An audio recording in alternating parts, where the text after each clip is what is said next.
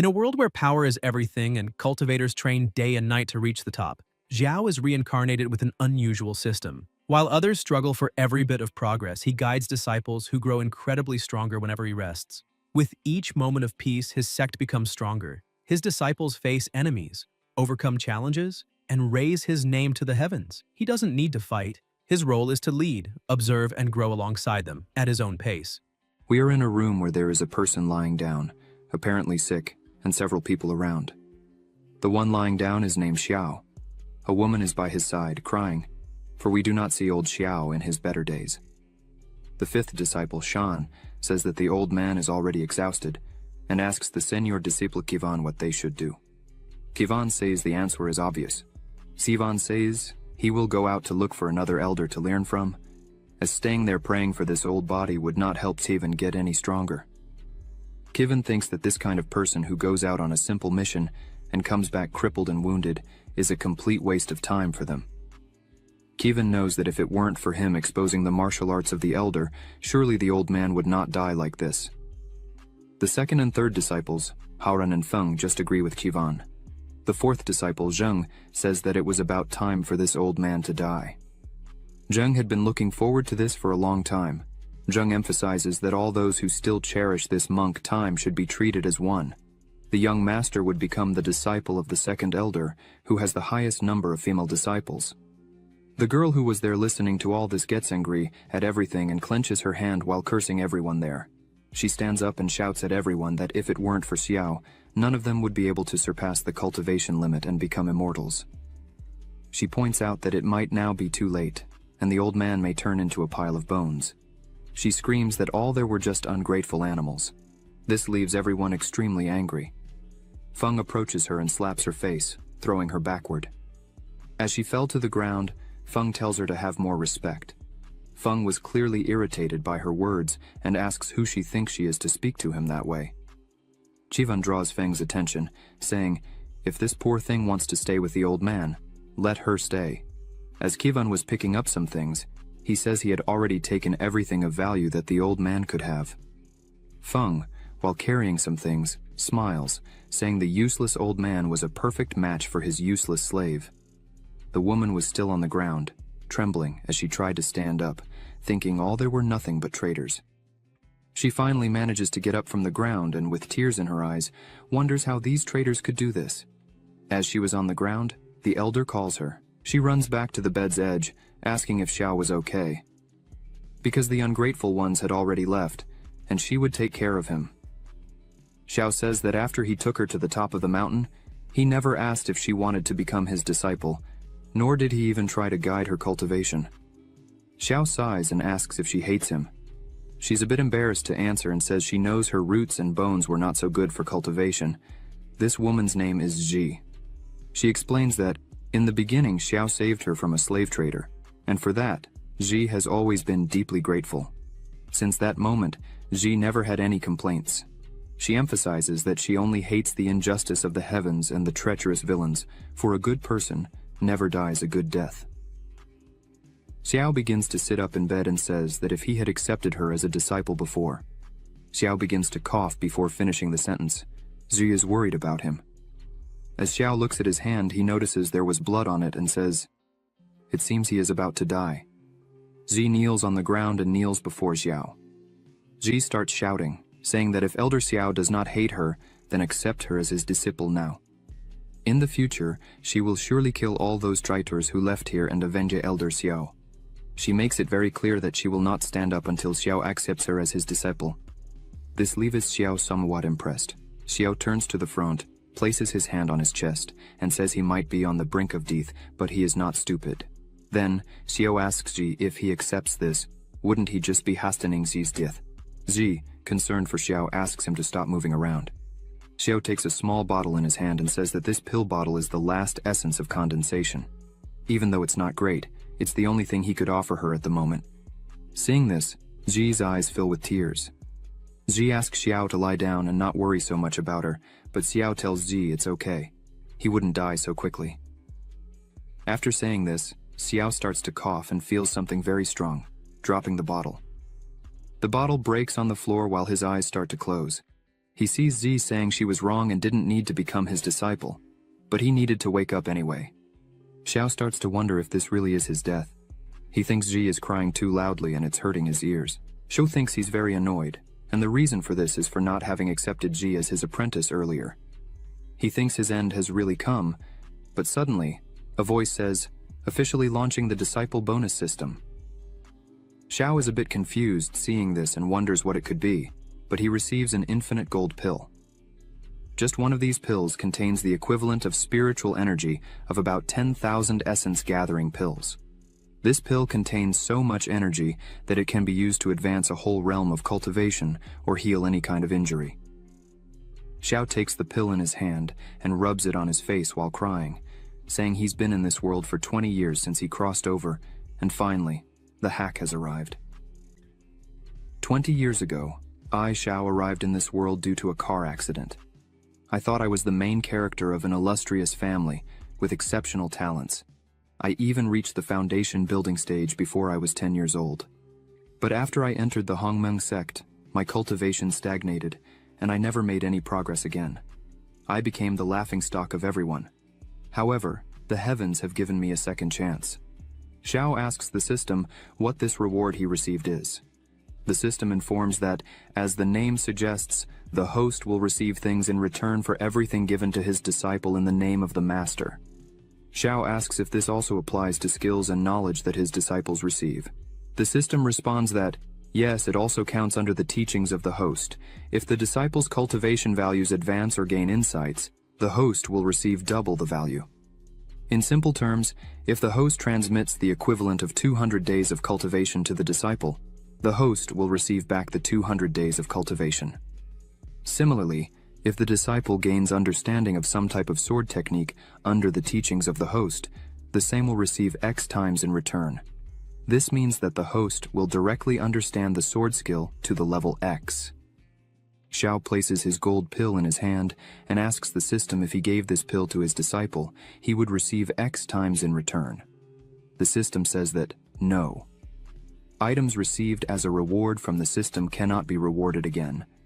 However, if the master teaches a disciple the skills that were given by the system, and the disciple gains new insights, it is not considered something from the system. Then, the master will receive a second reward. Xiao says he understands and it's not something as simple as an infinite reward loop. Xiao decides to eat the pill, as he should take advantage of the opportunity. After consuming the golden pill, Xiao starts to emit a strong glow and rises from the realm to the golden core in one go. While all this was happening, Ji was still kneeling near Xiao's bed, trembling and crying, begging him to wake up. She says in a trembling voice that she doesn't want anything else, not revenge, doesn't need to be his disciple, much less receive gifts like essence pills. Ji just wants her master to wake up. Suddenly, Xiao places his hand on Ji's head, saying she should remember the first thing her master will teach. Ji lifts her head, with her eyes full of tears, surprised by this. As soon as Ji looks at her master, she sees that he is completely fine. Xiao is physically healed, with a strong energy coming out of his body. He tells Ji that if she has enemies, she should seek revenge and face everyone with ferocity, and the revenge should be doubly severe. Meanwhile, in another location, Feng knelt before a man, pleading for him to take him as his disciple and offering all of Xiao's secret martial arts in exchange. This place where Feng was is the Hongmeng sect, 6th peak. The man took the scroll offered to him by Feng and remarked that Xiao had indeed made an excellent disciple. The man pointed out that Xiao, who once was the star of the Hongmeng sect and considered himself unparalleled, ended up in such a state. It's unfortunate. This man is the elder of the 6th peak and head of the discipline hall, Wang Na. The elder told Feng that if he truly wished to become his disciple, it could indeed be possible. But the elder showed a ruler called the Ruler of Repentance. This ruler is capable of dissecting a person's spiritual roots. The elder said that if Feng could extract Xiao's spiritual root, then he would accept Feng as his personal disciple. However, Feng should be careful when holding this ruler, as once it comes into contact with blood, it won't easily come off without a proper method. Feng held the ruler and told the elder not to worry, as he, Feng, would not let the elder down. However, suddenly, a very strong attack came from behind Feng, hitting him in the back and throwing him into a wall. This attack left Feng severely injured. When Feng looked down, he was utterly terrified by what he saw. In the attack, his body was wounded, and his blood came into contact with the ruler, which was sucking his energy out of his body. This caused Feng to fall to the ground, screaming in pain and crying in despair. As he lay on the ground, he screamed, saying he couldn't die there as his path to immortality had just begun. Elder Wang Na, confused by all this, asked who could have done this. Looking up, the elder saw Xiao and Ji flying. Xiao looked at Wang Na and said that if he really wanted his spiritual roots, Wang Na should come and get them himself. Wang looked up and apologized to Xiao, saying it was just a joke he was playing on Feng and nothing serious. But, while saying this, Wang was actually wondering how Xiao had such a strong aura, as Feng had said Xiao was on the verge of death. It didn't make any sense. Xiao replied that if that was the case, then all was well. But unfortunately, Xiao wasn't joking. Wang Na. Xiao began to use his magic power and several swords appeared around him. Wang Na, seeing this, was impressed, as this was the Kanglang sword art technique. This reminded Wang Na of something. When I and Xiao entered the Hongmeng sect, Xiao gained the sect master's favor by creating the Kanglang sword art, and received most of the cultivation resources. Luckily, I advanced to the Golden Core realm first, and Xiao became useless. Wang Na created a barrier around himself to defend against Xiao's attack. While Wang Na was inside his barrier, he told Xiao not to be foolish to attack him, as Wang Na had already advanced to the second level of the Golden Core. This meant that Xiao would have no advantage in this attack. As soon as Wang Na finished his sentence, his barrier was easily broken by Xiao's attack. This left Wang Na completely terrified by Xiao's strength. While Wang Na wondered how this could be happening, Xiao, with a slight smile on his face, asked if this was what a person of the second level of the Golden Core could do. Xiao's attack began, and the sword started flying around Wang Na, who was in shock, thinking that the power Xiao was demonstrating was of the third level of the Golden Core, or even higher. As Wang Na pondered the power demonstrated by Xiao, one of the swords hit his hand, causing him to scream in pain. Wang Na emerged from the midst of the swords and shouted at Xiao, saying that if he dared to kill Wang Na, the sect would not forgive him for such an act. Xiao quite calmly questioned Wang Na if that could really be true, and highlighted that he was curious to know what the sect would be capable of doing once Wang Na was dead. Xiao turned his attack back to Wang Na, who, with no other option, decided to use a mysterious artifact. Upon using this artifact, a shield rose in front of him, protecting him. Wang Na thought to himself that unfortunately, this artifact only had 3 charges, and this was the last remaining charge. Wang Na considered this a huge loss, as he had intended to use this last charge when he was advancing to the nascent soul stage. Xiao observed this, and thought to himself that Wang Na really did have some tricks up his sleeve. Xiao remarked that it seemed Wang Na had received quite a few gifts over the years. Suddenly, black lightning started to strike everywhere. Wang Na yelled Xiao's name, questioning if he really intended to continue with this. Xiao, with a determined look, questioned why he should stop. Xiao continued his attack, leading to a massive explosion. Amidst it all, Wang Na couldn't believe this was happening to him. Xiao's attack began to destroy everything around. After the attack ended, everything nearby was destroyed, and a huge hole was created on the ground. In the midst of all this, Wang Na was severely injured, cocking in pain. When Wang Na saw Xiao approaching, he was completely terrified and began screaming for Xiao not to come any closer. Xiao, as he approached, asked if the shield Wang Na was using was a top-tier artifact, classified as mysterious, because it managed to keep him alive in this world. Artifacts are divided into 5 levels: mortal, mysterious, earthly, celestial, and finally, immortal. Within each level, there are 4 grades: low, medium, high, and supreme. The shield used by Wang Na was of the mysterious class, high grade. Even within a sect, this would normally be considered a sect-defending treasure. Xiao hadn't expected Wang Na to have such a valuable treasure tucked away. Xiao didn't care much about that. In any case, it was going to end there. Xiao drew his sword and aimed to deliver a finishing blow, but Wang Na created one last barrier around himself and pleaded for Xiao to spare his life. Xiao paused because he heard a voice. This was Zhang He, the leader of the Hongmeng sect. He told Xiao not to act impulsively, as fights among sect members went against the sect rules and could lead to expulsion for both. Xiao turned to the sect leader and laughed, creating a small amount of energy in his hand. Wang Na, seeing Zhang He, thought the gods had given him a glimmer of hope. So he began to beg for help, saying Xiao was beating up everyone there. But in the blink of an eye, Zhang He used his power to strike Wang Na's face, telling him to shut up. Zhang He stated that Wang Na should come to the inquiry pool of the disciplinary hall so they could better analyze and see who truly deserved to be expelled from the sect. Wang Na, severely beaten on the ground, said in a trembling voice that it wasn't necessary. Zhang. He turned to Xiao and congratulated him for breaking through the Golden Core realm after so many tribulations. Xiao thanked Zhang He and said that if he hadn't evolved, he would probably have become someone's target, and his spiritual roots would have been removed. Wang Na shouted that it was a misunderstanding, and he would accept the sect's punishment. However, Wang Na said he hoped Xiao wouldn't use this against him in the future. Xiao crossed his arms and said that, out of respect for the sect leader, he would leave Wang Na alive for now. Xiao, looking back, saw Feng dragging himself on the ground. Xiao pointed out that Feng had committed an even greater crime than Wang Na, as betraying his master and repaying kindness with hostility was unacceptable. Therefore, Feng should be banned from entering the sect, and all his cultivation should be completely extracted. Feng tried to ask for the sect leader's help, but Zhang He simply said it was up to Xiao to handle as he wished. Ji, hearing this, started to run and said there was no need for her master to act. Feng, seeing this, called Ji useless and launched an attack against her. Ji stood completely still as the attack approached.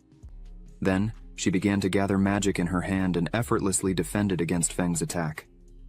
This left Feng completely paralyzed, as Ji had been considered useless until recently.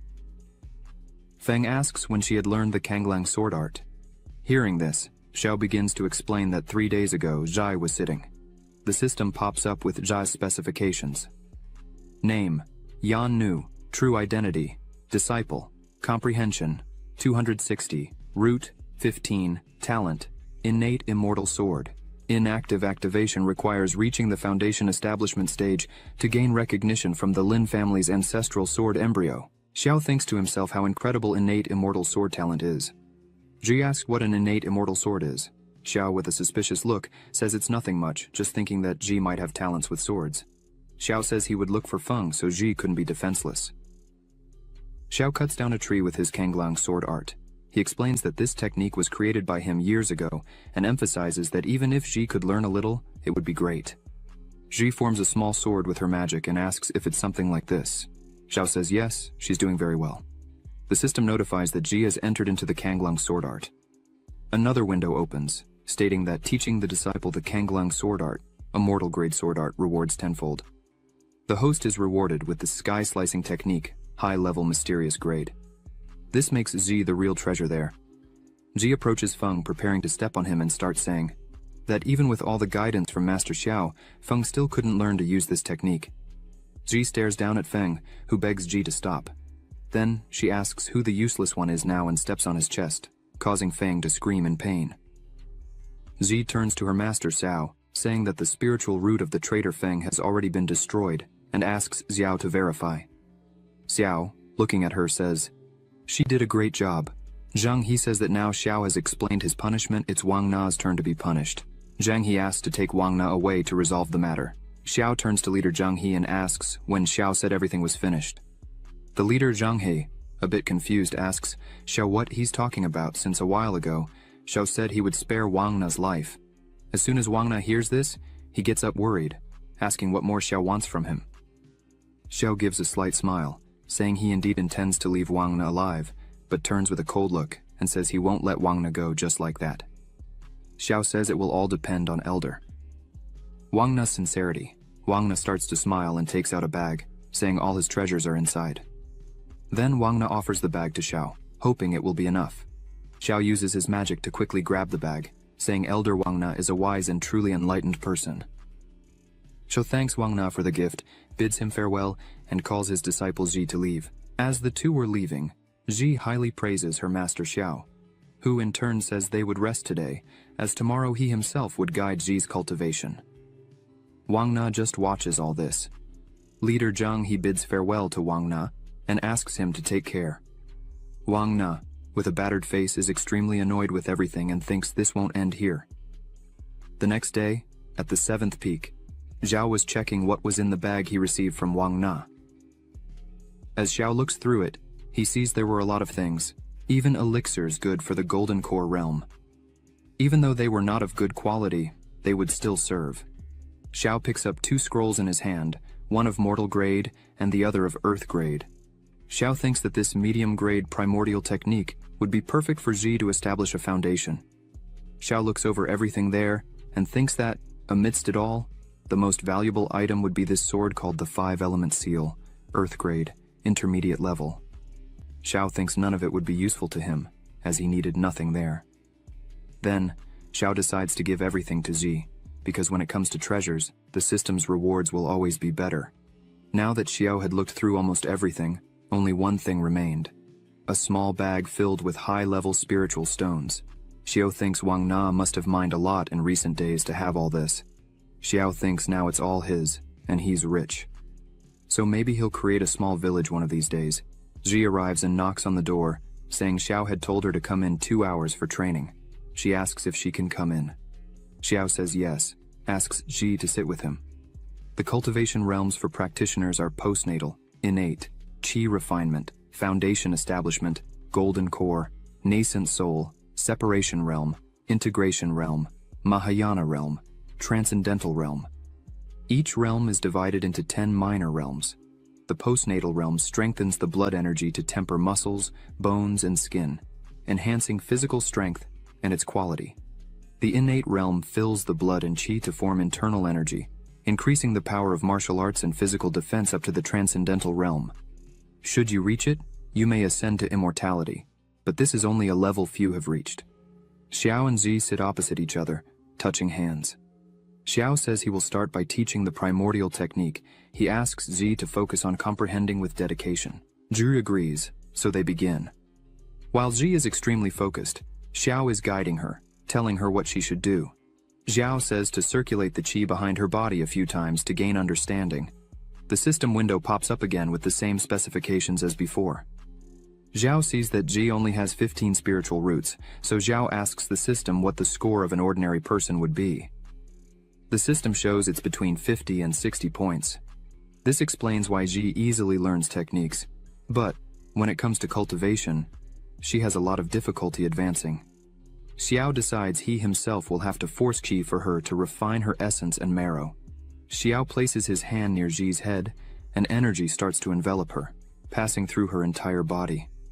Ji opens her eye, and now she is at the 10th stage of the postnatal realm. Ji is very worried about Xiao and questions him, asking why he did this, as providing qi directly like this can be extremely costly. It might cause the person to lose cultivation, regress realms, and even injure the provider's body. Xiao places his hand on her head and tells her to be at ease, as her master is very well. The system pops up for Xiao, notifying that he sent 100 days of cultivation to his disciple, and thanks to this, he gained 500 days of cultivation. Xiao, seeing this, thinks he's actually much better off than before. Xiao gives a bag full of riches to Ji, saying all this was a gift from him to her, as before he didn't have much to offer, but now he can provide good things. Ji, seeing this, becomes extremely happy, as she had never received such treatment before.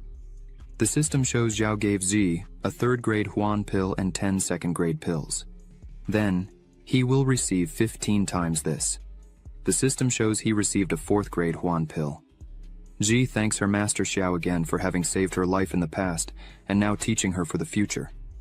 She says she will serve him at any time he needs. The system shows again that Xiao gave 17 martial arts to Ji, then received 20 times reward for this. Xiao obtained a celestial grade, supreme ranked 1000-mile sword art.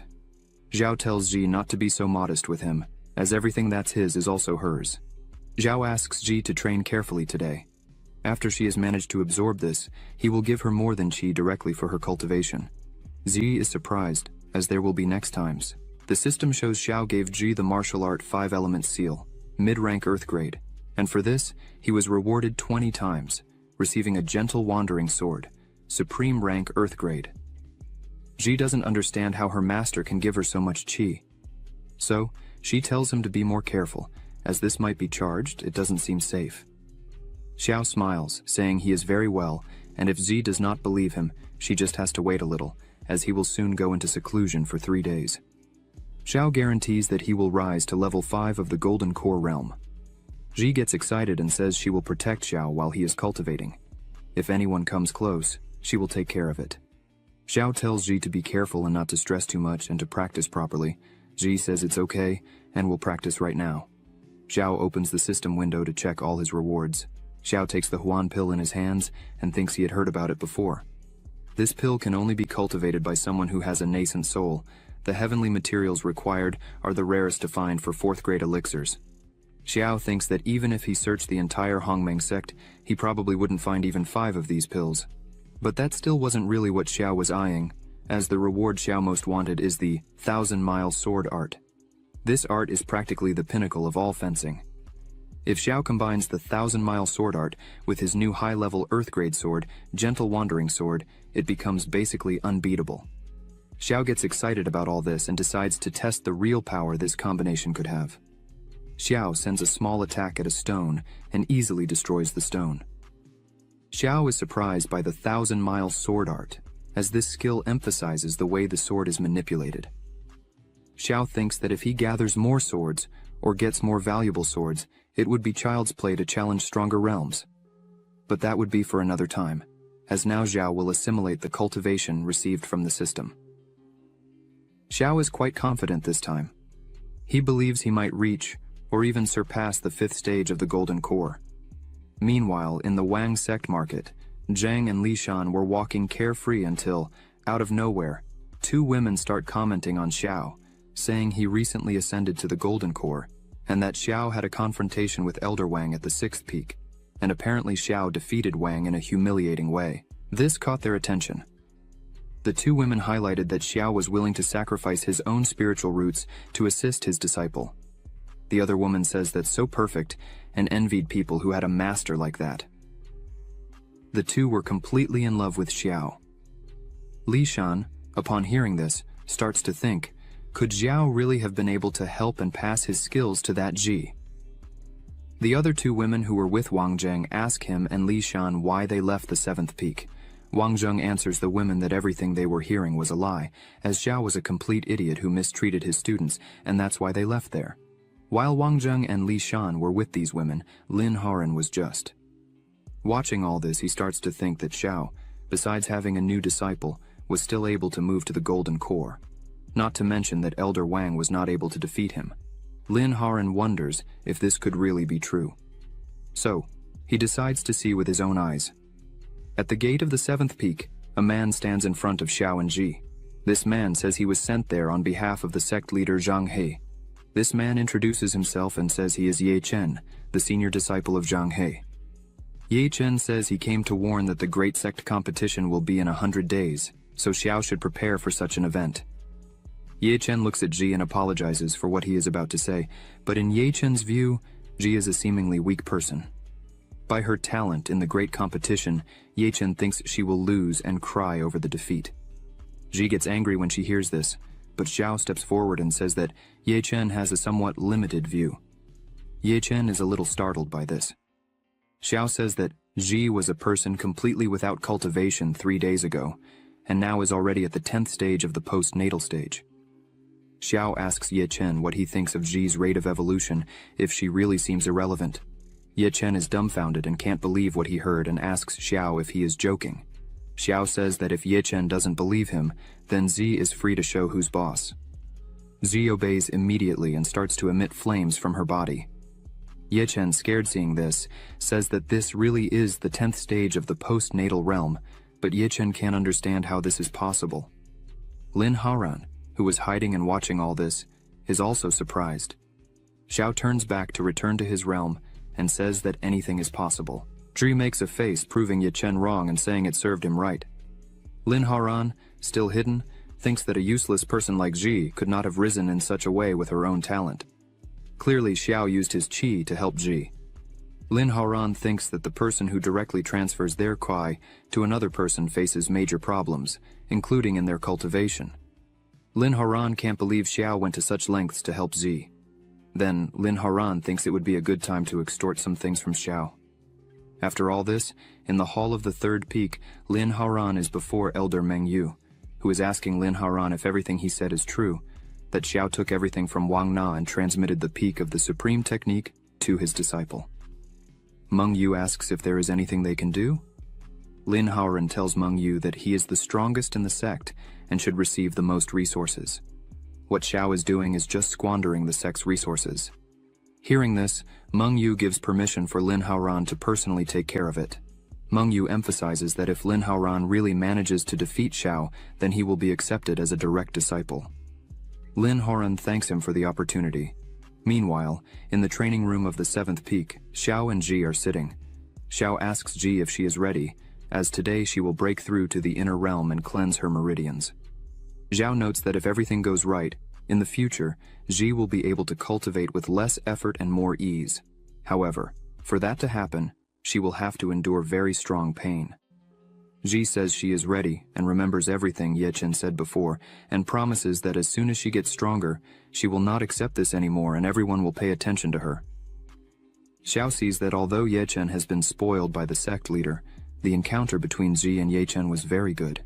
It made her more motivated, and it is this motivation we need.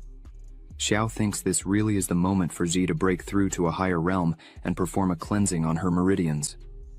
Xiao takes a small bag in his hand, and from it takes out a 4th-class meridian cleansing pill. Xiao was able to buy them thanks to the riches he took from Wang Na. Xiao decides to start and prepares to begin the training. As soon as it starts, Zi tries to concentrate as much as possible. Joy thinks this is more painful than she was thinking, but after the pain passes, Ji feels as if her whole body becomes lighter. A system window opens, informing that Xiao transferred 200 days of cultivation to Jai, increasing her aptitude by 70 points as a reward. This was doubled, resulting in 400 days of cultivation and the low-class autumnal water sword technique of Earth rank. Xiao, seeing this, thinks it is finally done. Xiao is very satisfied, as the feeling of gaining something is very good. Now Xiao is at the 6th level of the Golden Core. Juri finally opens her eyes and feels much better, as she is now at the 1st innate level. Juri asks if this is a technique to purify the meridians and marrow, and completes asking if now that she has reached the celestial realm, if this was enough to face Ye Chen. A window opens again, showing Ji's information. Name, Zhenu. True identity. Disciple. Understanding. 260. Aptitude. 85. Talent. Innate body sword. Not activated activation condition. Reach the foundation realm. Obtain recognition of the ancestral sword embryo of the Lin family. Xiao laughs and touches Ji's face, telling her to be brave and take Ye Chen down. If Ji defeats Ye Chen, Xiao promises to take her to the World Genius Challenge. Ji is extremely happy with this, asking if she really can do all this. Suddenly, someone starts knocking on the door, leaving Ji and Xiao surprised. This person calls for Xiao, saying that one of his disciples had been seriously injured while collecting medicinal herbs for his treatment, and asks Xiao to come outside to take a look. Xiao, already suspicious, decides to follow. As he was leaving, Ji was just wondering who it could be, and if her master really had other students besides her. As soon as Xiao opens the door, Ji is surprised to see Lin Haoran lying on the ground. Lin Haoran, with a trembling voice, calls for his master, referring to Xiao, and says that unfortunately, he is still weak because he managed to recover only one blood dragon plant, and asks Xiao to take the plant. Ji screams furiously that Lin Haoran is just a traitor who swore loyalty to the 3rd peak and asks what he is doing there. Lin Haoran, still lying on the ground, tries to explain with a still trembling voice, saying it's just a misunderstanding and the only reason Lin Haoran entered the 3rd peak was to get this life-saving plant for his master. The disciples of the 3rd peak's elder Meng Yu say that Lin Haoran almost died to get this plant and doesn't need to speak to him in that way. Meng Yu adds, saying that for 3 consecutive days Lin Haoran had kneeled asking Meng Yu for help, and this moved Meng Yu. Zhu doesn't accept any of these words, saying they are just distorting the truth. It's clear that Lin Haoran betrayed Xiao and is now trying to navigate the situation with this ridiculous act. Xiao asks Ji to calm down and leave this matter to him. Xiao asks Lin Haoran why he is there if he had already sworn loyalty to the 3rd peak's elder. Xiao smiles with a cold expression and asks if Lin Haoran really wants to return to his side. Lin Haoran kneels in front of Xiao, saying he recognizes the weight of his sins, and for having betrayed his master, he is unworthy. However, Lin Haoran begs for forgiveness and asks that Xiao accept this blood dragon herb. The disciples of Meng Yu, watching this scene from afar, start to think that Xiao is very healthy and doesn't need this herb. Another disciple says that Lin Haoran's talent is deteriorating, and if he doesn't get a class 4 pill, his future in cultivation will be very bleak. The two look at Xiao, saying it's good he has such a pill in reserve. Because of him, Lin Haoran was harmed. Lin Haoran looks back with a smile on his face, saying that's not true. Xiao, hearing all this, seems to have an idea and says he really was in need of that herb to help his health and asks Zi to confirm. She immediately hugs Xiao, saying it's all true. Lately, Xiao has been very weak. The four, seeing this, are shocked. Lin Haoran gets a bit irritated with all this and wonders when Xiao became such a liar. Even though Lin Haoran needs to get this pill by any means to not be a loser. Lin Haoran goes back to his act and says that Xiao should take this plant and use it, because it wouldn't be right for someone as unworthy as Lin Haoran to continue with such a plant. Xiao, in the blink of an eye, takes the plant from Lin Haoran's hand and goes back to Zi, saying everything is resolved and they would have chicken stew for dinner. Zi doesn't understand anything that's happening. A system window notifies that Xiao gave Zi a first-class plant blood dragon herb, and with that, he received 5 times more in a second-class blood dragon plant. Lin Haoran starts coughing and says he is happy if he can help his master. The two disciples of Meng Yu hold him. One of them says that Lin Haoran put his own cultivation at risk to help his master, even though Xiao didn't return the favor. They ask Meng Yu to defend Lin Haoran. Meng Yu says to Xiao that human lives are at stake, and as representatives of the sect, they could not just stand by watching this. Meng Yu emphasizes that if these news spread, the 7th peak would still be able to get disciples in the future. Xiao stops in front of everyone, saying there's no need to hurry. Then, Xiao approaches Lin Haoran, saying that since the two had a relationship of student and master, he could not stand there watching Lin Haoran die. Xiao emphasizes that he has a small concern because as Lin Haoran had many offenses in the 7th peak, Xiao fears that his body might not withstand the pressure of the pill. So, Xiao offers to cleanse his meridians.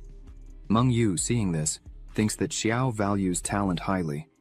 Meng Yu believes that Xiao indeed intends to pass on his skills to his students, and if he does this frequently, then there must be some technique Xiao uses to minimize the side effects. Therefore, Meng Yu should pay close attention to everything. Xiao touches Lin Haoran's neck, saying that he risked his life for Xiao, so Xiao could not just leave him in this state. Xiao holds Lin Haoran's hand, and energy begins to glow, leaving Lin Haoran a bit frightened by everything. After a few seconds, Lin Haoran starts to feel a lot of pain, and his mouth foams. Meng Yu's two disciples look at this and wonder how the cultivation of the disciples turned so tragic. Meng Yu tells them to pay more attention, as they were just treating the hardships that Master Lin Haoran went through. Lin Haoran realizes that Xiao wasn't passing his skills to him, but was instead taking his cultivation energy and destroying his meridians. Lin Haoran was trying to scream for help but couldn't speak, as Xiao, by touching his neck, used a technique that left him voiceless. Lin Haoran realized he was doomed if this continued. Meanwhile, Meng Yu finds everything natural, saying that Lin Haoran was doing a great job. After the process, Lin Haoran falls completely destroyed on the ground. Xiao says that he finished applying an extremely powerful technique to heal Lin Haoran's entire body. But because his cultivation was very low, he might not withstand it.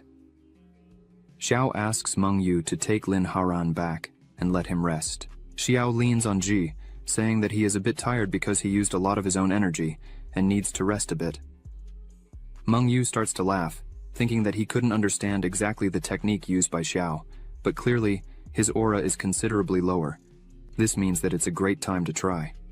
Meng Yu jumps to attack Xiao. Ji screams for him to be careful.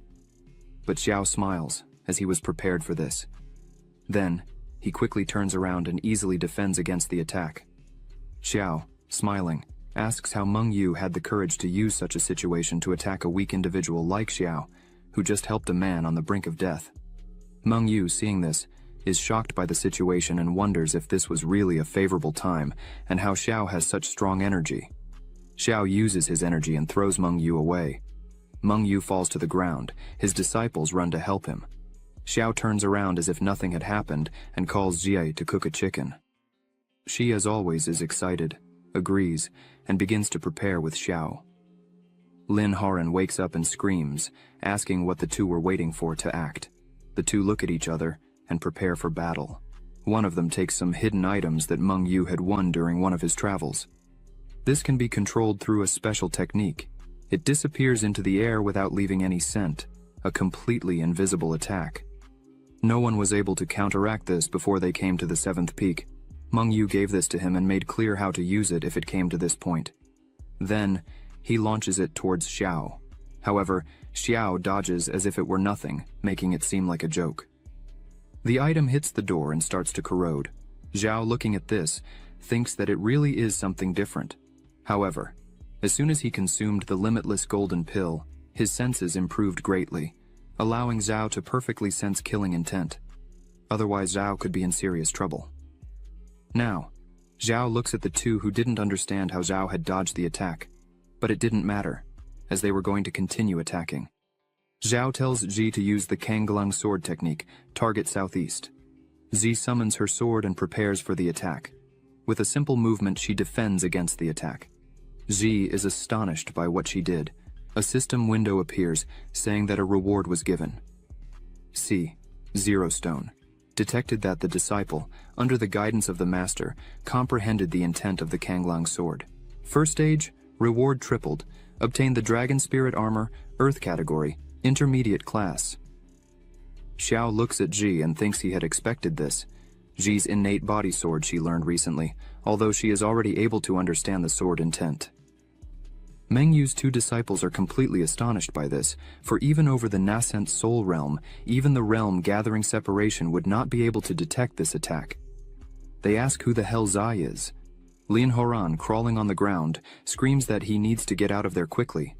Zai notices this and, looking at Lin Horan, who had betrayed his master and harmed his ancestors, how Lin Horan had the courage to try to harm his master.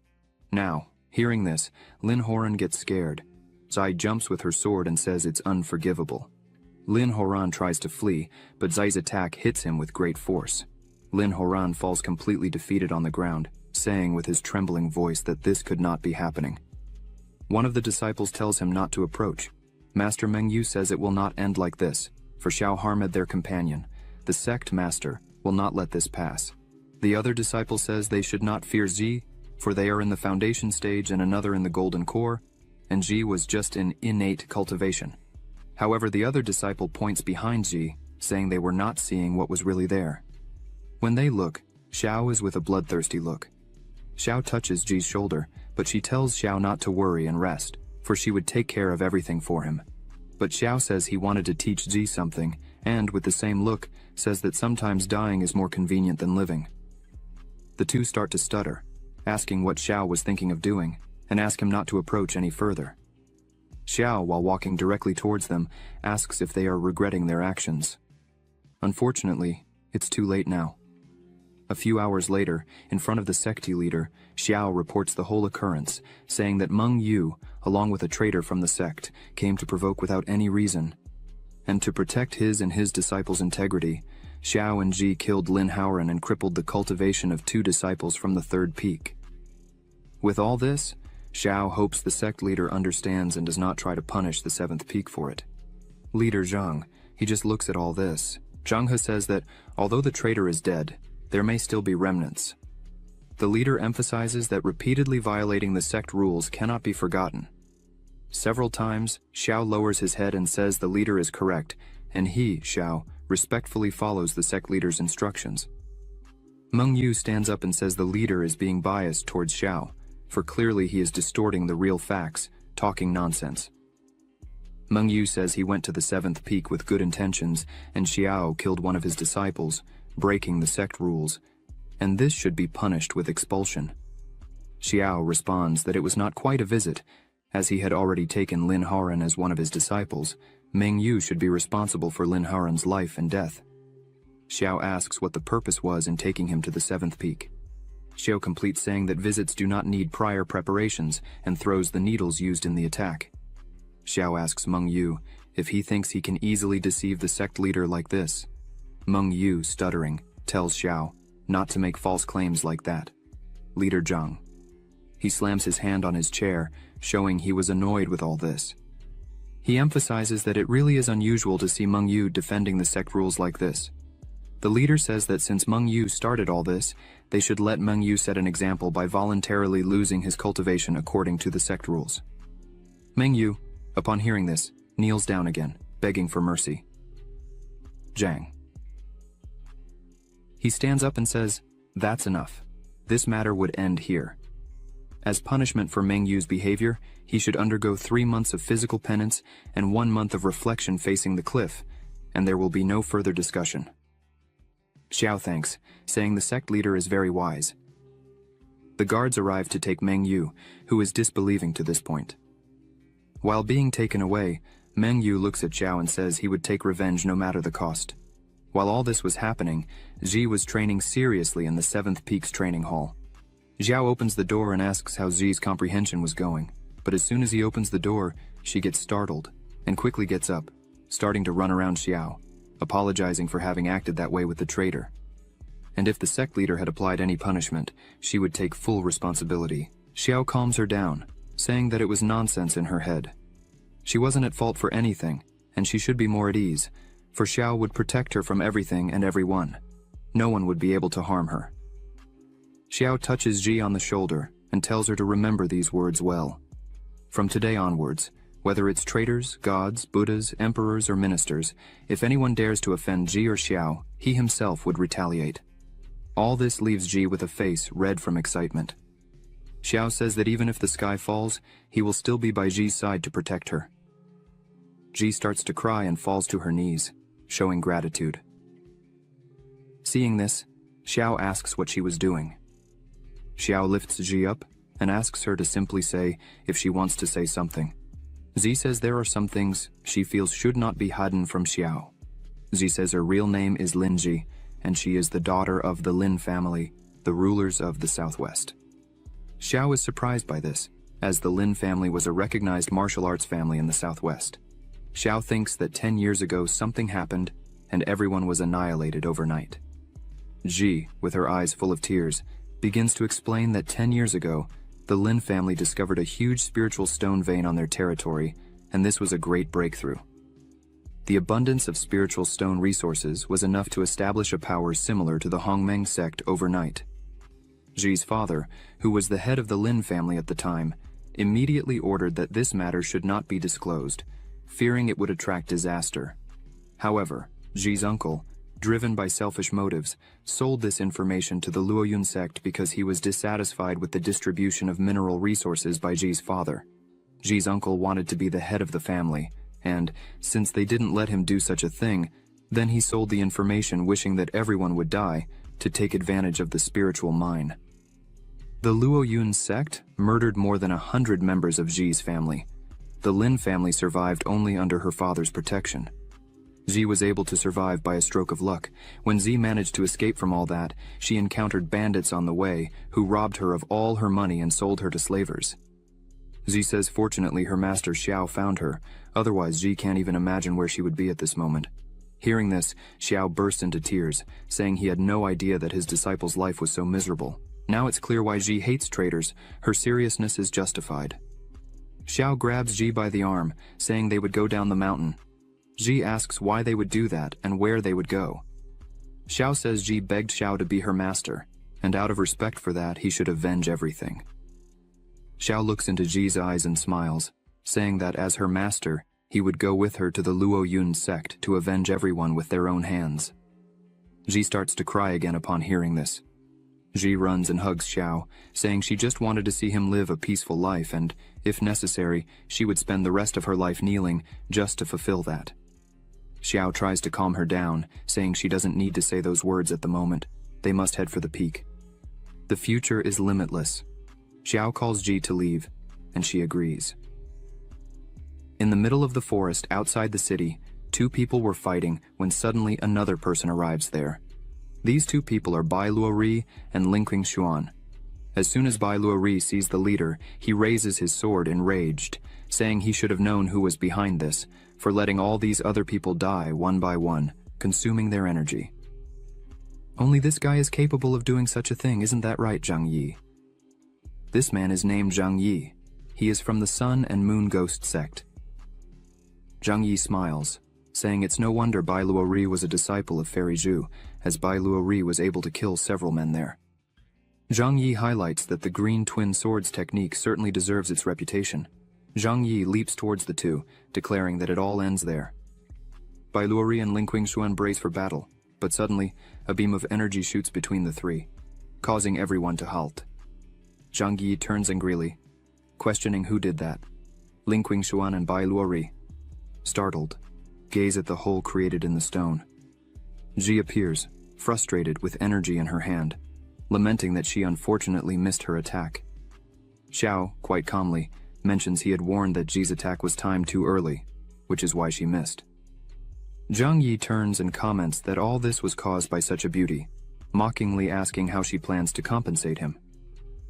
Ji dislikes Zhang Yi's tone and declares his arrogance warrants death. Ji advances on Zhang Yi, but with a simple move Zhang Yi disarms Ji, telling her that her master should have advised her against such actions if she's not strong enough. Ling Qingshuan and Bai Luori, witnessing this, shout for Ji to be careful, concerned for her, but Ji is entirely focused on her task and tells Zhang Yi that the only thing her master taught her was not to pity fools like Zhang Yi. Then Ji uses her magic and a glow forms behind Zhang Yi, and before he can react, several swords strike him from behind, causing Zhang Yi to scream in pain. Ji takes Zhang Yi's Qiankun bag and brings it to Xiao, noting it contains nothing of great value, just some spiritual stones and elixirs. Xiao suggests she should just keep the bag. Ling Qingshuan and Bai Luori approach Ji and Xiao, thanking them for their help. They introduce themselves as students of Elder Zhushuan from the Hongmeng sect and inquire about their names. Xiao introduces himself, pleased to meet them, as Elder Xiao of the 7th Peak, and introduces Ji as his student. Ling Qingshuan and Bai Luori are surprised to meet Xiao and express their gratitude again. Xiao dismisses the formalities and inquires why they were in such a remote location, fighting against the Sun and Moon. Ghost Sect. Bai Luori explains that the Ghost Sect has always harbored resentment towards the Hongmeng sect. Some members even relish in killing monks, and the prior conflict was over this plant, the colorless grass of 1,000 years low grass. This plant comes in 5 quality levels: low, human, mystic, earthly, celestial, and immortal. Among them are 4 grades: inferior, medium, superior, and absolute. Bai Luori mentions that although this plant serves merely as a base for creating foundation stage pills, they are still highly valuable. He emphasizes the rarity of these plants. This one, for instance, was unexpectedly found at an auction due to leaked information. The leaked monetary information drew Zhang Yi's attention, leading to them being followed. Out of respect and gratitude, Bai Luori offers the plant to Xiao, stating that if he hadn't arrived in time, the plant would surely have been stolen by the Ghost Sect. Seeing this, Xiao remarks that Bai Luori would likely use this herb to refine foundation stage pills, significantly increasing the chance of success in the foundation stage. Xiao questions Bai Luori if he truly wishes to give it to him. Ling Qingshuan and Bai Luori gaze intently at Xiao. Then Bai Luori responds that his master always taught them to be thankful for generosity and always avenge their enemies. With that, Bai Luori pleads for Xiao to accept the herb as a token of gratitude. Xiao agrees to accept, but since they are esteemed students of Elder Zhu, as soon as Xiao refines the pills, he will share them. Bai Luori thanks again and attempts to hand the herb to Xiao, but Xiao looks back and suggests it's a bit early to receive such a gift and calls for everyone's attention, as he intends to teach 3 lessons to all present. Xiao advises that in the future, when they kill someone, they should focus on eradicating the root of the problem and demonstrates by launching a sword with his magic at a tree, slicing it in half.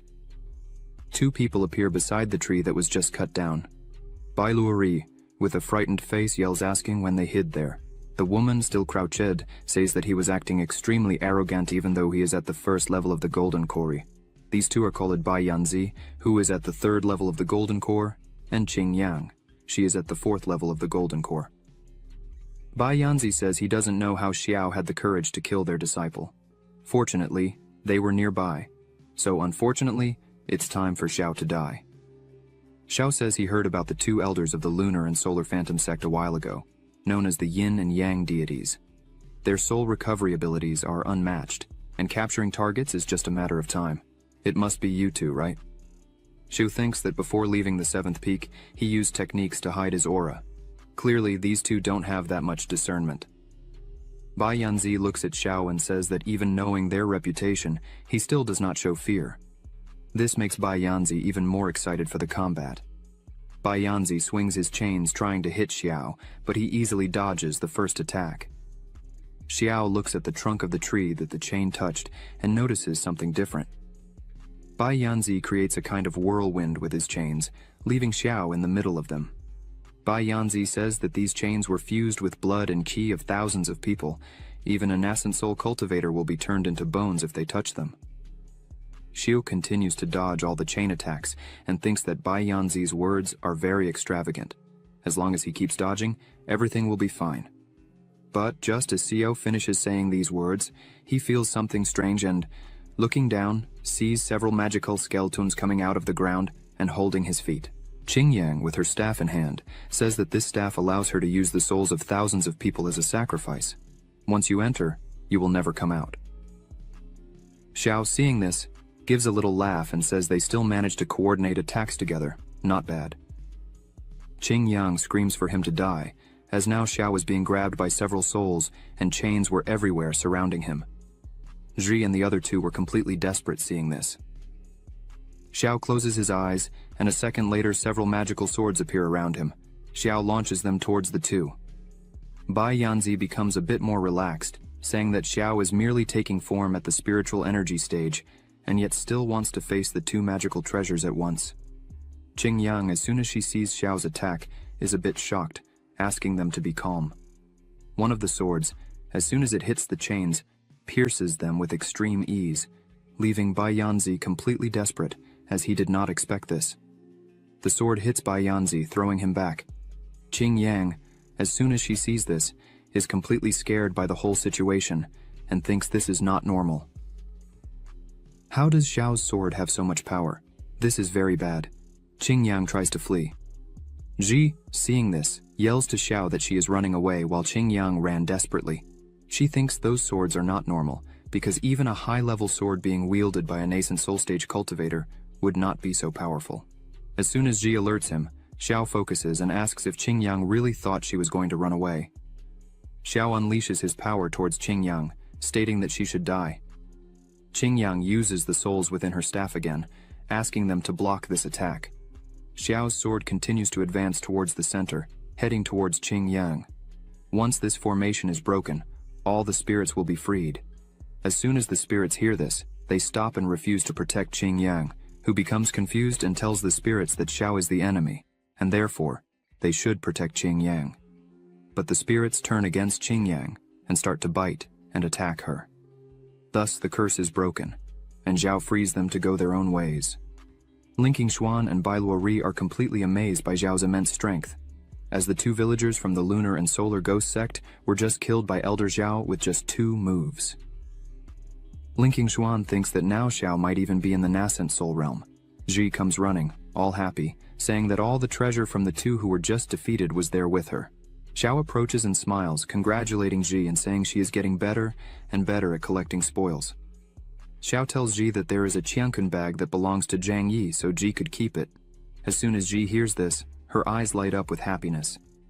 Zhi, very happy with this, thanks her master Xiao for the gift.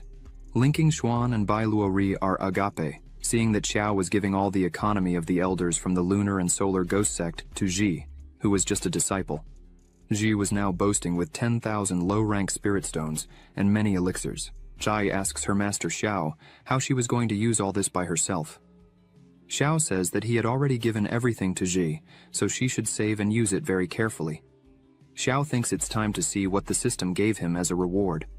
The system notifies that it was detected that the host gave to his apprentice 68,720 low-rank spirit stones, 4,600 intermediate-rank spirit stones, 36 second stage cores, 16 third stage flying locust condensed pills, merciless millennium herb, 100 cubic meters Qiankun ring, 250 cubic meters Qiankun bags.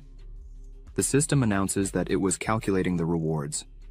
After a few seconds, the system shows the rewards, which are a level 4 immortal nourishing pill, a 15,000 cubic meters Qiankun ring, 5 merciless millennium herbs, 2,000 absolute class spirit stones. Xiao is very surprised with all that he has just received. Xiao stops for a moment and smiles, as he had received 2,000 absolute class spirit stones. There are 4 classes of spiritual stones: low, intermediate, superior, and absolute. The exchange value between the higher levels is 1 to 100. This means that Xiao has 2 billion low-class spiritual stones. Xiao celebrates happily, as he just became rich overnight. She goes to Xiao and asks him if she could give these 2 bags to Linking Xuan and Bai Luo, since she already had a Qiankun ring. Bai Luo says they cannot accept it, as it is too valuable. Xiao pats Ji on the head and says that he had given it to her, so Ji could do whatever she wants with all the gifts. Ji smiles and hands the 2 bags to them, asking them to take good care of them. Linking Xuan and Bai Luo cry with happiness, saying that Ji and Xiao were good people. Bai Luo thinks that he is envious of Ji for having such a selfless master. After some time, Xiao and Ji arrive at the Luoyun city, alchemy room. After entering, there are several people inside focused. Ji asks Xiao what they were doing there. Xiao explains that the ruthless millennium herb they just obtained outside the city can be used to refine foundation creation pills for Ji. To avoid losing the efficacy of the medicine, they would refine the elixir first and then go to the Luoyun sect. Ji, hearing this, becomes extremely happy with her master. A woman hears the conversation. Her name is Su Muhan. As soon as she hears this conversation, she is surprised because one must be at least at the golden core cultivation level to refine foundation creation pills. Su Muhan, seeing Xiao, thinks he looks too young for such an achievement, but as she takes another look, she sees Xiao cultivating calmly, which impresses her. Suddenly everything explodes. Xiao and Ji are thrown away by the explosion. Ji, embarrassed, asks if Xiao really knows how to make elixirs. Xiao opens his fan and tries to cover his face while responding that he had never made a foundation creation pill before. Su Muhan comes over and says that if they wish to perfect a foundation creation pill, she could help them. Ji gets excited, saying that would be great, but Xiao was a bit suspicious of all this. Su Muhan says that the foundation creation pill requires pouring a large amount of spiritual energy into it, and Xiao would have to do this alone. The other people watching think Su Muhan is teaching for free. It seems she really has a good heart. Xiao, looking at Su Muhan's shirt, sees the symbol indicating she is a second-level alchemist. Xiao is surprised because she seems very young for this. While Su Muhan is focused on the herb in her hand, Xiao thanks her for the help and says he would pay double the market value for the assistance. And so, Su Muhan begins preparing the herb, while Ji and Xiao just watch everything happening. Green and yellow energy begin to spread around the place. Su Muhan takes a bottle and says, "Dan Sung," and the energy starts to enter the bottle. Xiao thanks her, and when he goes to pay, Su Muhan says there's no need, as it was just a favor she did for them. People start to run and scream, saying the auction has started, and there is a terrestrial-level sword in the auction. Su Muhan just watches, surprised by all this. Su Muhan starts to leave the place and says there's no need to pay. Xiao thinks he needs to buy a good weapon for Ji, and there is a terrestrial-level sword in the auction. Xiao thinks that if he can buy everything useful in the auction and give it to Ji, he would earn a fortune in rewards from the system. Then, Xiao calls Ji to follow him to the auction. Ji accepts and is happy, as she has not been to one before. On the second floor of the Tianji building, the auction is happening. In the center there is a person presenting the items. In their hands there is a 1,000-year-old ironwood whip, infused with spiritual energy, embedded with spiritual stones to multiply its power, capable of killing and being upgraded to the Zhuan lower realm. The starting price is 30,000 low-class stones. Zi stands up, happy, and shouts, 100,000. The others are very annoyed, as they bid very high on all the items. Normal people can't keep up with all this money. Su Muhan, watching this, just stays silent. The presenter announces a superior class melted core fire lotus. The presenter says that after testing, the quality of this lotus is exceptional, and for this reason, the starting price is 1 million low-class spiritual stones. Sumuhan, all shy, thinks this is her only chance to get the melted core lotus, but Z, not caring about anything, stands up again, all happy, saying she offers 2 million. Sumuhan just fills her eyes with tears and is disbelieving. The other people say they can't cover that value, and it was over. It was expected that the rich would take it again. The presenter hits the gavel, saying it was sold to Xiao for 2 million. Xiao, with his money bag, starts to think, who was the crazy one who said money wouldn't bring happiness? Z just looks at Xiao. The presenter brings the lotus to Xiao's table, congratulating him on the acquisition. Z is impressed by the beauty of the lotus. Sumuhan, looking at them, wonders if they really will buy everything there. Sumuhan starts to feel a bit sad, because she really needed the melted core, and was thinking of asking Xiao to let her keep it.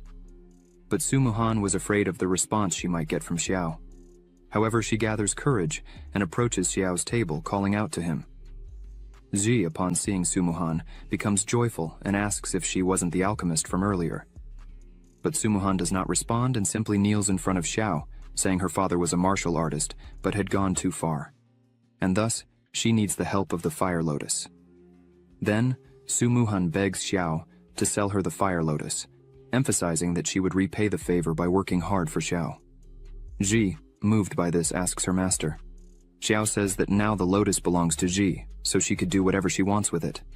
As soon as Xiao says this, the system notifies that it was detected that the host gave his apprentice a superior grade core-fused fire lotus, and the reward is 5 times greater, a 5th class core-fused fire lotus.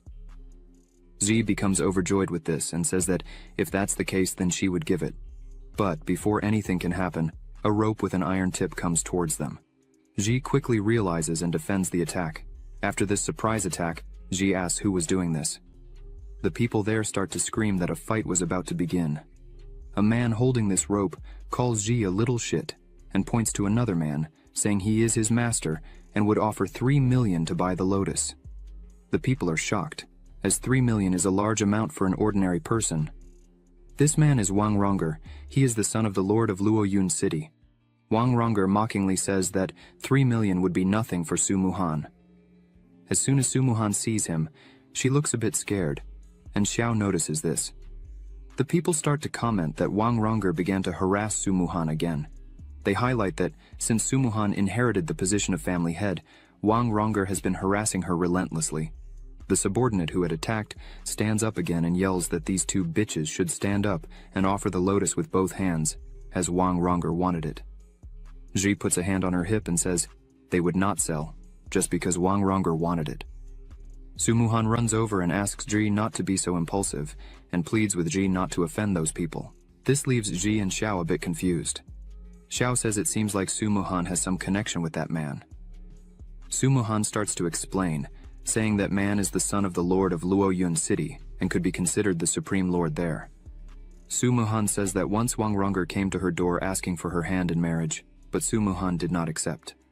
After that, Wang Ronger began to follow her everywhere, non-stop, day after day.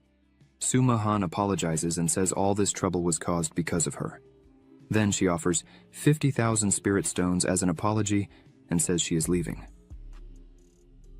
Xiao, seeing all this, thinks Sumuhan does not despair over anything, even needing medicine for her father.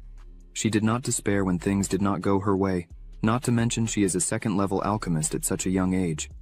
Xiao becomes quite excited about this situation and thinks it really would be worth teaching a woman like this. Xiao calls Sumuhan and tells her to wait a bit, as he would give her the lotus and give Wang Ronger a beating. But there was one condition. This leaves Sumuhan completely surprised. Sumuhan turns around running and asks what that condition would be. Xiao opens his fan again and says she just needed to worship him as her master. Sumuhan screams, saying she accepts. As long as Xiao saves her father, she would do anything. Sumuhan kneels and calls Xiao master. She asks him to accept this small token of respect. Xiao accepts and says that from today, she would be his 2nd disciple, and asks her to stand up.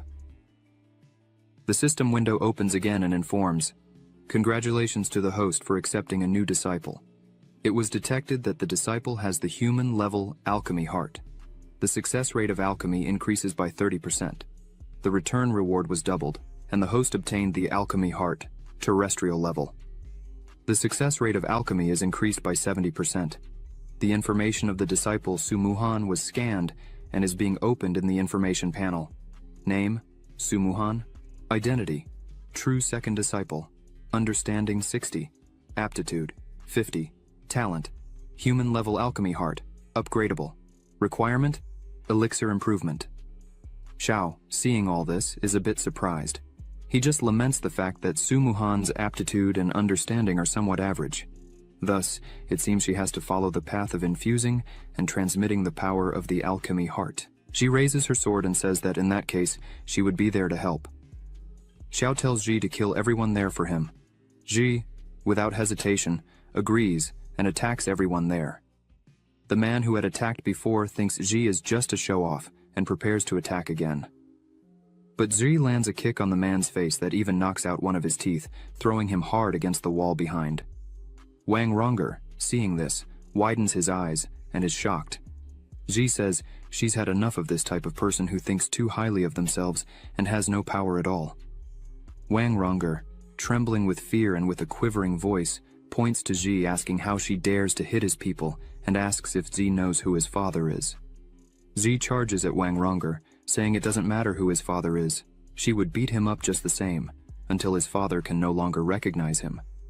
Wang Ronger starts crying and tells Ji to leave and yells that if something happens to him, his father would not let her go unpunished. But suddenly, someone appears between the two and stops Ji's attack. She's a bit surprised, as she hadn't noticed this man was there. Xiao just watches all this. This man is called Nameless. He is Wang Ronger's bodyguard who is currently at the nascent soul level.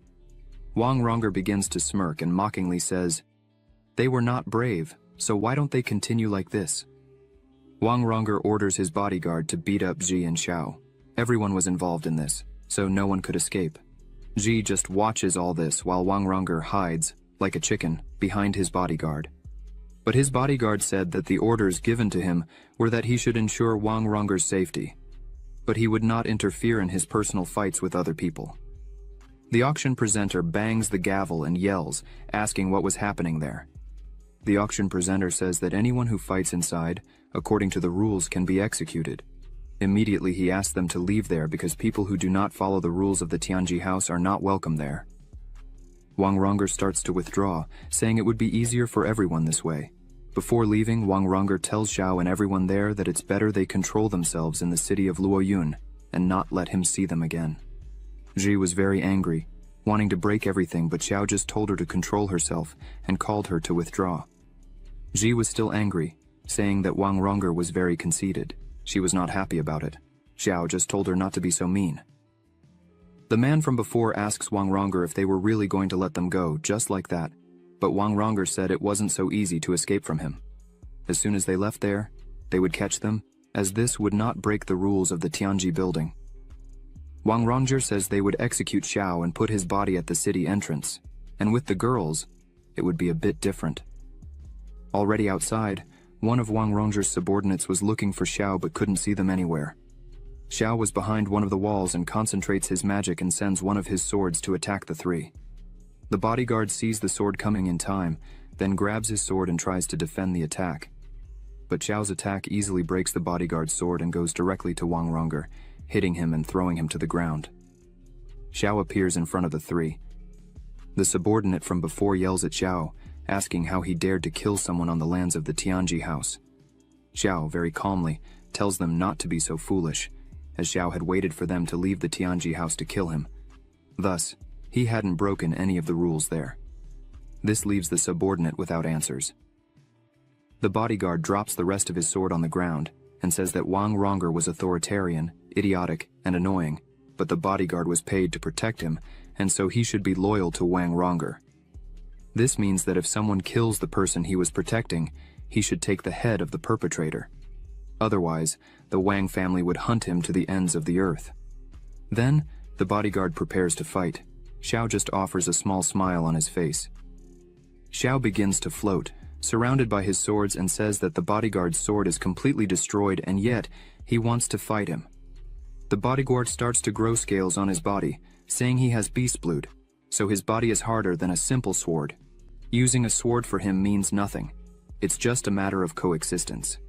Xiao, still very calm, looking at that, asks if he really thinks so. Xiao says he would love to test the strength of that, and launches his swords towards the bodyguard. The bodyguard catches the swords with his hand and breaks them in the middle, saying that was useless. Xiao remains calm and smiling, and asks if really not one of the 7 swords would be useful. A sword appears behind the bodyguard, leaving him surprised. He tries to catch the sword with his hand. Energy begins to fly everywhere while the bodyguard holds it and screams. Xiao calls his sword back and says that even though he caught the sword, his hand seemed quite injured. Xiao asks how he plans to defend the next sword and attacks again. The bodyguard says that indeed Xiao's technique is without a doubt impressive, but his beast blood allows him to heal quickly. Thus, his hand begins to heal and change shape, which leaves Xiao a bit apprehensive. The bodyguard manages to catch the sword again with his hand. As he holds it, he looks at Xiao and says that just the swords wouldn't be enough to kill him. But the bodyguard thinks that the power of Xiao's sword is really out of the ordinary, because, just by holding a sword, the bodyguard almost exhausted all his strength. If Xiao launches one more of those swords, the bodyguard would be in trouble. The bodyguard looks at Xiao and says that apparently Xiao was already at his limit of strength. Xiao, looking at that, thinks what the bodyguard said is really true. The ordinary magic swords don't have much effect on him. However, this melted core fire lotus that Xiao had obtained from the system is cultivated by absorbing the purest fire element from the world, and is perfect for refining weapons. Xiao takes this moment to refine his equipment, and thus, a huge golden sword appears in front of him. Xiao says that this sword is extraordinarily dominant. Just by looking at it, Xiao is extremely happy. Xiao picks up the sword in his hand, very happy, and names it Happiness Fire. Xiao returns to the battle and launches his sword, telling the bodyguard to have a lot of fun with his arrogant friend. The bodyguard tries to defend with his arm, and as soon as the sword hits, he feels enormous pain. His arm is all cut up and smoke coming out of his body. The bodyguard, confused, wonders what kind of fire element that is and thinks this is not good. The bodyguard starts to concentrate and creates an energy barrier around himself while Xiao's swords were on their way, surrounding him. The bodyguard thinks that this shield he created won't last long. Looking at Xiao, the bodyguard thinks he definitely won't be able to face Xiao. If it continues like this, he would surely die. Xiao, seeing the bodyguard in trouble, says he still hadn't finished. Then, the sword that was in the bodyguard's hand starts to tremble and releases from the bodyguard's hand, breaking the barrier from inside out with extreme ease. Suddenly, all the swords are upon the bodyguard, and he can do nothing more. The bodyguard accepts defeat, lowers his head, and tells Xiao that he would accept anything. Xiao could kill him or damage his cultivation if he wished. Xiao just smiles and calls all his swords back to himself. The bodyguard, seeing this, does not understand why Xiao was sparing his life. Xiao says that if the bodyguard feels comfortable admitting defeat, then he would spare his life. Xiao thinks the bodyguard is a bit arrogant, but is a truly strong man with a strong determination. Xiao turns and begins to walk away, saying his name is Xiao, and that if one day the bodyguard wants to seek revenge, it would be a pleasure to fight him again. Xiao turns and says, however, that once a bodyguard fails in his mission, someone would come to collect that debt. Thus, the bodyguard should try to survive. This leaves the bodyguard completely scared. Xiao joins Ji and Su Muhan and says they would now go after Su Muhan's father to help him. Su Muhan thanks him, and Ji is all happy, saying how amazing Xiao is. The bodyguard watching the three leave thinks that Xiao is so young and has so many achievements, which is really something extraordinary to see. The bodyguard begins to retreat and thinks that if he survives the Wang family's hunt, he definitely wants to meet Xiao again. After some time, they arrive at the mansion. Su Ji, seeing this huge house, says that Su Muhan seems to come from a very wealthy family. Ji says that in her father's time, the Su mansion was indeed prosperous. But since Su Muhan took over as the family representative, the Su mansion has been declining day by day. Now it is far from what it used to be. Su Muhan says Xiao should not have killed Wang Rong'er because his father, Wang Cheng, besides being the city lord, is also an elder of the Luo Yun sect. Su Muhan says that in the past, Wang Cheng followed the current sect leader in several dangerous situations, thus, they have a very close relationship. By provoking him, probably in the future, Xiao would have trouble. Ji gets angry and says that if Wang Cheng were to come after them, she herself would make sure Wang Cheng would not return, as the Luoyun sect was her main goal from the start. Su Muhan is happy and opens the door for them to enter. As soon as they open the door, they see a man sitting there. This man is named Su Hongyuan. He is Su Muhan's second uncle. As soon as she opens the door, he shouts her name and punches the chair.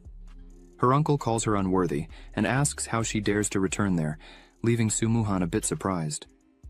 Su Muhan asks why her uncle was there, and all the clan elders were also present. Ji is already a bit apprehensive about all this. Xiao is already on alert, as he noticed these guys were not friendly. A woman points her finger at Su Muhan, and begins to say that Su Muhan should not even dare to ask that, because if they had not come there, they would never know that the Su family had been sold by Su Muhan herself. This woman is Su Muhan's third aunt, named Su Runyue. She asks Su Muhan how she dared to take advantage of her older brother's great injury to take advantage of the Su family's property in the Celestial Destiny Pavilion. Su Muhan says it's not like that.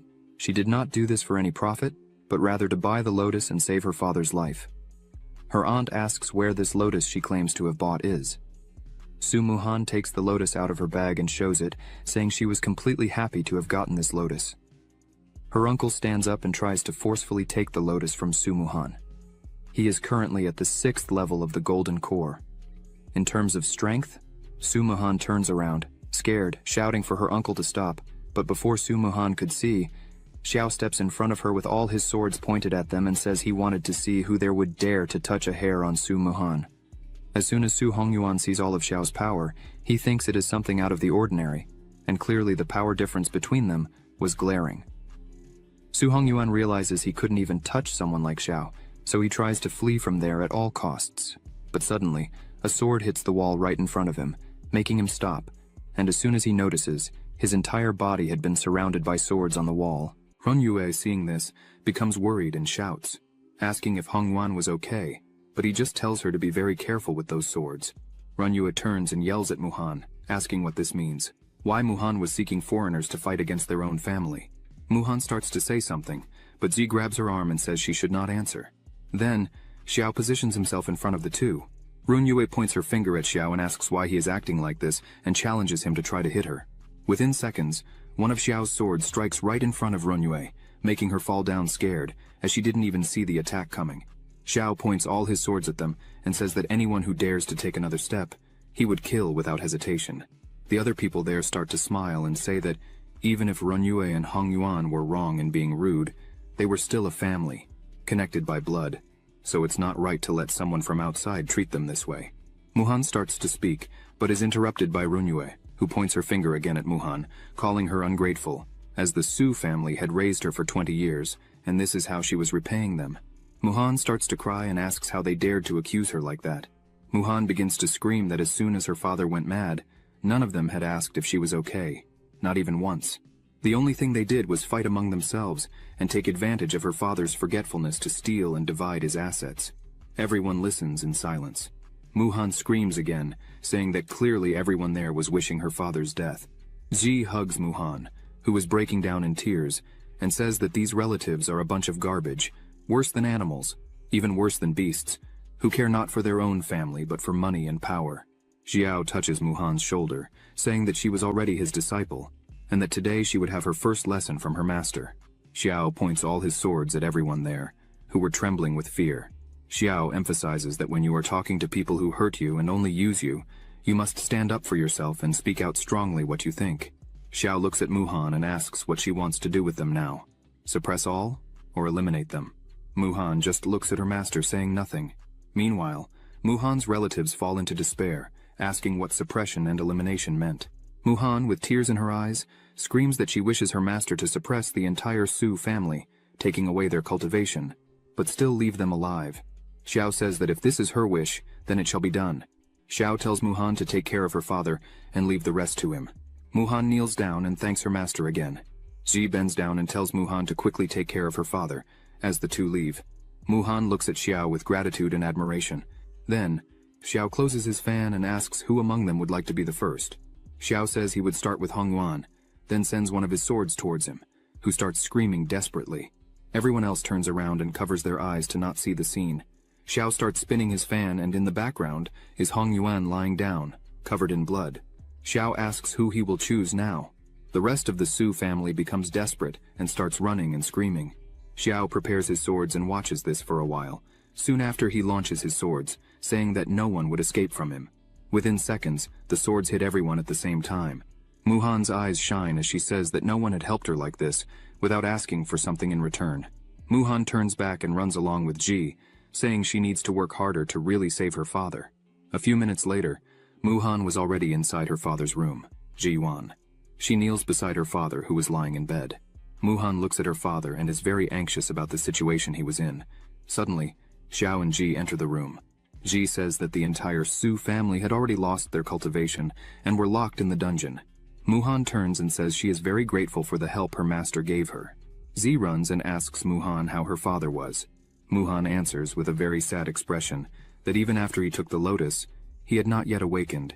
Xiao just watched all this and, realizing the pain of his new disciple, asks them to let him take a look at him. Muhan looks at Xiao, then agrees and steps aside. Xiao touches Ji-wan's wrist and uses some of his mana. Xiao starts to say that, from the pulse, it does not seem that Ji-wan has gone mad. In fact, he suffered an assassination attempt by someone, causing all his veins to burst. Xiao emphasizes that thanks to the medicinal elixirs he has been taking, he does not feel pain. Xiao fears that, this time, he may not be able to hold his breath.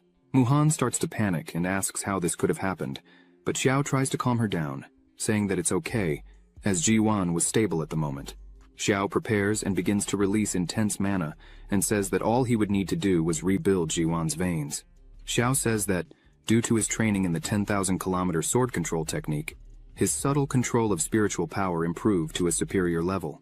Then he smiles and starts to move his hand quickly, making his mana reach Ji-wan's body. While Xiao was doing this, he says that even the delicate work of repairing tendons and veins was no longer a problem for him. After that, Ji-wan starts to cough. Muhan is happy and shouts her father's name. Ji, concerned, asks if Ji-wan had woken up well. Finally, Ji-wan opens his eyes and calls for his daughter's name. Muhan is completely shocked that her father finally had risen. She asks how he was. Ji-wan answers that he was fine, just a little dizzy, but suddenly remembers something that worries him. Then he asks Muhan where Hong-yuan was and if he had done something to her. Muhan says that she was fine and nothing had happened to her. However, Muhan becomes a bit curious and asks her father why he had mentioned the name of Hong-yuan. Then, Ji-wan begins to explain that in recent years, he dedicated himself to improving the formula of the restorative elixir and finally had made some breakthroughs. But a few days before the incident, Ji-wan realized that he would need more cultivation to continue with the improvements, so he asked for the help of Hong-yuan. But, while Ji-wan was distracted, Hong-yuan tried to assassinate him from behind with a surprise attack. Ji-wan emphasizes that he never treated Hong-yuan badly, neither in the past nor in the present, yet he hates him deeply. Ji-wan believes that this hatred comes from the fact that their father had chosen Ji-wan as the head of the family. Muhan lowers her head and listens attentively to every word of her father. After he finishes talking, Muhan slams the bed with hatred and says that it really was her uncle Hong-yuan. Meanwhile, Xiao thought that the restorative elixir that Ji-wan had previously mentioned would probably be a third-level elixir, so it would be a good way to improve Muhan's alchemy heart. Xiao asks if Ji-wan could give the recipe he had mentioned before. Ji-wan turns to Xiao and asks who he was. Muhan stands up and introduces Xiao, saying that he is Elder Xiao from the Hongmeng sect and her new master. Muhan emphasizes that it was thanks to Xiao that she was able to wake him up. Ji-wan and Xiao shake hands. Ji-wan thanks Xiao for saving both Muhan and himself. Ji-wan says he is very happy to know that his daughter is having such an opportunity. Ji-wan stands up and taps on a wall twice, and a drawer comes out with the recipe inside. Muhan is impressed and asks when her father had installed this in his room. Ji-wan smiles and says that it is quite old, as he used to use it to keep loans. Ji-wan turns to Xiao and says that this is the recipe of his life and his family, but since Xiao had saved him and Muhan, then Xiao could have it if he wants. Xiao accepts the formula and upon reading, asks if Ji-wan really had not been able to finish it. Ji-wan lowers his head and says that unfortunately, no, he was very close to achieving it. But the wretch of his brother Hong-yuan interrupted him. Xiao says it doesn't matter, because there is no serious problem with the formula, as they only needed to add a bit of yellow field herb. At that moment, it clicks in Muhan's head. She thinks that's really what was missing, the yellow field herb. How had she not thought of this before? The system opens and informs that, under the host's guidance, the disciple successfully understood the improved formula of the second level. Advanced recovery pill, and her talent, alchemy heart, was elevated to the mysterious level. After elevating the reward tenfold, the host's talent, alchemy heart, was elevated to the celestial level. At the celestial level, the success rate of the pills was increased by 99%, and the formula's compression increased by 30%. Xiao looks at this, and thinks that the formula's compression index was increased by 30%, and that is the reason why Xiao started to have new ideas about many of the formulas he had obtained in the past. Jiwan takes Muhan's hand and says he can't even imagine what she went through having to take on everything alone for so long. Muhan says that it was what she was supposed to do, but unfortunately, she was not a good daughter to earn money.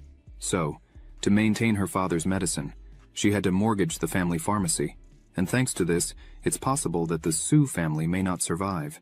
Suddenly, Xiao says he has an idea, and this catches the attention of Muhan and Jiwan. Xiao throws a bag of money to them, saying that he could also recover the entire elixir store. Xiao says his plan is to recruit some alchemy apprentices, and that they would sign a lifelong contract with all of them so they would make pills and elixirs. However, there would be a condition that they do not reveal the formula. Jiwan, Muhan, and Ji just look at Xiao completely lost. Xiao continues to explain that if the apprentice refuses, then they would sign a non-competition agreement. And with that, they could not make the formula Xiao gave to them. Otherwise, Xiao would have to adopt a mean doctor stance and settle it another way. Xiao looks with a cold gaze and thinks that soon everyone would know how powerful they were. Xiao turns and says they can't waste more time. Then, he asks Muhan to make some pills and elixirs. Meanwhile, he and Zi would take care of Hongyuan. Zi smiles and says goodbye to Muhan. Jiwan, seeing this, asks his daughter if her master is a respectable person. Muhan replies that yes, he is.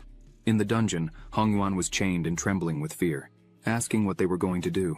Xiao just smiles and tells Ji to hurry up, as if she can't control the key of her sword. They won't get out of there. Zi concentrates a lot, and swords start to form one by one, until she reaches 10,000 swords. This is called Wanli sword.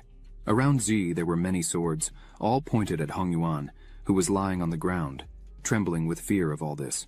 Zi was all sweaty, as she had a hard time doing all this, but Xiao does not let her rest and says that she did very well. But the next step is to convert all this into just one sword. He smiles and says that he believes in Ji. This leaves Ji quite excited.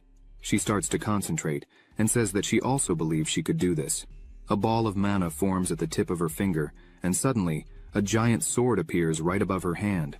Zi turns to Xiao, smiling, and says that she finally did it. Xiao smiles back and says that just with that, they were already enough to deal with the Luo Yun sect. While they were talking, Hongyuan was dying of fear, leaning against the wall, looking at all this. Hongyuan starts to scream as the great sword was about to hit him. Hongyuan begs them to stop, shouting no. Xiao, sitting in a chair, asks Hongyuan if he had thought the same way when he tried to kill Jiwan. Did he ever think this day would come? Xiao looks at Ji and asks her to finish. Then Ji attacks, but Hongyuan manages to dodge. Xiao asks for the assassin to help as this won't do. Ji gets angry, saying she missed by a little, but Xiao tells her that she just needs to aim and shoot again. She doesn't need to rush as they had plenty of time.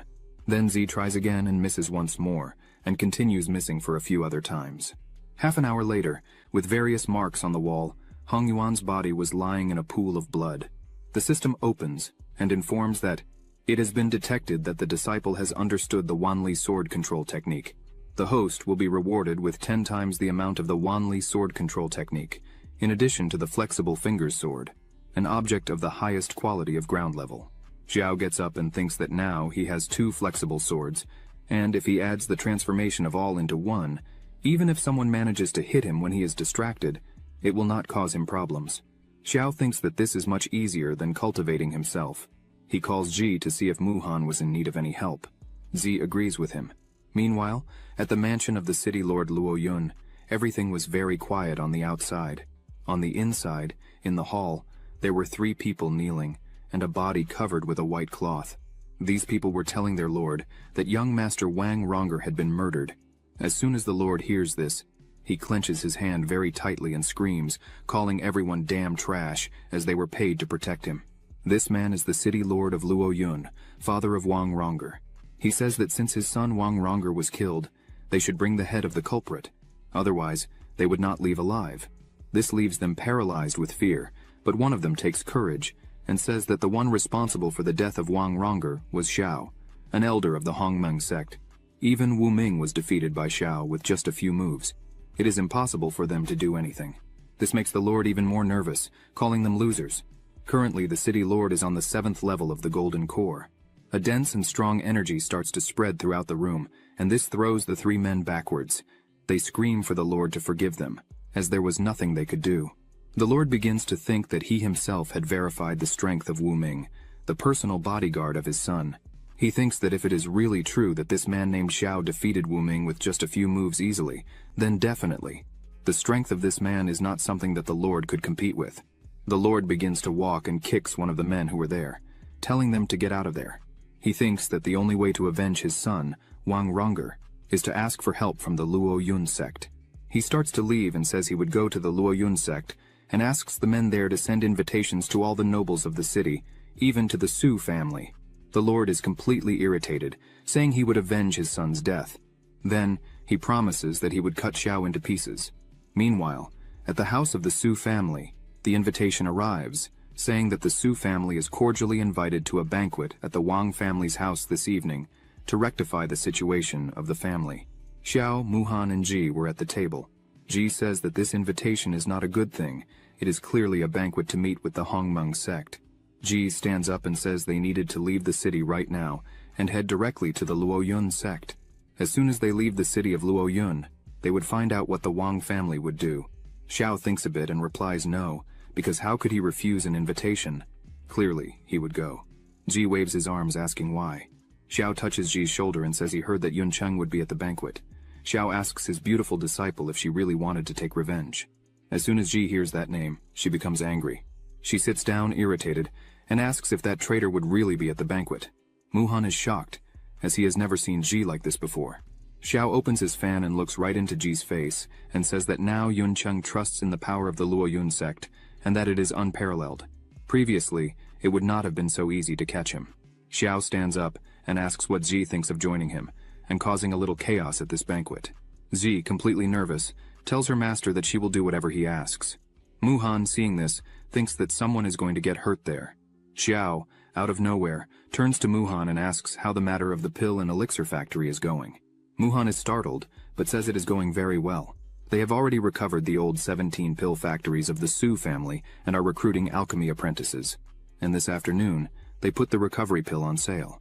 Muhan, all happy, says they sold 50 bottles and earned 5,000 lower-grade spirit stones. Xiao thinks for a moment and feels that 50 bottles are too few.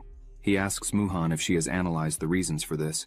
She says yes, then she raises her little finger and, all confident, says that the main purpose of the Huishan pill is to clear the mind and regulate internal energy. The uses are relatively limited. Besides all this, it is the first day of test sales. Xiao puts his hand inside his clothing and takes out some recipes he had made recently. Xiao says that, since that is the case, then she should keep these third-level improved elixir recipes.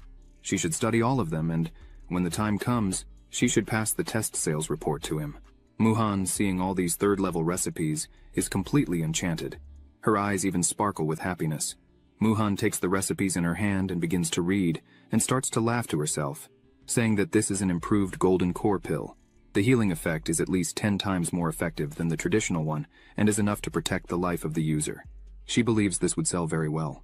While Muhan was hugging the recipes her master had given her, Xiao was thinking that he loved money and money loved him. Money is everywhere, comes all the time. Money comes from all parts. He also says that the happy life he always dreamed of lying down and collecting money, is one step away from being achieved. Night falls and guests are arriving at the city lord's mansion. Ji Yuan arrives at the entrance, and the city lord goes to greet him personally. Right behind him is Xiao. The city lord greets him. The city lord says he was worried when he heard that Ji Yuan was sick. The lord says that unexpectedly, after Ji Yuan recovered from the illness, the Su family's business reached a higher level. Right behind the lord there was a man with red hair, smiling suspiciously. Ji Yuan smiles and thanks Lord Cheng for his concern. Xiao just looks at everything without saying anything. Cheng goes to Xiao and says that he must be the man from the rumors who helped the Su family to recover. the man who took Muhan as a disciple, helping her to reach level 3 alchemy. Xiao thanks, saying that Lord Cheng is very kind. As soon as the red-haired man sees Xiao, he wonders why he was there, but then he realizes and imagines that this is a plan, as the city lord personally invited the Golden Core elders from the Luo Yun sect to help. Now, everyone is in guest clothes and waiting for him in the banquet hall, just an order from Master Wang for them to act and kill Xiao. But suddenly, he sees a girl with Xiao, and thinks she looks very much like the girl from that time. But he thinks it is impossible to be the same, since he himself had seen Lin Gu's men throw Ji off the cliff. Cheng calls them to enter, as the banquet was about to start. Cheng says he heard that Xiao had already conquered the 5th level of the Golden Core at such a young age. Cheng stands up and says that, in addition, Xiao has 2 promising disciples in his hand, and a great future ahead of Xiao. The red-haired man agrees and says that the Su family is very lucky to have a person like Xiao being Miss Muhan's master. People around think Xiao really is a very talented person, but Xiao starts to laugh a lot and says he feels honored. At this point, Xiao was a little drunk. He turns another glass and says that in fact, there is a misunderstanding about his strength, because in fact he was only at the 3rd level of the Golden Core, and the only reason it seems like he is at the 5th level of the Golden Core is...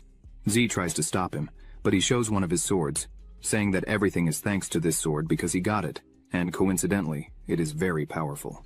He smiles again and says that if it weren't for this sword, he wouldn't dare to come down from the mountain. Muhan just looks at it, while Ji asks him to stop and not expose his treasure like that. What does he think he's doing? Cheng says it's very kind of Xiao and asks his men to bring the gift, but in reality, Cheng thinks he would have to go through a lot of trouble to check who Xiao really was. But apparently, he's just a fool. A chest is carried to the place, catching Xiao's attention, who wonders what it could be. Cheng says that he has long admired young Master Xiao, and today he had prepared a particularly generous gift, hoping to become friends with Xiao. As soon as it is opened, there are several spirit stones inside. As soon as Xiao sees all these stones, he runs off with his eyes shining, saying there were so many. Ji tries to stop him, but there's no time.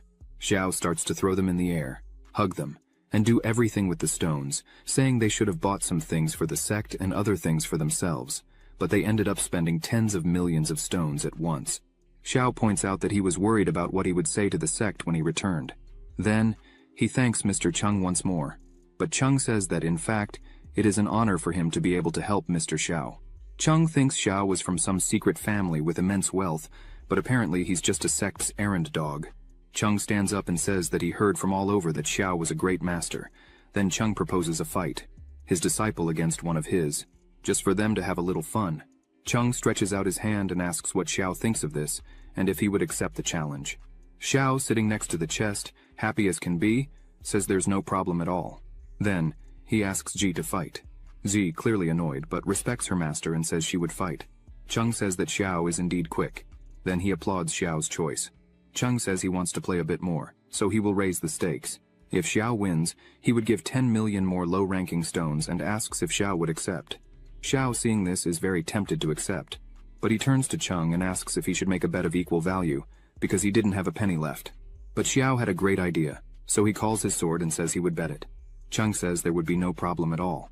Cheng uses magic and creates a shield around the treasures of the bet. He says that, as it is a bet, no one should touch the objects until they know the results. Xiao says there's no problem with that.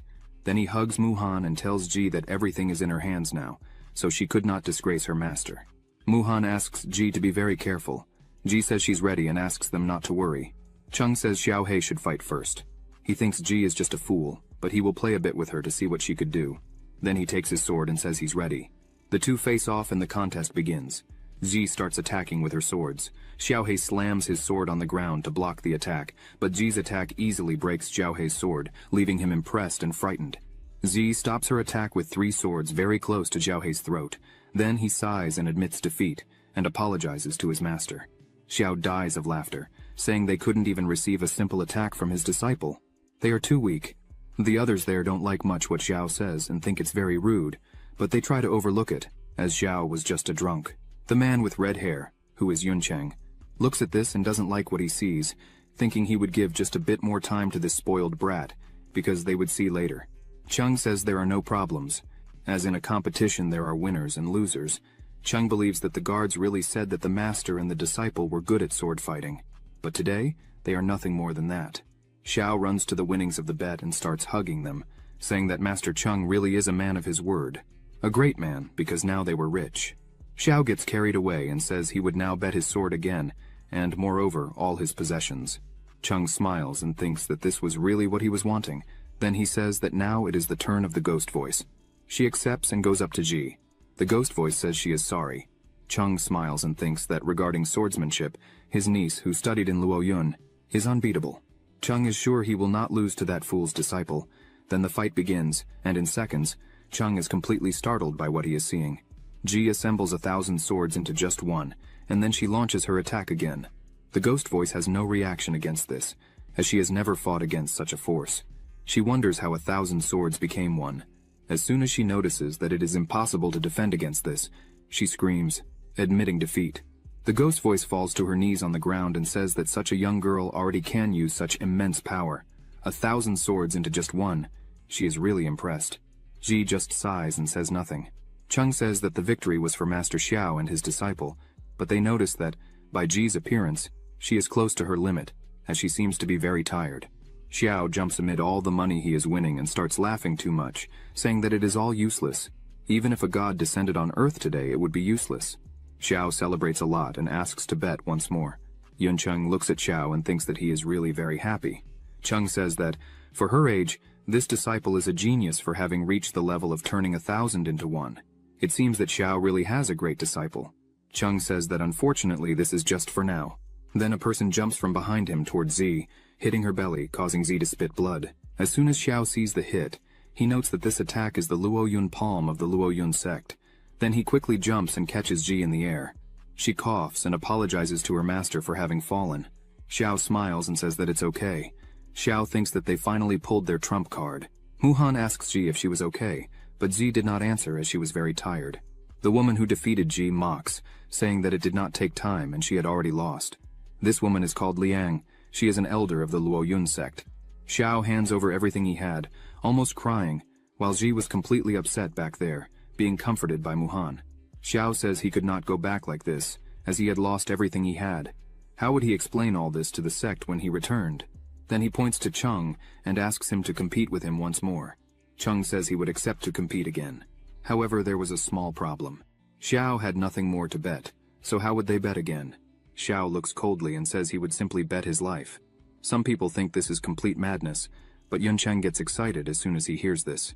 Chung just tells Xiao not to expect to stay sober to try not to pay the debt. Chung is thinking that he would love to see what Xiao would manage to do without that sword. Xiao begins to release his power and tells Chung not to worry, as he would not back down from his bet. A huge sword appears behind him. Xiao says that unfortunately he would not lose. A hand begins to form, holding a huge sword. Xiao emphasizes that, as soon as he wins, Mr. Chung, besides returning all his fortune, will also have to pay with his life. Liang is astonished at what she is seeing right in front of her, is 1,000,000 swords condensed into one. Xiao begins his attack. Liang prepares to try to defend, but her sword is broken like a tree branch. The sword cuts Liang. She screams, "How can there be such extraordinary power in your hands?" While bleeding, Liang does not accept, because her sword was given to her by her master. This sword was strong enough to withstand the entire force of a cultivator in the nascent soul realm. Liang does not understand how Xiao had cut her in half with just one blow and without effort. She looks frightened, and asks where this man with such inexplicable strength came from. Xiao continues his attack, hitting Liang once again, who screams in pain. Chung is startled by all this. He runs and holds Liang, asking how she was. However, she does not answer. Chung gets angry. Xiao says that apparently Chung is also a disciple of the Luoyun sect. Xiao forms his sword again, and tells Chung that to learn the Luoyun palm of the Luoyun sect, one must have a high status. Chung just listens to all this. Then Xiao smiles, and says that it would not be unfair to kill Chung there now. After Chung saw Liang being humiliated by Xiao, he looked at the other fighters and shouted, asking what they were waiting for to attack. Everyone began to surround Xiao, saying that it was finally their turn to fight. Muhan held Ji and stayed close to her father, just watching the fight. Ziwan was impressed by the number of people ready to defeat Xiao. Meanwhile, in the middle of the hall, Xiao still stood still as everyone advanced towards him. Xiao began to laugh loudly and clap, saying that all the fighters were in the realm of the Golden Core. Finally, Master Chung had prepared for today. Suddenly, Xiao became serious and stared at everyone, saying that unfortunately, Today he could only kill 30 golden core cultivators by himself. He stepped on the ground, and a magical circle appeared, and his swords rose. Cheng, seeing Xiao's stance, said that in addition to being an idiot, he was a complete arrogant. There is no one who defeats 30 golden core people at once. Cheng said he still had a little help, the shadow of the Luoyun sword, which he had asked the sect leader before leaving the mountain. He began to invoke it. As soon as Ji saw the sword's shadow, she felt something very strong. Cheng screamed as he launched the sword, which after years of enhancement with the sect master's blood, the power of this celestial level weapon was no longer comparable to ordinary iron. Even if it was just the shadow of the sword, it was enough to kill a nascent soul cultivator. Zi began to feel the energy of the sword, and was absolutely sure that this sword was obviously the embryo of the sword that the Luoyun sect stole from the Lin family before, the one that was passed down from the ancestors of the Lin family. On the day the Luoyun sect massacred the Lin family, the sword was refined with the blood of the sacrifices of numerous Lin family members, so that the sword could be tempered and manifest its powers. Zi thought that, even after all these years, she could still feel her blood on the sword. Zi placed her hand on her chest and lowered her head, feeling dishonored, as they had just called this sword the Luoyun sword. Muhan, worried about Zi, asked if she was okay. Xiao, hearing this, began to think that when he began teaching Zi, the system showed that one of the conditions for awakening the innate body sword is to reach the foundation realm and obtain recognition from the ancestral king of the Lin family. Cheng launched the sword's shadow with all his strength, saying that today he would show young Master Xiao what it was to have a bit of humility. The sword went quickly straight towards Xiao. However, Xiao remained very calm, as if all this was a joke to him, and simply said that he thanked Mr. Cheng for showing and telling about the embryo. The shadow of the sword was already very close to Xiao's body, who simply called his sword with flexible fingers. Cheng, seeing this, became angry, as he thought that sword had already been taken from Xiao in the previous bets.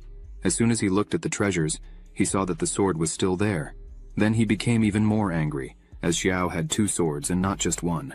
Xiao positioned his sword while thinking that the shadow of the Luoyun sword was so powerful that it was worthy of being a divine weapon of celestial level, even though the flexible fingers sword was just a first-grade terrestrial level sword. The existence of the sword domain is to make the sword stronger in the hand of anyone. Even the best of swords turns into nothing.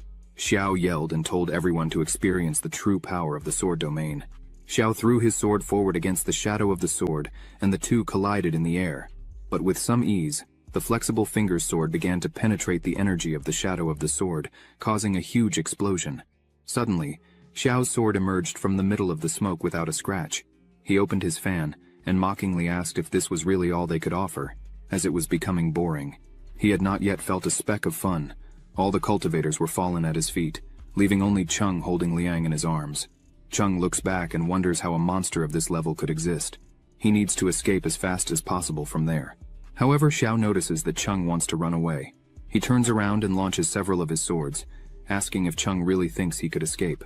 Cheng turns back, begging for his life, but it is too late. Xiao finishes off Cheng without a second thought, and blood spreads everywhere. Yun Cheng starts to get up, trembling from the ground, and as soon as he looks to the side he sees that Cheng is dead. This scares him. Suddenly, Xiao and Ji stop right in front of him. Yun Cheng falls seated out of fear upon seeing them there. He starts to scream for them not to come any closer and begs for his life. Xiao steps on Yun Cheng's leg, causing him immense pain. Xiao says that, much as he would like, it would not be him who would kill him. Ji approaches, conjuring her strength in her sword, and calls Yun Cheng uncle, asking if he remembers her. With a trembling and scared voice, he asks if she really is Lin Ji. He cannot accept it and starts screaming that this could not be possible. Without any regret, and with just one strike, Ji cuts Yun Cheng in half, saying that his answer was correct, and as a reward, he would receive death. After all this, Xiao calls Ji and strokes her head, saying that she did very well, but that next time she should not use the sword so brutally. Thus, when taking care of an enemy, one must not let them not feel much pain. So next time, she should try with a blunt blade. This will surely bring greater pain and cause a slow and painful death. Zi is happy and thanks him, saying that she understood and learned something new. Muhan's father is surprised by this teaching from Xiao, and says that her master is really a sincere man, right? Muhan agrees with her father. Xiao calls Muhan and tells her that Mr. Cheng has lost all his fortune to him, so she should take care of everything. Meanwhile, he would take Zi to visit the Luoyun sect. Muhan says that's fine. They could go ahead and leave the rest with her. Meanwhile, at the Luoyun sect, in the house of the leader Wen Yuan, he was sitting, conjuring magic on the sword that he had stolen from the Lin family. He starts to laugh and prepares himself. 10 years had passed, and the last soul of the Luoyun sword is finally about to completely submit to him. All the success or failure of 10 years of work depended only on this last move. So, he shoots a wave of energy towards the sword. As soon as the compressed energy in the sword starts to come out, it goes directly outside. The sword begins to tremble and throws Wen Yuan backwards. As soon as he gets up, he puts his hand on his chest and clearly feels that he has not fully mastered the sword. Then, he wonders why he was suddenly rejected like this by the sword. Suddenly, someone outside the room starts screaming, saying that the soul lamps of senior sister Liu Yu, Wang Wencheng, and Yun Cheng have been extinguished. The leader cannot believe this. So he gets up and quickly opens the door, asking what was happening. Meanwhile, the energy of the sword starts to move, leaving the room, passing through the window, traveling through the whole sect, until it reaches a person who was hiding behind a rock. This person is Ji, who was concentrating on finding the sword. Xiao observes this and comments that the ancestral sword of the Lin family was refined with the essence and blood of the Lin family. Ji had said she could feel the existence of the sword through the blood, and this was the first time Xiao heard this in his entire life. As soon as Ji finishes, Xiao asks what the situation is. Ji smiles and says that she really felt the sword. The people of the Luoyun sect probably still have not been able to conquer that sword. Ji points out that she has already left her spiritual consciousness in the sword. As soon as she finds it, she would be able to submit it. Xiao says that this is really incredible. Since everything is ready, today they would invade the entire Luoyun sect at once. As Xiao prepares for this, Wen Yuan is checking the soul candles and is really angry at what he sees. Then he starts to say that all this is Cheng's fault. The last time he had been in contact, he had said that his son had been killed by a wandering cultivator. So they had to invite a shadow of the Luoyun sword to deal with him, and call over 30 golden core elders to accompany him. And even then, in the end, they made a fool of themselves, all being killed by just one man. Wen Yuan turns to the man who was there and asks what was happening, but the man says he still didn't know anything. All he knew is that Elder Cheng had invited 30 golden core elders to fight against their enemies, but it seems they were completely annihilated. Wen Yuan punches the table in great anger and says they were a bunch of trash, as there were more than 30 people, in addition to the shadow of the Luoyun sword. And even then, they were no match for a single person. Wen Yuan turns to the man and yells, asking to set all the formation to the maximum level. Gather everything they had, all the guardians, because they didn't know who it was nor what they were plotting.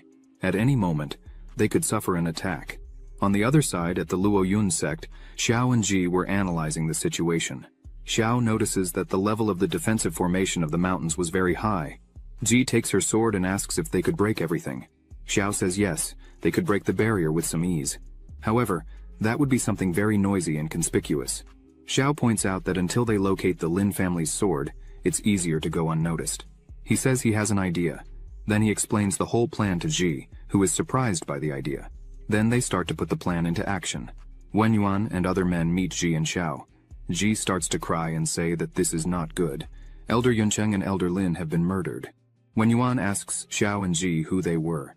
Xiao, with all his clothes dirty, says that Ji is the illegitimate daughter of Master Yuncheng and he is her personal bodyguard. Xiao starts to explain that on the night Yuncheng did not return home, he decided to ask some people, and discovered that Yuncheng had been murdered by a mysterious man at the Wang family's house. Wen Yuan, suspicious, releases a small amount of energy that cuts Ji's arm, drawing a bit of her blood. He passes this blood on a destiny letter of Yuncheng.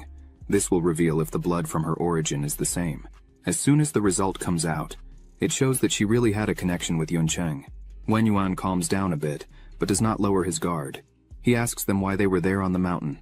Xiao bows down and reverences Wen Yuan, saying that they had learned that there was a mysterious man who faced 30 golden core elders and massacred all, including the city lord's mansion. They feared that it was a personal enemy of Yuncheng, and therefore they climbed the mountain to seek protection from the Luoyun sect. Ji starts to talk to Wen Yuan, and says that she heard from her father Yuncheng that the sect master had suffered a violent backlash while refining the embryo of the Lin family's sword and has been seeking a way to alleviate the pain. Ji uses her sword to cut her arm and says that the Lin family has an ancestral method for refining swords. The Lin family has been making swords for generations, and the Lin family's blood can naturally tame the souls of swords. Ji extends her cut arm and emphasizes that this also has a miraculous effect of relieving the wounds caused by the relationship with the sword's soul. Wenyuan looks at this and thinks that she even knows about the embryo of the Lin family's sword. Wenyuan steps forward and asks Ji to show now the method she mentioned. He emphasizes that it's better she doesn't try any tricks. Wenyuan releases his energy and says that if they try anything, they will have to face the consequences. Ji says there is no problem, he could try. Then, her blood starts to come out of her arm and travel through Wenyuan's body. He closes his eyes and thinks that he can really feel all the internal wounds caused by the Luoyun sword are really healing. After this, Wenyuan turns around and invites them to enter. Xiao hugs Ji, and they start to enter. Wenyuan stays a bit behind and speaks with one of his followers, saying he would decrease the investigation of Elder Cheng's incident and the others while he is away. No one can open the mountain's protection formation. Moreover, he should arrange a place for Xiao and Ji to stay. Xiao looks at this and thinks that this is indeed a real opportunity. During the night, in the training room, Xiao and Ji are sitting, training. A large amount of energy surrounds the two. The focus is for Ji to reach the first level of foundation creation. Xiao transfers 200 days of cultivation to Ji, who manages to break through to the first level of foundation creation. The system opens and notifies that the host has transferred 200 days of cultivation to his disciple, and will be rewarded with 3 times that amount, receiving 600 days of cultivation. Xiao tells Ji that now she has the cultivation level of the first level of foundation creation. As soon as she obtains the Lin family's sword embryo, she will be able to awaken her innate body sword. Ji does not understand anything, and asks what is innate body sword. Xiao smiles and says it's nothing serious. They should proceed with the plan. Then, they leave the room, and, on top of a roof, Xiao asks if Ji really could find the sword. Ji says yes, there is nothing to worry about. Xiao says he trusts her and asks her to lead the way. The two start to move forward. They arrive at one of the houses, and a guard was on watch, but was completely passed out, sleeping. Xiao says it's no problem anymore, as he had lowered his and her aura. No one below the nascent soul realm will be able to sense them there. After closing the door, they finally find the sword. Xiao tells Ji to start refining calmly, as he would protect her from anything. Ji approaches the sword, sits on the ground and starts to conjure her energy, casting it onto the sword. This starts to create a reaction in the sword, and waves of energy begin to come out of it. This hits Ji, who ends up getting hurt. She thinks the sword still retains the spiritual consciousness of the Luoyun sect leader. With that, the guard wakes up and asks who was there. The man quickly grabs something and breaks it in his hand, which sends a signal to the sky. Xiao gets angry and thinks that it seems impossible to hide the truth. He summons his swords and says that if that's the case, then it's time to make a mess. Meanwhile, Wenyuan was traveling on top of his sword, and noticing the signal, turns around frightened as someone was attempting to steal his Luoyun sword. This was clearly an enemy attack. After the signal, quickly several men arrive there and say that Xiao was surrounded. Then they ask who dares to act so recklessly in the Luoyun sect, and ask for Xiao's name. He then goes outside and says that, unfortunately, today, without his permission, no one would be able to enter this building. Xiao points his fan at everyone there and says they could all fight together if they wished. Xiao sends his swords towards the men there. The men start to create magical circles and ask how Xiao can be so arrogant in front of everyone there. The Golden Core practitioners, although only skilled in sword abilities, quickly see Xiao's attacks begin to destroy ancestral weapons with just one hit and hit them one after another. Xiao, seeing this, smiles and says that the last time he killed 30 Golden Core cultivators, he thought they were drunk, and therefore were not able to fight well. But based on what you are showing me, it seems that the Luoyun sect is nothing more than this bunch of trash. As soon as they hear this, they despair in knowing that the man who killed the 30 cultivators all at once was this man right in front of them. Xiao starts to float, and an overwhelming energy begins to surround his body. Xiao says he would not change his name or his surname. Xiao looks straight into the eyes of everyone there and says his name is Xiao Xuan, from the Nanli sect. After this night, if anyone alive from the Luoyun sect still has the courage to face me, remember this name and look for it. One of the cultivators starts to say that he does not believe Xiao could really be from the Nanli sect, but within a radius of 10 kilometers, the only one that could compete with the Luoyun sect is the Nanli sect. He orders everyone to attack to capture the intruder who is in the sect. Xiao smiles and thanks them for their courage, as thanks to this he would have a bit of fun. Xiao begins his attack, controlling his swords which, without much trouble, begin to hit each of the cultivators one by one, who scream in pain and beg for help. Xiao, flying with several swords around him, and one hand holding a giant sword behind, goes near the cultivators who were fallen. and asks if that was really all they had to offer. He looks with a psychopath expression and emphasizes that he didn't even get to show all his true power. The leader of the cultivators, lying on the ground, raises his head and points his finger at Xiao, saying that soon the leader of the Luo Yun sect would arrive and would cut Xiao into pieces.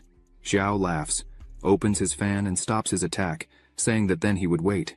A few seconds later, someone comes screaming from afar.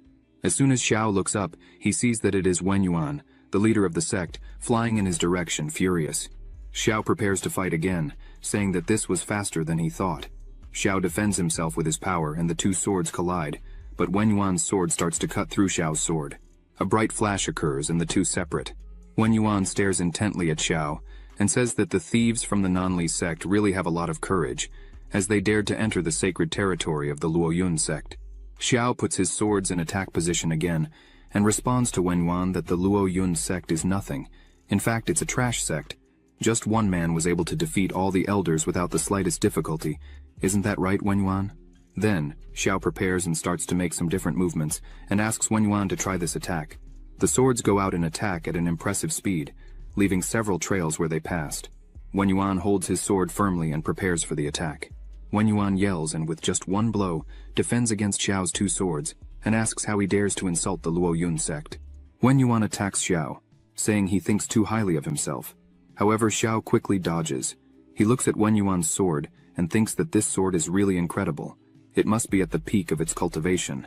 Xiao also analyzes the movements and strikes of Elder Wen Yuan, and realizes that, probably, after using his blood for so many years to refine the divine sword, Wen Yuan might have injured his foundation.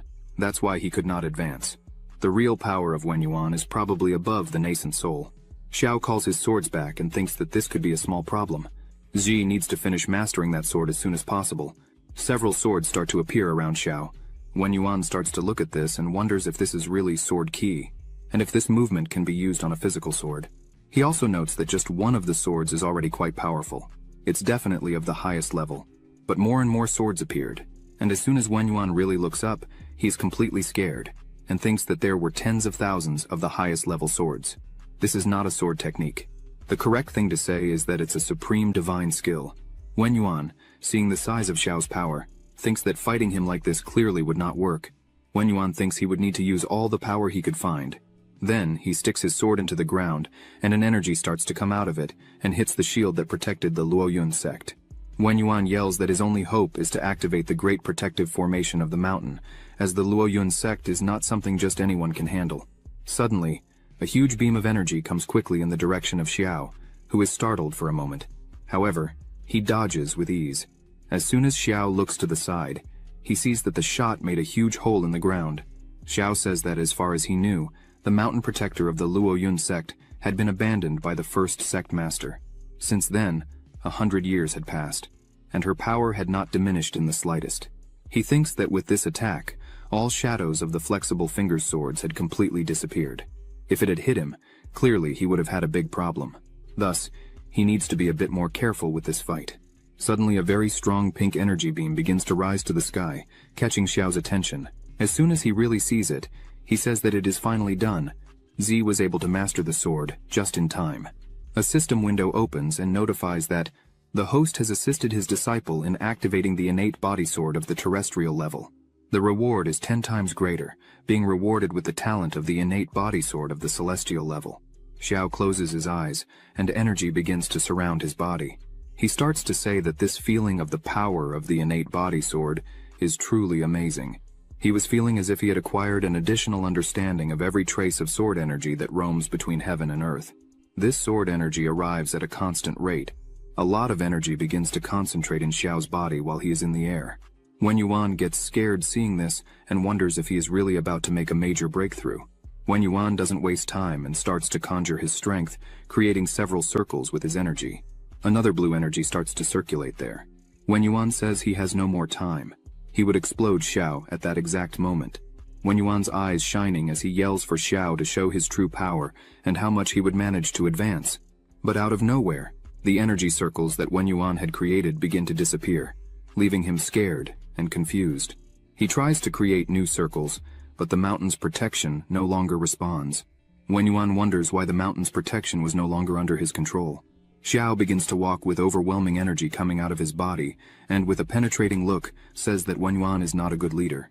A great sword begins to form above them, containing overwhelming energy. Xiao, while forming his sword, says that it is more than obvious that the true Luoyun sword is hidden within the protective formation of mountains of his Luoyun sect. And yet, he still wants to steal the embryo of the sword that the Lin family had not even refined yet. Xiao's sword was almost completely formed.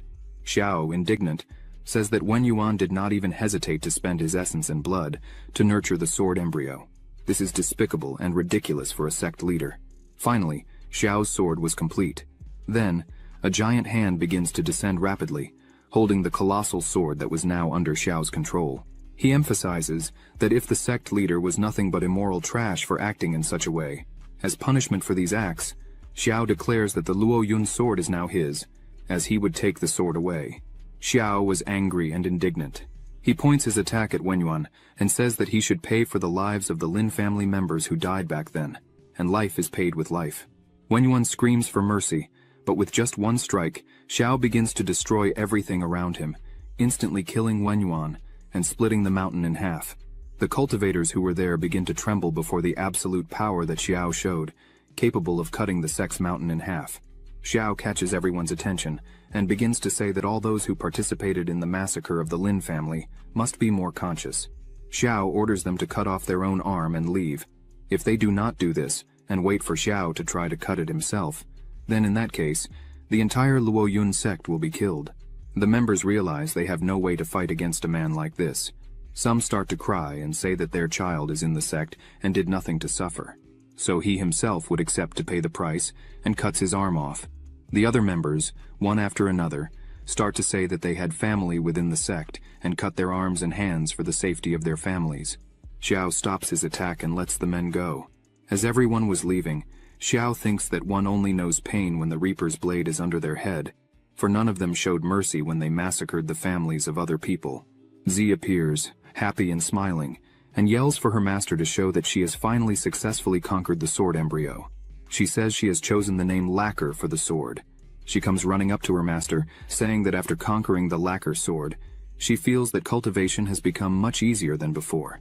The Qiwanqian sword, in which she was not very proficient in sword energy, suddenly began to make sense. Xiao says that, without a doubt, she has done very well.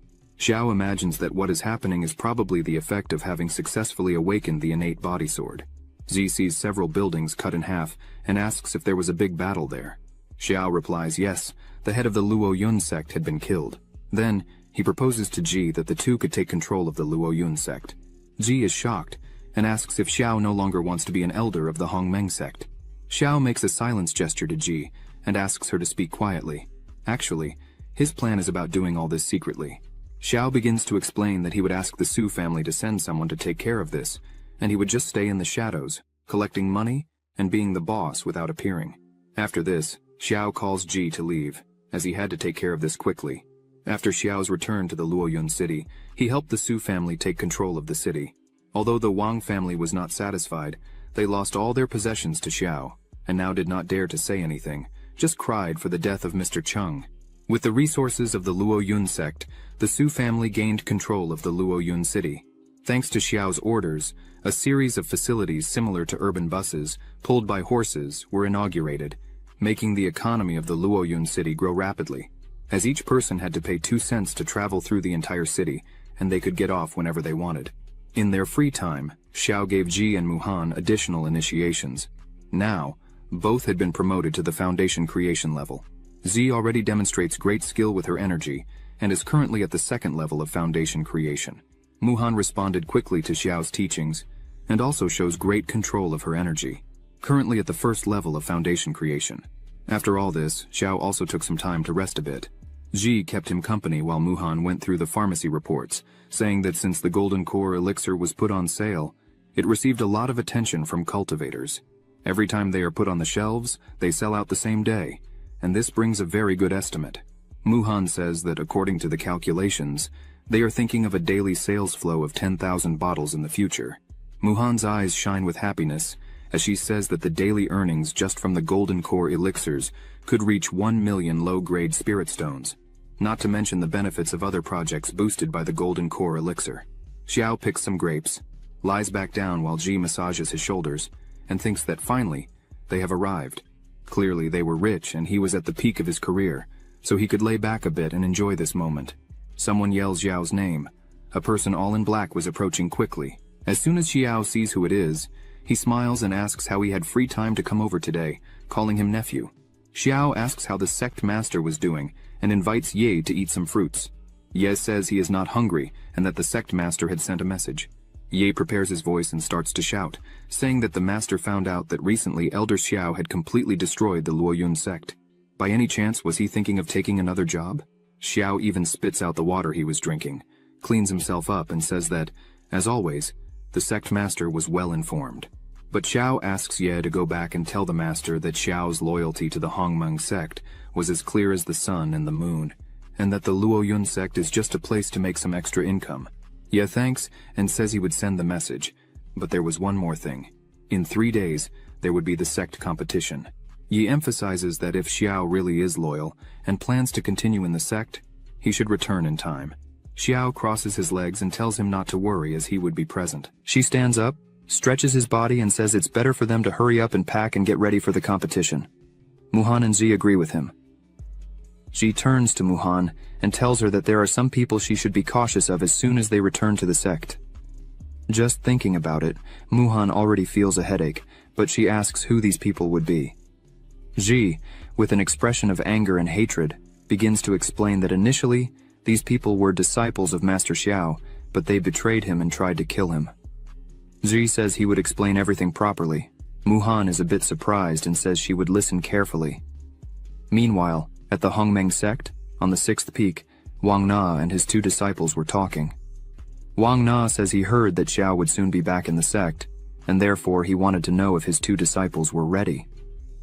One of them says that the set of exercises that Mr. Wang Na passed to them should also combine with the cultivation of the essence and blood of spiritual beasts. He points out that he was feeling that these exercises are very similar to a demonic cultivation method. At that moment, Wang Na attacks his disciple with just his energy, throwing him away, saying that he was nothing but an ungrateful boy, as he knew nothing of the Hongmeng sect's techniques, and yet dared to question his master's teachings. The man stands up and kneels, apologizing, but in reality he was thinking that he didn't want to practice something as diabolical as this. Wang Na asks his other disciple, named Qiu Huan. He responds that he followed his master Wang Na's instructions to the letter and managed to advance to the 3rd level. But now, his cultivation was refined, and this allowed him to reach the 5th level of foundation creation. Wang Na smiles a lot, and says that this result is excellent, as if Qiu Huan could cultivate up to the 3rd level of the foundation. It wouldn't be a problem for him to become the leader among the younger generation of the Hongmeng sect. Wang Na stops smiling and stares at his disciples, saying that nothing else matters in the great sect competition. The only important thing is the prize of the violet key. This is a supreme treasure. There is a legend that, in the past, there was an immortal in the Hongmeng sect, and this violet aura is the great treasure that the immortal left after his death. Thanks to this, every 5 years, the Hongmeng sect holds a great competition, and the winner of each round receives a certain amount of Hongmeng's violet key. Wang Na begins to release a great energy around him, and tells his disciples that they cannot lose a single round, as in each round they would win a bit of the violet ki, and the grand winner would receive the purest and first-class violet Tiu ki, and so, losing is unacceptable. If they lose, that's how it will end. Wang Na slams his hand very hard on the table, causing small cracks and breaking it, which scares his disciples. Qiu Huan thinks that if he knew the 6th peak was so evil, he would have stayed in the 7th peak and lived happily. Wang Na stands up and tells the 2 to go rest. As soon as they leave, a person who was hiding, watching everything, says that even the disciples were already suspecting. He turns and says that Wang Na would need to speed up the process. Wang Na turns to him and says he didn't open the protective formation of the mountain for him to come there just to mock the situation. Wang Na asks how the preparations of this mysterious man's men are going. The man asks Wang Na not to worry about that, as he himself guarantees that he will make the entire Hongmeng sect know the meaning of the word fear. Then, the man begins to smile with completely strange eyes and a murderous face. A few days later, in the Hongming Sec Square, people were already arriving. A person asks Elder Wang why he was there. He replies that his grandson had obtained his spiritual root, and so he wanted to take him there to see the world. Some people commented on how beautiful and well-made the Russian square was, while others noted that this time there were several spectators from other sects. One person was eager to know which peak would be the winner. His friend says that probably the first peak, as they had been winning for a long time. The elder of the first peak is called Feng. He is currently at the 4th level of the Golden Core, and his disciples are geniuses. They have successfully reached the foundation. They are indeed very talented. Another man laughs and comments that they had forgotten one thing. The elder of the second peak, Zuxuan, she has also recently reached the 4th level of the Golden Core. And under her, there are disciples as important as the green and purple swords. Her strength should not be underestimated in any way. Not to mention there is also Zhang He, leader of the Hongmeng sect and leader of the main peak. The two friends start to comment that apparently there were only 6 elders there. Where could Xiao, the elder of the 7th peak, be? One of the guys says he probably didn't want to embarrass himself and therefore did not come, since his disciple depends on him to start her cultivation. She is nothing but a losing trash. Suddenly, a person in the center of the arena catches everyone's attention, saying he would explain the rules for the first round of the competition. The competition will take the form of a round battle. In each fight, 2 of the 8 peaks will be drawn to face each other. Whoever loses a single time will be recorded as a loser and fall. The 2 peaks selected in the draw, the losers will go back to the queue and wait until the next time, while the winner goes straight to the next match. The winner remains in the field and continues. If they win a total of 3 matches, they advance. If they lose a total of 3 matches, they will be eliminated. Subsequently, the distribution of cultivation resources within the sect will be determined based on the ranking of this competition, and the winner will also be rewarded with a high-level magical weapon, the Ruyi Qingfeng sword. The first round of the competition, the 6th peak against the 7th peak. Then, disciple Wang Zheng enters the arena, which surprises many people and makes them wonder if he wasn't from the 7th peak and why he was representing the 6th peak in this competition. A person shouts and says that Wang Zheng had betrayed his master a long time ago and now joined the 6th peak. Now, they would have something good to see. Zhang, he asks his disciple Chen if Xiao had not yet arrived. Chen replies that he still hadn't seen him anywhere. This makes Zhang He a little nervous. People laughed, saying that there was no one living on the 7th peak, so they would win by whoa.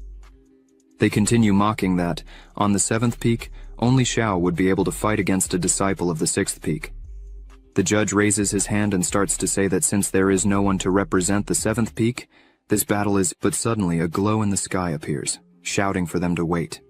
It was Xiao saying he was late because he had slept too much. Wang Zheng seeing this gets annoyed because Xiao was still with the trash G by his side and even accepted another trash as a disciple. Wang Zheng starts to smile and thinks that this will be perfect, as he was lucky to get a weak opponent. He just wanted to see the faces of the others when he stepped on Xiao's disciple. Quickly, Xiao says that Muhan should fight, as this is the perfect moment for what they had trained. Muhan promptly says she would accept. Ji calls Muhan and says she still doesn't know Wang Zheng, but it was he who betrayed Master Xiao and tried to kill him. Ji says that Muhan should not have mercy on a person like that. Muhan looks at Wang Zheng and thinks that she only found out what had happened to Xiao through Ji. She didn't expect that, as soon as she arrived there in the sect, she would face the traitor right away. Muhan starts to release energy and thinks that, if that's the case, she must give her best and not embarrass her master. The judge introduces Muhan, saying that she was currently at the foundation level, Zhang. He is surprised by this, as Muhan is quite young for such an achievement. It seems that Xiao has found a talented new disciple. Meanwhile, in the center of the arena, Wang Zheng starts to mock Muhan, saying that clearly she hasn't learned anything from Xiao. Then, out of pity, he would let her attack first. Muhan gets angry and says that there is no place for traitors on the 7th peak. Muhan shouts that Wang Zheng is nothing but a scoundrel who deceives his own master and destroys his ancestors. Such trash is not worthy of calling Xiao master. Wang Zheng gets angry at these words and grabs his sword, saying that as can be seen, Muhan doesn't know what's best for her. Then, he asks her not to cry after he finishes this and points his sword at Muhan and tries to hit her. saying that she should be careful because Xiao himself had praised his spring rain sword skills. However, as soon as he looks, Muhan is staring at his face while holding his blow with just 2 fingers. Wang Zheng doesn't understand how she can do such a thing. Muhan starts to exert her fingers, saying that it is indeed a beautiful technique. Wang Zheng's sword starts to crack until it breaks into pieces. Muhan remains serious and asks what kind of evil swordsman Wang Zheng is if he can't even break through the protective aura that Muhan created. Wang Zheng is taken aback by this, and seeing his broken sword, he starts to tremble and says that he surrenders. Muhan asks him to leave the arena, but she quickly realizes that this is a trick because the sect competition requires that they don't stop for anything. Muhan quickly conjures her energy in her hand and says that Wang Zheng is lucky that, according to the rules, she can't kill him. Now she's going all out and applies her technique.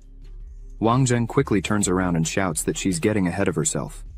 Their techniques collide, and a great explosion occurs in the center of the arena. As soon as the explosion passes, Wang Zheng is all injured, screaming in pain, while Muhan is standing in front of him. Wang Zheng crouches in pain with his arm completely wounded and burned. He screams and asks if Muhan really is at the foundation creation level, because with that power it's impossible. Wang Zheng, still not reconciled to this, asks if she has this level of cultivation because she is forced to worship Xiao as her master. Muhan smiles without a scratch on her body and says that it's been half a month since she was just at the first level of QI refinement, but now she's at the first level of foundation creation. Muhan emphasizes that, thanks to the training, initiations, tendon and marrow cleansing by Master Xiao, she is now stronger than before, and unfortunately, this is something that traitorous trash is not even worthy of envying. Wang Zheng can't believe that Xiao really was able to give initiation and transmit skills to his disciples. On top of all this, he did a marrow cleansing. It's unbelievable. The judge enters the middle of the arena and announces that the 7th peak is the winner of the first match. But suddenly, a red lightning bolt appears right in front of Muhan, saying that they should wait a minute. This person is Chu Huan. He looks at Muhan saying that he will challenge the 7th peak. This scares the spectators because Q Huan really challenged the 7th peak. According to the rule, if someone takes the initiative to challenge a disciple, the challenged cannot deny. However, the elder can decide which disciple will fight. People continue commenting and asking if there really is anyone on the 7th peak who can face Chu Huan. Most people say no, because in the beginning Chu Huan was small compared to Xiao, but now he is at the 5th level of foundation creation. With this level of cultivation, he could even become an elder of a peak. The judge announces the challenger Chu Huan, who is currently at the 5th level of foundation creation, and asks Elder Xiao to send his disciple to fight. Xiao simply says the name Ji, and she quickly appears in the arena. She shouts that she is ready. Xiao smiles and asks her to be a bit careful while fighting. Chu Huan looks with a very arrogant gaze and asks if slaves were qualified to step into the arena. So she really should be careful while fighting. Xiao smiles and says he meant for Chu Huan to be careful. Quickly, one of Ji's swords was just inches from Chu Huan's face, who is startled by the situation but manages to dodge quickly. However, the sword still manages to wound his face. Xiao starts laughing in the arena and says that Ji should smash everything. She looks at him and says she would follow his orders. Chu Huan, annoyed by all this disrespect, wields his sword and says they don't know what they're talking about. A phoenix appears around him, and flames envelop him, but Ji doesn't move an inch. Wang Na asks if Chu Huan is using the Faiyan sword technique, which was created by Xiao to adapt to his sword skill. Meng Yu replies yes. As soon as Chu Huan defeats his disciple with the sword he himself taught, the expression on Xiao's face will definitely be beautiful to see. Ji, seeing all this show, just laughs and launches one of her swords. Chu Huan wraps himself with his energy and tries to defend himself with his sword while saying that Ji really is brave. But as soon as Ji's attack hits Chu Huan's sword, it breaks it in half, which leaves him completely shocked. He looks at it, wondering what happened there and how it was possible. Ji, still on guard, says it's just the handling of the Feiyan sword. It's not that difficult. For 5 years, Chu Huan trained with Master Xiao and learned only this? Ji says she feels ashamed. She emphasizes that from such a thing, according to the rules, if the sword is cut and the winner is already decided, the other person must leave. However, she can't stand the way Chu Huan thinks he's so superior. So, Ji takes a new sword from her bag and throws it in front of Chu Huan, asking him to try again. He gets annoyed by this, but picks up the sword saying that, "This is really ridiculous, this time his energy is red." Chu Huan gathers all his energy in the sword and jumps to attack Ji while shouting for her to stop being so full of herself. How dare she speak to him like that? Ji dodges the blow with extreme ease and cuts Chu Huan's arm. He falls to the ground on his knees, screaming in pain in his arm. Ji approaches him and says that at the beginning of the fight, he asked who she was. Ji says it's now clear who she really is. Ji looks at him smiling and says that even if he trained for another 100 years and swung 10,000 swords, an idiot like him couldn't even touch her. Chu Huan screams in anger, but Ji starts throwing several swords on the ground, asking him to try as many times as he wants because he will be humiliated every time. This leaves Chu Huan speechless. Ji looks at him again and says that to prove how much he's traitorous trash, she would admit defeat if he could just touch her. Everyone in the audience was shocked by this, because all the swords Ji threw on the ground are Earth-level magic weapons. They couldn't believe that a disciple had such high-class weapons, because the Sec Master only has 5 or 6 Earth-level magic weapons. Zhang He thinks that Xiao has really become very wealthy. Xiao, in the midst of everyone with his legs crossed, says that the life of the wealthy is kind of boring, because it's all so simple. Chu Huan puts his hand on his face and starts laughing a lot. Zuri doesn't understand the reason for the laughter. A strange energy begins to come out of Chu Huan's body. He says he really had heard that Master Xiao had given initiation and transmitted his skills. At first, Chu Huan thought it was just lies, but now that he's seeing it, it's really true. Moreover, he also gave them these magic weapons, right? Everyone is surprised by what's happening. Xiao starts to analyze this better and realizes that Chu Huan's spiritual power was deviating.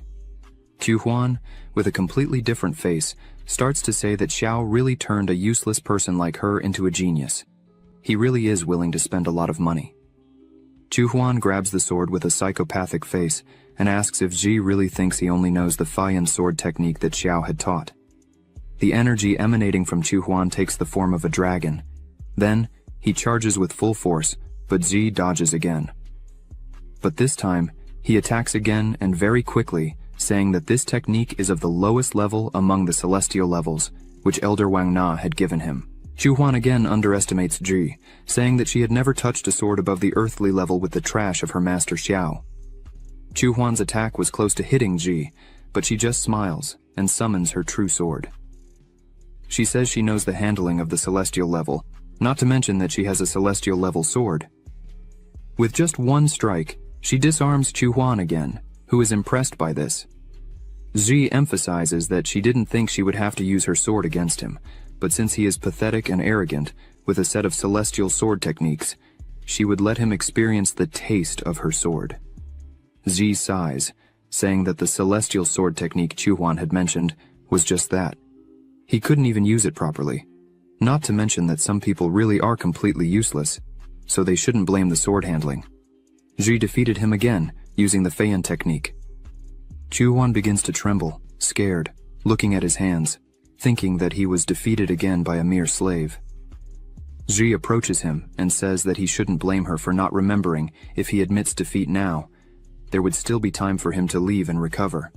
However, if he continues with this and goes mad, she would eliminate him mercilessly.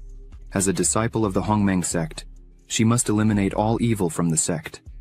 Chu Huan starts laughing again with his hand on his face, saying that he really lost again. All thanks to Xiao, who gave a celestial sword to a slave. He starts to lose control and scream that it was impossible. How could he lose to a talentless slave? Zhang He, seeing this, thinks that this scene is exactly like that of an ancient man before going mad and turning into a demon. Zhang He stands up and says that Chu Huan is almost going mad, so they should immediately stop the competition. The judge signals that the match was suspended. Disciples from both sides should leave the arena. Ji turns to leave and says that this trash was lucky this time, but Chu Huan was already out of his mind and asks if Ji really thinks he would run away like that because he wouldn't allow it. Several swords are created around him. Ji turns with a murderous look and says that this was really what she wanted. Chu Huan launches his swords at Ji. She prepares and says that she would show him not only the Faiyan sword technique, but also any other sword technique, even the true sword art. Chu Huan's swords kept coming at great speed. In the blink of an eye, Ji destroys all of Chu Huan's swords and turns the attack against him, saying that all this was taught to her by her master Xiao, and it's not any useless person like Chu Huan who could achieve this power. Chu Huan was completely defenseless and screams as Ji's attack approaches rapidly. Zhang. He stands up, scared by Ji's strength, and asks them to stop this. Xiao just closes his eyes and asks Ji not to exaggerate too much. She smiles and asks Xiao not to worry, as she knew what she was doing. The swords pass straight through Chu Huan's body, leaving a mark on his face and his hair all cut by the swords. Chu Huan puts his hand on his body and asks if he's really alive. The entire audience starts laughing a lot. Chu Huan turns to them and asks what they were laughing at, and if it was him. Zi goes to him, smiling, with a mirror in hand, saying that she would be upset if he left without looking at her excellent work. She places the mirror in front of him, smiling, and asks him to look. Chu Huan is terrified by his state. Ji says that her swords contained her spiritual power, so, until Chu Huan can really defeat her, neither the hair nor the wounds on his face will return to normal. She turns to leave and tells him that it's better for him to pray to God for a chance to defeat her in this life, and every time he holds his sword, he will have to remember this day for the rest of his miserable life. Ji asks Chu Huan not to delude himself, as he is nothing. He falls to the ground, on his knees, looking at his own hand, thinking about everything that happened. He bows before Ji, accepting defeat. The audience starts commenting again, saying that the power of the seventh peak is truly something completely terrifying. A disciple threw numerous high-quality swords on the ground and still had a celestial-level sword. Muhan says that Ji is really scary when she's angry. Xiao smiles and says that this was expected of his disciple, as she had really learned a lot from him. Zhang. He calls his disciple Chen and asks if he still remembers that, many years ago, Zhang He personally expelled a traitor from the sect. Chen says he remembers. Well, he was the brother of the elder of the sixth peak. He heard that he defected from the solar and lunar ghost sect. Chen asks if Zhang He thinks that the sixth peak is helping him. Zhang He says he hopes he is wrong, but he believes so. Then he asks Chen to investigate this situation more closely. Chen bows and says he would immediately. The judge signals again and says that the new matchup drawn is the seventh peak against the main peak. Zhang. He is scared by this. Chen asks his master what he should do now. Zhang He closes his eyes and asks Chen to fight against Ji. At the level she is now, she is probably stronger than many elders of the sect. It will be a great lesson for Chen, a fight against her. Then, he agrees to this and goes straight to the arena. The judge signals for them to start the fight. Ji looks at him with her hand on her waist and says she didn't imagine she would meet him so soon in the first round. Chen starts his sword and says that no matter how strong Zi was, now she should just fight with everything she has. Zi puts her hand on her mouth with a scary smile and asks if he was really sure about that. She starts laughing a lot, then opens her arsenal again and throws numerous magical weapons into the arena. She thanks him for taking good care of her, so she would take good care of him. Chen is scared by all these magical weapons. The spectators can't believe this. Zi climbs on the cannon, crosses her arms, and around her there are two shields, several swords. Ji looks at Chen, eager to fight, and calls him to the fight. Chen looks at this with just one sword he received as a gift, and that is still of low class. That's all he had. Chen throws his sword on the ground, saying that this crap is no match against all these magical weapons. Chen shouts for Zhang He to stop Ji, as she was already going too far. Zhang He, sweating coldly, says that by the rules, they don't prohibit the use of magical weapons in competitions. After all, a swordsman needs a sword for a competition. However, this was too much. Zi gets angry, as she could only use one at a time, but she agrees and stores everything again and asks Chen to attack her at once. Chen smiles and thanks her for that, then goes all out. While he was in the air, he thinks that if there is really only one sword, then he is not afraid, not even of a celestial weapon. Chen thinks he will finish this quickly, as he still needs to complete a mission. Ji smiles and says she would fulfill Chen's request. She creates a shield around her that blocks Chen's attack. She emphasizes that this shield is capable of withstanding the full force of a level 10 innate, so it would be perfect against Chen. He asks Zi to use all her ability and continues attacking her non-stop. Zhi asks if he really could withstand it, because he wasn't even able to break through a simple shield like this. So, probably, Chen wouldn't even be able to touch her in this fight, right? This makes Chen furious. Thinking that a man can't say no, Chen shouts that what he showed is not the full strength of a level 10 and 8. Right now, she would see his real strength. And he strikes her with all his force and really manages to break through the barrier. Muhan shouts for Zhi to be careful, but as soon as he breaks through the barrier, a shield appears right in front of him, making him hit his head on the shield. Chen, with a bump on his head, says it's really surprising and asks if she has more. He jumps again to attack her, shouting that it won't be just 2 maximum strength blows. He destroys the first shield, and another appears. Then he uses 3 strikes, but another shield appears. Then, he uses 4 strikes. Zhi remains calm and beautiful on the other side, not moving. After a while, several shields were cut on the ground. Chen was exhausted, but there were still 3 shields in front of Zhi, who was sitting in a chair, relaxing, with sunglasses on, having a drink. Chen starts to tremble as he was completely exhausted and shouts that he cannot lose. But then he faints on the ground. The judge announces that the first round is over and the first place in this round is the 7th peak. Zhi quickly moves around the arena, thanking everyone. The others in the audience couldn't believe that Chen was defeated just with Zhi's defense. Another man says that he lasted a long time because he was able to destroy dozens of shields. Zhi runs to Xiao, who says that she is very intelligent and full of tricks, so he is very happy to see this. Zhi high-fives him, happily. A person looks at them, thinking that such a fighting style is scary. The 7th peak really has overwhelming power, they're just very noisy. Xiao asks Zhi if she has always been dissatisfied with Chen, and that's why she wanted to defeat him head-on. Zhi sighs and says that in the past, Chen was a much better cultivator than her, and therefore he was her rival. However, now, he is just at the 10th level of the innate, while she is at the 2nd level of foundation creation, so it is not necessary to use her true abilities against him.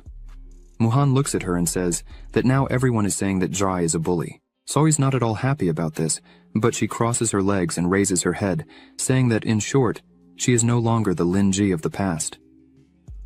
With all the teachings she has been receiving from her master Xiao, her real goal is to challenge the true genius of sword handling. Xiao smiles, happily.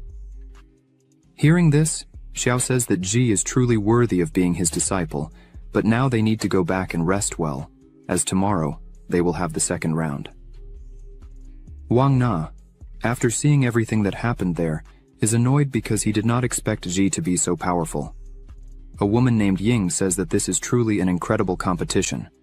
The man next to her, named Wei Ju, says that this little Hongmeng sect is certainly an extraordinary foundation, but it is no more than the Qin dynasty.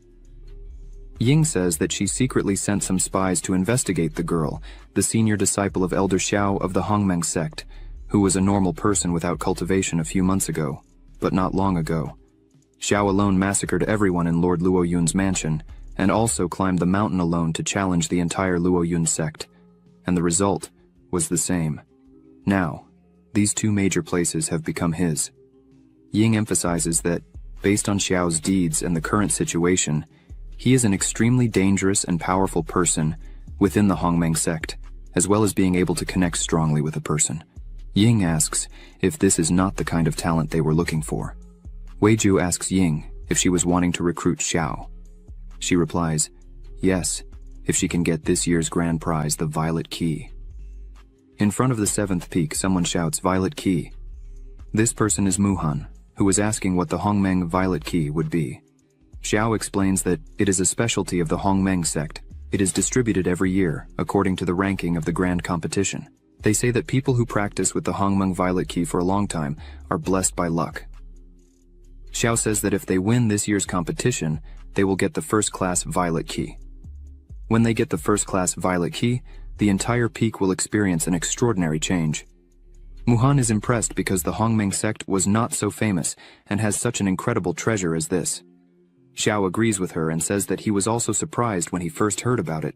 However, it seems that in the past, the Hongmeng sect was a great sect. He smiles and says that they will test the effect of the Hongmeng Violet Key, then they continue to walk through the 7th peak. Zhi comments that the aura in the air of that place is much better, which allows them to achieve twice the results with just half the effort. Muhan approaches a golden tree and realizes that this is a necessary material to refine the infinite golden elixir, the infinite seed. She wonders why there are so many there. Looking closer, she notices that this year, the violet key of Hongmeng seems to be particularly stronger. Walking a bit further, Muhan notices that there are also several molten fire lotuses. Zhi points out that with these molten fire lotuses, they could forge spiritual swords just like their master Xiao's. Upon hearing this, Xiao turns around smiling and says that they could try. After a long walk, they finally arrive at their resting place. Zhi wonders why the house remodels automatically. Xiao replies that there are rumors that all the buildings of the Hongmeng sect were created by the Li Mountains, and seeing them today, Xiao believes in the legends. Xiao turns to his disciples and says it's time for them to enter and rest for the next round tomorrow. Muhan and Zhi agree. Meanwhile, in the arena, the fights continued. Zheng was fighting against Linking and once again, lost the fight. He finds himself in a not very pleasant moment for him. Linking mocks him, saying that she remembers the day he asked to join the second peak, but was rejected by his master. She points out that, apparently she does not see that Zheng has no intention of practicing sword handling, probably should not be there to study with her master on this subject. She asks if Zheng thinks that's why there are more people on the second peak. She comes very close to him, who is kneeling on the ground and looks intently at Zheng, saying that, unfortunately for him, even if there were thousands of disciples on the second peak, none of them would be interested in a man-trash with no value or reputation like Zheng. He lowers his head, clearly uncomfortable with these words, but Linking does not stop talking and says, she heard that Elder Xiao had customized sword techniques for his disciples, and that is the real reason why she is excited to see them.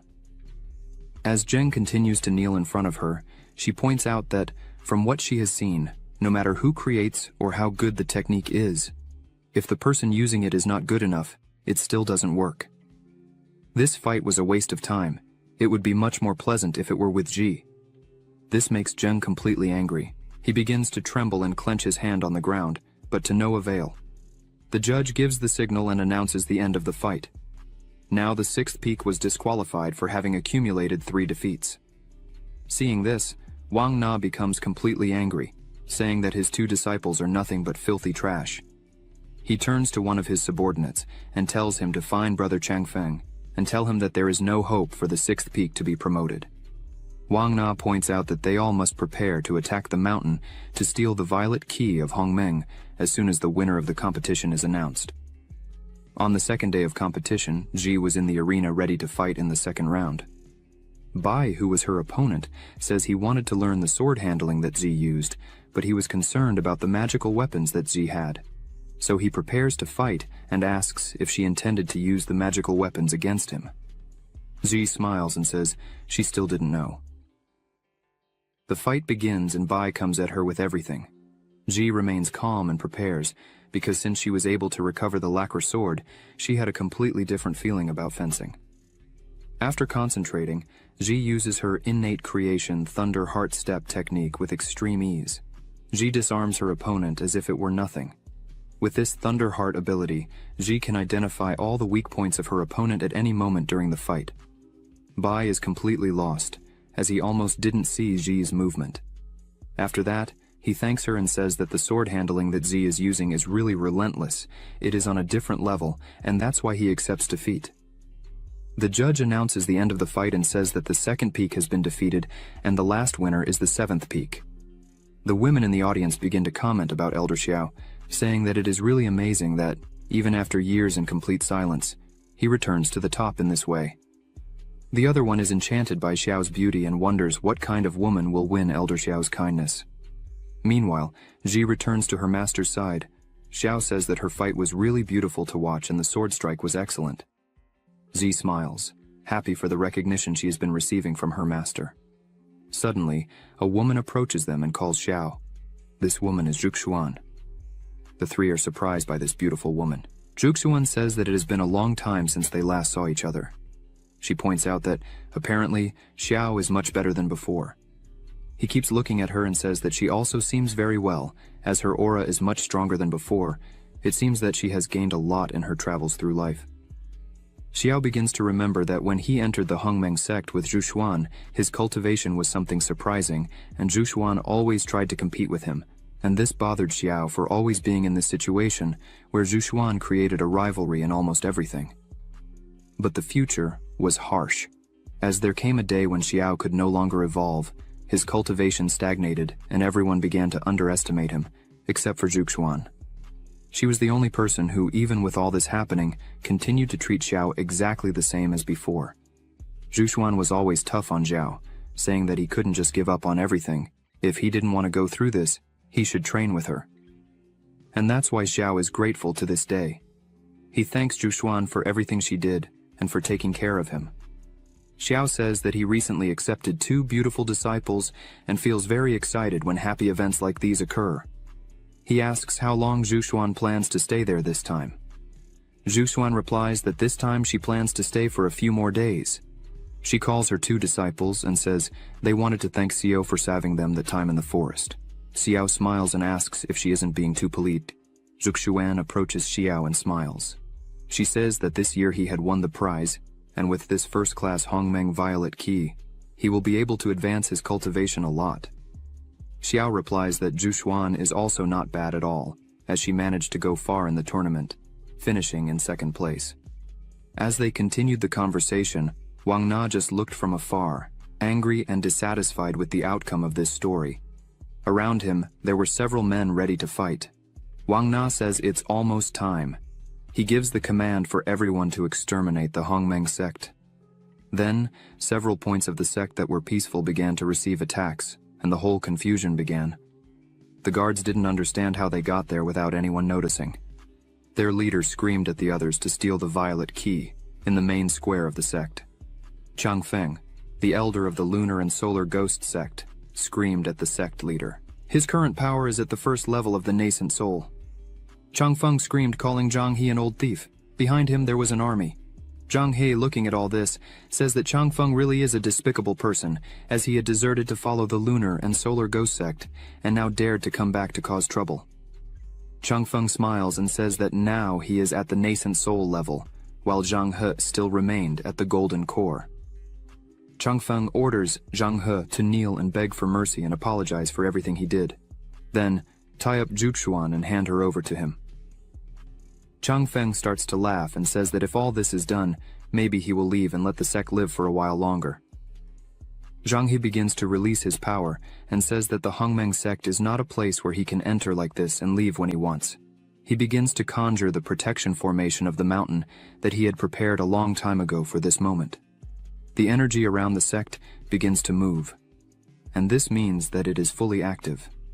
Suddenly, the protection begins to attack the invaders, hitting several at once. Chang Feng says he had indeed heard stories that there was once a man who reached the immortal level in the Hongmeng sect, and that the power of the mountain protection formation was astonishing. Chang Feng emphasizes that today, he can see it with his own eyes and confirm that it is indeed true. Suddenly, he begins to smile and says that, unfortunately, it would end there. The mountain protection begins to break. Zhang, he cannot believe what he is seeing. Everywhere, the protection is beginning to collapse. The sect members start to get scared as they look up and realize that the protection formation has been breached. They wonder what is happening there. Zhang, he turns around in fright as he knows this is not good. Upon further analysis, Zhang He realizes that demonic energy has invaded the first peak, and the main point of the mountain protection formation is focused on the first peak, which has now been corroded by the demonic energy. Zhang He starts to get really worried, as each of their moves was clearly well planned. The lunar and solar ghost sect had thought very well about what they were going to do. Zhang He takes action and mounts his bird, telling all his elders that he would return to the first peak and try to restructure the mountain's protection. Then, he would leave the invaders there for them. Zhu Xuan and Xiao, side by side, say that he could go without worry, as they would take care of everything. Zhu Xuan smiles, and says that this reminds her a lot of 10 years ago. Xiao smiles and asks if she was referring to the time when she wanted to go down the mountain to see a play, the one that trapped the master at home with him, and soon was chased all over the mountain by the master's spiritual sword. Zhu turns around and says that his skill is still as good as ever. She starts to strike several men at once and says she would go ahead. Zhu looks at the invaders and says that if they had the courage to invade the Hongmeng sect, then they also had the courage to face death. She starts to conjure her energy, and again strikes several men at once. Xiao prepares his swords and says that Zhu green and purple swords did very well, so he couldn't fall behind. He begins to attack, causing a lot of damage to all those close to him, defeating numerous men at once. Bai and Linking get excited and say they would join in the fun too. The two start to fight together, and combining their attacks and defenses, manage to cause some kills as well. Muhan also prepares for the fight. Z is not left behind either, but she comments that the fighting style of the second peak is the practice of dual swords, and only when the green and purple swords are used together do they show their true strength, and therefore she wants to fight against the two together when she has an opportunity. Muhan tells Z not to worry, that she would provide support and clear the way, so that she can fight more easily. Z advances fearlessly and says she would trust her life to Muhan. Z starts her attack and, with monstrous strength, throws several enemies away with just one blow. Muhan takes one of her medicines. With this, she will be able to control more magical weapons at once. Muhan concentrates, and several weapons start to appear simultaneously. Bai and Linking are impressed with the amount of high-level magical weapons that Muhan is controlling. Linking says that, apparently the seventh peak did not use all its strength during the competition, and yet it was an overwhelming victory against the other participants. Wang Na takes the opportunity and attacks Zhu from behind, saying that all this is because of Master Zhang He's favoritism. Xiao yells for Zhu to be careful. However, Xiao realizes that she would not be able to defend herself and, with a quick movement, he uses one of his swords to defend her. Wang Na cannot believe that, once again, Xiao is thwarting his plans. This makes him extremely angry. Zhu wastes no time and takes advantage of Wang Na's lowered guard and attacks him with all her strength. Wang Na, with no other option, just yells and asks for help from Changfeng, who was fighting against Xiao. As Xiao attacked with his swords, Changfeng defended himself with a magical barrier, saying that Xiao's attacks were useless against it. Changfeng realizes that he would not have help from anyone at that moment, so he begins to conjure a large amount of energy and summons a large flag. This flag is called the Soul Summoning Banner. Several undead begin to appear all around. Changfeng commands them to attack. Zhu, seeing all this, tells Xiao that after Changfeng betrayed the Hongmeng sect, he had lost his way and turned into a monster. At that moment, Changfeng was out of his mind, laughing like a madman amidst his undead soldiers. Changfeng screams that they were neither humans nor ghosts, and that this was really cruel. Changfeng yells, furious with anger, saying that years ago he was willing to do anything for Zhu, but she treated him like nothing, and this made everyone ridicule him. He continues saying that all this was her fault. If it weren't for her disapproval, he wouldn't have risked going through this. In the end, his spiritual power went out of control, and he lost his cultivation completely, and that's why he can only practice the path of demons. Changfeng gathers all the soldiers, and yells once more that if it weren't for her, he wouldn't be in this state. Zhu continues fighting fearlessly. She looks at Xiao and says that all the skeletons were close to the peak of the golden core, so he should be careful. But Xiao was not so worried about that. One of the skeletons approached. Ying and her elder Wei protect her with just one blow, knocking one of them down. She asks him if he thinks that, in the current situation, the Hongmeng sect would need help. Wei says that the elders of the Hongmeng sect were all cowards. They got too scared when they saw the soul summoning banner. Only the two young ones, a man and a woman, are worthy there. But they haven't crossed the golden core yet, and therefore it's difficult for them to deal with Changfeng, not to mention the master in the nascent soul realm of the lunar and solar ghost sect, the killer demon. Wei emphasizes that unfortunately, the Hongmeng sect will not be able to escape this disaster. Meanwhile, in the midst of the enemy army, two people were alive and fighting without hesitation. Zhu and Xiao were side by side. Ying begins to fight against some monsters while thinking that if the Hongmeng sect really cannot get rid of this disaster, they will not be able to help her. But she is impressed with the talent and determination of Xiao and Zhu. She says that if they can be accepted as her disciples, it would be a beautiful choice. Ying tells Wei that she wants to stay there and wait to see what will happen, and if Xiao or Zhu Xuan are in real danger, they should help immediately. Wei agrees with this and prepares to fight. Zhu Xuan continues fighting and calls her sword, cutting several skeletons at once. Wei says he heard that the Hongmeng sect has a dual-wielding technique that is at the bottom of the celestial levels. A single sword is already very powerful, but Zhu Xuan has already achieved great success with both swords.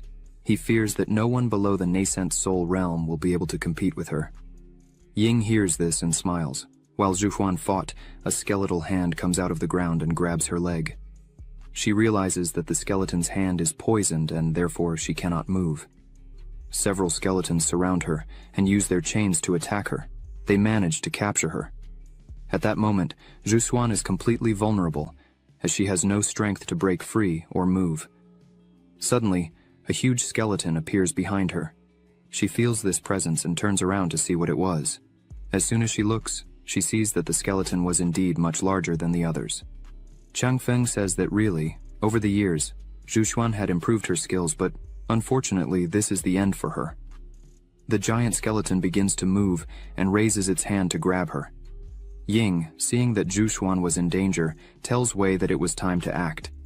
But before they could do anything, someone yells for the monster not to touch Zhu Xuan and cuts it in half with a giant sword, completely destroying it. Zhu Xuan, Ying, and Wei can't believe what they're seeing. Xiao starts to take the fight seriously and unleash his true power. He smiles and says that if this is really the power of the nascent soul, it's ridiculous. Who hasn't killed a couple of nascent souls before? Xiao, holding his sword, smiles and thinks that with the support of the innate body sword, he was able to gain a new understanding of the 10,000 transformed into one movement. Before, he had to rely on the large hand condensed from spiritual energy to strengthen the sword's power, but now he only needs to condense the runes to strengthen it. Chang Feng says that Xiao is too arrogant for such a lucky strike. Chang Feng summons several skeletons and says he will teach what it really means to be a strong guy. All the monsters turn and head towards Xiao, who remains calm and still. Xiao summons his swords and asks who this strong guy that Chang Feng said he would show is. In seconds, Xiao destroys all the skeletons at once, showing the abyss in power between the two. Chang Feng doesn't understand where this power is coming from. Just with the pressure of the energy coming from Xiao's movements, Bai and Linking already feel threatened. Ji creates a barrier and asks Muhan to stay behind it, as the energy Xiao is using is dangerous even for those nearby. Wei creates a barrier to protect himself from the pressure, but he can't believe that Xiao defeated hundreds of undead at the golden core level with just one blow. Ying says she has never seen a golden core man with so much power. If they can conquer him, they will surely win the 10,000 Dao festival. Xiao begins to walk among the remains of the skeletons, asking if that was really all Chang Feng had to offer after causing all this trouble. Xiao says he will give him one last chance. Xiao asks for Zhu Xuan to be released. Chang Feng doesn't like this, as he realizes that Xiao is very close to Zhu Xuan. He begins to think that she had rejected him in the past just because of Xiao. This makes him even more angry. Then he starts to say that he will show Zhu Xuan what happens when you choose the wrong person. The chains around Zhu Xuan's body begin to tighten more. Xiao yells for him to stop and starts to advance quickly. Xiao cuts all the chains with a stroke of his sword, freeing Zhu Xuan. This scares Chang Feng. Zhu Xuan is in a lot of pain. She tries to summon her swords, but she is exhausted. As she falls, Xiao calls her and quickly holds her in the air and asks if she is really okay. The atmosphere between the two becomes pleasant. Zhu Xuan can't say a word, as all this is incredible to her.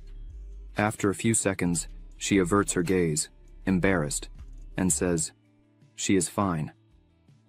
Bai says that this time, Xiao got it right. Linkwing is happy, and says she can see from afar that her master is blushing. Muhan finds all this beautiful. On the other hand, Ji runs with a broken heart, calling for her master. Xiao, with Zhu Xuan in his arms, holds his sword with just one of his hands. He calls Chang Feng and says that his last chance is over, so it's time for death. Zhao, like lightning, moves quickly, piercing Chang Feng's body with his sword, making him scream in pain. Chang Feng starts to feel weaker and weaker and thinks that this can't really be happening to him. After a few seconds, he falls to the ground without any strength. Xiao smiles while holding Zhuxuan in his arms. She is speechless with such strength shown. She turns to him and calls him. Xiao puts on a serious face and thinks that this time she must have been impressed with his beauty. But then she asks if it's not time for him to let her go. Xiao is speechless and says yes. As soon as she puts her feet on the ground, she turns around and says that Xiao's movements were really good. She wishes to practice with him when she has time. Xiao smiles and says that this is a unique special ability he just created. Not to mention that it was someone like Changfeng who just entered the nascent soul stage. However, even if Xiao meets some deity out there, he is still capable of fighting on equal terms. Ying hears this and wonders if this is really true. If Xiao is indeed capable of fighting against a deity, she turns and asks Wei how much she can trust this. Wei defeats the last monster in front of him and says that the movement Xiao just used should be the 1,000-to-1 transformation of the current sword cultivator. However, from the way he used his spiritual energy to the sword itself, Wei says he was not able to see through it. Ying is impressed by this, as even Wei was not able to see. Wei says that at the moment he is at the peak of the nascent soul, but to be honest, Wei says that if he faced Xiao at this moment, he fears he would not be able to win. Ying is completely surprised by these words, and starts to imagine Xiao's face while thinking that there is such great talent in their country. The invaders, noticing that Xiao killed their leader in seconds, begin to wonder what they should do now. But now it's too late. Xiao starts to walk towards them with a terrifying aura, asking if they really wanted to run away. If they thought they could enter the Hongmeng sect, do all this and leave like that. The men start to tremble in front of Xiao. They fall to their knees on the ground, throwing away their weapons, saying that they were deceived by their elders. Everyone there was begging for forgiveness and mercy. Xiao stops in front of everyone, along with Zhuxuan. The invaders gather in front of them and ask for forgiveness. But before Xiao could say anything, a big explosion happens. Zhi and Muhan are startled by the noise. Zhuxuan realizes that it came from the first peak. She screams that Master Zhang he was in danger, so she should do something, but Xiao yells at her to calm down. She didn't need to run there because they were already there. A person with demonic energy approaches quickly. 2 people arrive there. This person is the leader of the Lunar and Solar Ghost sect, call it Old Demon. His power is in the Nascent Soul, 5th level. In his hand was Zhang He. The demon says that they captured their leader and destroyed the mountain protection formation. He asks for the rest of them not to resist and become prisoners at once. That way, they would suffer less. The demon says that if they don't do that, they will have the same fate as their leader, and strikes Zhang He, making him bleed from the mouth and fall unconscious to the ground. This makes everyone completely angry. The invaders who were begging for their lives now celebrated that their leader had arrived to save everyone. The demon turns to them and asks where Changfeng was. One of their disciples says he was killed. The demon doesn't understand and asks how they killed him. The disciple says it's true, he saw it with his own eyes. The demon starts to laugh and says, "That's ridiculous." Even a sect as weak as the Hongmeng sect was still able to kill Changfeng. The demon asks who it was and why he didn't know that there were people at the nascent soul level in the Hongmeng sect. The disciple points to Xiao, saying it was him. Xiao says he doesn't care if it was him or not. The demon looks at Xiao and says he's just a little insect at the 7th level of the golden core, and yet dares to be so ignorant between life and death. The demon says that if it was really Xiao who killed Changfeng, he would kneel and lick his feet. Xiao smiles and says he can kneel then. The demon asks what kind of dirty tricks they used to do such a thing. In seconds, Xiao lunges at the demon, hitting him, throwing him several meters back. Xiao says that if he spoke, the demon probably wouldn't believe it, so he prefers to show how he killed Changfeng. The demon lying on the ground says that if that's the case, then it's fine. He gets up, takes his sword, and says he would kill Xiao at that very moment. A huge energy accumulates in the sword and he releases it towards Xiao. The two clash their swords. The pressure caused by this throws the people who were nearby far away. Zhuxuan creates a barrier and asks everyone to stay behind it. The invaders are injured just by the pressure of the blows exchanged by the demon and Xiao. From a distance, Zhi and Muhan watch. Zhi begins to analyze that it seems Xiao can clearly see his movements. The Luoyun sword that Xiao had picked up is a low-class spiritual sword of the celestial level that, if performed with the 10,000 kilometers technique, should be able to reach the power of a mid-class celestial level. Ji realizes that the demon's sword is superior to that, possibly being of the highest class. As the two fought, Ji fears, because now it can really be dangerous. The demon tries to hit Xiao, but he dodges and jumps back and asks for Zhushuan's swords on loan. Xiao uses his power and calls them immediately. He also uses his flexible swords. Ji is impressed seeing that her master is using the 7-star exorcist sword formation technique. At that moment, Xiao was surrounded by a dense and constant aura. His swords were ready and positioned. Xiao looks at the demon and says that no matter what kind of deity he believes himself to be, the outcome is already decided. He would die today. Ji can't contain her joy, as the 7-star exorcist sword formation is a high-class sword formation of the celestial level. When the 7 swords are completed, its power can come close to the immortal level. Ji, without thinking twice, throws her sword to Xiao, saying that if he needs it, he can use it. Ying is impressed by this, as she had seen this sword formation only in ancient books, but never imagined she would see its true form personally. She takes her sword and throws it to Xiao, saying that if he's going to form the 7-star exorcist sword formation, he can also use her sword, the highest quality terrestrial level dragon sword. Ying thinks this is a great opportunity to gain Xiao's trust. Now everything was ready. Xiao had the best swords in his possession. He points his finger at the demon and says he would exterminate the existence of the lunar and solar ghost sect today. Xiao begins his attack. The demon smiles and asks Xiao if he really thinks he wouldn't be able to win just because he had some extra swords. The demon fearlessly confronts Xiao's attack, but as soon as he tries to block it, he realizes he won't be able to. The attack bypasses his block and leaves the demon badly wounded, but he doesn't give up and asks Xiao not to get conceited too quickly. The demon says that no matter how great Xiao's abilities are, he wouldn't leave there alive today. The demon uses a spell and says it's time to make use of this pile of trash. He attacks his companions. The few who were still alive ask why their leader was doing this to them. The demon begins to take the energy and blood from all his companions.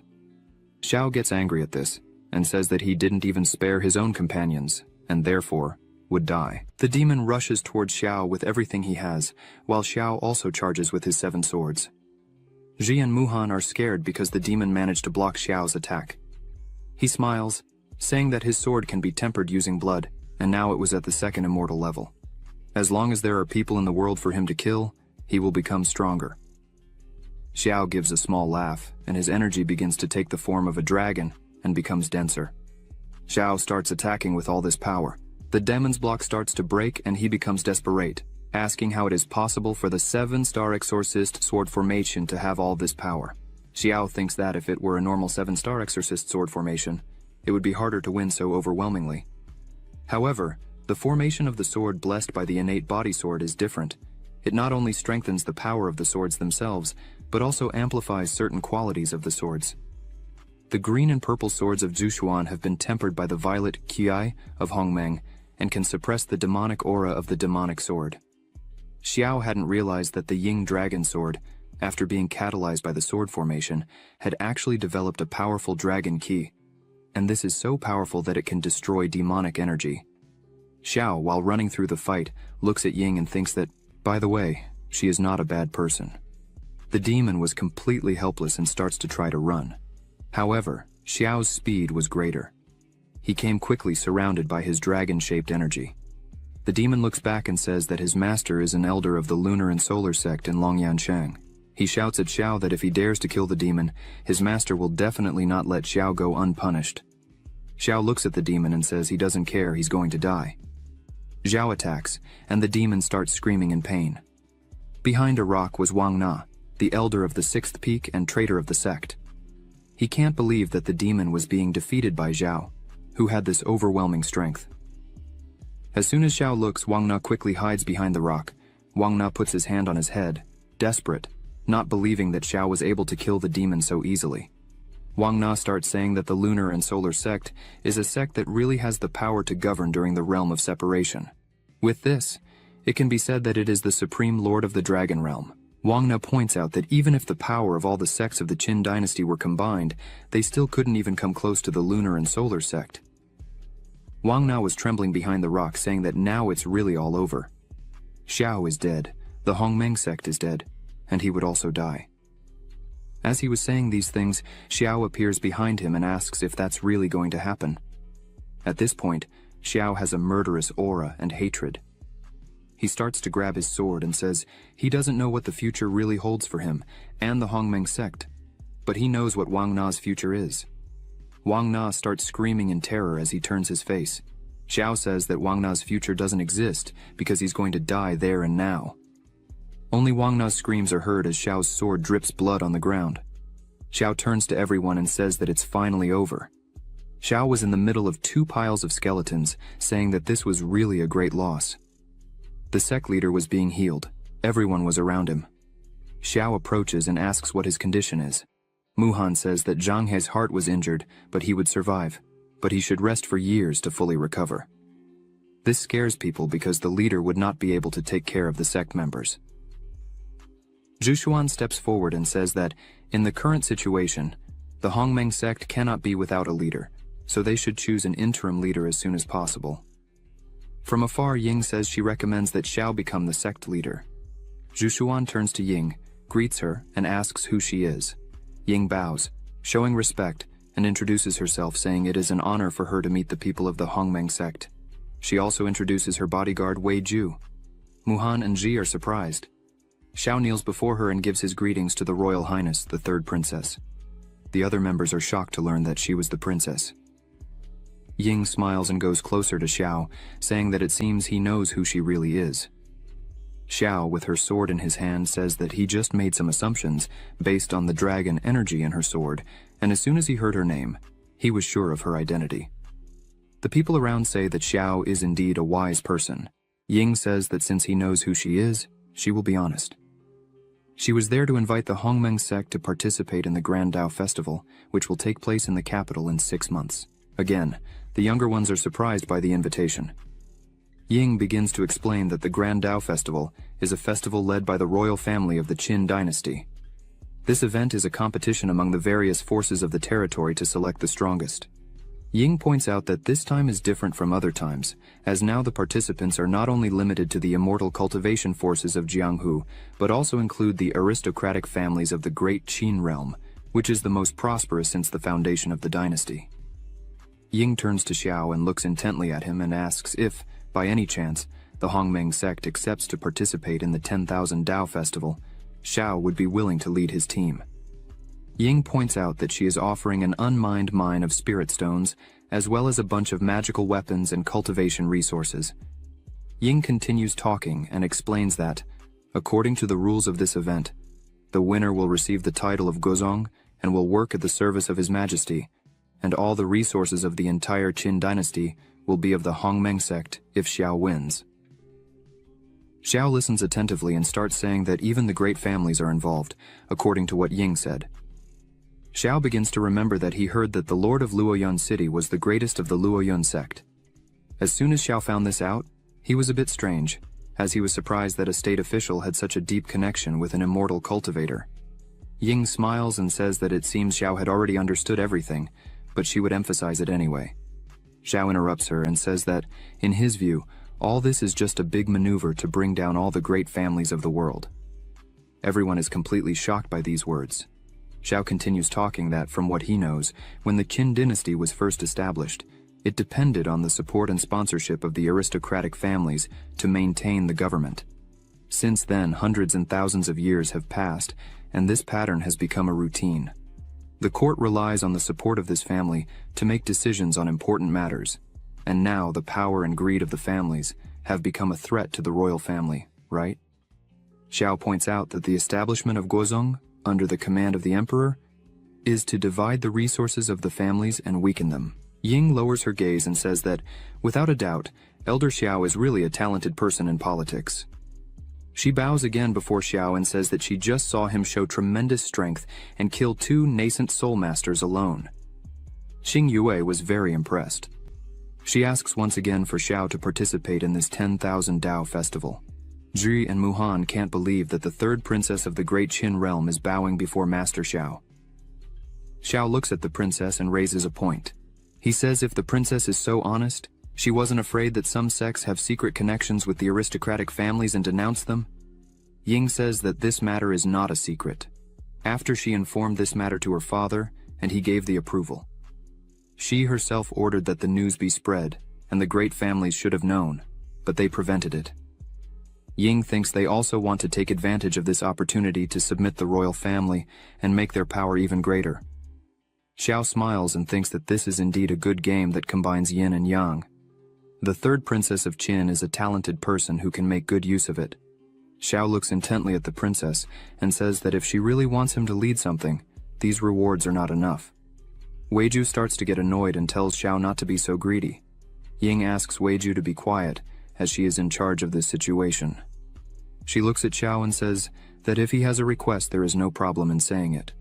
Xiao, without hesitation, says that his request is simple. Ying should accept him as her master. Ying doesn't quite understand why.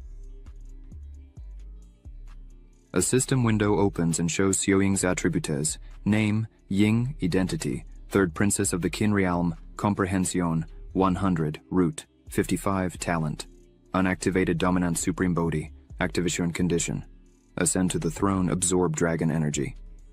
Seeing this, Xiao thinks that the dominant supreme body is something he had seen in an ancient book that said, people who succeed can unite the energy of the world into one, and not only practice with twice the result and half the effort, but also have the blessing of dragon energy that will allow using abilities in a special way.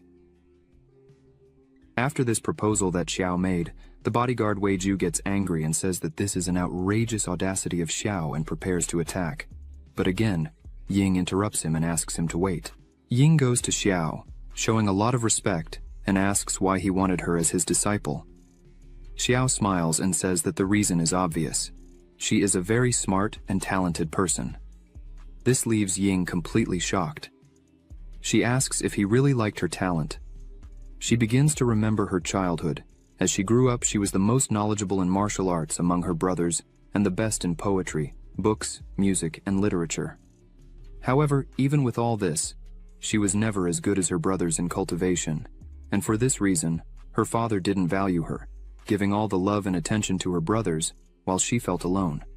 However, she kept trying, but never got the slightest recognition. She looks at Xiao with a look of astonishment, thinking that it was the first time someone said they are interested in her talent. Xiao looks at her and asks why she has that look of astonishment and doubting his words.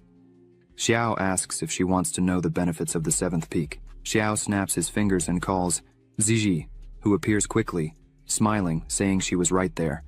Xiao says he would like to introduce the benefits of the seventh peak to the princess.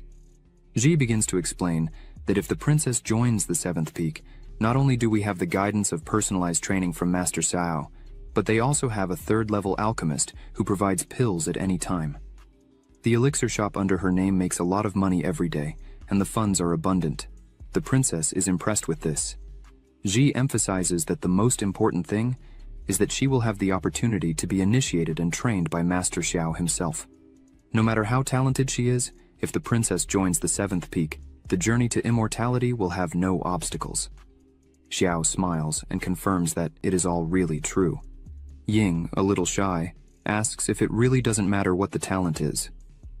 Ji smiles and responds, "That's right, it doesn't matter what the talent is." Ji takes the lead again and emphasizes that before she entered the seventh peak, she was just a slave there. And everyone said she was useless with no talent whatsoever for cultivation. But even so, Xiao chose her and welcomed her to the seventh peak. And now, in less than 6 months, she's already at the second level of foundation creation. The other disciples of the Hongmeng sect say it's really true, as before they looked down on her, and some say they didn't even know who she was. However, now she has surpassed all the sect's disciples, and as the princess herself can see in the competition today, Ji was so powerful that she dominates all the pride of the sect. Ying is shocked and thinks that Ji showed all this strength and was a simple slave in the past. Ying asks Xiao what he saw in Ji that made him accept her as his disciple if she was just a slave before. Ji hears these words and becomes worried, thinking that the only reason her master accepted her as a disciple was that she was the only one left when his other disciples left. However, Ji thinks that her master wouldn't say something like that. He will make up a story saying he was attracted to her character. Xiao puts his hand on Ji's shoulder and starts to say that it was because of the talent Ji had. As expected, an elder looks for strong people as his disciples. Ji is paralyzed when she hears this. Xiao looks around and asks if there is anyone present who does not recognize Ji's talent in swordsmanship. Everyone was silent. Xiao turns to the princess and says that, as he said before, he is impressed by her talent. Xiao emphasizes that he fully trusts her and that she will surely become the best in this area. Ying again doubts herself but feels embraced by Xiao's words. She smiles, kneels, and bows at Xiao's feet, calls him master, and asks him to accept her humble reverence. Weiju doesn't like seeing the princess kneeling before someone else. Xiao holds Ying by the shoulders, calls her a disciple, and asks her to stand up.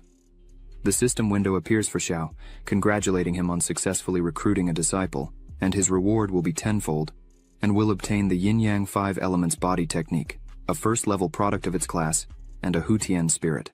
Energy runs through Xiao's arm, and he wonders what this Hutian spirit could be. He feels like this spirit is connected with the flexible finger sword, and from what he is feeling at the moment, now one of them seems to be in sync with Xiao's thoughts.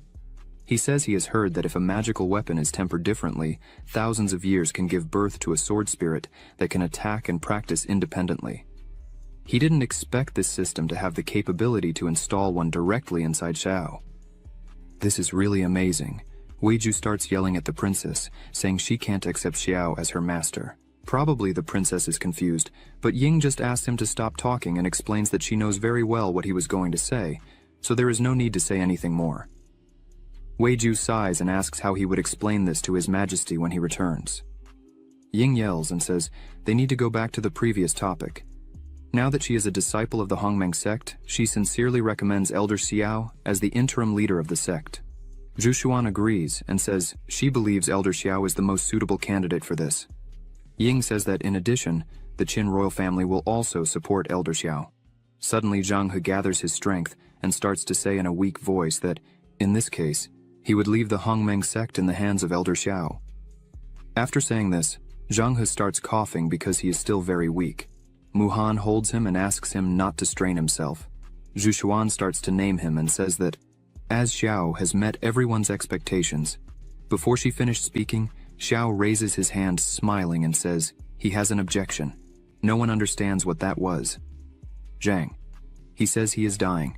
This is the time to hand over the Hongmeng sect to them, the young ones. Don't choose a new interim leader of the Hongmeng sect. Choose a new sect master. Xiao starts to say that he likes to be free and make some enemies from time to time. Now that he has the third princess as a disciple, his identity becomes even more complicated. Acting as both the interim leader of the sect and the sect master is not suitable for him. Xiao takes Zhuxuan by the waist and pulls her close to his body, leaving her a little taken aback. Xiao says he would like to recommend Zhuxuan, the celestial maiden, to become the new leader of the Hongmeng sect. Bai and Linking are surprised by this and ask if Zhuxuan would really accept this. Feng, the elder of the first peak, stands up and says he heard everything Xiao said and completely agrees with all of it. He emphasizes that, as Xiao himself said before, it is not suitable for him to be the master of the third princess and have another status so controversial. Feng says that in the past, when Zhuxuan was only 14 years old, she accidentally entered the stone room and read the celestial book of Hongmeng and learned part of her future. Maybe that was God's will. Feng says that according to ancestral teachings, only the sect master can read the celestial book of Hongmeng. Xiao is surprised by this because he didn't know. So he asks what it is. Zhu Xuan just looks at it and sighs a little and starts to say that Elder Feng's words reminded her. The celestial book of Hongmeng records the future of the Hongmeng sect. Since they can't decide who will replace Zhang He, let the celestial book of Hongmeng decide. She calls Xiao to follow her, but Ying goes to him and says that she and Weiju need to visit other immortal sects, and, for this reason, she needs to leave now. Xiao asks her to wait. He says she just became his disciple and, unfortunately, they didn't have time to prepare her for the learning ceremony. Xiao takes one of his swords and asks Ying to take the sword with her and use it to defend herself. Ying takes the sword and asks why a flexible finger sword. Xiu smiles and says that this sword has a spirit, so it doesn't need to be controlled with sword techniques. It can fight on its own. Ying is impressed that such a small sword is so powerful. Xiao turns and says that the sword is not that strong. Weiju sighs again with jealousy and says that the princess already has him for protection. Why would she need another sword? Xiao hears this and says from afar that this weapon is capable of killing someone in the nascent soul in seconds. Weiju becomes worried and asks if that is true because he is currently in the nascent soul. Ying just laughs at this situation. After some time, Zhuxuan and Xiao start to enter a cave. Xiao asks Zhuxuan why she brought him there and if it was for him to read the celestial book. Zhuxuan places her hand on the door and a great energy starts to come out of there. She starts to say that not long ago, Xiao was gravely injured and near death. But since then, he has made great progress. Not only did he cross the golden core, but he also gained 2 talented disciples. She turns with a more serious face and asks what really happened. Xiao smiles and says it was nothing much. In the past, he just gained an infinite gold pill. He relied on this pill to survive and also to overcome the golden core. Xiao, deep down, wonders if Zhuxuan is testing him in some way. Xiao starts to suspect that Zhuxuan thinks he was dominated by something. Zhuxuan turns to the front and asks if that was really all. The doors open, the two enter, and in the middle of the hall there is a strong energy.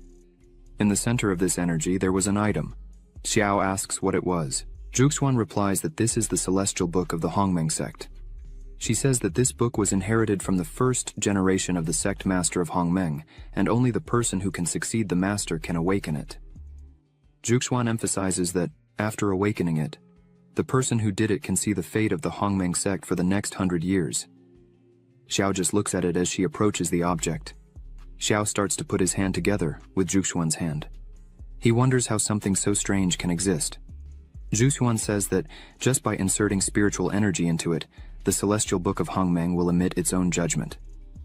Xiao starts to use his power. Zhuxuan emphasizes that if the person is qualified to lead the Hongmeng sect, the celestial book of Hongmeng will respond. A few seconds pass, and energy starts to come toward Xiao, and the book floats close to his hand. Zhuxuan looks at it and smiles. She is happy and says that surely Xiao is the person who should take over the Hongmeng sect. Suddenly the book falls back, and they are surprised. Xiao turns smiling and says he had warned that this job is not suitable for him. The celestial book of Hongmeng itself understood that. Zhuxuan just looks at him after that. Zhuxuan puts her hand out to test again. As she did this, she thought that according to what she knew about the celestial book, if the person is really not qualified to lead the Hongmeng sect, the celestial book of Hongmeng would not even move. This makes her think and wonder if the celestial book was taking her desires into account. Suddenly, the book begins to glow in a slightly different way, and simply flies away. Xiao begins to smile when he sees this. Zhuxuan is amazed, and wonders if the celestial book of Hongmeng really recognized her as the sect master. She just wanted to see the future of the sect. She reaches out and the celestial book comes to her hand. Xiao is happy about this and bows, showing respect. He congratulates Zhuxuan, saying that she had been recognized by the celestial book.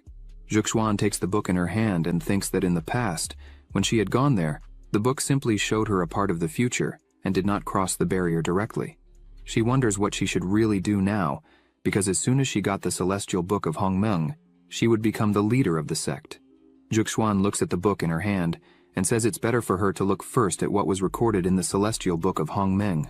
Quickly, she begins to release the magic within the book, causing intense energy. The energy begins to organize and takes the shape of a book, and in it was written, "There, the nobles have been watching the skies and predicting the fate of future generations, and finally calculated that when the Hongmeng sect obtains the status of national sect of the Great Qin dynasty, it will be the day of ascension to power of the Hongmeng sect. At that moment, all the luck will be attracted to stimulate the noble sect." Xiao is impressed, as even the matter of the national sect was calculated. Xiao thinks that the celestial book is really too amazing. However, suddenly, Zhuxuan calls him, saying that the text was changing. This time the book showed that Xiao Xuan, year 1165 of the Qin calendar, joined us on the second peak. This man is the most gifted and talented disciple among all generations of the sect. He was 19 years old when he crossed the realm of foundation creation and became an elder of the seventh peak. He was 20 years old when he remained at the 10th level of foundation creation. He was 25 years old when he was attacked by a group of mercenaries and ended up seriously injured. Xiao looks at this with a fixed gaze and a serious face. He thinks it's a very clear record of the first part of his life, but there's no tracking behind that injury. He wonders if it's because he awakened the system. Xiao starts to think better and realizes that, in fact, it's a very strange world, and that must be why the sect master is so friendly with him. The Hongmeng sect is not as simple as it seems. Zhuxuan turns to Xiao, who was distracted thinking. She thinks that the celestial book of Hongmeng did not recognize Xiao as its master, but wrote his destiny clearly. She thinks, could it be because his future is much better than that of the Hongmeng sect, and is destined to never get stuck in the Hongmeng sect? Xiao looks at Zhuxuan and asks her if she suspects that he had distanced himself from her, as she had been staring at him for 15 minutes. She just thought it was amazing to look at him. Suddenly, Xiao approaches her and says he remembers the day she took him down the mountain to watch a play, but the sect master found them.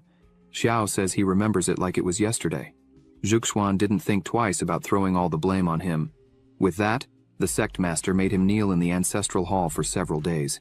He continues to stare at her, and says that on another occasion she blew up the sect master's alchemy furnace and ran to Xiao's room to hide, but he was taking a bath and she ended up seeing everything. This leaves Zhuxuan embarrassed. Xiao continues speaking, and says that besides that, Zhuxuan interrupts him at once, saying that it's all right. She understands that he is like her, and he doesn't need to continue saying anything. Xiao smiles and says that actually, he knew she was joking with him, and he just wanted to play a little back. Nothing more. She prepares to speak. Zhuxuan starts to say that probably Xiao still didn't know, but if the Hongmeng sect has a surge of good luck, the qi of Hongmeng Violet will be distributed according to the status of each one in the sect. But as the Celestial Book wants her to take over the Hongmeng sect as a leader, she could choose an interim vice leader. She says it would be very good to have Xiao with her to help. Xiao hears this and is speechless, as he was moved. He thinks that Zhuxuan always thinks of him first, so he should also do something for her. Xiao looks at her and asks if she had a pair of yin-yang fish jade pendants. She begins to concentrate and catalyze her energy in her hand. She replies that she had all that. The technique that Zhuxuan practices is the combination of the two swords, which requires yin and yang qi, and this pair of jade pendants is exactly what she uses to help practice. Zhuxuan warns that the pendant was broken when she found it, so the effect is not very good. Xiao extends his hand and asks her to give one of them to him. Xiao promises that he had a way to make sure he would return a complete pair to her in the future. Zhuxuan hands the scroll to him and says that he is the interim vice master of the Hongmeng sect, and therefore he had the right to learn this technique. Xiao is happy, as this was a very good boost for the system. The night had already arrived and everyone was inside their houses. The system starts to notify. The host gave his disciple the dual-wield combining snow ability, low-class celestial level, and the reward is 1,000 times greater. Obtained limited-time skill fusion for 1 day. The host handed his disciple the incomplete yin-yang fish jade pendant, and the reward is 20 times greater. Obtained the complete yin-yang jade pendant. Meanwhile, Z was holding the scroll in her hands, with her eyes shining with happiness, and thanking her master Xiao for this. Xiao tells her to practice immediately, and emphasizes that she should share this with Muhan. Z stands up excitedly and raises the scroll, shouting that she would do it right now. As soon as Z leaves, Xiao opens his system again and checks the reward he had won. Obtained skill fusion, limited time for 1 day. He can't understand exactly what this fusion would be. The system shows another information window. Skill fusion can merge all skills of the same nature practiced by the host. After the fusion, the new skills will have all the characteristics of the fused skills, and the level and power will also be greatly improved. After reading this, Xiao smiles and says it's very interesting, and decides to test it immediately. He starts to gather energy in his fingers. The system notifies that the host used skill fusion. It was detected that the host cultivated 57 sword arts, including 32 mortal level arts, 20 mysterious level arts, 1 terrestrial level art, 1 celestial level art, and 1 divine soul art, 9 refinements of the divine mind, which can be fused. Xiao is thoughtful when he sees 9 refinements of the divine mind. He remembers his training with Z, and thinks that, by the way, he obtained this technique when he was teaching Z to practice when he was in Luoyun City. The system warns again that skill fusion was successful and is manifesting. Xiao sits down and begins to concentrate as much as possible, several rays joining at one point on his forehead. Suddenly, Xiao screams extremely loudly. A few days later, on the 7th peak, a strong storm cloud was above the 7th peak. A strong wind also accompanies this. Some people were passing by and begin to comment that this storm cloud over the 7th peak has lasted almost a month. They heard that it was caused by the seclusion of Elder Xiao. A young man says that's exactly it. He heard that Elder Xiao has been in seclusion for a month. Before entering seclusion, Xiao was able to kill a nascent soul person in a second. That's why he's making such a big fuss this time. The young man says no one knows the real strength Xiao will have when he comes out of seclusion. The woman walking with him says that under the leadership of Elder Xiao, the Hongmeng sect will definitely be elevated to the sky in this grand event. She was eagerly waiting for it. Another guy takes the opportunity to speak softly that he heard that the current sect leader and Elder Xiao have been childhood sweethearts, and last time they worked together to destroy the lunar and solar ghost sect. This leaves the other two astonished. The man emphasizes that, in his view, the two were perfect for each other. The three continue to walk while still talking about it, laughing and saying they don't know if they were really together, but a person was standing behind the three. This person is Meyer. She's a disciple of Zhuxuan and a newly appointed elder. She gets nervous and catches the three while shouting, calling them brats. As she shouted at them, she said they only know how to talk and complain. If they had done half the hard work of the sect leader, they would already be the best. She shouts, saying they should go back immediately to training. The three are frightened and scream as soon as they see Meyer. Two people were looking at the four, Meyer running after her three disciples. One of the men asks who that intriguing woman is. The other replies that she is the new elder of the 2nd peak. The last second elder did not ascend to lead the sect. It is said that that woman was traveling abroad after the foundation creation, but she returned for good as soon as she found out that the sect was in trouble.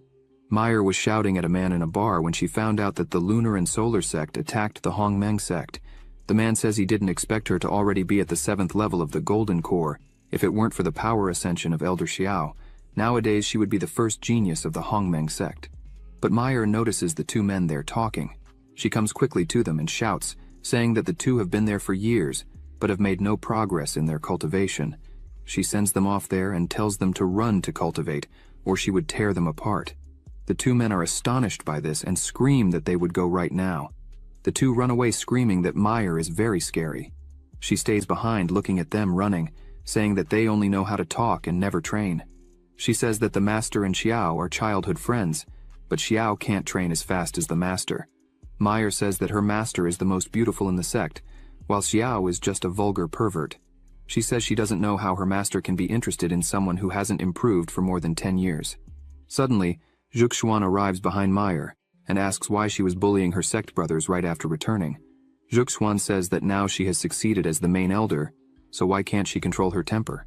Meyer comes running to her master and says that it was all just to protect her because those disciples were not cultivating properly and were talking about Zhuxuan and Elder Xiao behind their backs. Zhuxuan asks what they were saying about her and Xiao behind their backs. Meyer starts to say that everyone was saying that Zhuxuan and Elder Xiao were childhood sweethearts and were made for each other. This leaves Zhuxuan completely embarrassed. Her face turns red and her eyes widen. Meyer gets worried and shouts, asking her master why she was turning red. Meyer starts to realize and continues shouting, asking if Zhuxuan really liked Xiao. Meyer's world starts to fall apart with this. Zhuxuan just turns away full of shame and asks Meyer to stop talking nonsense. While the two were there talking, a strong and huge lightning bolt falls, hitting the 7th peak. This leaves the two not understanding what was happening. The flash of lightning is so strong that it begins to illuminate the entire sect. People are frightened by this and wonder what it could be. A person shouts that just looking at this scene, it seems to be something like the heavenly tribulation recorded in ancient books. Meanwhile, at the 7th peak, Muhan and Z were at the entrance of the 7th peak looking at this. Muhan says that this power is very great. She asks if it could be a heavenly tribulation. Z asks if the heavenly tribulation only appears when a great realm is broken, or when some strange treasure is born. Suddenly Z stops and thinks that her master Xiao might be about to enter the nascent soul realm. That energy was still flowing and continued intense. Z says that in her entire life, she had never seen anyone go through the heavenly tribulation with so much power. Muhan smiles and asks if they should look for a place to hide for a while. Suddenly, Xiao appears in the midst of all this energy and tells his two disciples not to be afraid, as he had his own way to deal with this tribulation. They scream, asking if he had really finished his seclusion. Xiao smiles and thinks that the skill fusion was a great success, but unexpectedly caused a tribulation. The system notifies that the successful skill fusion created a new celestial level skill. The skill has no name yet. Please set a name. Xiao continues flying through all the energy, saying that this time he really won the lottery. He raises his hand and lightning begins to appear beside it. He says that in this case, he would call his new skill Jianlai. Clouds gather around him and lightning begins to fall. All the swords that were in the Hongmeng sect begin to come out of their owners and head for the sky. The sect brothers can't understand what was happening, as their swords were not obeying their true owners. Meyer wonders what the hell was going on, as even her sword was wanting to leave and fly to Xiao. Zhuxuan also notices that her swords were wanting to leave. She thinks that the green and purple swords have been working with her for more than 10 years and have become very good in her hands. In the last battle, Zhuxuan remembers that she had lent them to Xiao with the intention of helping. But this time she did her best, but it's still a little difficult to hold on. Suddenly, her two swords fly out, and Meyer's sword also starts to come out, leaving them astonished. Meyer holds her sword tightly, while furiously shouting that Xiao had already taken her master Zhuxuan, and now he wanted to take even her sword. She shouts that he shouldn't dare to do that, but she can't hold on for long, and gradually the sword starts to come out of her hand, until it finally comes out completely. She screams for losing the sword and laments. Zhuxuan looks up and says that this is really amazing. All the swords were going to Xiao. He was concentrating such a huge amount of energy that it was something no one had seen. The glow was enough to be seen from afar. Suddenly, the energy starts to behave strangely. Xiao was in the middle of it all, smiling and saying that he finally arrived just in time. He would test the power of this high-level skill. All the swords covered by energy begin to mix with the energy surrounding Xiao. All the swords begin to point upwards. Suddenly, a huge amount of energy is released, causing a strong glow, destroying pieces of mountains that were nearby and going up to the sky. The clouds that had been there for almost a month were dissipated in seconds. The sect members are completely amazed by such strength, shouting that the clouds were destroyed. Elder Xiao did not cross the nascent soul, but managed to cause such a powerful catastrophe. They wonder if Xiao managed to create a celestial cultivation technique. Everyone starts to celebrate, as the sect master and the elder are extremely strong. With such powerful leaders, the future of the Hongmeng sect will be unlimited. Meyer starts to sweat and says that this is a celestial skill. Zhuxuan says nothing, just looks at Xiao and thinks that he is indeed an enlightened being, completely talented. Xiao returns to the ground, and as soon as he returns to the ground, there are still forces around him. The air circulates, lifting small dust. Xiao looks at his hand and thinks that the celestial level sword is really powerful. He says that with this sword skill, he is sure that he can face even a dual spirituality practitioner. Z comes running, saying that her master is extremely strong. Muhan stays a little behind, smiling and congratulating her master, saying that he is really amazing and managed to create such a powerful new skill. The two come to his side. Xiao smiles and calls them to move forward, as it was time for them to prepare for the Dao festival. Meanwhile, in the palace of the Great Qin Empire, the news had already arrived. A person sitting in front of a table asks if it's really true that an elder of the Hongmeng sect, with the strength of the 8th level of the Golden Core, after killing an entire group of ghost puppets above the Golden Core, also killed an old demon hunter and came out unscathed. The man who was there giving the news says that it's really true. He didn't lie or exaggerate anything. The whole report was exactly what happened. This man who was sitting is the Emperor of Qin. He says that even though the Hongmeng sect has mediocre strength, it has existed for thousands of years, almost at the same time as the foundation of Qin, and seems to have a hidden heritage that is unknown to the outside world. This man who was there reporting everything was Wei Ju. He says that, in addition, in the battle with the Lunar and Solar Ghost sect, Xiao only used an extremely strange and terrifying sword technique. Wei Ju says that maybe Xiao doesn't have other skills. Wei Ju emphasizes that he believes if Xiao really dedicates himself, his strength can be comparable to the nascent soul realm, or even the initial stage to become a true god. The emperor is amazed by these words. He leans on the table and says it's really amazing and interesting to know that the small Hongmeng sect has produced such a talented and brilliant person. If you think about it from this perspective, not all these small sects are useless. The emperor places his hands on the table and begins to stand up. He turns and says to Wei Ju that it would be very good if they could really use this power to fight against the great families, as Ying had planned. Wei Ju bows and calls the emperor, and says that he still has one thing to tell. The emperor turns and asks what it would be. Wei Ju begins to say that the third Princess Ying asked Xiao to represent the sect in the Great Dao Festival, but for this, she promised to be his disciple. The emperor slams the table with great force and shouts. Wei Ju lowers his head even further. and says that Xiao's strength is really extraordinary. Even if Wei Ju fought with all his strength, he couldn't win. Wei Ju says that the third princess considered her options and thought that it could be useful for her next plan. So she took the liberty of asking him to be her master. The emperor doesn't know how to act. He is still not at all happy about this and says that this is all because of the family. They made the princess learn from a charlatan, that's a shame. The emperor composes himself and says that's all. He asks Wei Ju to tell Princess Ying not to make any announcement about this matter at the moment. The emperor asks her to wait until the Tao festival is over to discuss this matter again. The emperor emphasizes that if something like this happens again in the future, Wei Ju should inform him immediately. Wei Ju agrees with all this and says that he would do everything to make sure everything goes well. He says he hopes this doesn't affect the emperor's attitude towards Xiao, because if it does, and the emperor becomes hostile against Xiao, and neglects the Hongmeng sect, then it will be the end, as no one would be able to withstand the retaliation of that monster called Xiao. After this, in the capital of Qin, Yulong City, in front of the city gate, was the great guard of Qin City, Hongda.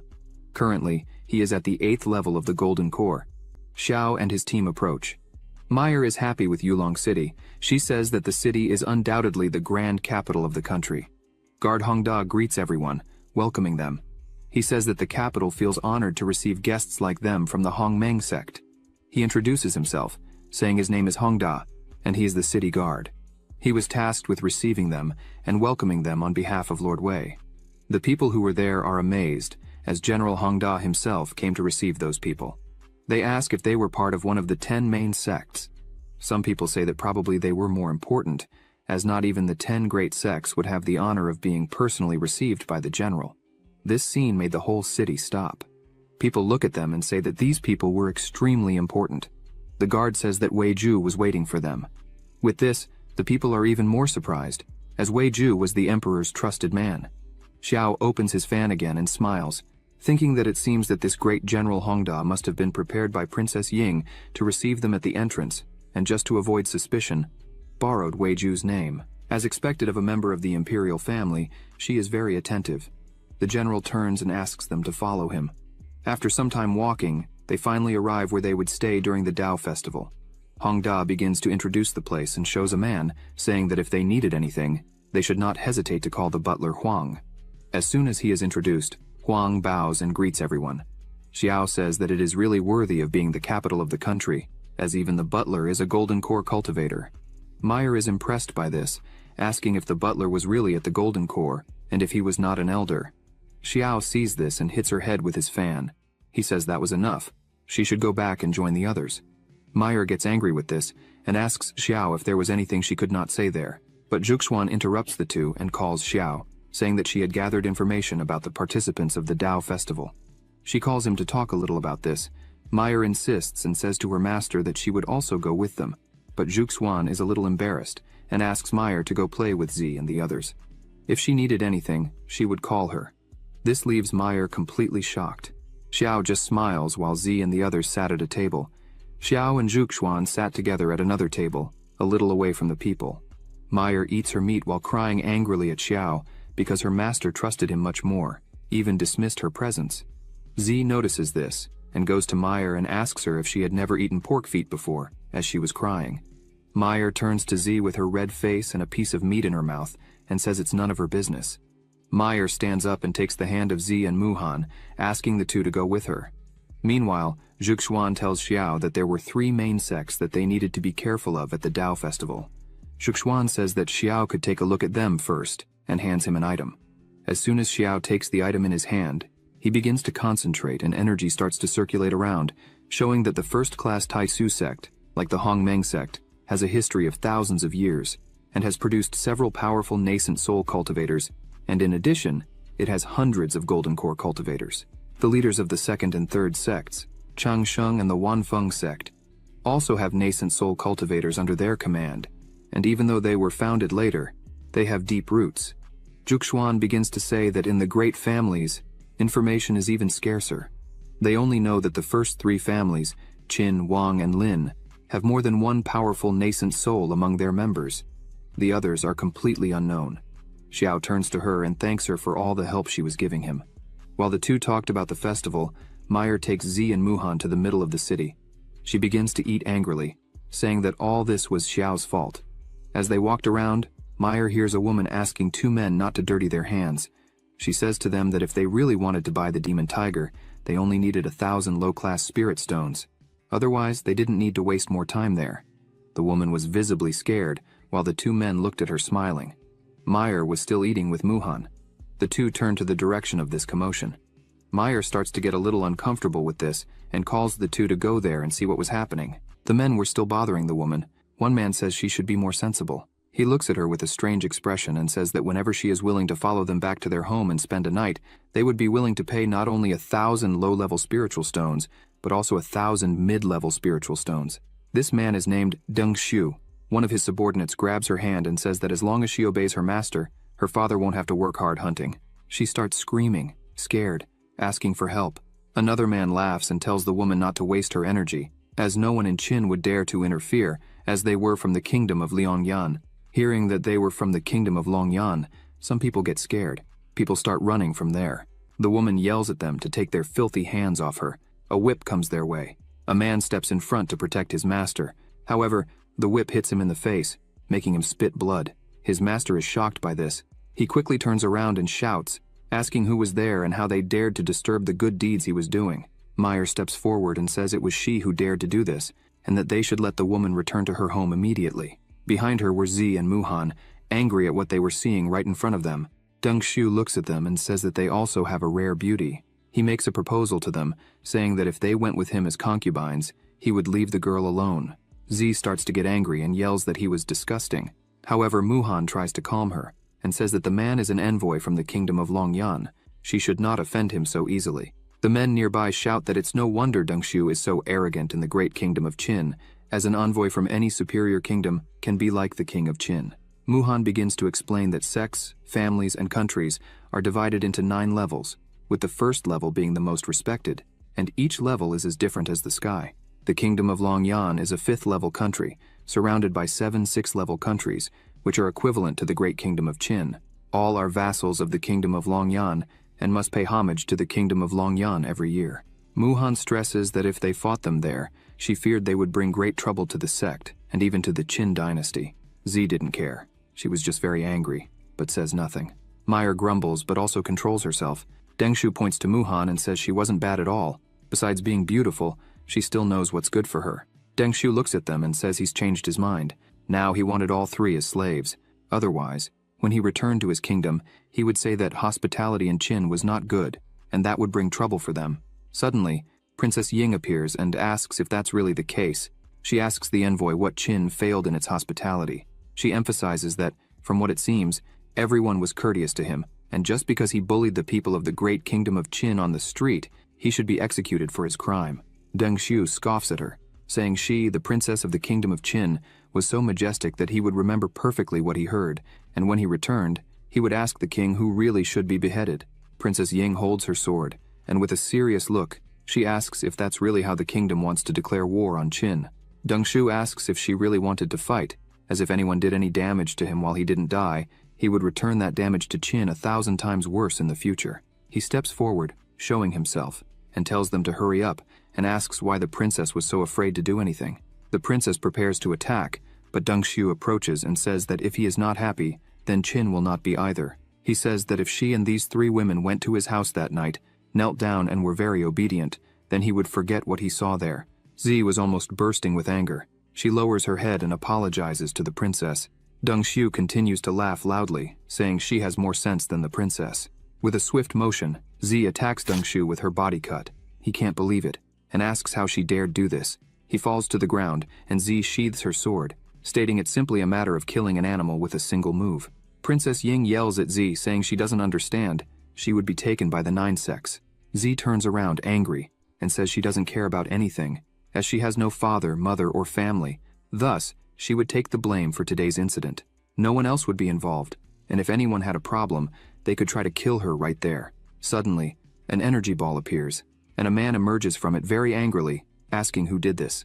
He shouts, asking how they dared to kill his men from the kingdom of Longyan. This man was Deng Xiu's bodyguard. His name is Lu Sheng, and he is currently at the 7th level of the nascent soul. He begins to release large amounts of energy, frightening everyone there. Hongda creates a shield around him and Princess Ying. Meyer also creates a shield around her and the girls. She yells, calling this man a damned one, and says she herself wanted to have killed that man with her sword. Hongda eats a pill. The princess notices this and asks what he is going to do. He enlarges his form and continues focusing. He says he would protect her with this shield, whatever it costs. She notices that Hongda's aura rose from the 8th level of the golden core to the 7th level of the nascent soul. She wonders if he was using these pills to force his cultivation. Hongda begins to release all his power, increasing the size of his muscles to the point of tearing his shirt. A dense aura comes out of his body. He stomps hard on the ground to gain momentum and leaps towards Lu Sheng. He shouts that if he wants to do any harm to the kingdom of Qin, he would have to kill him first. Lu Sheng wastes no time and also prepares to attack. The two collide their attacks, causing a strong pressure between them. However, Hongda feels the blow and starts to bleed. Lu Sheng begins to laugh and says this is the great general of the city of Qin. He continues attacking Hongda and asks if that's really all he has. Hongda begins to fall uncontrollably. Lu Sheng shouts, saying he is not worthy of the kingdom of Longyan. Hongda falls to the ground, causing an explosion. Ying looks at this and is astonished. She thinks that relying on elixirs to improve one's cultivation strength in the end won't match those who obtained strength through true practice. What should they do now? Suddenly, someone arrives and says this guy is just a nascent soul. Xiao and Zhuxuan had arrived there. Xiao asks Lu Sheng how he dares to do as he pleases in the territory of Qin. Xiao uses a simple attack on him and says he is just arrogant. Lu Sheng sees that Xiao used a simple attack, a single sword strike. He thinks that for him, who learned the 9 transformations of the golden body, it is a simple thing to defend. He extends his hand to contain the attack, as he thinks it was just child's play. However, Xiao's attack penetrates his defense and hits him, throwing him to the ground with great force, leaving people frightened by this. Princess Ying sees this and is shocked. She thinks that not even General Hongda could defeat him, but Master Xiao did it with just one move. She thinks that, unfortunately, until the plan to attack the family succeeds, it is better that they do not recognize her master. Otherwise, she would like to show everyone that she is a disciple of this great master. The men around are impressed with this strength. They shout that it was just one attack and ask who this man is and how they had not seen him before. They wanted to join Xiao's sect in any way. Lu Sheng, lying on the ground, gets up all battered and thinks that he learned the best techniques of terrestrial body refinement. He wonders how someone managed to penetrate the protection of his body with just a sword qi. He looks at Xiao and wonders if that man is a nascent soul cultivator from the great kingdom of Qin. He can't believe it because Xiao is too young for that. Thus, it's impossible. Xiao and Zhuxuan approach him. He comes close to Princess Ying. She shows respect to him and tries to explain about the matter. However, he raises his hand, interrupting her, and says she doesn't need to explain anything, as everything was very clear. Xiao begins to release some of his strength and says that the envoys from the kingdom of Longyan relied on their strength to intimidate the weak and bullied the disciples of the Hongmeng sect, not to mention that they are also trying to stop them by force. If that's the case, then he would give them exactly what they wanted: death in the kingdom of Qin. Lu Sheng angrily stomps on the ground, releasing his power and shouting at Xiao. He asks how he has all this courage. Lu Sheng starts to release energy from the palm of his hand while screaming, asking how Xiao dares to be disrespectful to him. Who is from the kingdom of Longyan? Was he going mad? The two collide their attacks, but Xiao is laughing, looking at him. Xiao says that, by the looks of it, Lu Sheng can't understand the huge difference between them. Xiao begins to use energy in his hand.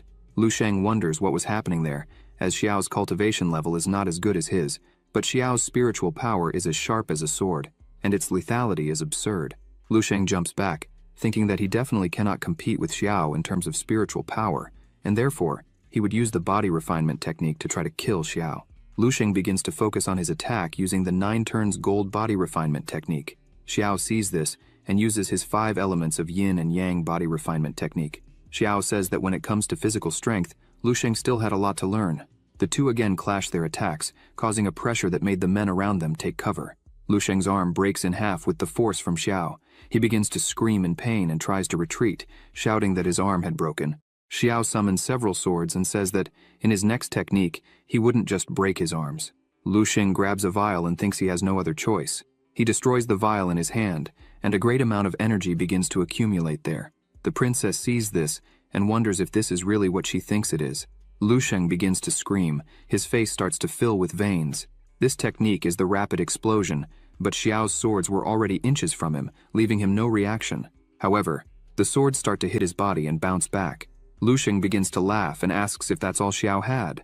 Lusheng begins to concentrate energy in his hand again and says that Xiao's attack wasn't even enough to tickle him. He quickly advances towards Xiao, who just looks at him. Princess Ying shouts for Xiao to be careful. Xiao looks at him while holding one of his swords and begins to release a bit more of his power. Xiao begins to think that Lusheng's power has multiplied. He wonders why this happened, but this is the most Lusheng can do. Xiao uses his sword, striking where Lusheng was, making him quickly retreat. Lusheng is shocked because Xiao used the energy of the sword again, but this time even stronger than the first. Hong Da creates his barrier again. Lusheng's screams are heard, and his blood flies everywhere, falling on the barrier created by Hong Da. He thinks that the Hong Meng sect and Xiao, he had never heard of this man before, capable of killing a nascent soul without any effort, is truly frightening. Hong Da thinks that fortunately, when Princess Ying asked him to help them get to know the city, he didn't treat them with disdain. Hong Da thinks it's shameful for him to be like this in front of the princess, but his armor is full of spiritual energy, so at least he can protect the princess. Xiao continues to think about the reason for the sudden increase in Lusheng's aura. As things calm down, Princess Ying approaches her master Xiao and says that things have gone much further than she thought, and therefore, she asks all members of the Hong Meng sect to leave the imperial capital. She says it's better for them to move to another country to avoid being the center of attention from this incident. Xiao approaches the princess and says that if they leave, she would become the blamed party for this matter. And, if the Longyan kingdom were to come to the Qin kingdom and direct their wrath at her, how would she face them? The princess is left without an answer to this question. Zi steps into the conversation and places her hand on her chest, stating that it was she who killed the envoy, and therefore she was willing to assume all the blame. The princess leans on Zi's shoulder and says that she, with great altruism, put her life at risk for justice. If they allow her to be exposed to danger, would they not be discouraging all honorable hearts in the world in the future? Zi is at a loss for words, looking at the princess. She continues saying that if this news reaches other countries, the great Qin dynasty will inevitably gain the reputation of being a people who value their own lives more than justice. The princess gets serious and says that, especially since they were talking about the powerful kingdom of Longyan, if they dare to allow their envoys to commit such atrocities, she fears there must be something suspicious behind all this. Xiao steps in and asks if Ying was suggesting that the actions of the kingdom of Longyan on this occasion were deliberately intended to provoke a direct conflict with the great Qin dynasty. Princess Ying begins to explain that some time ago, when she heard that the kingdom of Longyan had been frequently inspecting its vassal states in recent days, she found it very strange, because previously, when these envoys used secret techniques to increase their power, she clearly felt the strength of national fate. She says she fears that this is the goal of the kingdom of Longyan. The princess lowers her gaze and says that the kingdom of Longyan seems to have found a special technique to plunder the national destinies of other countries. Without a doubt, this must be a preparation for the imminent great battle of national fate. Everyone there begins to wonder what the great battle of national fate would be. Countries are divided into 9 levels. Levels 7 and 8 are small and common countries, such as kingdoms, the dynasty, the divine realm, the small country, the holy dynasty. Above them, there is the divine realm, the kingdom of Longyan. The 6th level consists of dynasties, like the Qin dynasty, the immortal palace, the palace of the divine realm, the palace of the sacred pilgrimage, and the supreme palace. The great battle of national fate was initiated by the immortal palace not long ago. The kingdom of Longyan went to war with the superior kingdom of Qingwei, which caused a great stirring of its life force. After that, they began to send emissaries to the surrounding vassal states to carry out inspections. Ying begins to say that, in the great battle of national fate, the defeated country must surrender all its subordinate states. At first, she thought the kingdom of Longyan was gathering forces with the intention of fighting to the end, with no possibility of escape. However, now it seems they want to preemptively take the national fate of the vassal states to minimize their losses. Ying says that clearly, Deng Xiu committed these bad actions on purpose, seeking trouble simply to find an excuse to cause difficulties for the great Qin dynasty. Meanwhile, at the Qin imperial palace, some people were meeting with the emperor. Leading them is the envoy from the kingdom of Longyan, Deng Yang, who is Deng Xiu's father. He says they were there by order of the crown prince to take the 3rd princess to the kingdom of Longyan as his servant. One of the servants of the king of Qin shouts, pointing at the ambassador Deng Yang, and asks if he was really trying to humiliate them. Deng Yang starts to laugh, and asks him who he thinks he is to speak in such a manner, as in the Qin kingdom, His status as an envoy from the kingdom of Longyan is equal to that of the king of Qin. Deng Yang asks the man if he truly believes that he could order his death with just a word. The man tries to retort, but the king shouts, calling out Deng Yang, stating that he respects him as an envoy from the kingdom of Longyan. However, if he goes too far, he should not blame the king for being rude. Deng Yang starts to laugh and says that the king of Qin really knows how to joke. Deng Yang points his finger and says he did not come there to ask for the king's permission. He just came to deliver the order of the crown prince. He emphasizes that if the king is wise, he should hand over the third princess. If not, however, someone arrives shouting that something bad was happening. The man yells that the third princess and people from the Hongmeng sect killed Deng Shu on the street. Moreover, the bodyguard Lu Sheng was also killed by them, which shocks everyone there. Two people arrive with Deng Shu's body screaming that it's true, as this is his body. Deng Yang becomes very angry. The king of Qin looks at this and wonders who the Hongmeng sect is. He remembers that Xiao was there, whom Wei Ju had mentioned. The king wonders if Xiao really managed to kill a nascent soul person, being just a golden core person himself. Deng Yang sighs deeply and demands a good explanation from the king of Qin. Otherwise, Deng Yang shouts that he would chop the third princess into pieces. He unleashes his power, which takes the form of a hand and moves toward the king, but one of his subordinates steps in front of the attack, stopping it. The man asks Deng Yang how he dares try to harm his majesty. This man is Zhenglao. His strength level is the nascent soul. The king of Qin is angered by this. Zhenglao begins to communicate telepathically with the king and asks him to make a decision as soon as possible, as he could take care of protecting the king, but he could not protect the civilians and military of this court. The king says that Xiao killed Lu Sheng, who was at the nascent soul level. He asks Zhenglao if he believed he could kill Xiao if they faced each other. Zhenglao is startled, asking the king if he really wanted to blame the Hongmeng sect for this. The king looks at him with a determined look and says that's exactly it, as at the moment this would be the only option to avoid creating a war there. Zhenglao tells the king not to worry, as even though Xiao has a good reputation, he is still young. Zhenglao believes deeply that Xiao had some tricks up his sleeve, and that's how he managed to defeat Lu Sheng. It was just good luck. Zhenglao asserts that if the two met, he would definitely be able to defeat Xiao. Suddenly, a sword comes flying in their direction. Deng Yang creates a barrier and yells, asking who dares to do this, but Xiao cuts through all his defenses into pieces. Moreover, Xiao enters the telepathic conversation of the king and Zhenglao and asks if they were having a secret conversation, as if he were deaf, which astonishes both of them. The third princess enters the room along with Xiao and asks them not to worry, as she would fully explain the matter. People begin to talk that it's the third princess and ask who is beside her. Deng Yang falls silent and wonders how Xiao can be so powerful with just a sword. He had never heard anything about this man. He wonders if there is something about Qin that he does not know. The king keeps wondering how Xiao managed to interfere in a telepathic conversation between him and Zhenglao. Xiao telepathically advises the king to listen carefully to the third princess. The princess kneels and says she came back to apologize. The king asks what offense she had committed.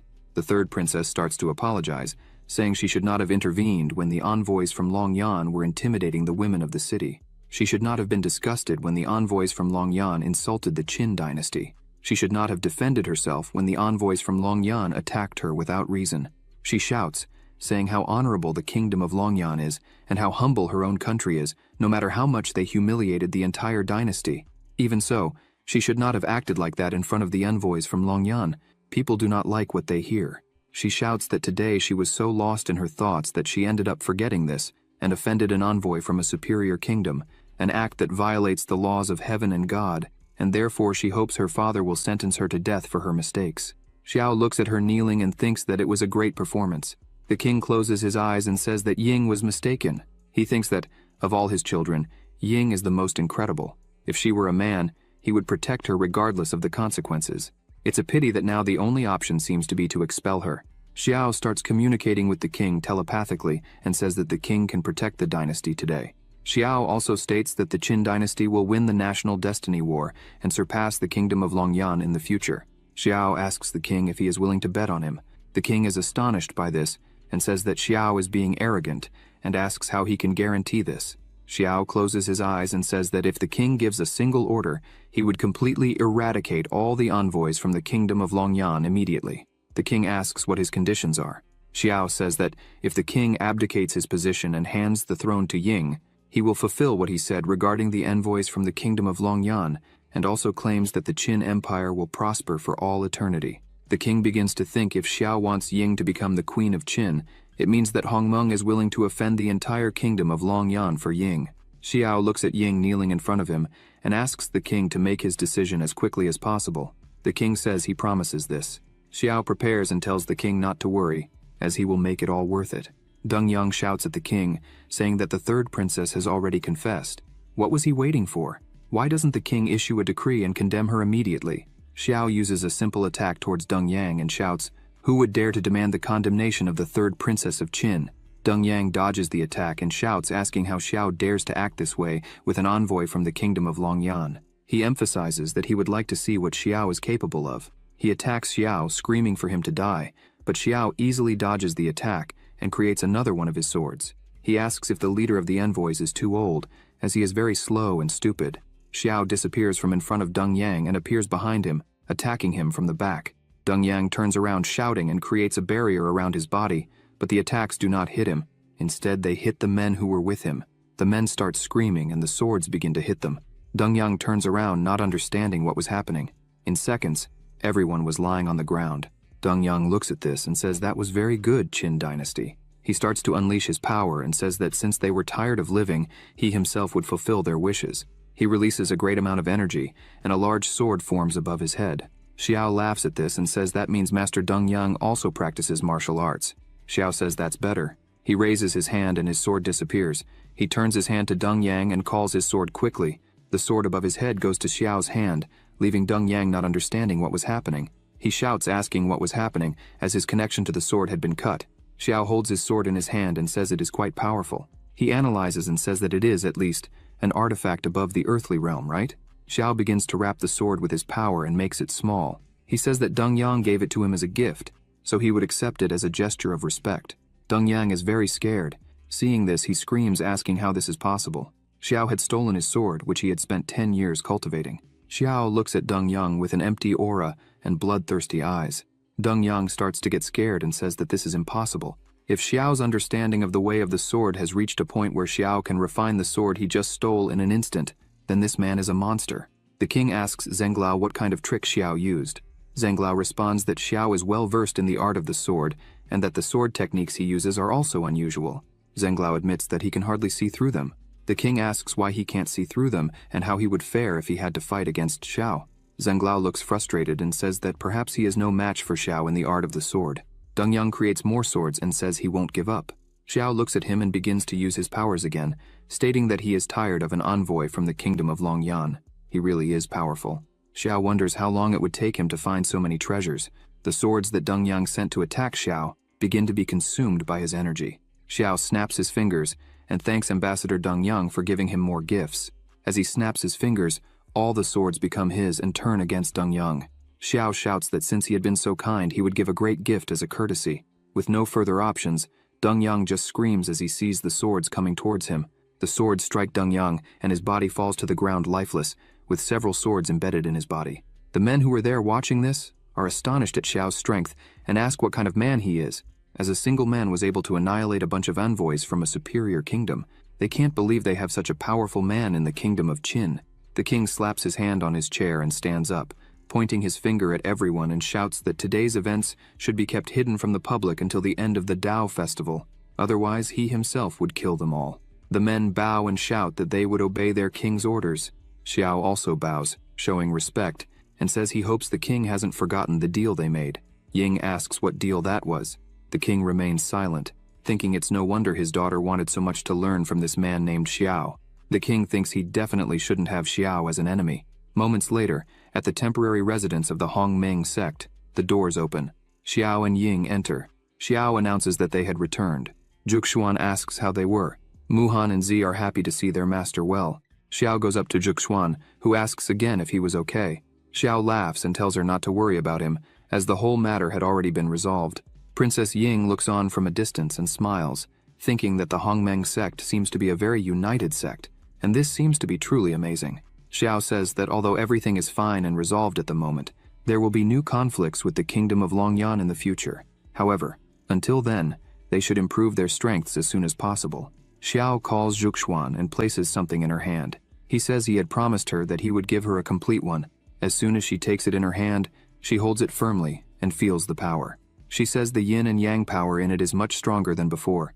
She is so surprised she asks if it really is complete, and how Xiao managed to achieve this. Xiao laughs at this and says it's a small trick, hardly worth telling. Xiao asks his 3 disciples to come together, as today they would do the energy transmission all at once. They respond that it's okay. Ying is happy about this and asks if she would also receive it. After that, they went inside and Xiao began. Ying thinks it really is a power transmission. She looks at Z and Muhan and thinks that by their demeanor, they apparently got used to this. Ying wonders what kind of terrifying sect the Hongmeng sect is. At the end of this, Z stands up and says that the 7th level of foundation creation is great. She managed to reach the 7th level of foundation creation. Muhan also stands up and thanks her master. She reached the 5th level of foundation creation. Ying is amazed. She says that for 7 years she thought she could never build a base in her life. She lifts her radiant and happy face and asks if she really just broke through. She managed to reach the 3rd level of foundation creation. Xiao sighs and a system window appears, saying, "The host transferred 500 days of cultivation to his disciples. The reward will be 10 times greater. Obtained 5,000 days of cultivation." Xiao asks all 3 to leave the training room, as he wanted to train alone. They bow and begin to leave immediately. Festival day at Xuanwu Square. Everything was quiet. Zhuxuan remarked that Xiao's cultivation had improved again. Now he was at the peak of the golden core. He told her that she was doing well too, as she was at the 8th level of the golden core. Zhuxuan was startled by what he saw in the sky.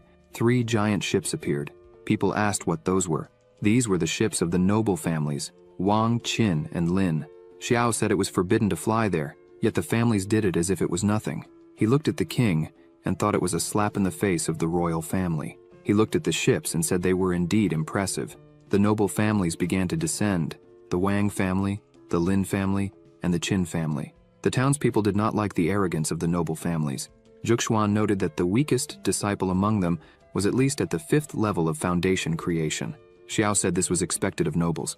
The 3 leaders approached the king, explaining that they were late because they had important matters to resolve. The head of the Qin family apologized. The head of the Wang family said it did not matter when they arrived. It was just a tournament with some inferior sects. The result would always be the same. The head of the Lin family said he was only there out of respect for the king and the 3rd princess who invited him, as he did not like being in the same place as those sects. The people were angered by these remarks, calling the nobles dogs living off their ancestors' fame. The 3 leaders did not like what they heard, and also became irritated. The nobles said they were very bold and began to release their aura. The people started to feel sick from the pressure caused by the nobles. Zhuxuan said they were arrogant and pompous, and Xiao agreed. The king asked everyone to be quiet and announced that they would begin. Weiju announced that the grand meeting of the 10,000 sects would start. Energy began to form. The magic circle formed, and he explained that the tournament would be divided into 2 rounds. In the first round, each sect could send 1 disciple in the foundation creation realm. Within the secret territory, people would be placed in random locations, and if they suffered a mortal wound, they would return to the external world. The Hongmeng sect also sent their disciples. After 7 days of the trial, the treasures each team obtained would be counted to determine the points. The top 10 would continue and participate in the next stage. Zhuxuan noted that both the royal family and the other sects had at least 100 disciples in the first round, while the Hongmeng sect had only 5. They were already at a disadvantage. Xiao asked her to remain calm, as their disciples were elite, and just one of them was stronger than 20 of the others. They changed the magic circle. Xiao said the sky mirror had been installed, and now they could see them fight. They finally arrived in the secret territory. One of them asked what they should do now. Z looked at the map and shouted that she had found it. She said she felt strong energy waves ahead. There were probably high-level treasures there, and the terrain was favorable to them, so she wanted to stay there. Z emphasized that they had only 5 people, so if they separated, they could not handle the 100 people from the other teams. She said they needed to find an area with many treasures and catch people off guard when they went there. That way, they could take all the treasures for themselves. Muhan agreed. The rest of the team had doubts, and asked if they could defeat and rob the others since they were only 5. Muhan raised her hand to speak. She said they had several magical artifacts and recovery pills. With that, one of them could become an army. They still had doubts, asking if they could use all that, and if others would not think poorly of them for robbing others. Z said that if they got first place, their masters would be happy. She told them not to doubt themselves and just to act. Elsewhere, a team found the Tianjin flower. They said this flower was a supreme-grade earth-healing medicine. Just with this, they could be among the top 10. One of them asked how no one had found something like this after an entire day. Another said that there was probably a guardian, and the people who found it were weak and fled. However, for them, it was nothing. Z smiled like a madwoman and thought that another group had taken the bait. She asked if everyone was ready, and they said yes. They used a magical artifact that was as bright as the sun. Muhan asked if that was all. The group that found the flower had their vision compromised. Linkwing shouted that it was their turn now. Bai activated the immobilization formation. The people were trapped, unable to move. Z began the attack. Muhan also joined the attack. Various attacks began to hit the people there, who screamed in pain and were defeated. The two high-fived. Z said they had another perfect fight. Ye thought that in the future, he could not offend either of them. Linkwing said she and Bai would do the cleanup, and when they returned, they would collect the spoils. Outside, people were shouting that the Heavenly Sword Sect was eliminated and that it was despicable. The king asked how many points the Hongmeng sect had. Wei Ju said that the Heavenly Sword Sect was the 8th sect to be eliminated by the 5 members of the Hongmeng sect. He said this would put the Hongmeng sect in first place, with double the points of the Qin family, which was in second place. The king said the Hongmeng sect was fascinating. Meyer asked Xiao what he was teaching his disciples. He smiled and asked if they weren't amazing. The head of the Qin family said no one cared if they used these tricks, as they were a low-level sect. In the second round, they would die. Suddenly, more people were eliminated. People noticed it was the Lin family and asked who had the strength to eliminate them in such a manner. They looked and saw that the arrows in their bodies were from the Hongmeng sect. They shouted that the Hongmeng sect had eliminated the Lin family. The audience started to laugh, saying that they were arrogant, and in the end, they were eliminated in the first round by a small sect with only 5 members. This was a disgrace to the noble family. The family leader shouted that this was insolence. He began to release a frightening aura, making everyone quiet. He went to the king and said the Hongmeng sect was using dirty tricks, and he wanted them disqualified. Meyer started to shout and told him to shut up because the Lin family had 100 members and still lost. Now he wanted to use his influence to intimidate them. Xiao just laughed at this. The king thought that the tricks used were effective against the forces of the Jianghu world, but the children of the great noble families had items that warned them about it, yet they were still caught. Wei Ju called the king and told him something. The king began to laugh. He said that the Lin family patriarch accused the Hongmeng sect of cheating, so the Lin family should explain exactly what happened inside. They started to stutter. Wei Ju pointed his hand at them and said the king asked what happened there, so they should speak up. Suddenly, more people were eliminated. Z was beating everyone. A great pressure was felt by all, making them scared.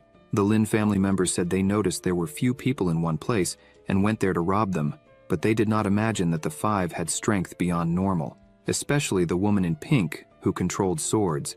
They screamed, saying she was a monster. The king asked if the Lin family patriarch heard that. His disciples could not defeat another sect, and he wanted to cause trouble because of it. The king shouted, saying they called themselves great nobles with their noses in the air, but now they were humiliated by a small sect with 5 members. It was a shame. The Lin family patriarch remained silent. The other 2 patriarchs started to laugh at him, saying it was a disgrace to lose to a team of 5 people. Suddenly more people were thrown out. They looked and said it was the Qin family, and from the arrows and swords, they were once again eliminated by the Hongmeng sect. The patriarch of the Wang family began to laugh and asked the head of the Qin family what he was saying.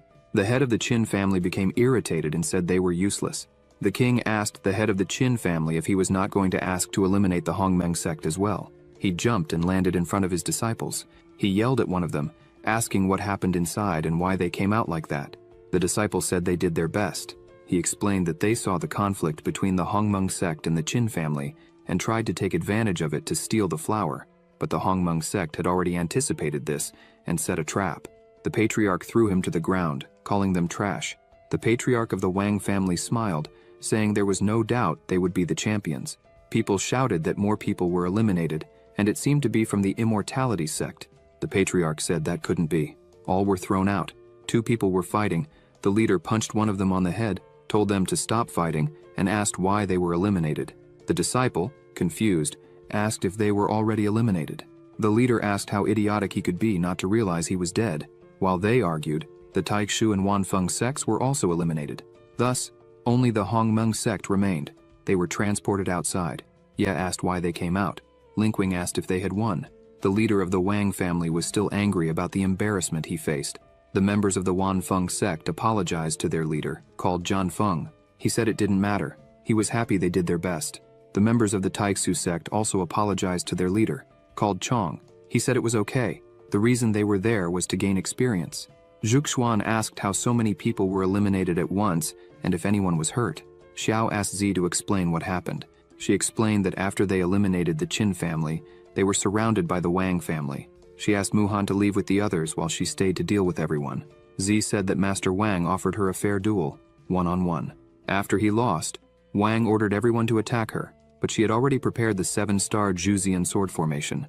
During the fight, she noticed the Immortal sect was waiting to attack, so she attacked them all at once. The Immortal sect thought the attack came from the Wang family, so they started fighting each other, allowing Zi to hide. Zi said that while watching, she saw the Wanfeng and Taishu sects arriving too, so she saw the opportunity to defeat them all at once. Xiao said she used the resources perfectly. She was indeed his first disciple. She smiled and said she was happy with the praise. The leader of the Wang family was still angry with his disciples. The patriarch of the Qin family thought the Hongmeng sect was nothing special, but they were very smart. The king said the Hongmeng sect was not ordinary. He laughed and said seeing the 3 great families with those faces was priceless. Wei Ju stood up and said he would announce the winner of the first round. He shouted that the Hongmeng sect won without contest. Wei Ju said that only the Hongmeng sect came out victorious, so the others would be ranked according to their points. Tomorrow, the top 10 sects would each send 3 high-ranking members for a royal battle until only 1 sect remained capable of fighting. Xiao said it was time to go back and celebrate. The head of the Qin family attacked Xiao, thinking they were not worthy of such pride, and he would teach them a lesson. Xiao noticed a sword energy coming. He used a technique called Sword Heart Illumination. He thought that when it came to the way of the sword, there was nothing in this world that could defeat him. He easily defended himself. The head of the Qin family was infuriated by this. Jianfeng and Chong noticed this. Jianfeng thought that this move had already reached something beyond the way of the sword. He wondered if there really was a person who understood the Sword Heart Illumination. Chong thinks the Hongmeng sect is truly quite surprising. Zi asks what that was. Xiao says it was nothing special. Chong thinks this event will be something exciting. As night falls, in the king's chamber, he asks if everything has been verified. Wei Ju says everything is set, with guards surrounding the 3 great families, ensuring nothing goes unnoticed. He mentions that Zhenglao is outside the capital with the national mirror. If anything happens, he'll arrive immediately. Now they just need to wait for Xiao to defeat everyone and bring glory. Wei Ju asks for forgiveness, but inquires if the king is really going to hand over the throne to the 3rd princess. The king says that Xiao possesses strengths no one can explain, and that's why they will proceed. Once the event is over, he will abdicate and pass the throne to the 3rd princess. The king says that if Xiao can defeat the great families, and Ying can take the throne without problems, it will be great. However, if he can't, they are also prepared. The king asks Zhenglao to stay ready in case something happens. Wei Ju says it's a wise choice, and informs that Zhenglao has other matters to report. He says Zhenglao detected a powerful individual heading towards the capital. The king is alarmed by this. He says he is tired, and will just observe. Besides, they have a great protective barrier, and Zhenglao's help. A red light appears over the capital.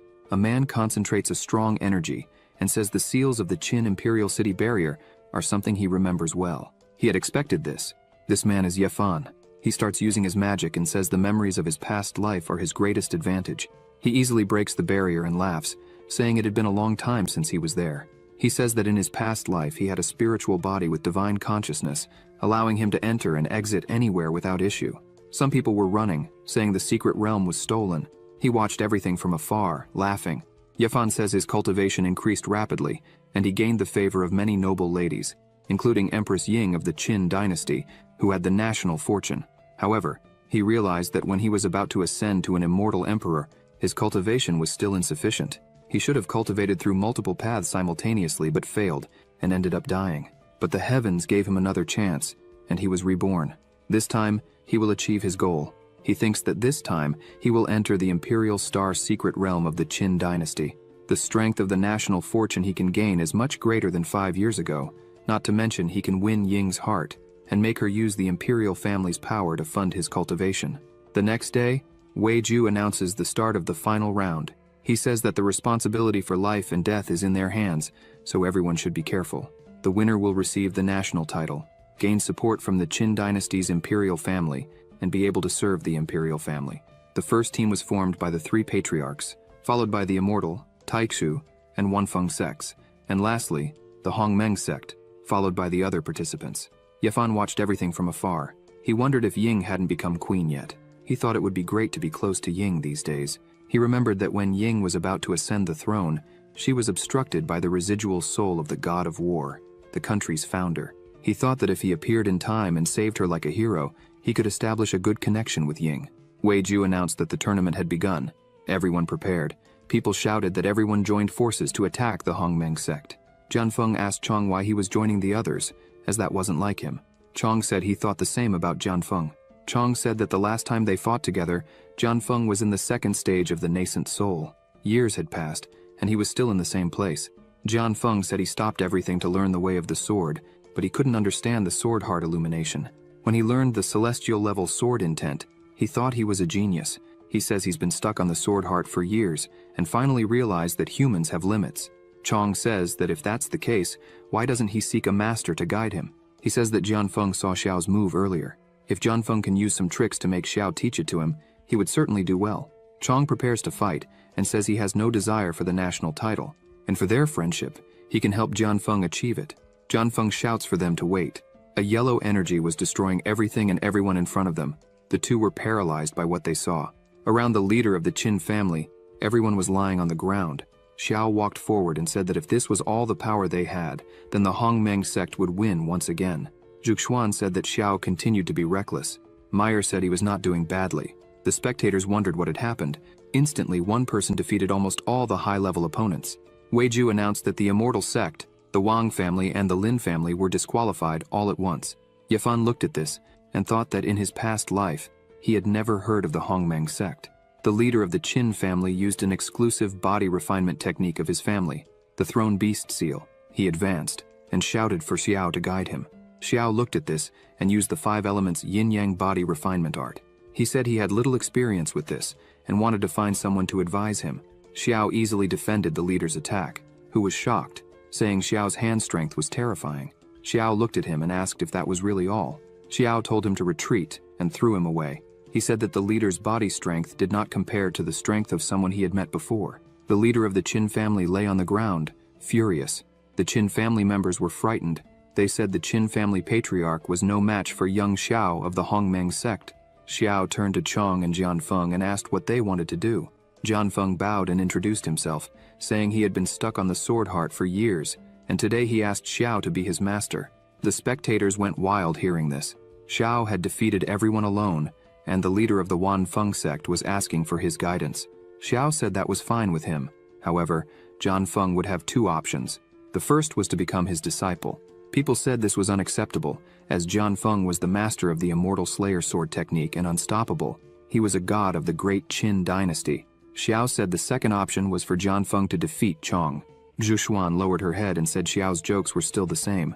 Jianfeng thought that cultivators should learn from the best, so he didn't mind becoming a disciple, but wondered what Xiao wanted with this. He imagined that maybe Xiao wanted to see how far his powers could go against Chong. He looked at Chong and thought that although they were only one realm apart, that realm was a great abyss that determined who had enlightened the sword heart or not. He thought Chong was also a sword cultivator and could advance in other ways, but he could not.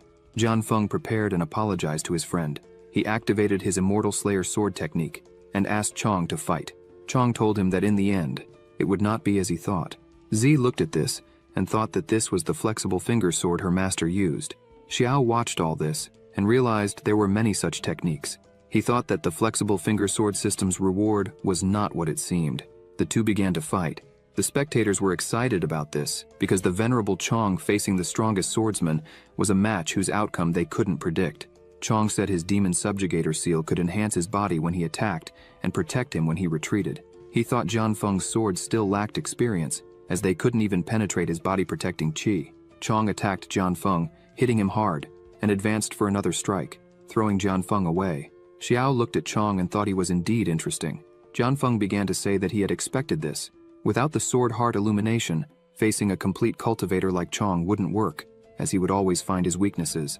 He stood up and said he conceded defeat. Chong said that, unfortunately, he couldn't help anymore. Xiao said he accepted Jianfeng as his disciple, so fighting in his disciple's place was something a master should do. Xiao began to release a bit of his power while thinking he wanted to test Chong's strength. Jian Feng asked Xiao what he meant. Xiao looked at him and asked if the first option was still on the table. In fact, he should change the way he spoke to him now.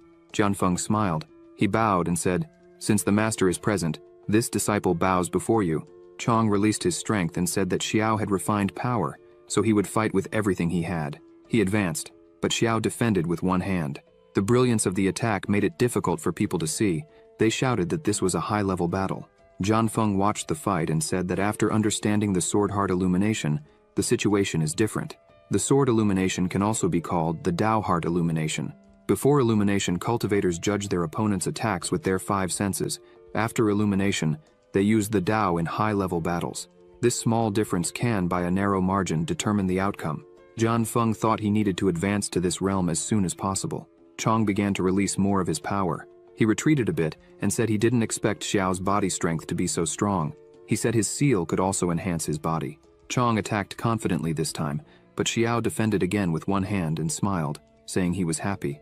Normally he won before he could use his body refinement, but this time he could use it freely. Chong was startled, thinking that Xiao defended his full-strength blow as if it was nothing. Xiao thanked him for this moment and began to accumulate a frightening energy in his hand. Chong thought he couldn't take this blow, as Xiao's strength was beyond comprehension. Xiao attacked. Chong raised his defense to the maximum, thinking he needed to be careful with every move. However, a single attack from Xiao easily broke his defense. Chong couldn't believe it. People couldn't believe it either. The demon subjugator's seal, which even Master Jian Feng at full strength couldn't scratch, was destroyed with just one blow from Xiao. Xiao prepared another attack and said that if Chong didn't have any more techniques, this would end now. Xiao struck again, sending Chong flying several meters away. Chong hit the wall hard. People shouted that the strongest cultivator was defeated. The king couldn't believe it. Even Chong was defeated by Xiao. People said that Xiao really won the battle. Having such strength at his age made him a genius. Jian Feng thought that Xiao was able to take Chong's strongest blow, which showed that his strength was superior, his level of heart illumination was higher, and his reactions were faster. Chong got to his knees. He stood up, thanked for the fight, and conceded defeat. Yafan was impressed, and thought that if even Chong couldn't defeat Xiao, the immortal Slayer sword god in the future would be a very dominant figure who controls the fields he specializes in. He wondered why he had never heard Xiao's name before. Xiao thanked him, saying it was a good fight. Chong left with back pain, saying that the new generation had surpassed his. He was already old. Xiao told the king that there was no one else there who could fight him, so he asked the king to declare them the strongest in the great Qin dynasty. The king thought that Xiao's strength was terrifying, so everything would be fine with these people taking care of everything. Ying could maintain the country firmly. The king stood up, smiling, and said that the Qin dynasty had produced exceptional talents, and since no one had any objections, he declared that from today, the Hongmeng sect would be the principal sect of the great Qin dynasty. He asked if anyone opposed this. The people shouted that the king was wise, while the aristocrats just looked on. They lowered their heads and said that the king was wise. The king sits down and announces that he will abdicate in favor of the third princess Ying. In the presence of everyone, he will write her name on the imperial monument. Everyone is shocked by this. The aristocrats plead with the king not to do this. Suddenly Ying arrives, asking why he couldn't do that. She looks at them, thinking she expected they wouldn't accept it. They say there has never been a woman who took the throne. And besides, the princess's cultivation level is low. If another country attacked them, how would they defend themselves? Ying becomes angry, thinking they were using her cultivation level to justify this. Yafan sits and says that it seems, in this life, Ying is not as powerful as in the past, and will be prevented from ascending the throne. He starts to laugh, and thinks that if he interfered now and suppressed the ministers, maybe he could. However, someone interrupts him, saying that as a disciple of the honorary master of the national sect of the great Qin dynasty, Ying can assume the throne. Xiao becomes irritated and starts to release his power, telling Ying not to worry because he would take care of everything. Several swords cover the entire space. Xiao says that anyone who opposes will be killed by him, and anyone dissatisfied will be convinced. People are shocked to learn that the third princess is Xiao's disciple. Ying is delighted by her master's leadership. He touches her head and asks her to proceed and take what is rightfully hers. Ying says that everyone recognizes the status of the Hongmeng sect. She asks why, as a member of the sect, she couldn't assume the throne. She asks if it is because their clans have already made secret pacts with the first and second princes. The aristocrats are startled by this. One of them shouts at the king, saying they can't do this. The Hongmeng sect is the national sect today, but in the future, they could betray. And at that moment, how would the third princess act? Ying becomes angry. Her father asks her to calm down. The king says that if they can't reach an agreement, then the great monument will decide. The towers begin to shine, and people are shocked by this. Zhuxuan thinks that every emperor of the Qin dynasty has had their name engraved on the imperial monument. It is imbued with spiritual energy, and when a person's name is engraved there, they can take advantage of the national fortune. She thinks that Ying had everything planned. She will take advantage of the overwhelming advantage over the 100 families today. They will support the ascension of the third princess to the throne once and for all. Ying walks up to the monument and thinks that today, as the princess, she must have her name engraved on the monument at all costs. She places her hand on the monument. A great energy is released, causing strong pressure on the princess. Yafan advances quickly, saying that now is the exact moment. Xiao notices this. Yafan thinks that Xiao stole the entire scene for himself, but he shouldn't worry about that. Besides the imperial family's background, only spiritual bodies with divine consciousness can enter the imperial monument space. He rushes in, thinking he could help the princess now. Inside the imperial monument space, Ying begins to walk and wonders where she is. The statue behind her starts to exude a dense aura. She wonders if there really is a secret space inside the imperial monument. The statue looks at her and shouts, "How dare you!" Ying is startled. She turns asking who it is. The statue says, "A mere woman. How dare you covet the supreme throne and offend imperial majesty? It is a sin worthy of death." She is frightened and thinks she is now in big trouble. This is the founding general who protected the Qin dynasty during the country's foundation. The statue strikes its spear on the ground, breaking the whole place and releasing a lot of energy. He says, "Since you have the blood of the ancestral emperors, I will give you one last chance. Leave here immediately. Otherwise, I will definitely kill you without mercy." She is scared and thinks that her father, the king, never mentioned such a trial when touching the monument. Perhaps because she is a woman, the statue appeared to stop her. She wonders why she couldn't become an empress. Ying remembers that it was she who dealt with the noble families, she who traveled through all the immortal sects and families, gaining everyone's support, not to mention the support of her master Xiao. Ying draws her sword and says that the throne belongs to her, and that it was ordained by the heavens. She draws her sword and asks how a mere wandering spirit dares to question her. Ying asks if he still believes he can stop her, for that is an absurd thought. The statue dodges her attack and says that she is insolent for doing so. He begins to attack her while shouting that he will have to do something since she wouldn't leave. The two begin exchanging blows, and as the fight progresses, a red energy starts to approach them. It was Yafan who looks at all this and wonders if this was the space of the monument, for it was all incredible. He watches Ying's fight and says it's time to put his plan into action. The fight between the two becomes increasingly intense. The sword that Xiao had given to Ying senses something and begins to fly on its own. Ying is a little scared by this, wondering why it started acting on its own, and if it had sensed some danger. The sword heads towards the statue, which also can't understand anything and asks what is happening. The sword breaks the statue's weapon, leaving it impressed. Ying thinks that her master was truly right. He was helping her ascend to the throne. Suddenly, Yafan arrives, shouting at the statue, asking how it dares to touch Ying, saying it would have to go through him first. Ying looks at him, wondering who he could be. Yafan advances without hesitation. The statue sees the fire of consciousness in Yafan's hand. As soon as the statue receives the first blow, it thinks that his attacks burn directly its residual spirit, and it can't fight against that. Yafan continues attacking, saying he would let the statue taste its own power. The statue tries to step on him, saying that he has a spiritual body with a divine consciousness, hence why he managed to get there. Yafan continues attacking and asks if that's right, a spirit from the void-destroying earth. Yafan says he had already noticed that the statue was prepared to fight a spirit with divine consciousness. The statue asks Yafan if he really thought it would stay there for 1,000 years without preparing for such a thing. While the two are fighting and arguing, Ying takes advantage and attacks again with the sword that Xiao had given her. The statue notices this and raises its arm, saying it's a small sword so it would have no effect. However, the sword pierces through the statue with great force. The statue says this is completely impossible. With just one move, it was defeated. The sword returns to Ying. The statue turns into nothing but a pile of stones on the ground. Yafan thanks her. Ying says she doesn't know him. He is a little embarrassed and says that indeed she didn't know him, but he had admired her for a long time. She says she understands but thinks that Yafan is very strange, as he is not a member of the royal family but managed to get in there. She plans to investigate this later. Ying says she needs to leave soon, as her father and master are waiting for her. Yafan is a bit irritated because Ying constantly mentions Xiao. He thinks he needs to be careful. Ying starts to leave, but Yefan grabs her arm and asks why she is already leaving. He points out that there is still the dragon's spiritual energy there, which would be very good for her to absorb. She asks what energy that is. Yefan asks her to sit and follow his instructions. After a few minutes, she starts to feel an energy and manages to absorb everything, reaching the peak of the golden core. Yefan says that it's finally over and that she can leave, as he is very sleepy.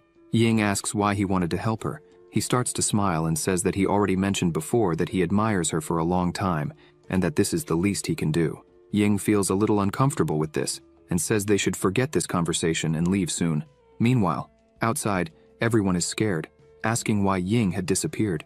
The king is worried, wondering why this happened, as in the past, when someone was to ascend to the throne, all they had to do was bind the tablet with their spiritual power, and the person's name would appear on the tablet. He thinks that a phenomenon like this, where the heavens and earth change and the successor is absorbed by the tablet, has never happened before.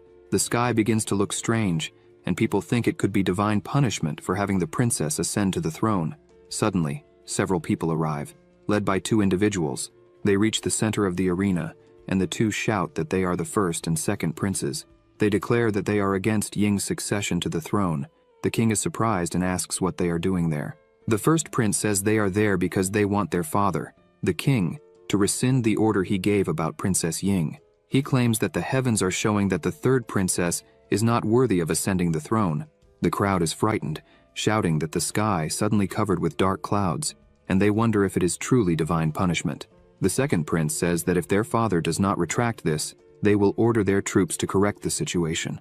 The people are scared by everything happening there. The first and second princes bow and beg their father to withdraw the order he gave. They kneel down. They all shout together that the succession of the third princess goes against God's will, and they beg him to stop it. Juxuan asks Xiao if Ying is really okay. He says she doesn't need to worry about anything because she is not only fine, but has also gained a great opportunity. He smiles because he was looking at his system, which said, "Information. The host helped Ying ascend to the throne and successfully activated her special supreme dominant physique, Earth grade. Received 1,000 times better reward. Will receive the Hutian physique, Earth grade. Introduction, Hutian chaotic body, special Earth grade body. Your spiritual energy absorption speed multiplies by 10. Can practice and integrate various exercises to improve your physique. After passing the celestial realm, you will be able to absorb the energy of the origin of chaos to grow and condense the innate chaotic physique." Xiao thinks he already imagined that the supreme dominant body would be extraordinarily strong, but he didn't expect it to be this strong. He says that the third princess will arrive soon. Suddenly, some beams of light shoot out from the sky. Ying shouts that she has become the empress. She asks who dares to disobey the mandate of heaven. The people notice that she is glowing with sacred light. The first and second princes are a bit irritated by this. Their father, the king, smiles and celebrates, for the sacred light is shining. His daughter has become empress, and he asks who would oppose this. They meet, and her father thanks her for all the hard work she has done. People start shouting, "Happiness to the new empress! Now we have an empress!" Everyone bows to her, shouting that the Qin dynasty will last for generations and wishing the empress a long life. The first prince is irritated by this and thinks that if it is this way, if his father is so cruel, then they are not to blame for what will happen. He throws something up. Wei Ju notices this and wonders if it is a teleportation array. A giant magic circle appears in the arena. The first prince says they have been in contact with the Longyan kingdom and that 100,000 soldiers are waiting outside the city. Several soldiers appear there. The first prince says this is enough to destroy this place completely. The king is enraged and asks how his son dares to ally with foreign enemies. The king says it is a disgrace for the kingdom to have a prince like him. Wei Ju leaps from the tower. He shouts that he will not let the teleportation array open. However, a barrier prevents him from reaching the array. He looks to the side and sees that Wang and Lin are betraying the kingdom. They say that since they have reached this point, now they will have to kill everyone there. Xiao begins to unleash his power and asks if they really intend to kill them all. Several swords start to appear beside him. Xiao asks if the two of them really think they can pull off such a feat. The two are frightened by this. Xiao's swords begin to strike the magic shield repeatedly. The shield starts to break because the attacks are too strong and continuous. Wang starts to get scared. Lin says it's now or never. He wouldn't lose to someone like Xiao, who came out of nowhere. Xiao begins attacking everyone there, leaving the first and second princes terrified of his overwhelming power. Wei Ju asks the king if he needs Zhang to return to help. The king replies that no, it seems Xiao will handle everything. What Zhang needs to do is guard the city. Xiao, crazed for battle, advances smiling against everyone at once. With a single move, he hits several enemies. The first prince shouts, asking who this man is who is annihilating everyone there. The second prince tells his brother to run as fast as he can. Xiao looks at them with blood in his eyes and asks if they now think of running. He attacks them both together. Another of his swords strikes the array. Wang sees that things have gone terribly wrong. The array begins to change, and a lot of energy starts to move around it. The frightened people ask what that is. Wang says that fortunately, there was time for the array to be activated. 100,000 elite soldiers would appear there. The soldiers begin to be teleported, but they are already defeated. Lin and Wang watch this in shock. They ask how they were defeated. One of the soldiers says they don't know exactly what happened. A giant golden hand fell from the sky, and they couldn't resist. He thinks this action offended the heavens. Wang and Lin think the golden hand is the old Zong's ability. Xiao holds his sword and asks if they have finished saying their last words. Before they can respond, he attacks the two, making them cough up blood. In the end, Xiao leaps and stands atop the fallen bodies on the ground. He looks at the king and says the rebellion is over. Xiao smiles and says they can continue with the succession ceremony. He turns to everyone and shouts, asking what they are waiting for. They should salute the new empress. The people look at each other, kneel, and begin to salute the new empress.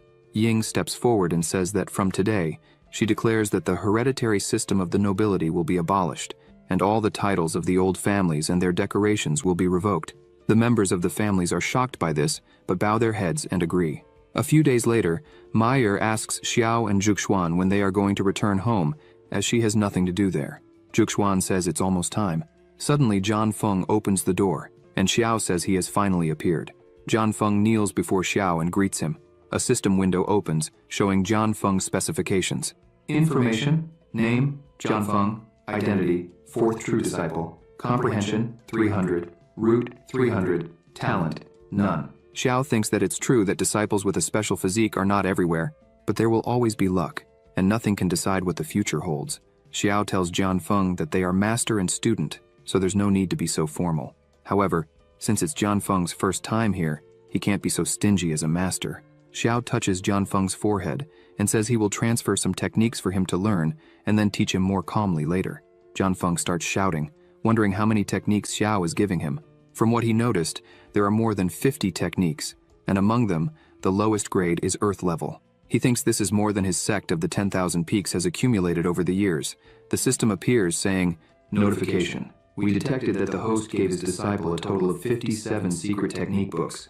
Doubling your reward, you obtained 1 use of skill fusion." Zhan Feng looks at Xiao, wondering what kind of monster he has as a master.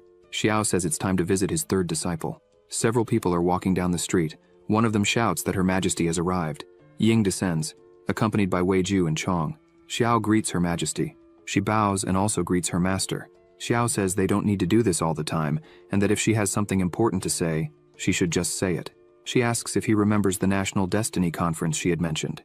Ying says that the Longyan Kingdom is stealing their vassal states and is about to start a war.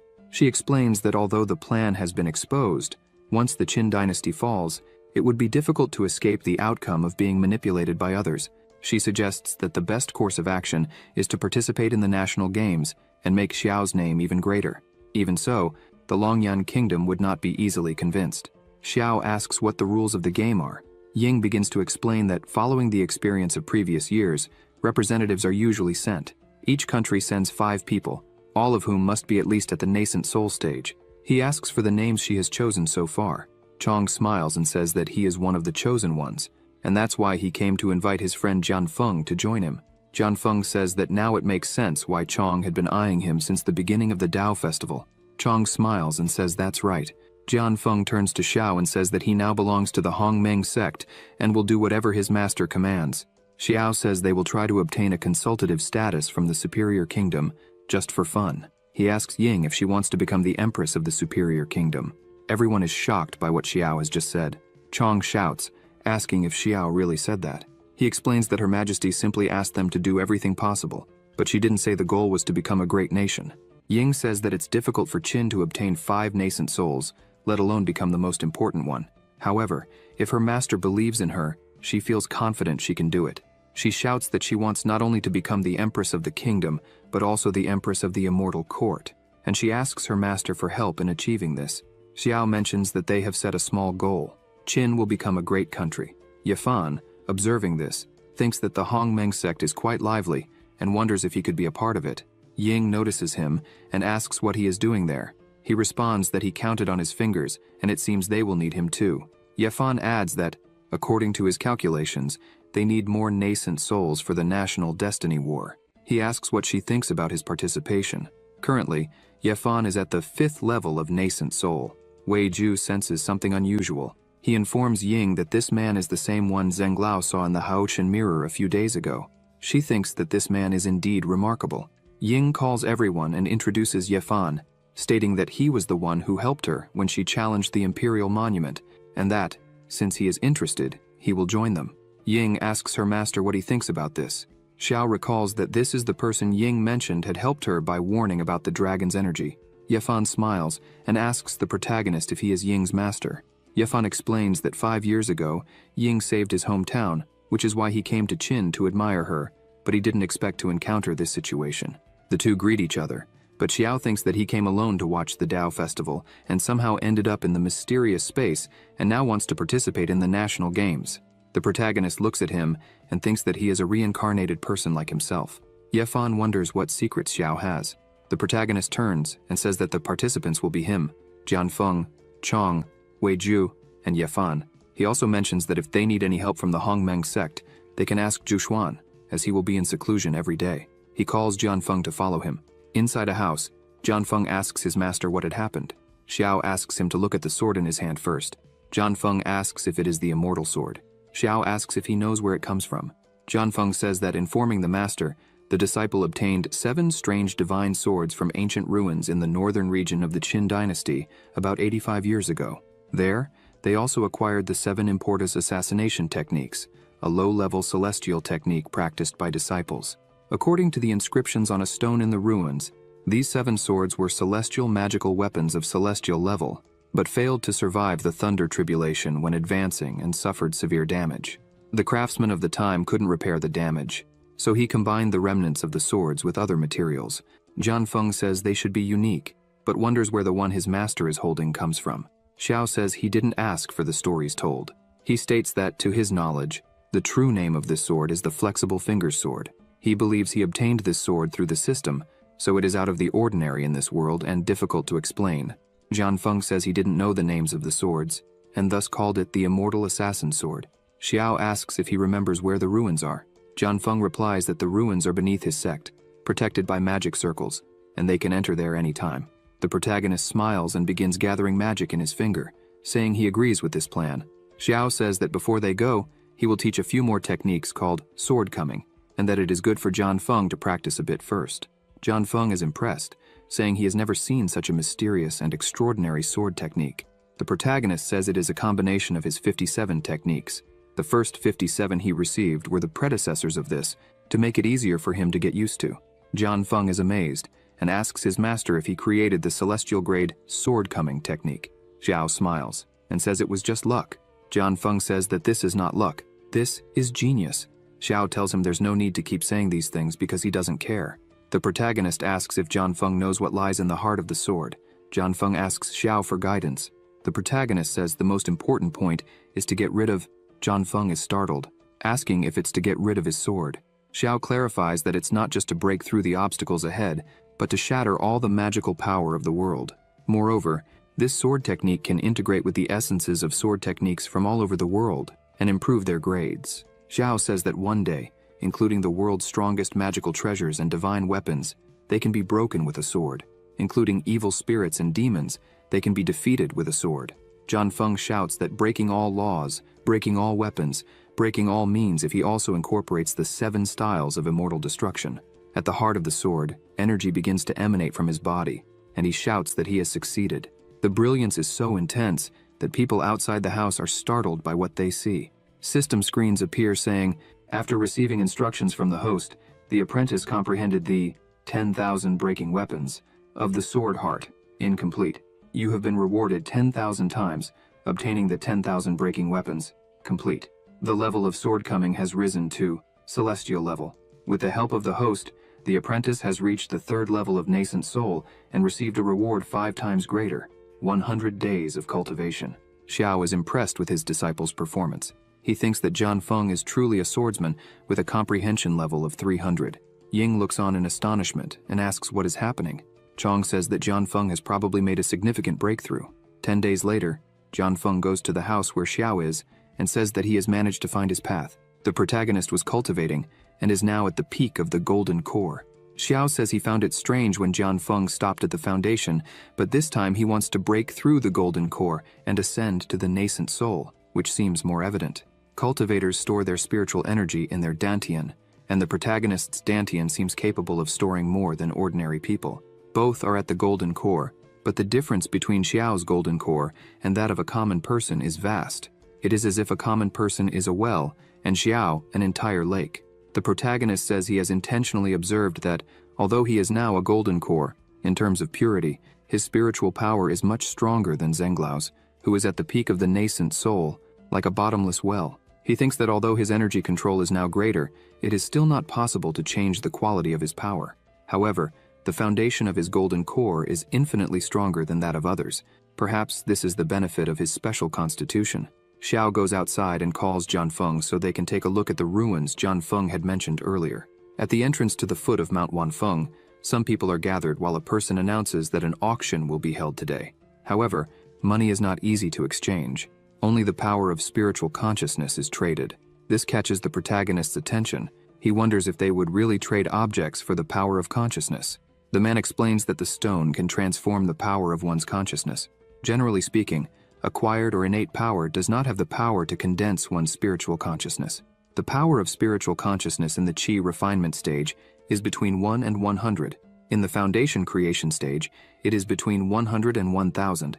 And in the golden core stage, it is between 1000 and 5000. The announcer says that the first lot is a 4th grade elixir, Huan Yuan Dan. The starting price is 50% of one's consciousness power. He asks if anyone is interested. A man raises his hand asking if he can really trade the power of his consciousness. It is a good thing, but he wants to try. The announcer says he can try. He asks a monk to inject his consciousness into the stone. As soon as the man touches the stone, he feels something strange and thinks something is wrong. The man starts trembling and sweating while the announcer smiles at this. The man who had touched the stone thinks he can't control his body. He becomes desperate as all his consciousness power is being drained. The announcer smiles and says that this man's power reached 4,444. Which is the highest in his realm. He asks the man if he would like to bid on the Huan Yuan Dan pill. The man, out of his mind, says he is willing to give all his consciousness. The announcer shouts that this monk offered 4,444. He asks if anyone offers more. The people say that this value is the highest for a golden core stage. They couldn't get more than that. They begin to believe that they can indeed trade this power for objects. Jian Feng says that this monument is strange because all the monk's power was drained. Xiao says the monk was manipulated by someone. A mysterious qi entered the monk's sea of consciousness. Jian Feng draws his sword and shouts, cursing the man, asking how he dared to enter their territory like this. He wouldn't allow it. Xiao tells Jian Feng that he is already old and still so reckless. Jian Feng asks his master to teach him. The protagonist says that these people know the Tao festival is over, and yet they are still there, so they don't fear Jian Feng's presence. Xiao says that perhaps the root of the problem lies within the sect. Xiao mentions that among the techniques he taught Jian Feng is a special technique for divine consciousness called Divine Consciousness of the 9 Forgings, which can protect the divine consciousness from evil and demons. The protagonist tells him to hide his breath, change his appearance, and follow his instructions. Xiao raises his hand and says that this Huan Yuan Dan seems like something good. They also want to try it. The announcer shouts that the auction is for the best bidder, so if he is interested, he could come up there. Both place their hands on the stone. Xiao thinks that Jian Feng seems like a very good guy, but his actual acting skills are incredible. The announcer shouts that the divine consciousness power of the 2 monks exceeded 4,500. At the entrance of the mountain, the announcer shows something in his hand and says he was doing something for the elder and therefore should enter. They think that to let them in so easily, it seems the problem really comes from within the sect. Moreover, in that direction are the ruins at the back of the mountain.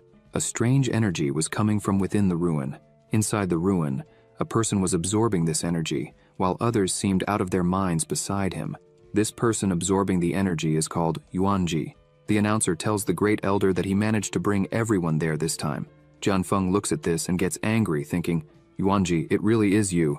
Yuanji attacks the announcer with his aura. He asks why it took so long. Yuanji had warned that he would kill him if he arrived late again. The man shouts, saying that this time so many monks were deceived. He thought Yuanji would be pleased to have brought more people. Yuanji asks if the man wants to make him happy, then he should offer all his spiritual energy, blood, and consciousness. He starts to suck the man's energy while he screams. The man faints. Yuanji asks if that is all he had. He shouts that it is not enough. He uses his aura to grab more people. Xiao pushes the person Yuanji was going to grab, saying he twisted his ankle. Yuanji grabs Xiao. He asks why Xiao is not being controlled by the stone monument. Xiao says nothing, just looks at Yuanji. The protagonist looks at him, releasing a bit of his power. Yuanji trembles. Still trembling, he asks if Xiao really wants to compete with him because that is very audacious. The protagonist steps back and asks what Yuanji is talking about because he has already lost. Yuanji is startled and shouts, asking what is happening because he can't control his body. He asks Xiao what he did to him. The protagonist says he did nothing special, just used the same trick Yuanji was using. Xiao explains that Yuanji used the stone monument to absorb the monk's consciousness power and took the opportunity to invade the sea of consciousness, controlling the opponent's mind and capturing the person to consume their blood and spiritual power. Xiao says he just made some manipulations in the divine consciousness power he let Yuanji absorb, creating the opportunity to counterattack whenever he wanted. Yuanji starts screaming in pain as a lot of energy begins to surround his body. Xiao says it's a shame. It seems he is faster. The protagonist explains that this is the 12-star dragon blocking formation, which requires the sacrifice of a large amount of blood, spiritual energy, and divine power to achieve balance. Xiao thanks Yuanji for giving him this gift. A strong amount of energy starts to surround the place. The ruin begins to tremble and break apart. John Feng exclaims that the ground is falling. Suddenly, everything stops. John Feng looks around and asks if this is the 7 stars of man. The protagonist asks what the 7 stars of man are. John Feng starts to explain that, according to legend, in ancient times immortals and gods were side by side, and among them was a supreme ruler called Shu Yuan. He ruled over the flooded lands and all the races of the heavens, a true emperor of the laws. Due to a catastrophe, the order of the heavens collapsed, and Armageddon arrived, causing all creatures in the world to be reduced to ashes while bleeding. The immortal emperor Shu Yuan could not bear the suffering of common people, so he led his immortals to fight. However, the celestial Tao was too powerful for the immortal emperor Shu Yuan to defeat, and he had no choice but to establish the 7 great formations. He captured 7 stars that contained the great power of the Tao, and used the power of the stars to suppress the heavens, resisting the collapse of the celestial Tao, and protecting the peace of all races in the heavens. Xiao asks if this legend is true, and what happened to the immortal emperor Shu Yuan. Jian Feng says that, after capturing the stars, the immortal emperor Shu Yuan was so weakened that the celestial Tao took advantage of his weakness and destroyed his physical body, and his soul could only hide within the 7 stars. It was never said whether he died or remained alive since then. The 7 stars of man constitute an ancient power, with the myth and legend of the immortal emperor Shu Yuan as their belief and the 7 stars as their name. They worship the immortal emperor Shu Yuan and spread all his great deeds. Suddenly, the marks on the wall begin to glow. Jian Feng is scared, and the protagonist asks if this is power and energy start to fly towards Xiao's body. The energy begins to pass through Xiao's body. He thinks it seems to be more condensed and powerful than spiritual energy, and has some similarity with the purple qi from the Hongmeng sect, which was once refined. The protagonist starts to concentrate and asks Jian Feng to protect him. Jian Feng says he will do his best. Jian Feng thinks he heard that before the 7 stars disappeared, the legacy of the immortal emperor Shu Yuan was divided into 7 parts and spread across the world. He wonders if his master was chosen by the 7 stars and is about to become the heir of the immortal emperor Shu Yuan. Jian Feng thinks that if he were in his master's place receiving all this power, he wouldn't be able to bear it and would die quickly. He looks at Xiao and wonders if he is all right. After a few moments, Xiao opens his eyes, and his current level of strength is the peak of the golden core. He thinks that even with such a large amount of power, it was not enough to fill his golden core. It seems he will have to return to the Hongmeng sect to absorb the purple qi before trying to advance. Suddenly, a woman passes through the wall. She says that, by order of the immortal emperor Shu Yuan, the 7 stars below her are the 7 stars of light. She is there to guard the legacy of the immortal emperor, waiting for someone with a suitable fate to obtain it. Xiao asks if she is floating light, one of the 7 stars of man. He also asks if this means the heritage of the immortal emperor Shu Yuan is sealed there, and if it is the power he just absorbed. She says she is not one of the 7 stars, but a remnant left by floating light, one of the 7 stars. She says the legacy of the immortal emperor is not what Xiao just absorbed. She asks Xiao's name and he says it is Xiao. She creates a ball of great power in her hand and says this power is called stellar power. Those who possess the power of the stars will be favored by the heavens and will be especially fortunate. Xiao remarks that this power is very similar to a power he refined before, called Hongmeng's purple qi. He asks if she has heard of Hongmeng's purple qi. She looks at him thinking, so he is from the Hongmeng sect. She says the ancestor of the Hongmeng sect was an immortal human. Since Xiao is a disciple of this man, he inherited the cause and effect of his stay in this world. Likewise, he will also inherit the fortunate power of the human immortals. This Hongmeng purple qi is also the fortunate power of his ancestor. She applies the power to Xiao and says that when the power of fortune condenses and solidifies countless times, it turns into stellar power. If he cultivates the stellar power to the extreme, he will be able to fight against the celestial Tao. Xiao says that Hongmeng's purple qi is also a kind of fortunate power, and the stellar power is an advanced version of the fortunate power that has been condensed numerous times. The woman confirms this. The protagonist asks if she knows about the power of national destiny. The stellar power is above Hongmeng's purple qi, above the fortunate power. The woman says the power of national destiny, as the name suggests, is the power of a country's destiny, and is also one of the lower levels of stellar power. Xiao says he understands but has one last question. Has anyone else obtained this heritage of the immortal emperor Shu Yuan?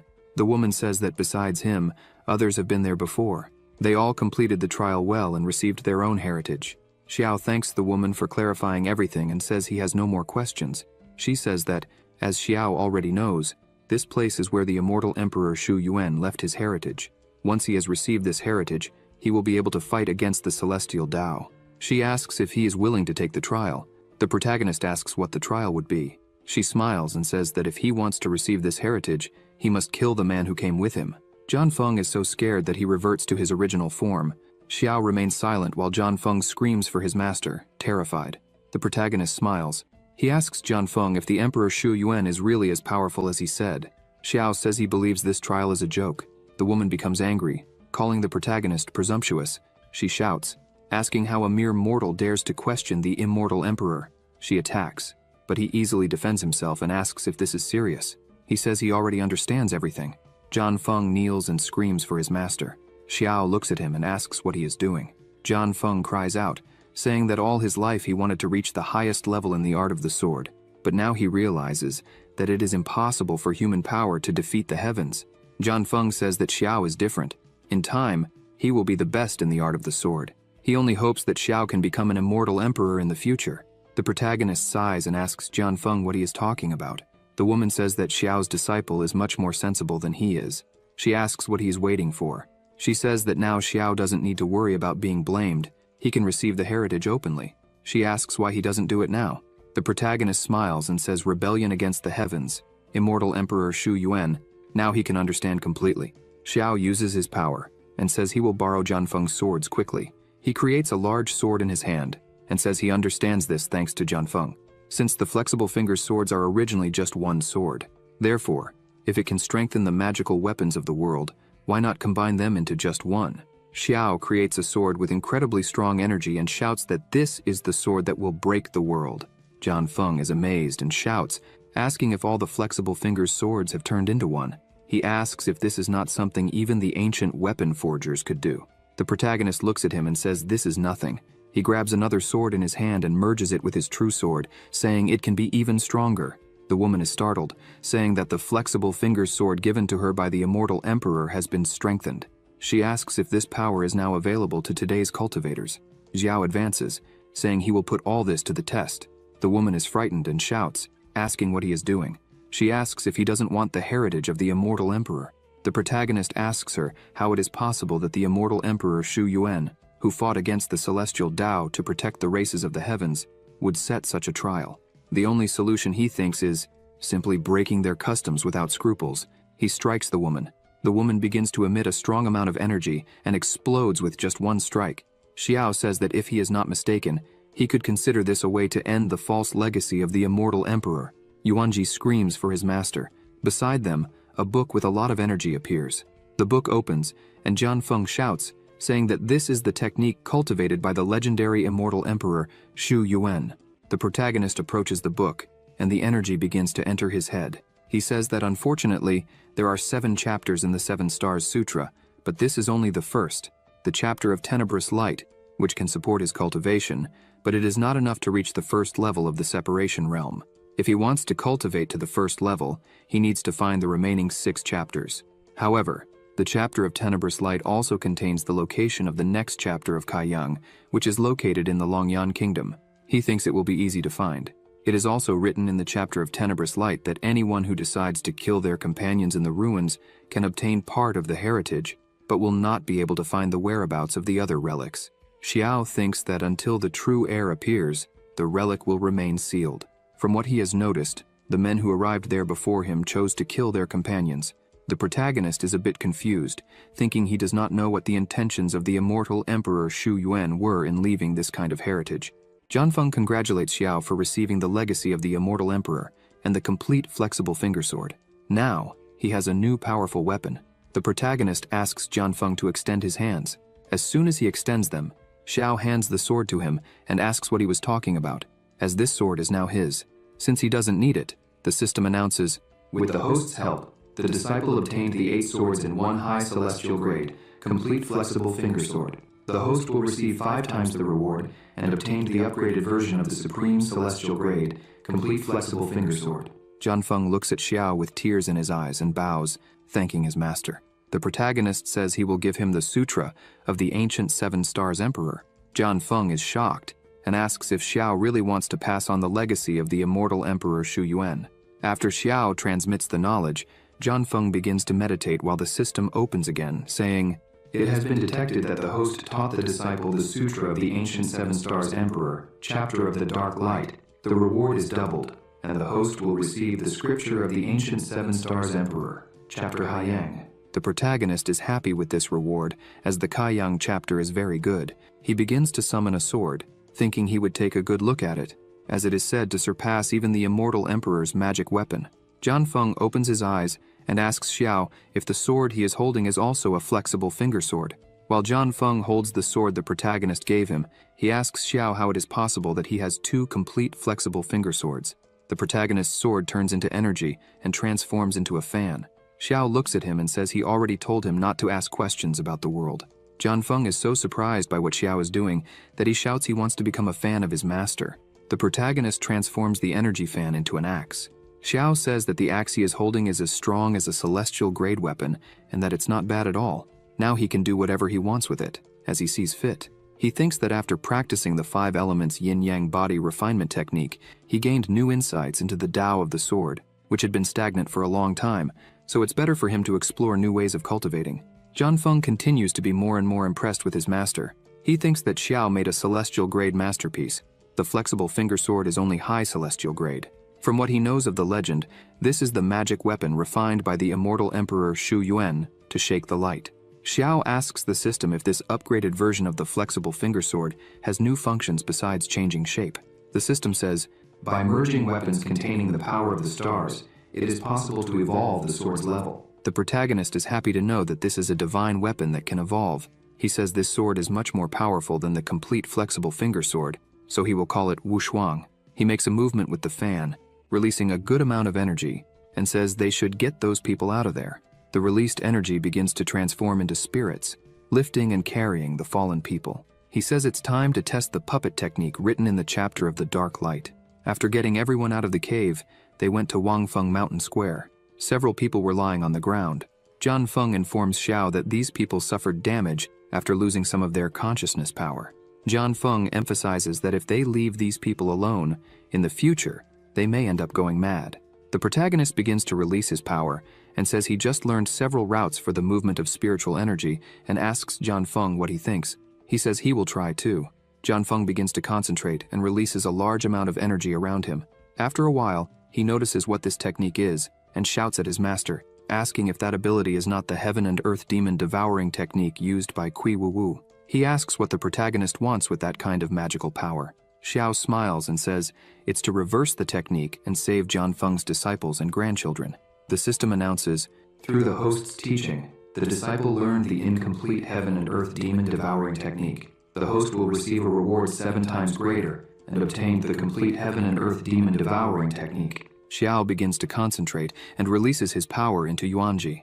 The protagonist thinks that this magical power can not only absorb other people's spiritual power, but also control their minds, which is quite practical. All the spiritual power that was stolen from the people starts to come out of Yuanji's mouth and return to its rightful owners.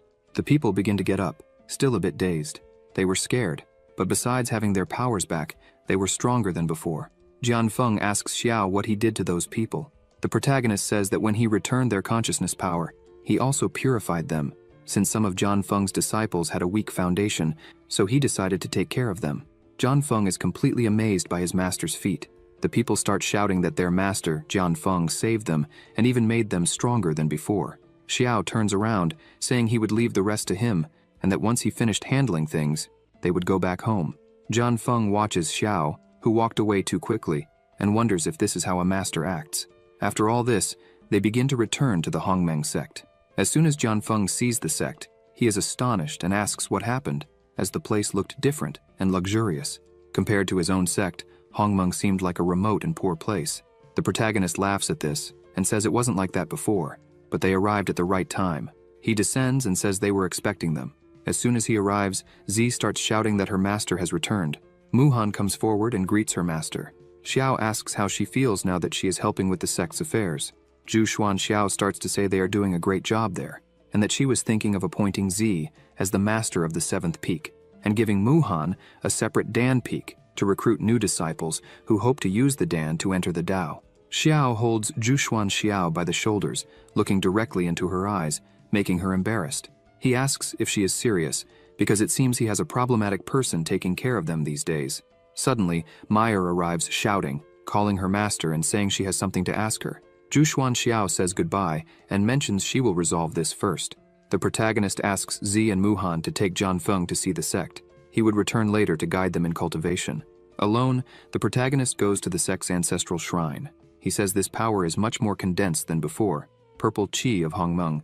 This must be the stellar power. He thinks he didn't expect that the celestial book of Hongmeng, which said that on the day he became the leader of the great sect, he would attract all the fortune left by the ancestor of Hongmeng, was actually true. Moreover, this fortune is much more incredible than he imagined, as it is already condensed into stellar power. Suddenly, the energy expands, making a loud noise. Bai Luori opens the door, coughing. The protagonist asks what is happening. He says he doesn't know what was going on with the ancestral shrine. Suddenly, the spiritual power became violent and injured several passing disciples. The master ordered him to go there and find a solution to the problem. Bai Luori says he asked around and finally found a high-ranking person to help. He points forward, saying that is the person. An old man introduces himself, saying his name is Xuan Xiao from the Nanli sect. He asks if they need his help. The protagonist just looks at him. Bai Luori celebrates and asks if Xiao knows him, since he is known for having destroyed the Luoyun sect alone. He is almost a demigod. Bai Luori says he spent all his money to bring this guy here. Xiao begins to pat Bai Luori on the head and asks if he had told his sister about today and about the day they met in Luoyun City. He says yes, and mentions that the protagonist said he would give him the opportunity to practice. He asks why Xiao is patting him. The protagonist says it's nothing, he just thinks Bai Luori is cute. Xuan Xiao bangs his staff on the ground and yells at the two of them, asking if they know how valuable his time is, and yet they are standing there chatting. Bai Luori is startled by this. He apologizes and shows the way. As soon as Xuan Xiao enters, the energy begins to manifest, and Xiao just smiles behind him. Xuan Xiao is shocked, wondering why this energy is so pure. It seems infinitely purer than common energy. He thinks the Hongmeng sect is very lucky, since the ancestral shrine is emitting such a pure flow of spiritual energy. Xuan Xiao thinks that if he can steal and absorb all that energy, he could reach the nascent soul in an instant. Xiao becomes serious behind him, while Bai Luori asks if Xuan Xiao can solve the problem. Xuan Xiao turns and says, this is not a simple matter. He will have to use the treasure of fate to solve it, so the price will go up. Bai Luori is disappointed, saying he has no more money. Xiao, irritated, tells Xuan Xiao not to worry, as the protagonist is interested in seeing Xuan Xiao's skills. If he can solve this problem, he will pay the additional costs. Xuan Xiao says he will solve it since they are so generous, but thinks these two are just dumb sheep. He takes out his bag, a treasure capable of storing and absorbing spiritual energy, called the spiritual storage bag. As soon as he opens the bag, the energy starts to flow in. The old man starts shouting, thinking this is fantastic. The The bag begins to grow larger as the old man thinks all that pure, high-quality energy is now his. He continues absorbing as much as he can. The bag starts to make noise, and he is surprised, thinking the bag won't hold. The bag explodes, spreading all the energy again. Xiao thinks he has no choice but to absorb this energy right now. As he starts to absorb the energy, he is frightened. He wonders what is happening because this is not spiritual energy. The energy increased dozens of times after entering his dantian. The energy keeps flowing in, and he thinks this is not good. If the energy keeps coming in like this, his body will explode, and he will die. Bai Luori notices the spiritual energy has decreased a bit and says Xiao is truly incredible. Xiao's body begins to grow enormous, and he tries to ask for help. Bai Luori is surprised, asking if Xiao is really asking for help. Xiao looks at this and starts laughing hysterically. He begins to control the energy in the place. Bai Luori asks what he is doing. The protagonist says that if he doesn't help, this little master will be reduced to several pieces of meat scattered everywhere. The protagonist starts absorbing the energy while thinking that, fortunately, he obtained the heaven and earth demon devouring technique, and this is a perfect occasion to use it. The old man's body begins to return to normal. He falls to his knees on the ground and sighs with relief, saying he is saved. Xiao asks the old man if he is sure about that, and steps on his body. Xiao screams in fright, asking what the protagonist is going to do with him. Xiao says it depends a lot on what he will say. The protagonist orders the old man to say who he really is and what his intentions are in infiltrating the Hongmeng sect. The old man, scared, shouts that he will tell everything. He says he is very sorry, that he deserves death, that he did not recognize such an important person and deceived everyone. In fact, his name is not Xiao from the Nanli sect. His real name is Zhang San. He says he used the protagonist's name to deceive people and get money all over the country. Bai Luori is shocked by this. The protagonist transforms his fan into a knife and asks if that is all he has to say. And to make up for the deception, he will just cut off one of Zhang San's legs. The old man falls into despair and says he is being sincere, offering all his belongings as an apology and calling the protagonist an immortal master. Suddenly, someone arrives and calls Xiao. It is Zhuxuan, who says that if he does this, what would he do if her disciple became corrupted? Xiao takes the old man's belongings and says that Zhuxuan is a bit mistaken, that he was just punishing villains and eliminating evil. Besides, she sent him there as soon as he returned. He asks if it wasn't to set a good example for Bai Luori. She replies that she sent him there to absorb the energy from that place, not for what he said. The protagonist smiles and asks if she is serious. He uses his energy, transforming it into a rope. Xiao says he will take the man away, so Bai Luori doesn't need to worry anymore. The old man starts shouting that he was wrong and begs for forgiveness. Zhuxuan says that this is an opportunity that appears after the explosion of the Hongmeng sect's fortune. She emphasizes that she has already absorbed her part and that all the rest belongs to Xiao. He immediately sits down and says that in that case, he will not refuse. She starts to leave the place while Bai Luori runs after her, asking why she didn't absorb everything if she knew what it was and why she sent him to guard that place. She stops and thinks that the fortunate power is much stronger than spiritual energy, but if a cultivator cannot absorb it, it is a waste. Previously, when she used the purple qi of Hongmeng to temper the green-purple twin swords, it took an entire year. When the protagonist left the capital of the Qin dynasty, he had another great breakthrough. Now she could master the fortunate power almost effortlessly. She turns to Bai Luori and says that everyone has their own opportunity. She thinks she needs to hurry, otherwise Xiao will leave her behind. First peek. Night falls, and the sky is behaving strangely. A lightning bolt begins to fall towards the house. That house starts to emit a gigantic amount of energy. It was Xiao meditating. He thinks this is the 10th lightning bolt of the tribulation. He opens his eyes, saying that the tribulation from breaking through the golden core to advance to the nascent soul has finally arrived.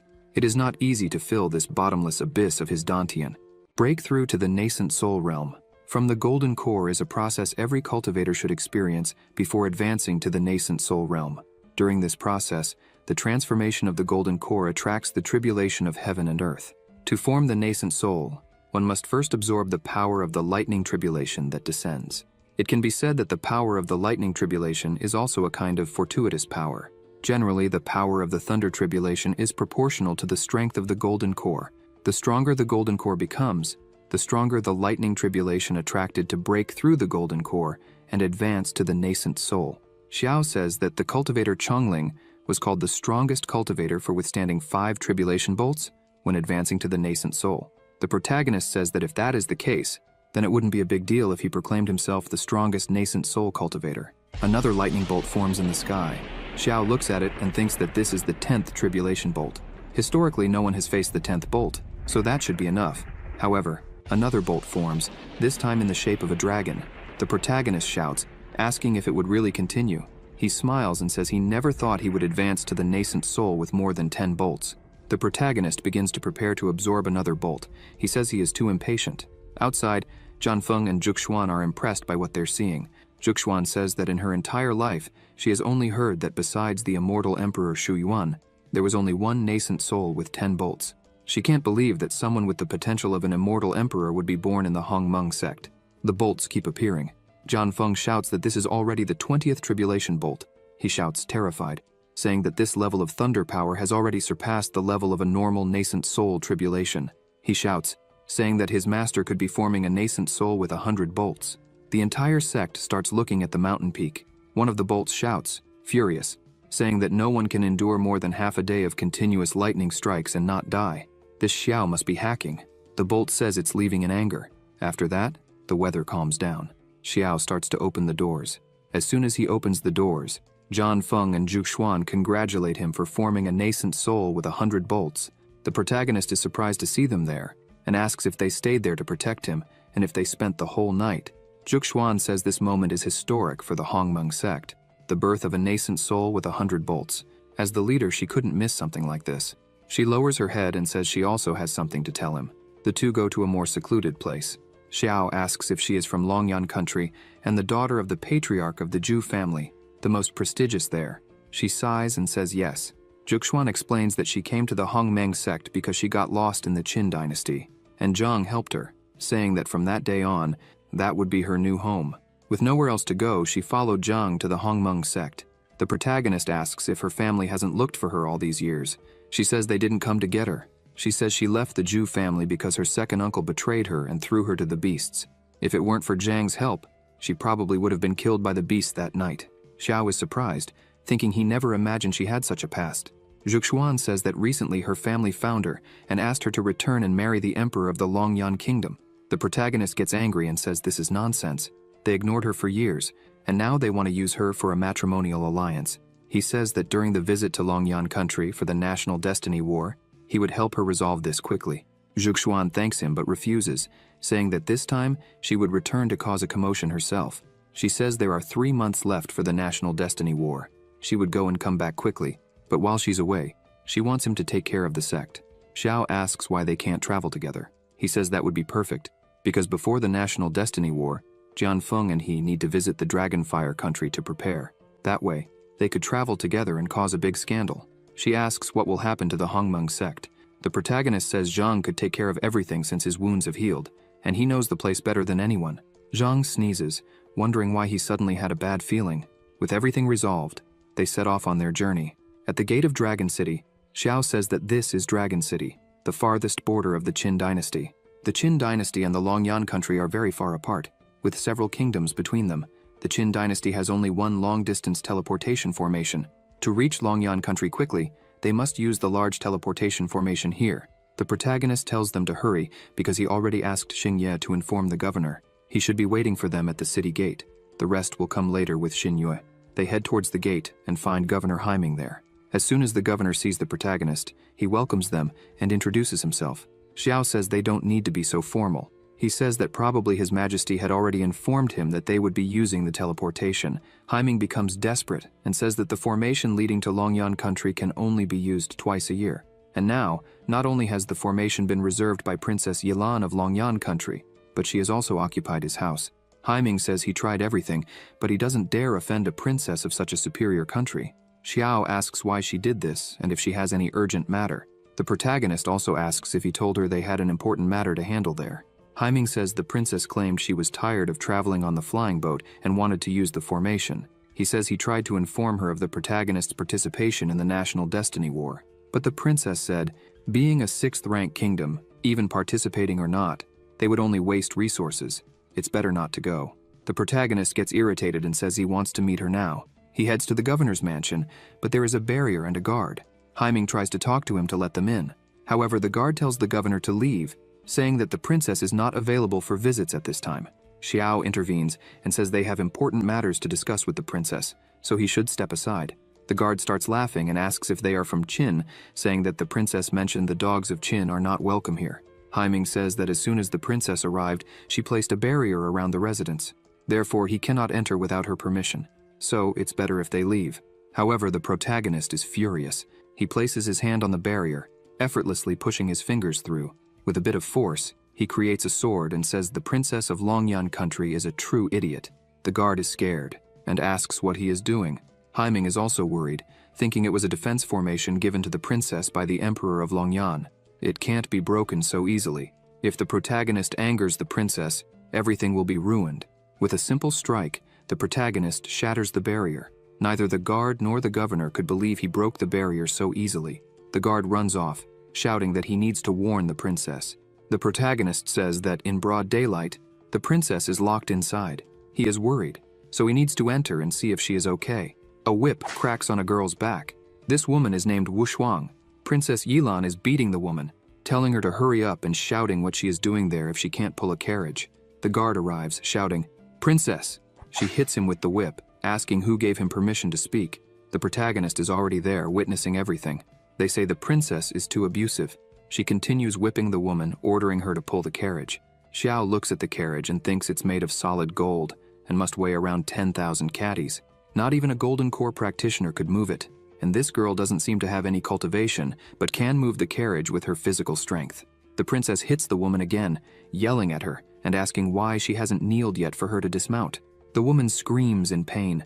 She gets on all fours on the ground, saying that the slave obeys the princess's orders. Yilan steps on the girl's back forcefully and says that this is a good girl who knows her place.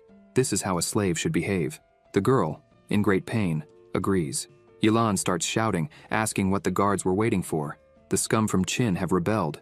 They must be arrested. The guards begin to run and surround everyone there. The governor shouts, saying this isn't right, and tells the princess she is mistaken. The national master truly has important matters to discuss. Yilan mocks, asking if the national master is this first-level nascent soul. Apparently the great Qin has fallen to this level. Any cat or dog can be a national master. Haiming is terrified. He turns to the protagonist and shouts that they are screwed, that everything is over, and asks what they should do. Xiao says it's obvious what he will do. He starts releasing his power again and leaps, advancing on all the guards. He asks how the noble Princess Yilan can torture her subordinates and speak rudely about the Qin dynasty. He passes through all the guards like lightning. A second later, they all fall. Xiao stops in front of the princess with the sword at her forehead, saying that now is the time to save the day. The princess is frightened by his strength. The protagonist asks how she dares to do this, and orders whatever is inside her to leave the princess's body immediately. Yilan asks how the protagonist dares to point a sword at her. He says he is there to protect her. Yilan asks what he wants. Xiao says he just planted a seal in the princess's mind, if she can't guess what he intends. Xiao approaches the princess and says he will let her experience this seal. She pushes the protagonist's sword away and shouts, asking if he wants to intimidate her. Yilan says she wants to see if he has the courage to make a move against her today. She curses him and kicks her slave, ordering her to run and tell all the soldiers that no one can enter Longyan City anymore. Xiao gets irritated, cursing the princess as stubborn. He says it looks like he will have to use his heaven-devouring and earth demon technique to exorcise the demons from the princess. The seal takes effect and causes unbearable pain in the princess, making her scream. She falls to her knees in front of the protagonist. Trembling in pain, she says her head is exploding and hurting too much. Xiao says that if he wanted, he could destroy the consciousness of this body right now. He places the sword at the princess's throat and says it would be a pity. If he does this, not only will the monsters be destroyed, but the princess will also become an empty shell. He smiles and asks if she now understands what he wants. She says she understands and will do whatever he wants. He turns and says it's better to resolve this peacefully. After all, he is still a person who loves peace. In great pain, the princess thinks that sooner or later, she will cut him into pieces. She shouts at Wu Shuang, asking why she isn't helping her up. When she looks back, she doesn't see her slave. In front of the protagonist, Wu Shuang kneels and begs him to accept her as a disciple. Yilan is shocked to see this. Zhuxuan and Jianfeng also don't understand. Trembling in pain and crying, Wu Shuang shouts that she doesn't want to be bullied anymore and asks him to accept her as his disciple. He asks her why he should accept her as a disciple. She says she can lift up to 100,000 catties, and ordinary beasts are nothing to her. 100,000 catties are equivalent to 60.5 tons. Shuang says that if he doesn't want to accept her as a disciple, he can accept her as a servant. Feng is shocked and thinks that 100,000 pounds is a lot, considering that the Tai Shu sect, led by Taoist Chongling, specializes in physical training. He thinks he has never heard Chongling praise his disciples even once. If his disciples, at the foundation building stage, can have arm strength of up to 100,000 kilograms, they would already be extraordinary talents. Yet this slave girl hasn't even truly started practicing and already possesses such strength. Xiao looks at her and says that if this is the case, then she will follow him as an official disciple, and they will see how she develops before making a final decision. Shuang begins to smile for the first time and thanks the protagonist for this. The system screen appears saying, "Congratulations to the host for successfully recruiting a disciple. You can now check her attributes on the attribute panel. Name, Shuang. Identity, official disciple. Comprehension, 50. Bone root 500. Talent, none." The protagonist smiles, thinking that a bone root of 500 is extraordinary, as Feng only has 300. He thinks that it seems he has found another treasure today. After that, he starts walking and says they will head directly to Longyan Shangguo. As they are leaving, the princess thinks she might be able to escape now, but out of nowhere, the protagonist calls her to follow him. Xiao looks at her and asks what could happen to her if he wasn't there. Frightened, she says she understands. Finally, they arrive at the portal and pass into the upper realm of Longyan. Somewhere, a person calls their father, saying they have received information from the spy in Qin. They report that Zhuxuan has begun to head to the upper realm of Longyan, and Xiao, who has a deep relationship with her, has recently started walking through the Yuyong, but they don't know Yuan Ying's exact whereabouts. The man named Zhu Hong smiles and says he has told them many times that there's no need to call him father, and asks his son to call him daddy, like a normal boy. This man is the patriarch of the Zhu family. The woman named Yan says she can't understand the difference between father and daddy. Her father tells her to forget it and call him whatever she likes. Hong thinks that Ji Shu ordered them to present Zhuxuan at the palace and is growing impatient with all the delays. He thinks that this time, Zhuxuan is in Longyan. If the Zhu family doesn't do something about it, he fears Ji Shu won't let it slide. Hong thinks he needs to put on a grand show for Ji Shu. He asks Yan to bring the protagonist and Zhuxuan to their home as soon as they arrive in the city. She agrees and says she will do it. Hong thinks that his wife was killed. His eldest daughter was exiled by her own family, and the youngest daughter, who stayed with him, was born with an emotional deficiency due to the 9 yins. He thinks he would have preferred she hadn't been born into the Zhu family. He becomes angry, thinking he feels deep sorrow for his youngest daughter, and says that when he enters the palace, he will seek someone to help cure her. Moreover, these calm days will come to an end when his plan succeeds. The elders of the Zhu family, with their hidden motives, and the arrogant old fox on the throne will all die.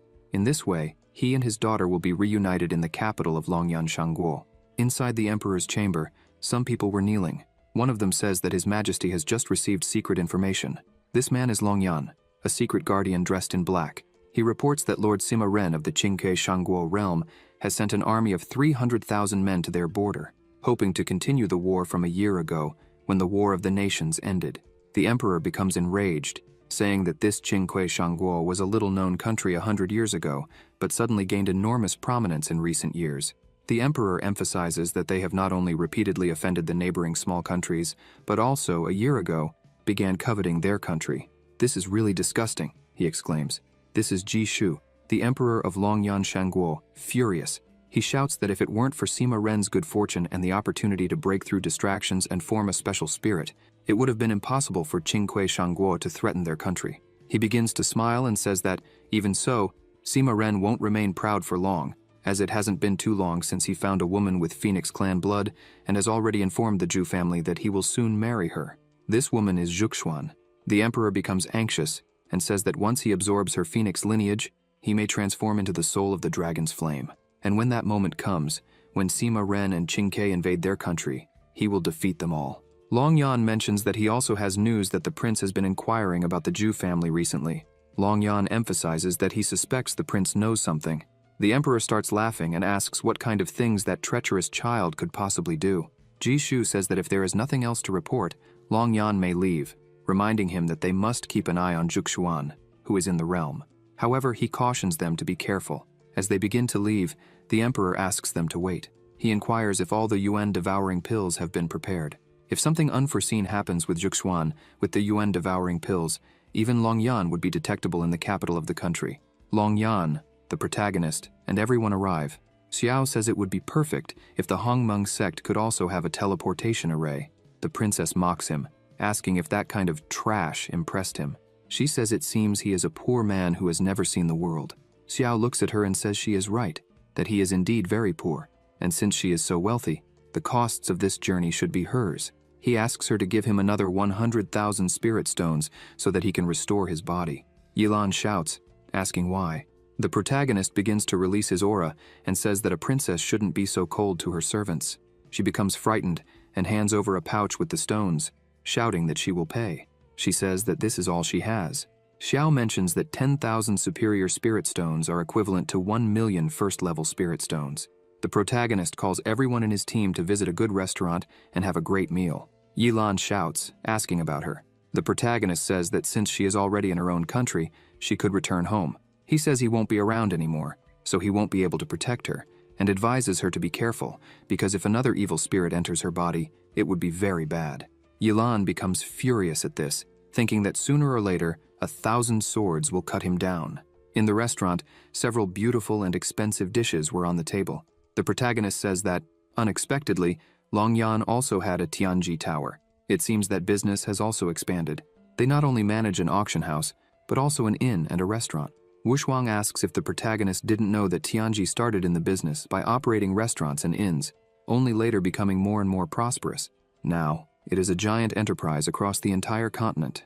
Wushuang says they also manage to have alchemy houses, tents, and other businesses. It is said they can also buy and sell information. She points out that it seems that as long as they have enough money, there is nothing that Tianji Tower cannot do. Xiao says that is really surprising. The waitress arrives at the table and wishes them a good meal, saying that all the dishes have been served. Xiao smiles and says everything is perfect. He stands up and shouts that until the food on the table is finished, no one can leave. Wushuang says that's right. Jianfeng shouts in agreement, while Zhuxuan just feels embarrassed. Jianfeng begins to eat and says that Xiao is a man of his word. If he said they can't leave the table until they finish, then they need to eat everything. Wushuang keeps looking at him and agrees, while eating a little bit of everything. Zhuxuan offers her a drink and says that as soon as they finish eating, she will take Wushuang to buy new clothes. Zhuxuan says that now that she is Xiao's disciple, she is part of the sect, so she can't be without proper clothing. Wushuang smiles, delighted with all this kindness, and thanks them for everything. Zhuxuan starts coughing, saying, "Not him." Xiao offers her some vegetables, saying that she also needs to eat some greens. A man at the table next to them looks at Zhuxuan, thinking that she is. He gets irritated and says that he has finally found Zhuxuan. Sometime later they had finished eating, and everyone except Zhuxuan was feeling sick from eating so much. Suddenly the table begins to glow, and the protagonist asks why Tianji Tower keeps placing magic circles on the table. The food reappears and he wonders if it's some kind of automatic refill. Wushuang explains that this is the special magic formation system of Tianji House. She says that not only can the food be automatically replenished, but even the walls of private rooms are soundproofed. In the past, when she followed the princess, she saw Yilan use the guard formation on the wall, and it was said that the attack from the guard formation could kill someone from the divine separation realm in seconds. She says she doesn't know how powerful the owner of Tianji building is. Xiao thinks to himself that if his sect could have such a formation, it would be incredible. Suddenly, a noise is heard, and dust starts to rise. Everyone looks in that direction. The man stomps his foot in front of everyone and says that he has finally found Zhuxuan. The protagonist asks who this woman is that he's talking about. Zhuxuan begins to think that it's been years since she last heard that name, and from what she's heard, she is now the strongest among the younger generation of Longyan, probably living quite a good life. The man continues, irritated and shouting, asking if she's going to keep pretending not to recognize him. He curses her and cuts the table in half. The man says he's been chasing her his entire life, and she's never looked his way, and now she's sitting here eating with a handsome guy.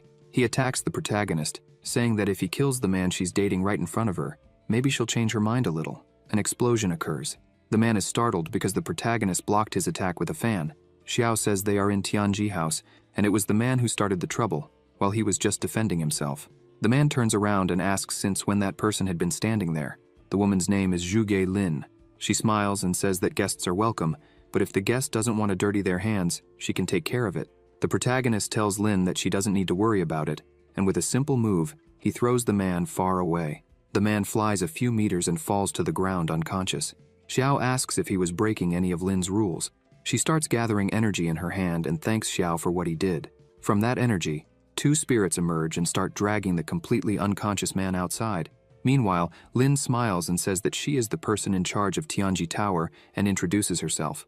Lin emphasizes that the guard at Tianji Tower was inappropriate and disturbed their meal, so everything will be on her. The protagonist sees that power and wonders if it might be stellar power. The protagonist creates a spell and asks the woman to wait a moment. He says he's very interested in the magic circle of Tianji Tower and wants to know if she's willing to make a deal. The protagonist says that he noticed that the people of Tianji Tower can also master the starlight puppet technique recorded in the Yao Guang chapter, so she should recognize what he is showing. As soon as she looks at it, Lin is surprised and wonders if it really is the Kaiyang that she thinks it is. She thinks the protagonist might be the one who also obtained the inheritance of the immortal emperor, Xu Yuan. She clasps her hands and bows before the protagonist, asking him to follow her. He looks at his group and asks them to wait a little. The two go to a room, and Lin says she hasn't yet asked for the name of her guest. She admits she's very curious to know what he wants to trade for the magic circle of Tianji Tower. The protagonist says she can call him Xiao. As Lin pours water, the protagonist starts writing on the table, saying that he noticed she also masters the use of stellar power. Therefore, she should understand the meaning of those words.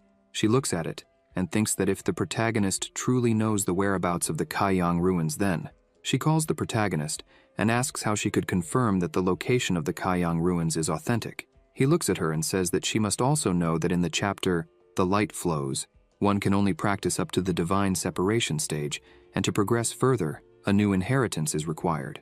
Lin agrees with this. Xiao mentions that he has heard of an elixir that can help a person break through the divine separation stage, and if Tianji Tower helps him obtain this elixir, he will show her the way. Lin asks what the protagonist's current cultivation level is. He responds that he is at the first level of the nascent soul. She says that the protagonist has found the right person because the divine separation elixir, which is difficult to find in the entire world, is easy for Tianji. However, she warns that if anyone dares to mess with the tower, it wouldn't matter if they were at the second level of the nascent soul or even if they were an immortal. The tower would hunt them down to the ends of the earth. Xiao says that he is already aware of the tower's capabilities and emphasizes that he came there with sincerity so that she can feel more at ease. Lin comments that this matter still needs to be passed on to the owner of everything, who in this case is her adoptive father, Zhuge Qingyun. She asks the protagonist to wait for a moment. As for the protagonist's companions, she assures him that they will be well received in their rooms so they can rest. Xiao says that it looks like he'll be putting her to work at Tianji Building, in the Longyan Shangguo establishment. Inside the host's room, Qingyun asks if she was saying that someone found the exact coordinates of the Kaiyang ruins. Lin replies yes, and adds that she has already sent someone to investigate the details. She discovered that Xiao became famous in Daqin last year, and less than a month ago, defeated the elders of other sects at the Grand 10,000 Daos ceremony, becoming a great imperial master. Qingyun does not express anything positive in his eyes. He comments that the protagonist is only from Qin and is not even an imperial master. He says that if he wanted to, the emperor of Qin would come here in person and he could crush him to death. Qingyun states that it would be as easy as crushing an ant. Lin then asks what he means by that. Qingyun orders her to get rid of the protagonist as soon as they get what they want. If others find out about the immortal Emperor Shuyuan's inheritance, a war will undoubtedly occur. They must ensure that Xiao keeps this secret. With no other options, she agrees with him. 10 years ago, Lin was in a cave. Qingyun appeared there, and she asked where her sister was, who was not with him. Qingyun said that she wouldn't be back for a while, leaving her scared. 10 years ago, she saw her sister who was following Qingyun in search of the Yaoguang ruins, and who never returned. Qingyun says that when they go to the ruins, she must follow him with her head down. She responds affirmatively, thinking that she finally learned from her father, when he was drunk, that the trial for the Kaiyang ruins involved killing fellow travelers. Now she finally has her chance. After this conversation, she meets with the protagonist and says that she has already spoken with her father and that the matter has been resolved. In the meantime, she asks them to stay at Tianji Building. She emphasizes that she has already arranged for the soul separation elixir to be prepared and will also ask someone to deliver it to the protagonist's room. A woman informs them that the lodging is ready and asks Xiao to follow her. Lin keeps thinking that the protagonist was able to become a great master of the Qin dynasty and even supported an unprecedented empress to ascend the throne. His strength is probably not at the first level of the nascent soul. She thinks that if it's him.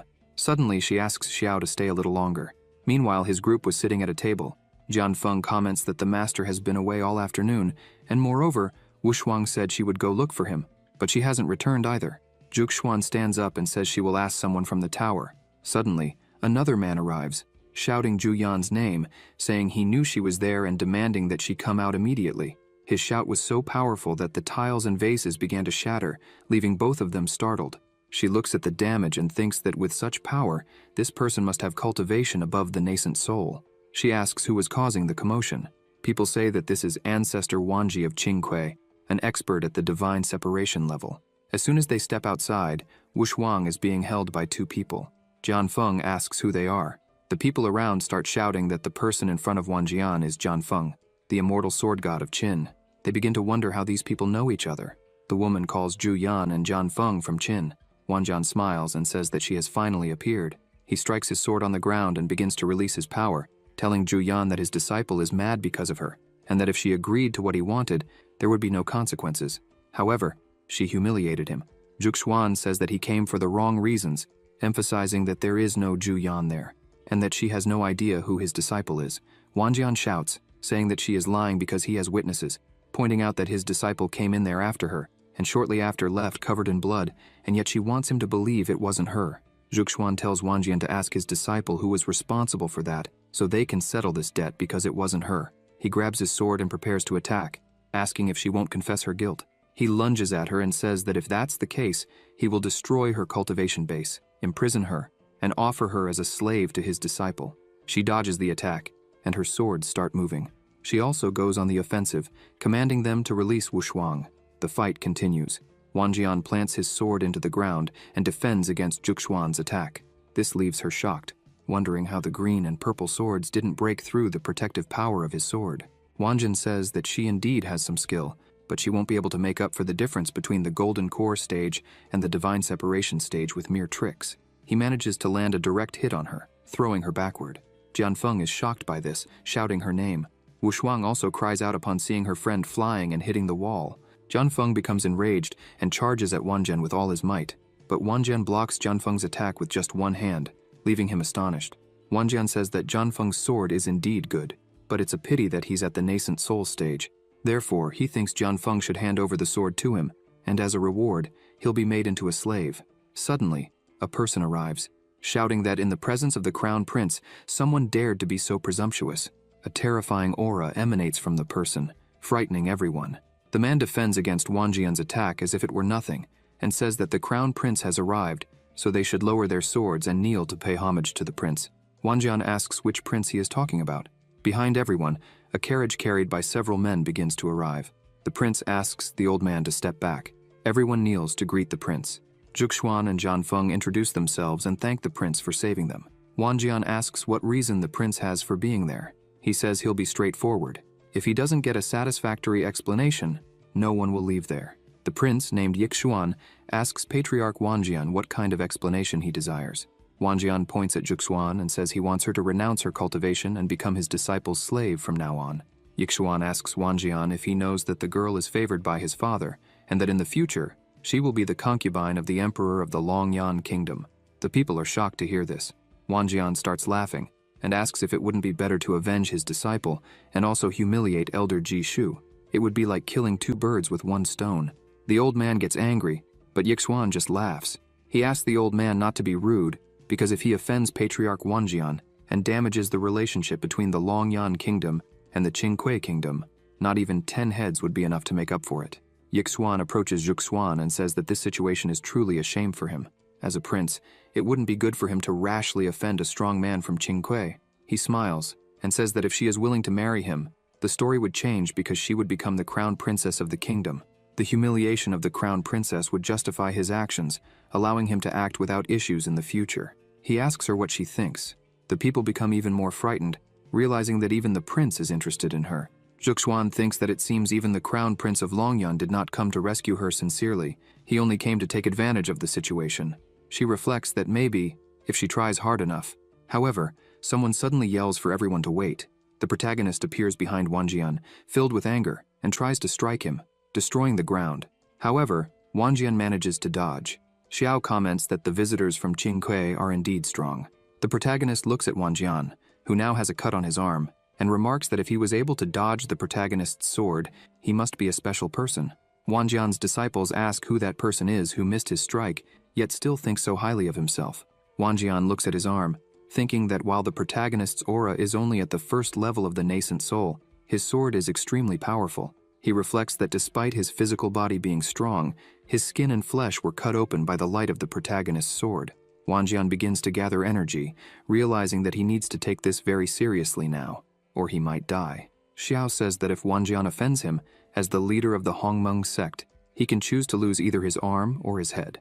Wanjian grabs the protagonist's sword and tells him not to be so arrogant. The sword begins to emit lightning, causing Wanjian to scream in pain and let go of the sword. The protagonist doesn't stop attacking, saying that it seems Wanjian has already chosen what he wants to lose.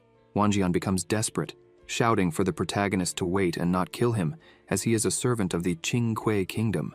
If he dies, the Qingque kingdom might go to war with the Longyan kingdom.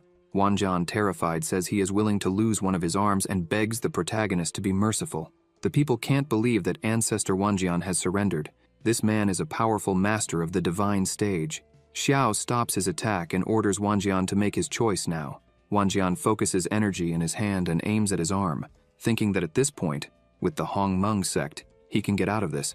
He cuts off one of his arms and leaves, full of anger. Yixuan looks at the protagonist and wonders where this guy came from, considering even Ancestor Wanjian couldn't be his match. The prince thanks the protagonist for helping with the situation and asks his name. The protagonist says he can call him Xiao, but emphasizes that there's no need for thanks since it was a matter of the Hongmeng sect. Even so, he mentions that they wanted to apologize to the crown prince, acknowledging that it's very difficult for the prince to do something against that thief from Qingque. Yixuan thinks the protagonist really has a sharp tongue. The prince calls his group to leave. Xiao goes to Zhuxuan and asks if she's okay. She says yes and asks why his aura was so strong. He responds that he made a deal with Tianjilu, obtaining the complete formation set from Tianjilu and resources from Tianji Tower, and now he has successfully ascended to the distraction stage. The protagonist thinks that it's just as expected from the world-famous Tianji Tower. In less than a day, they managed to arrange the divine separation pill. Zhan Feng can't believe it and asks if he really heard separation, and if the protagonist hadn't just broken through to the nascent soul, how he has already advanced to the separation stage. Xiao comments that the Longyan kingdom is indeed as strong as the clouds. He heard that among those who participated in the national war, there were powerful people in the divine separation realm, and that's why he needs to hurry. Xiao concludes by saying that he will leave tomorrow night, and that when he returns, they will visit the Zhu family. During the night, outside the imperial mausoleum of Longyan, the protagonist and the others are gathered. The protagonist comments that it is a dark and windy night, perfect for doing bad things. However, he arrived a little late, so they couldn't take too long. Qingyun calls out to the protagonist and greets him. The princess remarks that it is truly inhumane to call someone so late to enter the imperial mausoleum. The protagonist replies that if she doesn't like the timing, she could go back home and rest. Yilan shouts, asking why the protagonist wants to discard her after using her. Lin observes the situation and thinks that, according to their investigation, this was his first visit to the Longyan kingdom. However, being able to tame the princess, who was known to be crazy, leads her to conclude that the protagonist is far from as simple as he appears. She recalls what she had discussed with the protagonist earlier when she was begging him to save her life. Xiao asks what she meant by all that and how he could save her. She explains that the owner of Tianji Inn, who is also her adoptive father, intends to become the sponsor to obtain the inheritance of the ruin. At that moment, she would ask the protagonist to save her. She says that she is willing to work like a horse to repay the favor. She only hopes that the protagonist can defeat Qingyun. They arrive at the ruins. The protagonist says that, since they accepted the Flickering Light Sutra, they should know that it requires a lot of blood, spiritual energy, and consciousness to open this relic. Qingyun responds that he already knew this. He raises his hand and forces Lin to kneel. He smiles and says that he bought her from the slave market and educated her for years. Now it's time for her to pay for all of it. With a trembling voice, she asks her father if he was the one who killed her sister that day. He begins to laugh and says yes. Trembling with fear, she raises her hand towards the protagonist, begging for help. Qingyun says that Xiao wouldn't want to get involved in any trouble. He emphasizes that if the protagonist helps him conquer the ruins of Kaiyang, he will name the protagonist as the vice master of the Tianji Tower. Xiao closes his eyes, saying that it is unfortunate, and attacks. Qing Yun is startled and tries to defend himself, but the protagonist's attack hits Qing Yun's arm, causing him to release Lin while screaming in pain. Lin runs to the protagonist, seeking protection. Qing Yun screams, asking what that was. Xiao begins to laugh and says that it's nothing. He just isn't satisfied with the price Qing Yun offered. The protagonist points out that the price Lin offered is better, as she would let Xiao be the owner of everything. Upon hearing this, Qing Yun becomes furious, yelling at her, saying that she was trying to team up with a stranger to kill him. Lin says she could say the same to him because if Qing Yun hadn't used her as a mere tool, this wouldn't have happened. She bows, saying she will leave everything to her master Xiao. The protagonist says her request is in order and begins to use his power. The protagonist's aura starts to overwhelm Qing Yun, making him scream loudly. All that energy begins to spread throughout the room, impacting the pillars. Suddenly, the walls start to make noise, and the whole room becomes filled with intense pressure. Lin is surprised, asking if this is... Xiao says that the ruins have been opened and this is their true form. She screams, asking if it's true because she couldn't escape in time. Lin is frightened, remembering Qing Yun saying that once the ruins are opened, only one person among all those who entered can leave alive. Fear grips her, and she thinks she will die at Xiao's hands after getting rid of Qing Yun. Suddenly, a strong energy concentrates in the center of the room, and someone starts laughing, saying that this is the inheritance of the immortal Emperor Shu Yuan. A man appears there saying that if they want the inheritance, they must accept the trial. The man says that among all of them, the one who survives will be the one qualified to receive Shu Yuan's inheritance. With a trembling and scared voice, Lin tells Xiao that, in the end, they ended up in the same situation. But Xiao had a dark smile on his face. She holds her sword and thinks she's sorry for this, but even if she doesn't want to do it, there is no other way. The protagonist advances, saying that he doesn't want to waste time. Lin is left confused as Xiao attacks the man in front of him. The man is surprised by the protagonist's attitude. Xiao yells at the man to stop pretending and bring the inheritance. The man begins to dissipate, asking how a mortal could have such strength. It's abominable. As the man finishes dissipating, an energy appears in Xiao's palm. He says that this must be the second part of the immortal Emperor Shu Yuan's inheritance, the Kaiyang chapter inheritance. Lin watches this, not understanding. Unable to believe what she just saw, she asks if this is the true way to obtain the inheritance. She asks what really happened to her sister. Lin falls to the ground, crying and screaming for her sister. The protagonist, seeing this, says that people cannot resurrect after death because they die. The living must live a good life to be worthy of the dead's expectations. Lin thanks the protagonist for helping her avenge her sister. She says that in the future, she will do everything she can to help him manage the Tianji building to repay the kindness he showed. As she leaves, the protagonist stands there, thinking that if they use the Tianji Tower's information network to discover the powers of the other ruins of the immortal emperor, it might be asking too much. He thinks that he obtained the Kaiyang chapter through the system, but now he has the main body of the Kaiyang chapter, lid within a lid.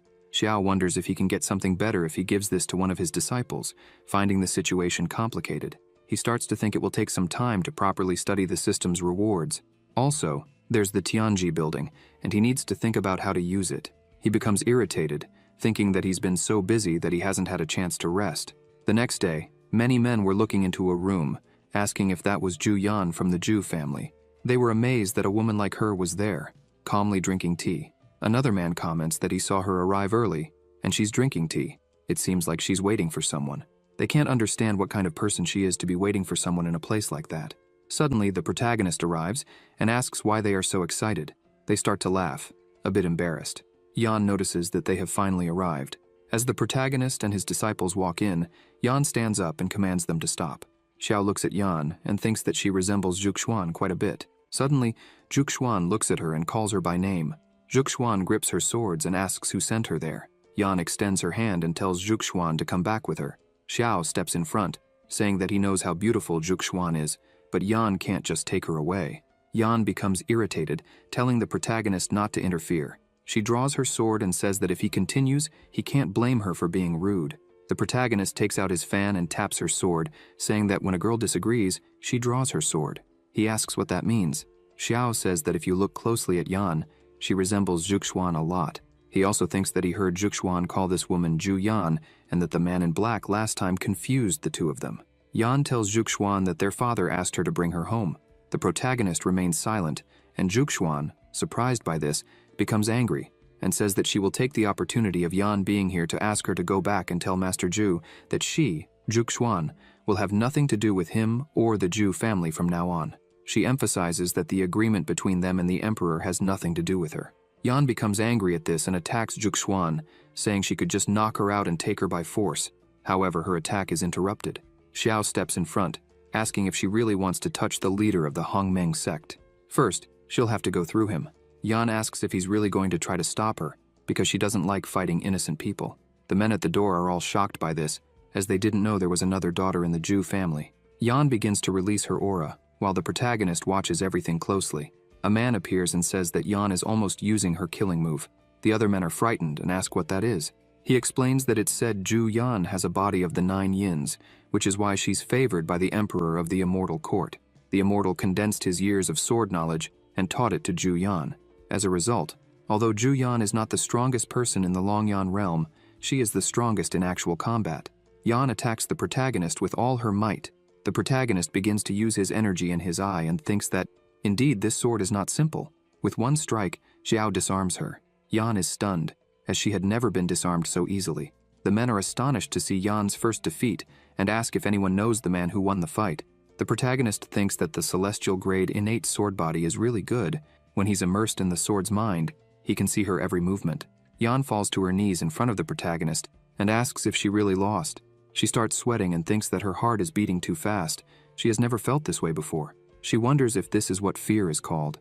She looks at Xiao and wonders if this is the man her sister wants to marry. The protagonist looks at her and says that he wanted to have a nice breakfast before visiting the Zhu family, but it seems they were in quite a hurry. He asks if Yan wants to go back alone or tied up. She begins to release an enormous amount of energy and says that no one has ever made her feel that way before. With her own hands, she attacks the protagonist, shouting that she wants to see what he is capable of. Xiao dodges with extreme ease and says that it seems she's only good with a sword, because this attack now is infinitely inferior to the first one. He strikes her on the back of the neck, causing her to lose consciousness. He catches her so that her body doesn't fall to the ground. The protagonist asks Zhuxuan if she knows that woman, as the two of them look incredibly similar. Zhuxuan sighs and says that Yan is her sister. The man who attacked her earlier probably confused the two. Zhan Feng comments that the sect leader really does have a sister. Wu Shuang is surprised, noting that the leader's relationship with her family isn't good. Zhuxuan says that she hasn't had anything to do with her family for a long time. The protagonist gathers everyone and says it's time to pay a visit, since the Zhu family is extending such a kind invitation. They should meet in person. After a while, they arrive at the Zhu family's home.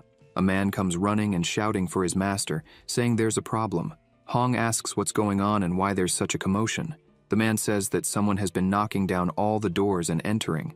Hong is surprised by this. The man explains that a woman who looks like Zhuxuan entered with 2 men and a girl. The young man shouts that all the guards were sent to stop them, but they were defeated in seconds. Yan is also unconscious, and they brought her here. Hong asks how Yan ended up unconscious and wonders if Zhuxuan has become that strong. He thinks that, in all these years with the Hongmeng sect, Zhuxuan has made great progress. The man continues to shout, telling Hong to think quickly about what to do, as they would be arriving soon. Hong orders the young man to run and ask Chief Meng to meet them first. Suddenly, Xiao begins pounding on the door and forcefully opens it, sending the guards flying. He looks at Hong and says that the owner of the house extends an invitation to them, but keeps the doors locked. That's complicated. Hong is confused and asks who in the family invited the protagonist and if he has no manners. Xiao asks if the reinforcements haven't arrived yet, and that's why Hong wants to talk about manners.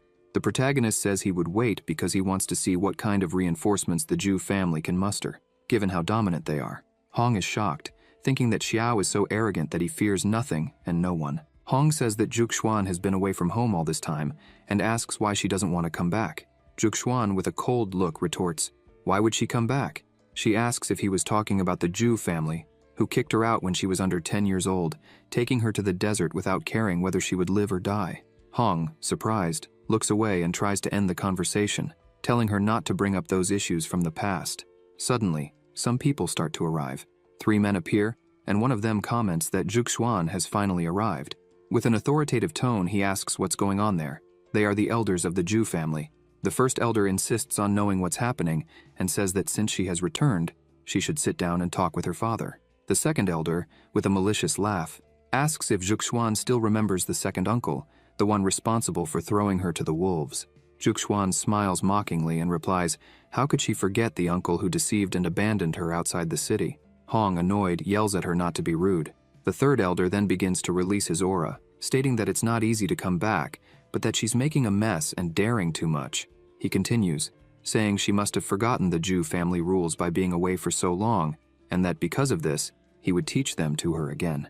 Zhuxuan stares at him and asks what the family rules have to do with her. With a determined tone, she emphasizes that she came there only to make it clear that she and the Zhu family would no longer have any connection. From now on, the path the family follows has nothing to do with her. The first elder says it's very bold of her to say that. The second tries to justify himself, saying that what happened was the fault of the uncle, who didn't watch her properly and let that happen. The third elder, impatient, yells that they won't talk about the past. He orders her to go to the palace immediately and rest at home. Zhuxuan, with a sharp look, asks if they really believe she is the same child from before, emphasizing that if anyone tries to stop her today, her sword will show no mercy. The three elders are surprised by her firmness and determination. They say she's gotten used to being wild out there and has forgotten what her home is like. The first asks if she thinks the first family of Longyan is a place where she can come and go as she pleases. The third says there's no way around it. He'll have to help her remember where she is. Suddenly, several soldiers of the family appear there. Hong shouts, saying that, despite everything, Zhuxuan is his family, and asks the three if they would face him that way.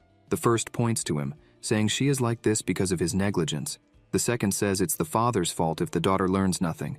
The third laughs and says if the father doesn't discipline his daughter, then he will.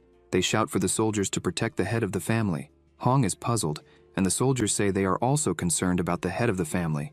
Therefore, he should be careful not to enter the battlefield. Hong gets annoyed, thinking the three are relying too much on the strength of the family soldiers, and therefore don't take him seriously. He thinks that sooner or later, these three old men will pay for this. Zhuxuan looks at them, thinking all the Zhu family soldiers are orphans bought by the family. All of them undergo brutal training from a young age. They are loyal.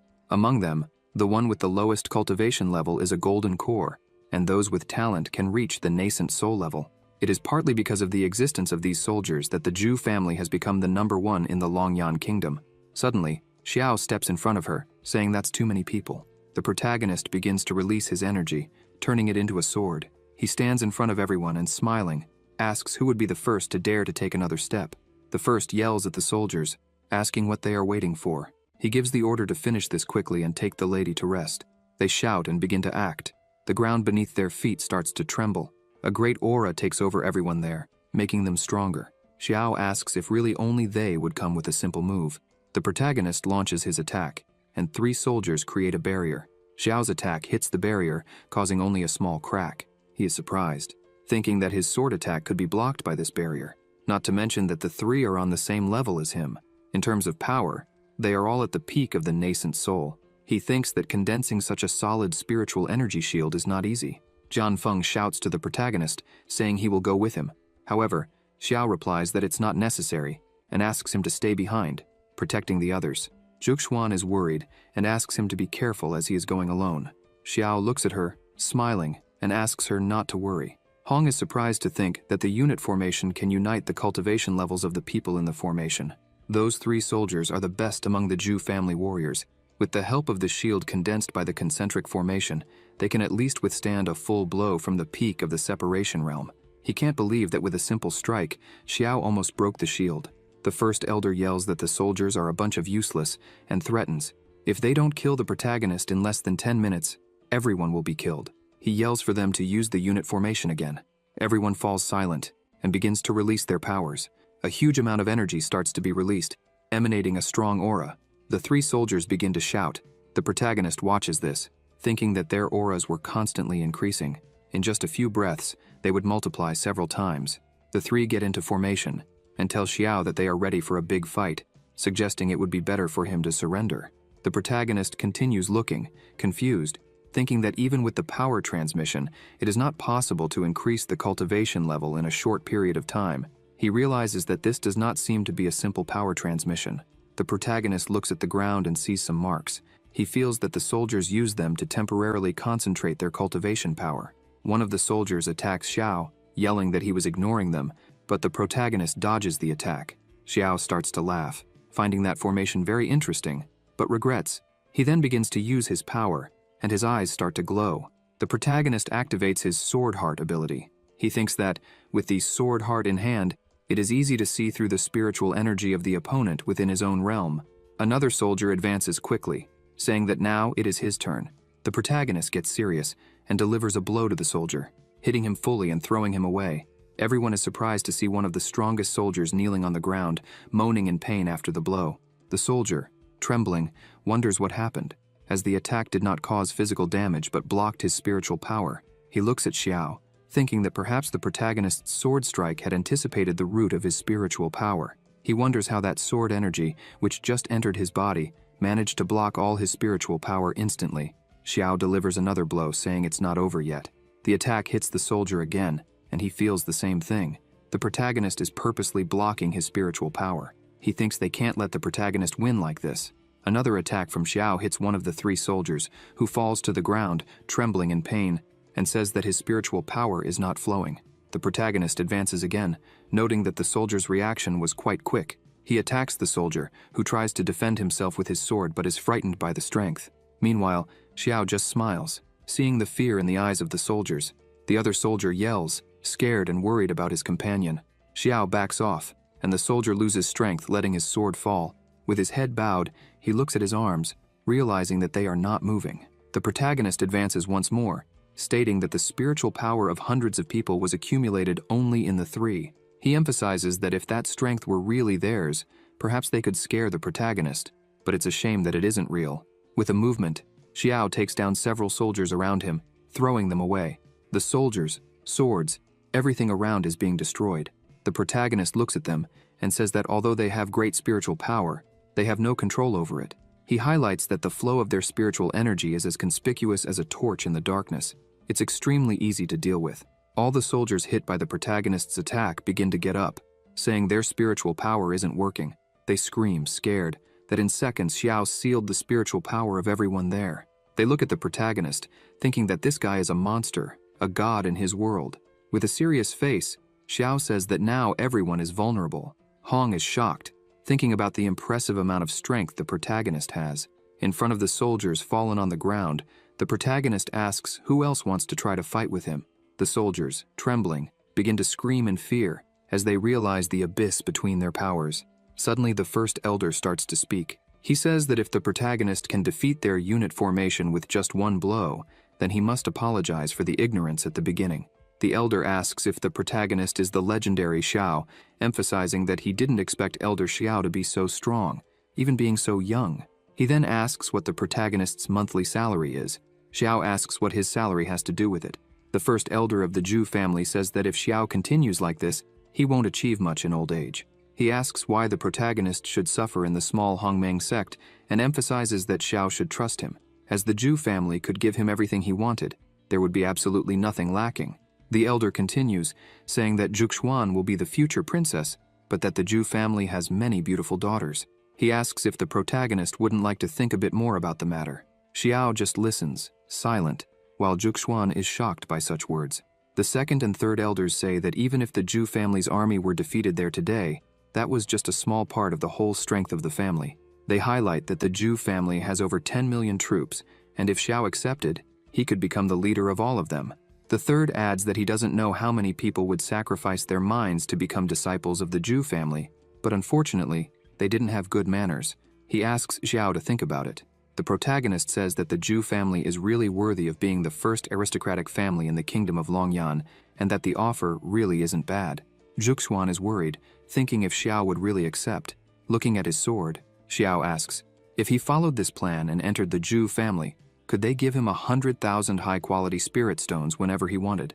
The 3 elders are startled by the amount and say that if the protagonist joins the family and works hard, eventually he would get it. The protagonist responds that if they can't get 100,000 high-quality spirit stones now, a handful of immortal-grade magical weapons would be sufficient. The first elder is puzzled and asks what he means, immortal-grade magical weapons. He says Xiao's imagination is really... The protagonist starts laughing and says they have nothing, asking if they even possess an immortal-grade skill. The 3 become annoyed, saying he's going too far. Xiao starts looking at them differently and releases even more of his power. He says that if they can't even meet those requirements, they still wanted to recruit him. The 3 are frightened by this. The first elder orders the soldiers to stop Xiao's attack at all costs.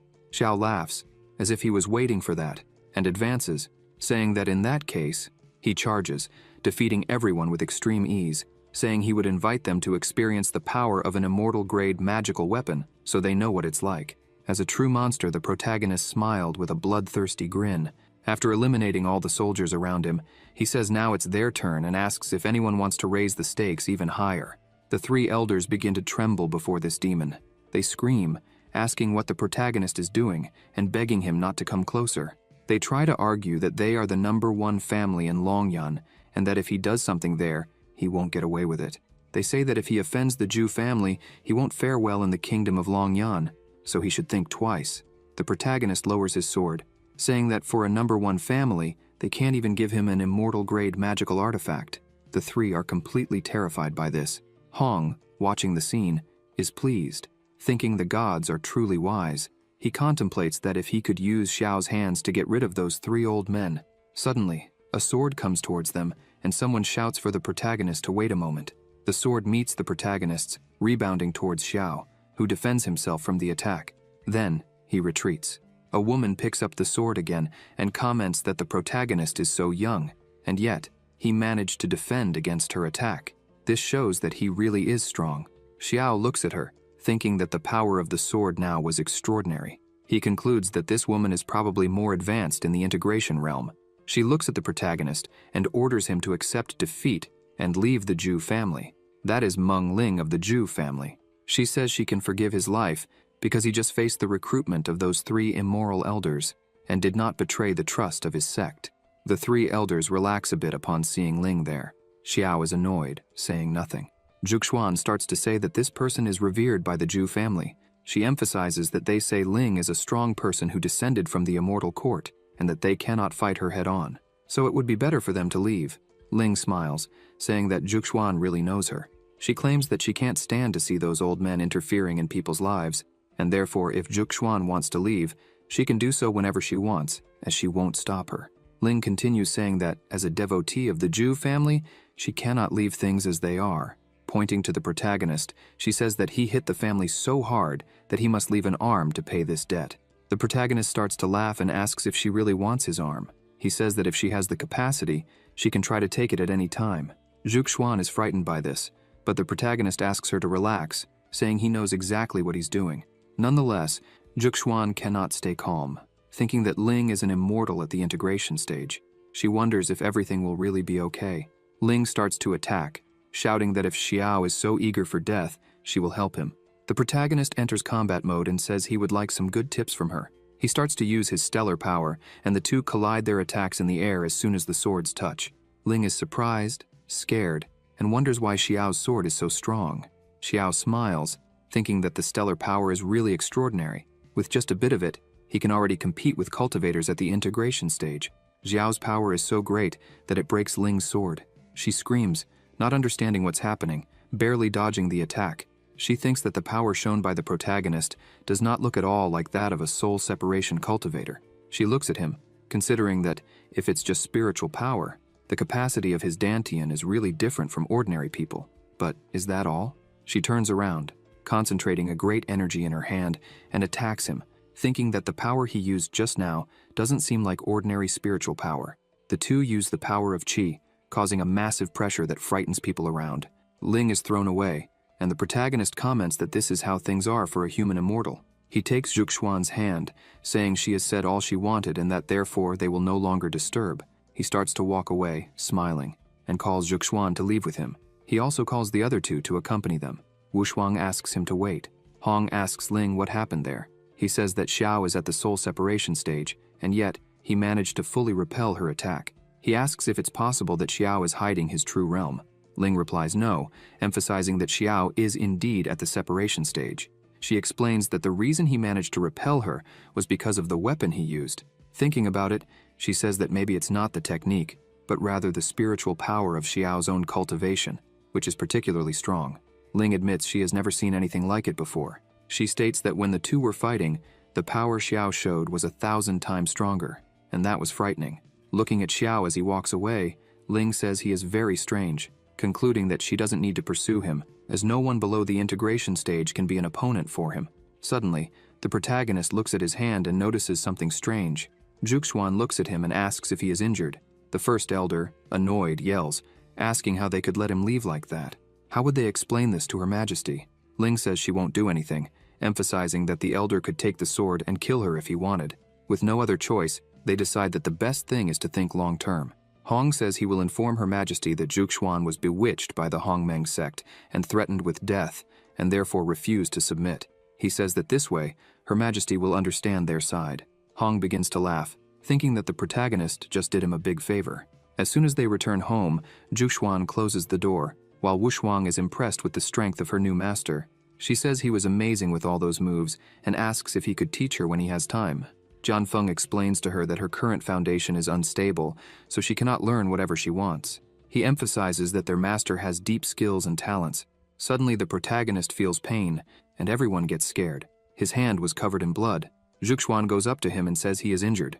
The protagonist responds that it's nothing serious, just a minor injury. However, she doesn't listen and tells him to lie down in bed and rest, as he is hurt. Xiao begins to laugh, saying he didn't need all that. Zhuxuan, worried, remembers that he managed to repel Ling, a woman who reached the integration stage over 10 years ago. She tells that when she was a child, she saw Ling wipe out an army of a dynasty with just a movement of her hand. She was a true immortal. Xiao gets excited and asks if she is really that powerful. He says that when he returns, he will have to show himself to Jiang, since he did so poorly that day that even immortals lost. Zhuxuan looks at his hand and says it's better for him to live long enough to return, as today he nearly died. Xiao yells, saying that it hurts and that she needs to be gentler. Smiling, he asks her not to worry so much, as from now on he will be more sensible. He emphasizes that, even if it's just the power of one movement, he's sure that will make Ling back off. He comments that that woman probably hasn't met a match in years. The protagonist then says that when someone harbors hatred for those who are not on the same level, they definitely wait to see what will happen. He looks at his hand, thinking that although he has exhausted the stellar power he accumulated for days, it wasn't a great loss. Through the window, an origami enters. Everyone is surprised by this. Zhuxuan asks if this isn't the communication talisman that Ye likes to use. She picks up the origami and says something must have happened. As soon as she holds it, the message is sent directly to her mind. She announces that the ancestral hall of the sect has problems again, and that Ye asked her to return immediately. The protagonist looks at her and says that the matters of the sect are important, and asks her to go back alone, as he will use this time to recover from his injuries and prepare for the national destiny battle. She gets up and says that she's fine, that she will wait for him at the sect. He smiles and says that the Hongmeng sect is in her hands. As soon as she leaves, Xiao begins to meditate, thinking that he has leveled up very quickly, and that now it's time to stabilize his cultivation. He tells the other two to get ready, because they will follow him to the highest peak there in the morning, and they will all go on foot. Wushuang gets all excited, celebrating that she will learn something new, as she is very strong. Jianfeng is a bit confused, thinking that his master said he was going to train alone, but now he wants to train them too. The next morning, they are climbing a mountain, each carrying giant stones in their hands. The system says, "You have taught your disciple to cultivate. You have gained 200 days of cultivation." Later, he teaches them to fight, and once again the system screen appears. For fighting within a martial arts arena, your combat experience has increased. After that, he also took some time to train alone, and the system alerts. Trained alone, improving. Alongside Lin, they look at a sword, and the protagonist comments that it is a great and beautiful sword. Lin says she will arrange to have the sword brought to the protagonist's house. The system appears saying, "By managing the Tianji Tower, your assets have increased." They then go to a Longyan Shangguo transfer formation site. Xiao asks why Chongling has not yet appeared and gets annoyed, asking if they are really in the right place. Suddenly, the teleport starts to work, and he says someone is coming. Ying Yefan and Chong appear there. Ying explains that something delayed her on the way, and that she ended up making her master wait all this time, apologizing for that. Xiao asks her what the point of being so polite is if they are master and disciple. Yefan looks at the protagonist, thinking that it has been a few days since they last saw each other, but his aura was even more unpredictable than before. Xiao asks how he is, and if he has improved his cultivation recently. Showing respect, he responds that not as much as the protagonist. The protagonist asks where Wei is. Ying says that he is settling in after advancing recently, and preparing for the catastrophe that could happen at any moment. Xiao asks what they should do, since one person is missing. Ying points to herself and says it has been a long time since they last met, asking if he hasn't noticed anything different about her. The protagonist observes her carefully and says that today she was wearing a brilliant woman's dress. She gets annoyed and yells that she has advanced to the nascent soul realm, a nascent soul. The protagonist says he already knew, that he was just playing with her, and that he saw when she came out of the transmission matrix. Xiao emphasizes that she has been training hard recently, and fortunately, he has a low-grade celestial sword to give her as a reward. Ying takes the sword, overjoyed, lifting it and thanking her master. The other two are astonished by the celestial sword. Xiao tells her that since she awakened the supreme physique, everything has changed, and that her cultivation speed is like a rocket. Yefan observes the protagonist again, thinking that giving a celestial sword like that to a disciple, this guy is complicated. He concludes that he needs to be very careful with the protagonist. Xiao calls them to hurry up, or they might miss the opening of the ceremony. The system appears saying, detected that the host delivered to his disciple a chi-scaled sword, low celestial ranking. The reward will be doubled, and the host will be rewarded with 2 low celestial grade chi-scaled swords. After a while, they all start heading towards the ceremony. As they walk, a large bird passes by them. On top of the bird is a woman, known as Lady Redbird. Wushuang points and asks what that was. Chong answers that it's the Redbird, the divine beast of Lady Redbird. Wushuang, confused, asks what a divine beast is. Ying explains that it is said that some monsters gradually purified their bloodline as they practiced, and in the end, managed to cultivate the true form of ancient beasts. The last time she saw a beast like that was during the War of the Nations. Since the collapse of the Celestial Order, nothing in that world has crossed the fusion realm and ascended to immortality. Therefore, there is a significant difference between the great powers of the integration realm and those below this realm. That is why immortals created their own immortal courts, to distinguish themselves from mortals. Ying points out that the tradition of the true Lord Qinglong presiding over the national fortune battle continued for 100 years, but this time, they suddenly changed the name to Redbird. She asks if something bad happened in the immortal court. Yefan looks at the bird, thinking that he and Zhu Xiao would meet again in this life. He recalls that in his past life, he accidentally broke space at the Imperial Monument and met Ying. She discovered that he had a spiritual body and invited him to participate in the battle of national destiny. In the battle, they pushed him to the limit and forced him to reveal his trump card in front of everyone, the ancient mantra. The ancient mantra is the mantra of the celestial path, passed down from generation to generation by spiritual beings. Now, only the fragments remain. He managed to gather the 9 letters and, thus, can communicate with the celestial Tao, becoming the spokesperson of the celestial Tao. The immortal court awaits this. In his past life, he was pursued by the immortal court and had no means to exchange the 3 letters of truth that were under the protection of the Redbird. He remembers her saying that it was really an ancient mantra and ordering him to stay by her side. However, for those who practice the 9 letters mantra, the practitioner's mind is slowly corrupted by the spiritual path. Only a spiritual body with spiritual consciousness can resist this corruption. Fortunately, the Redbird was unaware of these side effects, and with a few tricks, he made the Redbird monarch kneel before him. He thinks that, in this life, having already gathered the 5 true words in advance, he should be able to confront someone from the integration realm level. This time, he thinks he won't reveal his trump card in front of everyone, but the Redbird monarch will also be in the palm of his hand. Xiao looks at Yefan, thinking that after seeing the Redbird flying, his spiritual energy fluctuated a bit. He wonders why Yefan was so moved to see the Redbird monarch. Telepathically, the protagonist asks Ying if she has been keeping an eye on Yefan. She responds affirmatively and comments that he seems to have a special intelligence network, always managing to know in advance the whereabouts of some celestial materials and earthly treasures. She says she found this useful, so she decided to keep him close. Xiao thinks that Yefan has always acted secretly and never made much noise, but his cultivation hasn't fallen behind at all. He reflects that this doesn't seem like a simple time travel, but rather a reincarnation. The protagonist looks at Yefan, thinking he needs to find an opportunity to observe him better. Meanwhile, in the dragon realm, the Redbird was there, along with several people. A man, smiling, welcomed everyone to the dragon realm. He explains that for the next 10 days, they will compete in the second round of the final phase. They begin to distribute various tokens to the people, saying that these tokens contain the power of their nations, 1 for each of them. He explains that the next task is to protect their own tokens and take as many as they can from others. The power of national destiny will help them in the final round, but until then, he asks that everyone make sure not to kill each other before the final round, emphasizing that, if they try anything, they should be careful not to lose the tokens and be eliminated over the next 10 days. He warns that after 10 days, the team that has lost all its tokens will be eliminated. Furthermore, The forces of the same dynasty cannot kill each other before the last superior field is decided. After explaining everything, he wishes everyone good luck. Xiao suggests they should keep their own tokens while taking as many as possible from others. It's a simple and harsh rule. Jian Feng comments that, according to the rules, even if they did nothing and merely kept their own tokens, they would still light up in 10 days. Only in the end, they might have slightly less power to protect others. He asks the Prota what he thinks, questioning whether they should compete aggressively or play it safe. Ying interrupts, asking to share information she has gathered.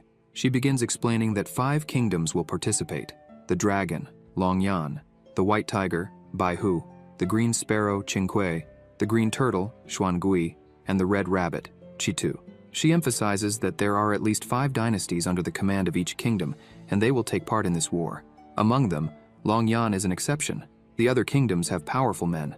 Ying starts listing these men: Sun Xiangfei Yu, the protector general of the Great Chu dynasty, affiliated with the Baihu kingdom; Gu Pan, the Yimei fairy of the Wanyu dynasty, affiliated with Qingque; Hua Yulong of the Blood Spirit dynasty, affiliated with Xuangui; and Lu Shunyu, the Xiao Yao king of the Shanwei dynasty, affiliated with Chitu. She looks back and says that the Longyan Shangguo are those present here. Ying highlights that they currently hold the strongest combat power in Longyan Shangguoming. She introduces the man at the front as Chen Kun, said to be the national advisor of the Divine Eagle dynasty. Suddenly Chong starts speaking, calling that despicable elder cunning and long-lived. The group is surprised and asks if he knows that person. He turns and bows to the Empress, stating there is something she does not know. Chong recounts that when he was 18, he participated for the first time in one of the national games with his master. At that time, he was leading several teams in the great Qin kingdom of Longyan. The Divine Eagle dynasty was led by Chen Kun and was almost surrounded and suppressed by the Baihu team. Chong says that, at that moment, his master thought they were all compatriots of the Longyan kingdom and took no risks to save them. However, unexpectedly, Chen Kun conspired afterward and took all their results. After that, the Divine Eagle dynasty made a leap, surpassing the Qin dynasties and becoming the strongest dynasty in the Longyan kingdom. Chong says that Qin was falling apart. Angrily, he states that his purpose in participating in the National Destiny War is to trample that old man, and thus avenge his master. After explaining everything, he asks Ying to be careful, as he only wanted to defeat the Divine Eagle dynasty with dignity. If they reveal the truth of those years again, they would never act out of selfish motives, nor be swayed into handing over Qin. She responds that she had long heard that the Qin dynasty was defeated in a strange way, but she did not know such a secret was behind it. Suddenly, Chen Kun approaches, mocking, saying he finally found the great Qin dynasty. He remarks that he hasn't seen them for many years, emphasizing that Chong seems to be doing well. Chen Kun says it's incredible that Chong managed to survive that dynastic war. He adds that it's impressive Chong lived so many years. Chong turns around and says it's truly a pity that they met in such a treacherous way, cursing Chen Kun as despicable. Chen Kun becomes angry and shouts for Chong to stop lying, insisting that it was Chong's master who wanted to monopolize the results. He claims he was merely fighting for everyone's interests, yet Chong's master almost killed him. Chen Kun states that he is too magnanimous to argue with someone like Chong, but it was Chong who started making noise. This infuriates Chong even more. Chen Kun turns his back, declaring that the Divine Eagle dynasty has arrived to cooperate with the other camps in the Longyan kingdom. As he looks ahead, he finds himself face to face with Xiao, who is staring at him intently. Chen Kun asks what Xiao is doing there. The Prota begins to smile and places his hand on Chen Kun's shoulder, saying that he saw ashes falling on Chen Kun's body, so he was just cleaning it off. Suddenly, he starts to envelop his hand with his aura. Chen Kun slaps his hand away, yelling for him to get out of his way. One of Chen Kun's team members says there's no need to pay attention to these youngsters, as everyone knows how great Master Chen Kun is. 2 other men comment that they've been provoking Chen Kun from the start. Qin is isolated and defenseless this year, and it seems like they'll keep sinking. Chong is trembling with anger, shouting that Chen Kun is despicable. He smiles, apologizes, and admits that he acted impulsively, which caused a clash between them and the Divine Eagle dynasty. Ying smiles and says it's fine. She believes him, emphasizing that breaking ties with such scum isn't a bad thing before it's too late. Xiao agrees, saying the Empress is right since they wouldn't want to be associated with such trash. He adds that, in his opinion, they should play it safe. Even though they aren't allied with any major force, they don't need to be timid and should act when the right opportunity arises to collect tokens. The Prota closes his fan and comments that the spiritual energy in that dragon realm is rich, with many geniuses and treasures. These opportunities are rare. Additionally, they could use the next 10 days to explore and enhance their cultivation. It won't be a wasted trip. Xiao mentions that he has scanned the surroundings with his spiritual awareness. He discovered that the power of the 5 elements in the dragon realm is particularly strong. He believes there must be 5 elemental ley lines in the dragon world, and the closest one to them at that moment is the fire spirit ley line within the volcano. The Prota asks if anyone is interested in checking it out. Ying notes that, based on what she's observed, the Divine Eagle Dynasty members are experts in fire techniques, so she thinks it's very unlikely they would miss this opportunity. Thus, they were bound to encounter them.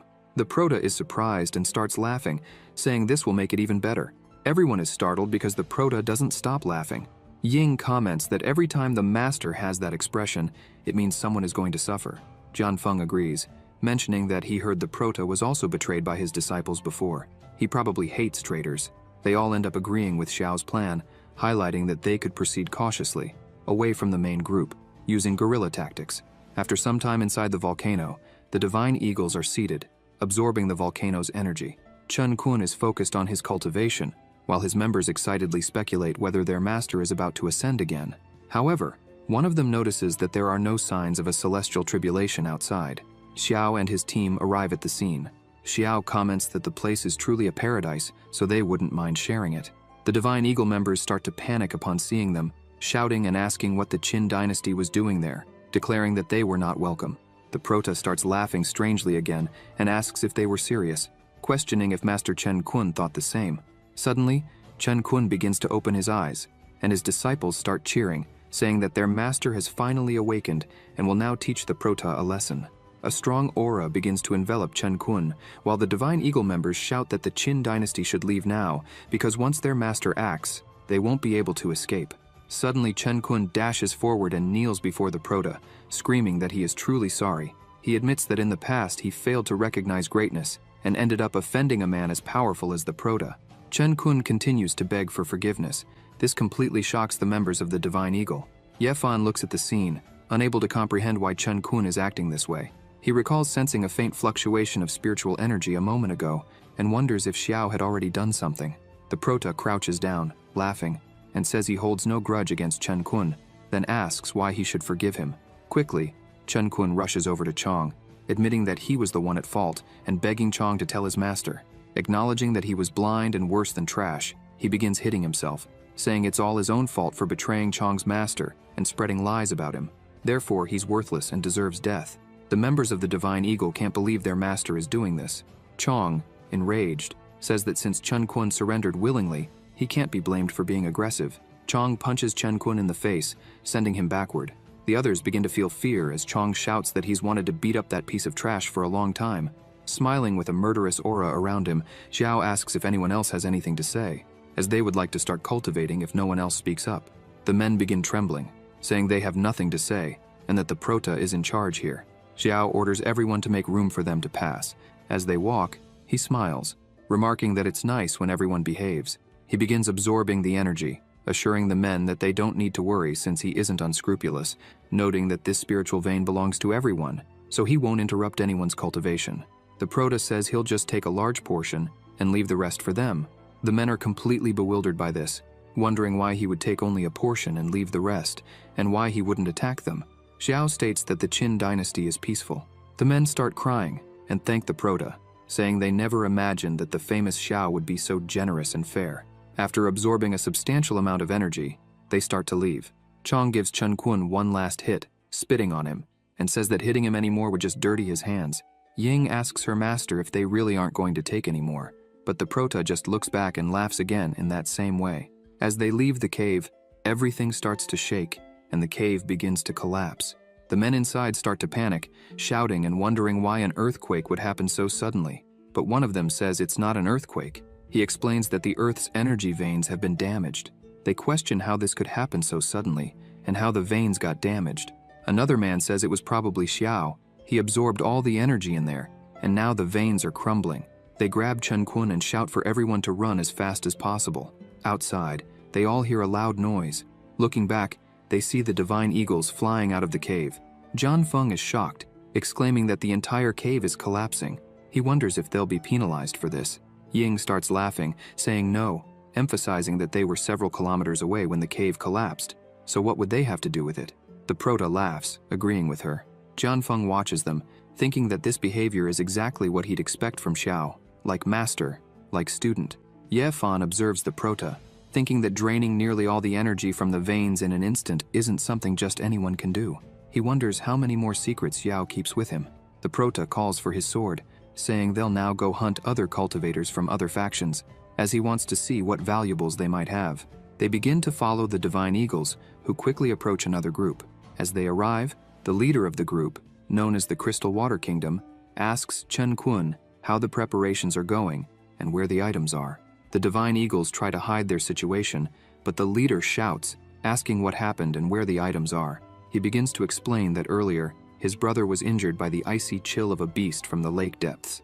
Chen Kun had said that if he absorbed the firepower from the volcano, he could heal the leader's brother. Frustrated, the man says they gave all their spiritual stones and artifacts, and now the Eagles took everything and came back empty-handed from the volcano.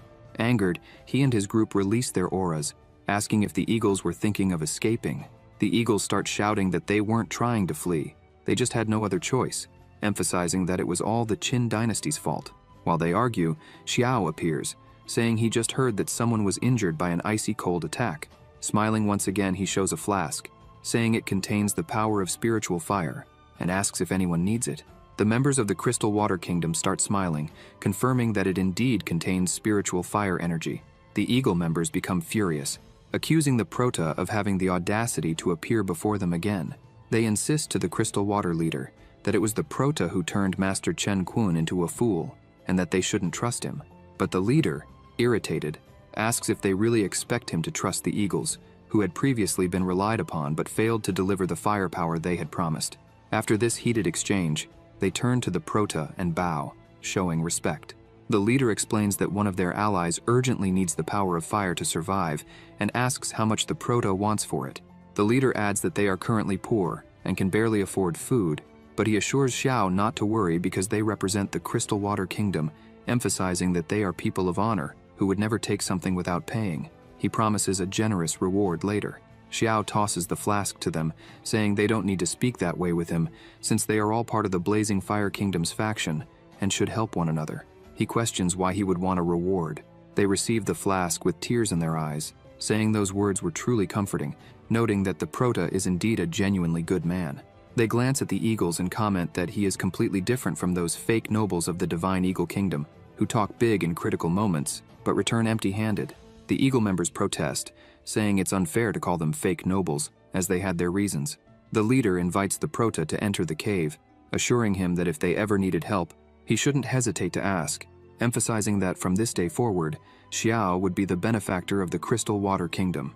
The Prota nods, thanking him for his kindness.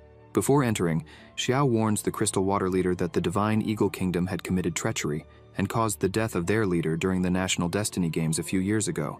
The Prota adds that his companion, Chong, can confirm this story. The Divine Eagles become furious. Chong laughs, saying he feels relieved and assures Xiao that if he ever needs anything, he only has to ask, as the Taisu sect owes him a favor. After entering, the Prota approaches a man lying on the ground and begins to examine him. He notes that the man's pulse is indeed quite irregular. As he uncorks the flask, the firepower begins to be released. He decides to start with the fire energy, which quickly spreads throughout the man's body. The man starts to regain consciousness. The leader, overjoyed, holds his brother, exclaiming that he's awake. He explains to his brother that he had sent him on a mission to investigate the power of the water spirit near the lake. The leader emphasizes that there shouldn't have been any powerful demonic beasts in the Rising Dragon Kingdom. Confused, he asks his brother how he ended up in such a state. The younger brother begins to explain that he entered the lake and found the source of the water spirit's power, which turned out to be a water spirit fungus. However, when he tried to collect the energy, a giant serpent appeared and started attacking him. The serpent emitted an intense cold with extraordinary power. They fought, but in the end he was injured and defeated. Xiao listens to the entire story, intrigued. Suddenly, the injured man begins to scream in pain as the cold that afflicted him earlier starts to return, covering a large portion of his body once more. The Prota approaches and tells the leader that perhaps his brother wasn't injured by a demonic beast. He suggests it seems more like he was afflicted by a poisonous curse intertwined with cold energy. The Prota explains that simply expelling the cold would only treat the symptoms, not the root cause. He states they need to find a way to break the curse. The leader, alarmed, asks Xiao if there's any way to break it. The Prota replies that, unfortunately, he's not an expert in poisons, noting that he can identify them but cannot dispel them. Xiao, however, mentions that there's always a universal solution to such problems.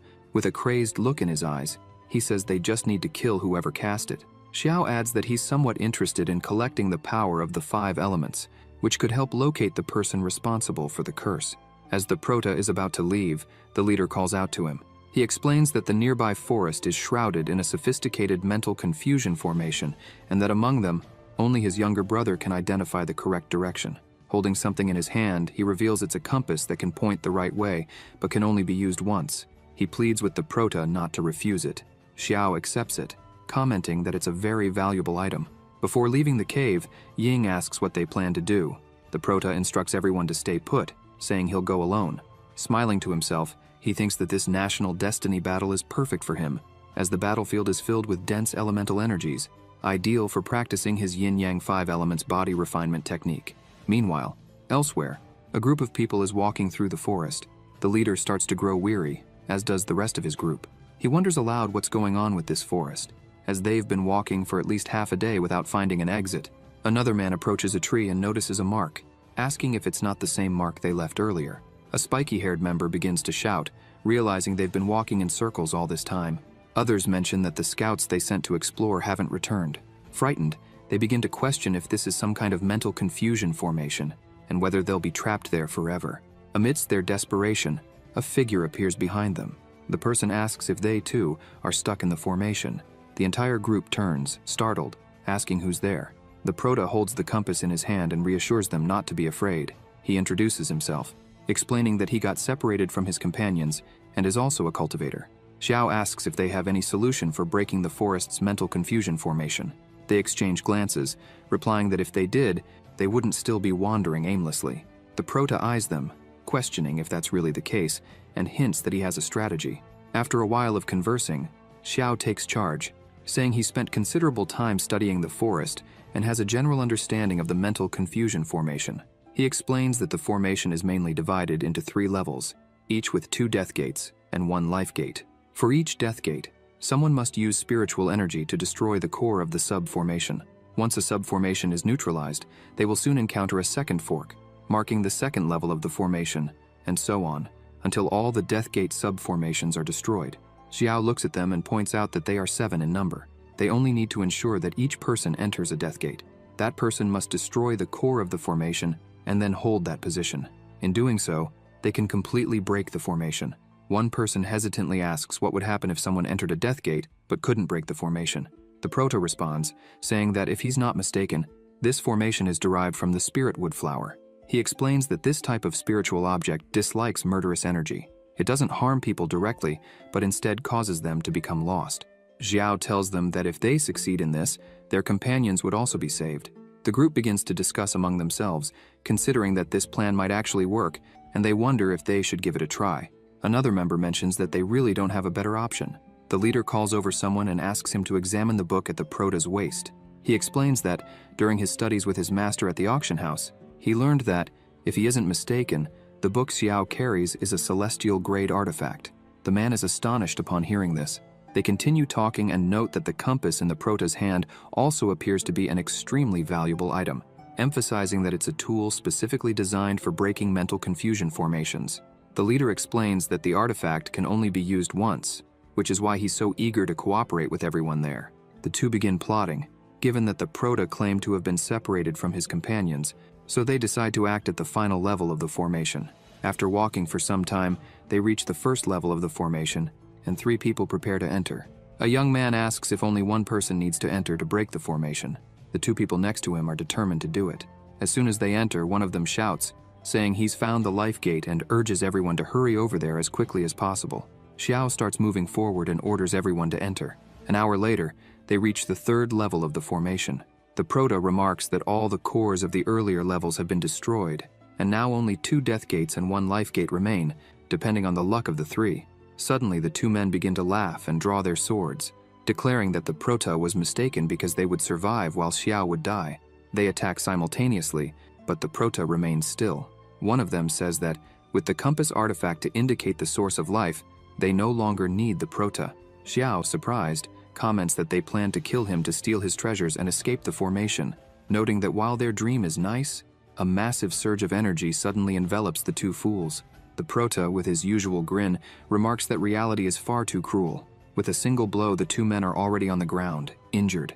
Xiao continues his movements, lifting the two men with his energy. They start panicking, screaming for help, and asking what the Prota is doing. Clearly enjoying himself, the Prota says that since they've been companions for so long, he's decided to break the formation in a rather elegant manner. With a simple gesture, he throws the two through the entrances and continues using his mana to guide them, forcing them to run deeper into the formation. The two men scream, saying it's unnecessary since they will break the formation right away. Xiao observes all this and thinks that he should have anticipated it earlier. Upon entering the mental confusion formation, all directional information transmitted through his divine consciousness was incorrect.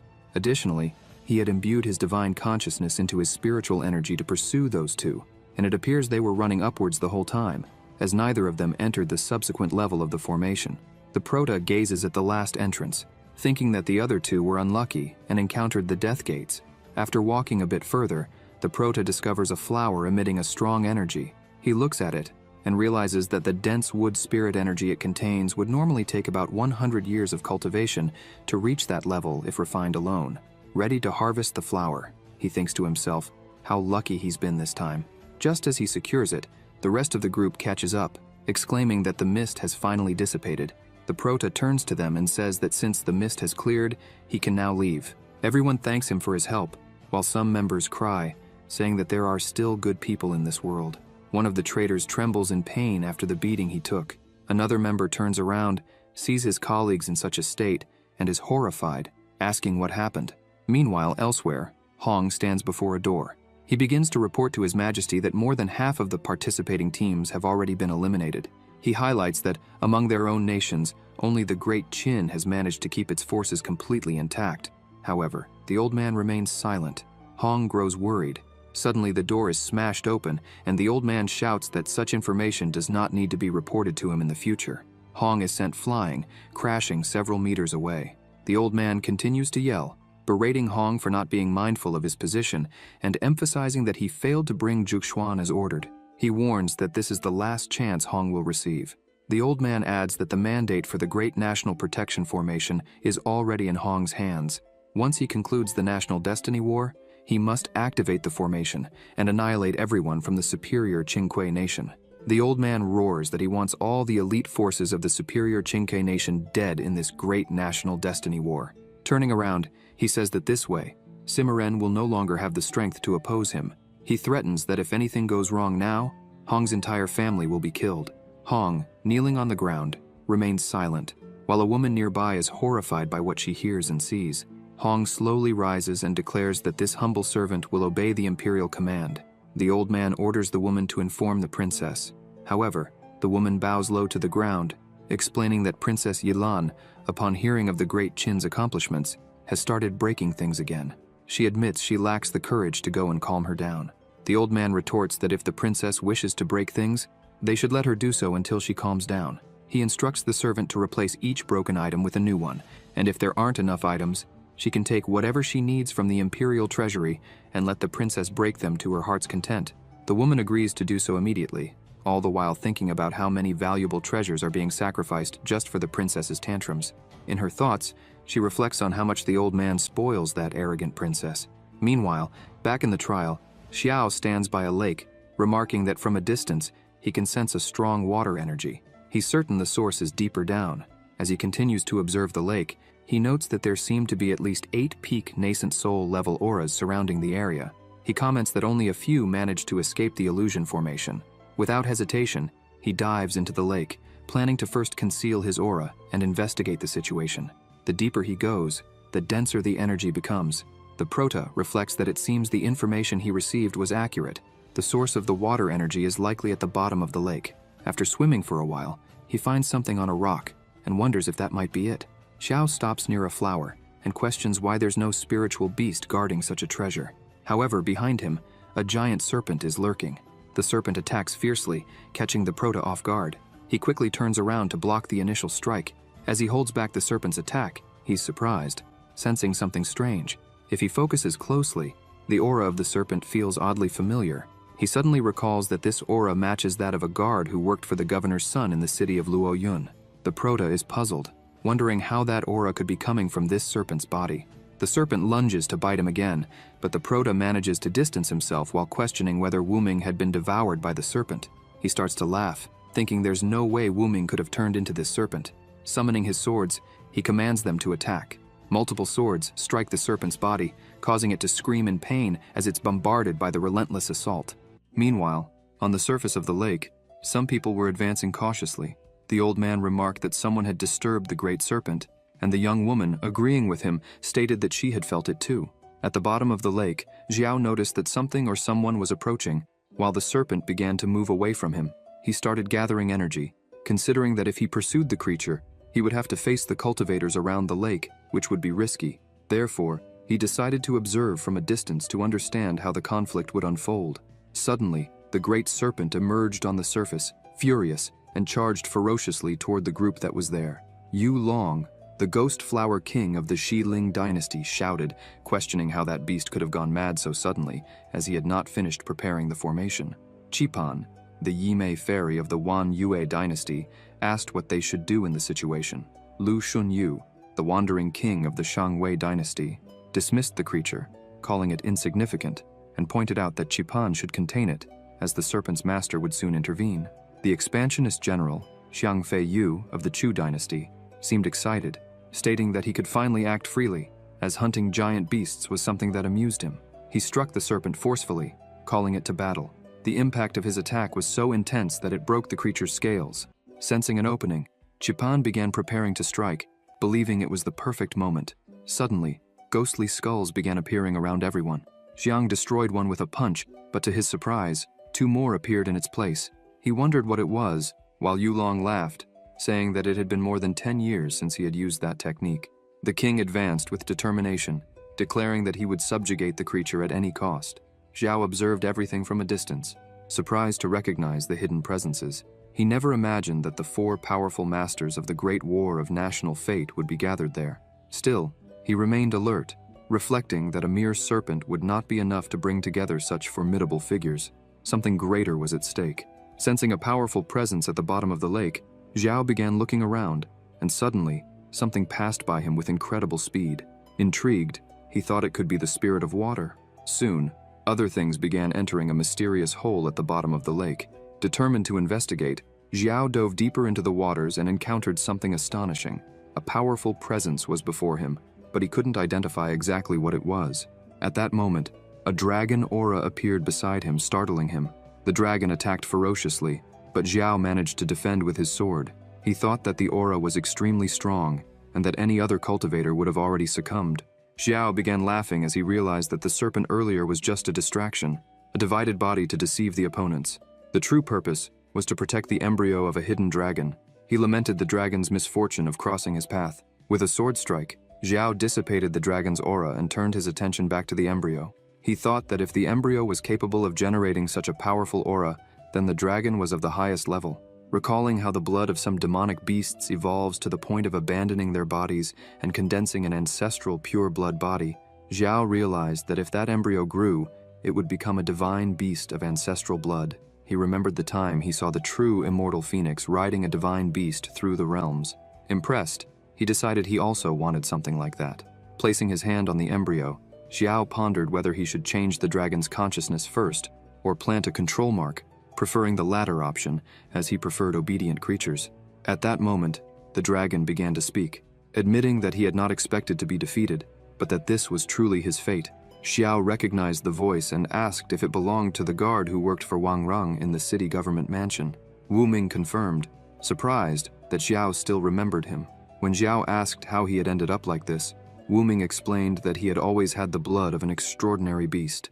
He had worked in the mansion to obtain the gallbladder of the 7-colored serpent, which would help him cultivate into a dragon. However, after being defeated by Xiao, he realized it was not yet the right time to transform. Thus, Wu Ming went to a new dynasty, became a guard of the royal family, and, thanks to the power of water, cultivated himself until he reached that point. He says that he didn't expect to find the protagonist there, but if he meets his end at Xiao's hands, then there is nothing to complain about. For that reason, Wu Ming asks the protagonist to do what he must. Xiao smiles and thinks that this guy has always been stubborn, and that's why he has an admirable personality. The protagonist responds that Wu Ming only wants an end, but that's not what Xiao desires. The guard asks what he is talking about, since Wu Ming never liked to follow rules. The protagonist begins to apply a technique, saying that he wants to take him as a disciple and, in doing so, tame him. The system appears, congratulating the protagonist for gaining a new disciple. In addition to obtaining the extraordinary beast lineage, the lineage of the celestial divine dragon, as a reward multiplied by 1, the protagonist gains both lineages. He begins to absorb that power and is surprised by the density of the power of destiny. Xiao says that, with this power, Wu Ming will soon be able to transform into a dragon. The dragon thanks the protagonist for all of this. Xiao thinks that beasts are stronger than humans, and this extraordinary beast lineage he acquired will further strengthen his physique, making his body cultivation easier. Outside the lake, the serpent had been defeated. Lu Xun looks at Qipan and says that she is a disgrace, having been wounded by such a weak beast. Yu Long was angry, saying that Lu Xun had grown even stronger, even after so many years without seeing each other. Noticing a terrifying presence, he is surprised, and a dragon emerges from the lake. Yu Long is confused, questioning whether the beast really managed to form its dragon body. The other two are also stunned to see it. Yu Long can't believe the beast had hidden its true body all this time while cultivating its dragon form. He had been planning to end the dragon before it could transform, but now the dragon had achieved its full form, and, by purifying its blood even further, it had become a true, 5-clawed golden dragon. Without thinking twice, Yu Long advances, as he cannot let that beast escape. Xiang continues laughing, even more excited to see a real dragon. Lu Xun starts coughing, and his disciple asks if he is all right. He thinks that his poisonous insects need to be frequently nourished with high-energy treasures, otherwise they will turn against him. Qipan continues calling for her master, but he remains silent, thinking that now, with a dragon, he will be able to... Suddenly, he begins releasing a large amount of energy, attacking his disciple, as he could use her as a substitute. She tries to escape, asking why he was doing this, since, some time ago, in the battle between the Luomei sect and the Venomous Immortal, her powers had reached their end. At that moment, he had renounced the opportunity to form the primordial core of the 5 thrones, throwing the last divine tribulation at the Venomous Immortal. Because of that, she had always admired him, and when he accepted her as his disciple, it was the happiest day of her life. With trembling hands, she asks if she did something wrong to be treated this way. Lu Xun begins to laugh, and says that it was touching to see her cry, and he almost felt pity. He says that he will explain everything before she leaves forever. Lu Xun asks if Qipan believes that her parents were taken by the Venomous Immortal. Laughing, he admits that he was the one who ended them with his own hands, emphasizing that the Venomous Immortal, who almost destroyed the Luomei sect, was cultivated by him. She couldn't believe it, and Lu Xun said that if she had carefully studied the manual of the 9 transformations of the venomous demon she had been practicing, she should know that. He extended his hand toward her, absorbing her energy as she screamed. Lu Xun explained that the poison manual she was practicing was incomplete. The true manual was a miraculous celestial-level book. In the book, each transformation represents a life.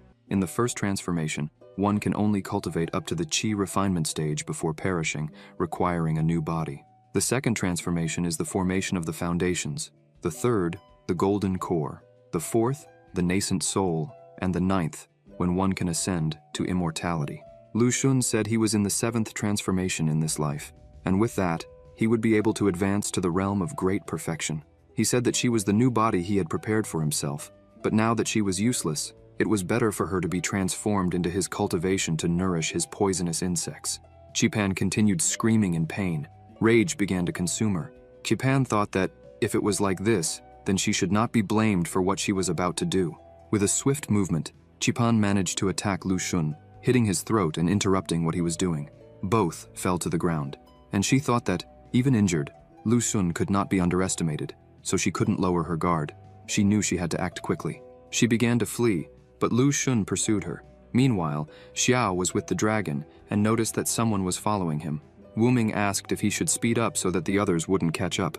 Xiao leapt onto his sword and said that someone had asked him to find the person who had poisoned his brother. The protagonist observed that, if he wasn't mistaken, this person was among all those who had ambushed them at the lake.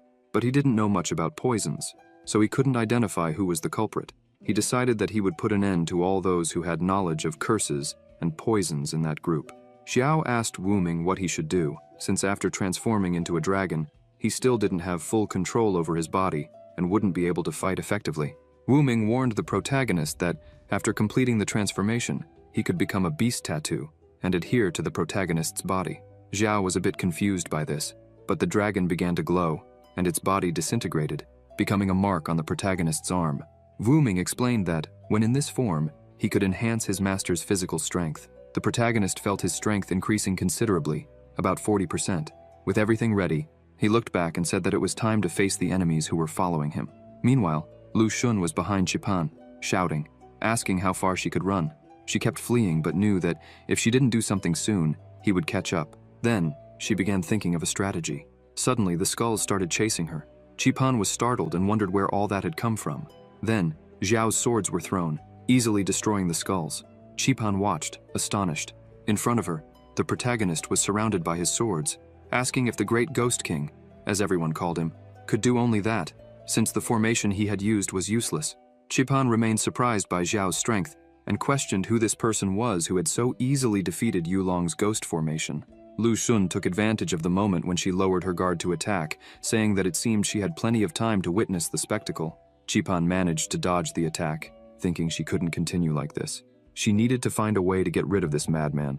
She then decided to go toward the protagonist, risking everything. She began gathering energy carefully in her hand, knowing that this was her last chance. They both turned, confused, and Yulong asked where that thief had come from.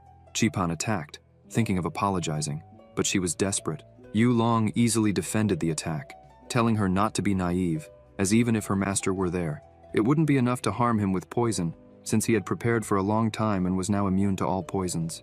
Qipan asks if he's serious, and tells him not to make too many moves, as it might make things worse. Yulong begins to feel something strange and, upon looking at his arm, sees that it's all bruised. He asks what that is. Xiao manages to hold one of the needles and thinks that it looks like some kind of worm, but he can't penetrate the defense of the star power. Qipan says that when it comes to poison, she really can't compare to Lu Xun. However, with worms, the story is different. Not even 10 Lu Xuns together would be a match for her. Yulong begins to feel intense pain in his body as the worms begin to spread throughout him. Qipan orders him to submit to her will. Lu Xun, who was already nearby, asks where she thinks she's going. Qipan looks at him and says she's not running away. She orders Yulong to attack his master, and he goes without hesitation. Lu Xun is confused by this behavior, and the two begin a fierce battle. Qipan watches the fight between them, thinking that Yulong is also a bad person, as he sacrificed tens of thousands of civilian lives to form his magical weapon. Because of this, she believes she's eliminating a public plague. She becomes so distracted by her thoughts that she forgets there's someone else there. When she turns, she sees Xiao at her side, holding her arm. She is startled, and asks how he wasn't controlled by the worms.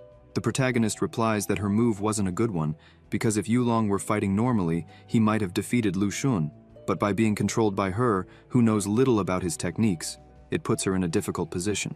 Xiao continues, saying that, in addition, controlling someone's mind and manipulating them to fight this way means Yulong won't be able to use all of his power. In other words, Yulong is destined to lose this battle. Seeing that the protagonist was right, Qipan becomes nervous. She screams, telling Xiao to let go of her arm or else she would be a little rude. Qipan is desperate, thinking she needs to use this time to escape. She attacks the protagonist, but he simply places his arm in front and all the needles break like sticks. This leaves her stunned. The protagonist asks her not to be in such a hurry, as her tricks can't hurt him.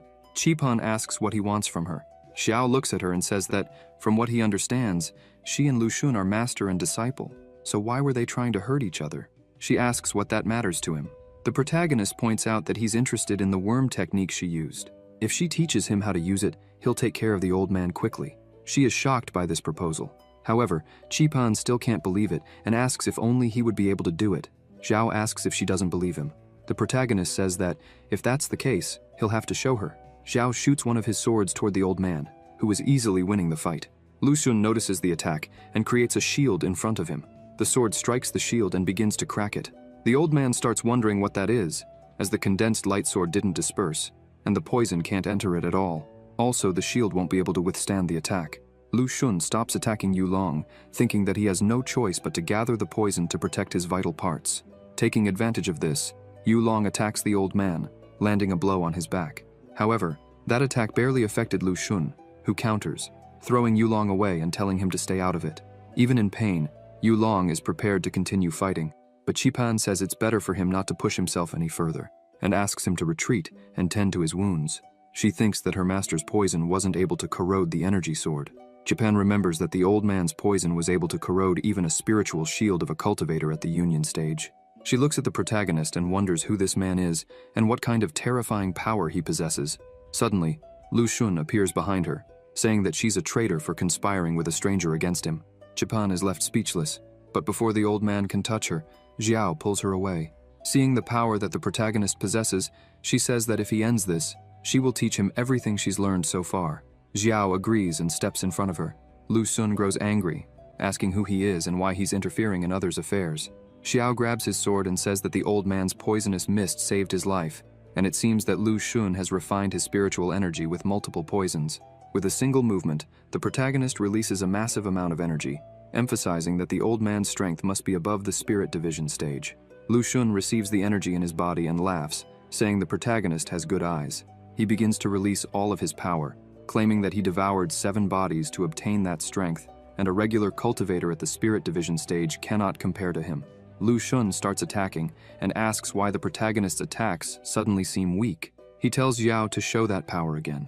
As the attack moves toward the protagonist, Lu Xun says that, if he behaves, he will be used as the next body. Xiao dodges the attack and says that if the old man has the courage, he should just follow him. As the protagonist retreats, the attacks begin to pursue them. He thinks that many people are watching this fight from afar, so he doesn't want to use his powers carelessly. They head to the ground in the middle of the forest. As soon as they arrive, the attacks begin to hit the ground, one after another. The old man continues attacking and asks why the protagonist is running and never attacking. Lu Xun questions if that previous attack can only be used once. The old man continues laughing, saying that if that's the case, then the only thing Xiao can do with that young body is to hand it over to him. Lu Xun attacks once more, but this time, the protagonist is no longer retreating. With a simple movement, the protagonist cuts through all the poison, blocking the attack. This leaves the old man confused. The poison starts falling to the ground. Xiao looks at him and says that his poison mist stinks. He mentions that if he weren't worried about showing the star power, attracting the attention of the real Phoenix, he wouldn't have bothered fighting with trash like Lu Xun. In an instant, the protagonist appears behind the old man, not giving him a chance to defend, and says that, in the tomb he himself created, he should perish in silence. Lu Xun is startled by the overwhelming force and speed. However, Xiao doesn't hesitate for a second and finishes the fight with a single strike. Meanwhile, on the mountain, the young man who had been poisoned begins to improve. He wakes up a little startled as his brother embraces him. They say it was truly a good idea to ask Master Xiao for help. On the other side, the protagonist asks Qipan if she's done what he asked. She is completely shocked, thinking that Xiao really defeated her former master. She kneels before him and says that he avenged her parents, and for that, she will go wherever he wants her to go. Xiao asks if she would like to call him master. She asks if he really wants to take her as a disciple. The protagonist says yes, and questions whether she wouldn't be happy with that, pointing out that if she doesn't want it, they would have to settle the costs. His appearance fee, the expenses for nourishment, and the wear and tear on his celestial-grade weapon, which is very expensive. After doing some calculations, he says the value would be. However, she interrupts him and says she accepts. The protagonist looks at her, and with tears in her eyes, she asks him not to say anything else because she will accept being his disciple. The system appears, congratulating the protagonist for gaining another disciple, and notifies him that it has detected that the disciple has a heart of Earth-level poisonous worms, with the speed of cultivating poison and worm techniques being 10 times faster than normal. The doubled reward is a celestial-level poisonous worm heart, and a cultivation speed 100 times faster than normal. Xiao thinks that, with this, all those hiding near the lake who are good with poisons are now out of his way, so they can return and deliver the news. And if that still isn't enough, he can ask Qipan to take a look at the person who was poisoned. The protagonist thinks that it's convenient to have an expert in poisons as a disciple. Suddenly, the protagonist turns to her, saying that now that they are master and disciple, he had a bold idea. This leaves Qipan confused. He thinks that this poison and worm technique is perfect for testing the enemy's power, and there is someone whose true strength has always intrigued him. Elsewhere, Ye Fan was sitting by a tree. Suddenly, he feels a presence, and looking up, sees Yu Long, who says that he has found the territory of the Great Qin. He begins his attack. Ye Fan starts accumulating energy in his hand, even though he's confused, since Yu Long appeared out of nowhere, and alone. Ye Fan tries to destroy the skulls, but the more he destroys, the more appear. Yu Long shows up behind him, saying that it seems all of Ye Fan's friends are still sleeping. Yu Long delivers an incredibly strong attack, destroying the ground around him. Ye Fan dodges, thinking that this guy came straight for him, but this didn't happen in his past life. Suddenly, Ye Fan notices the dragon passing over him. This leaves him impressed, as he didn't remember that a dragon would appear at that moment. Yu Long continues attacking, asking if Ye Fan really thinks he can escape. Ye Fan keeps running, thinking that he needs to find a place where no one will witness the battle. He reflects that, in this life, most events are the same as in his past life, except for a few important events where a character appeared who never existed in his previous life. He wonders if these changes are connected to Xiao. Meanwhile, aboard the dragon, Qipan asks the protagonist if he doesn't think Ye Fan is a bit weak and questions why her master is so concerned about him. She says that if Ye Fan really is a nuisance, she can take care of him herself. The protagonist replies that soon she will see the reason. Xiao looks at him, thinking that Ye Fan has the ability to enter the Imperial star space, but he never became famous or even revealed himself to the world. Someone like that can't just be a nobody. Ye Fan continues fleeing, questioning whether the forest shouldn't be covered by the spirit flower and full of mist. He gets irritated and says he will use only one move. Ye Fan grabs the Limitless Tower, a celestial-level treasure that can create a barrier and isolate the entire outside world. This should be enough to prevent the true Phoenix Lady from seeing or hearing them. The barrier is raised. Yu Long enters the barrier. Ye Fan says that now they can fight at will, and no one will see, even though he doesn't know who's aiming at him. He smiles and says that Yu Long will regret it. Ye Fan says break. Yu Long starts to feel a tremendous pressure, and a force begins to crush him into the ground. He tries to resist, but is continuously pushed down. Qipan says that the connection with Yu Long has been severed, and she notices that the worm was destroyed. It seems Lu Xun met the same fate. Ye Fan really is strong. Xiao calls Qipan to leave, but she's confused and asks if they won't finish off Ye Fan. The protagonist responds that if they end him now, it wouldn't serve any purpose. Qipan is even more confused, while Xiao thinks he needs to understand what Ye Fan really wants, so he decides to stay close to Ying.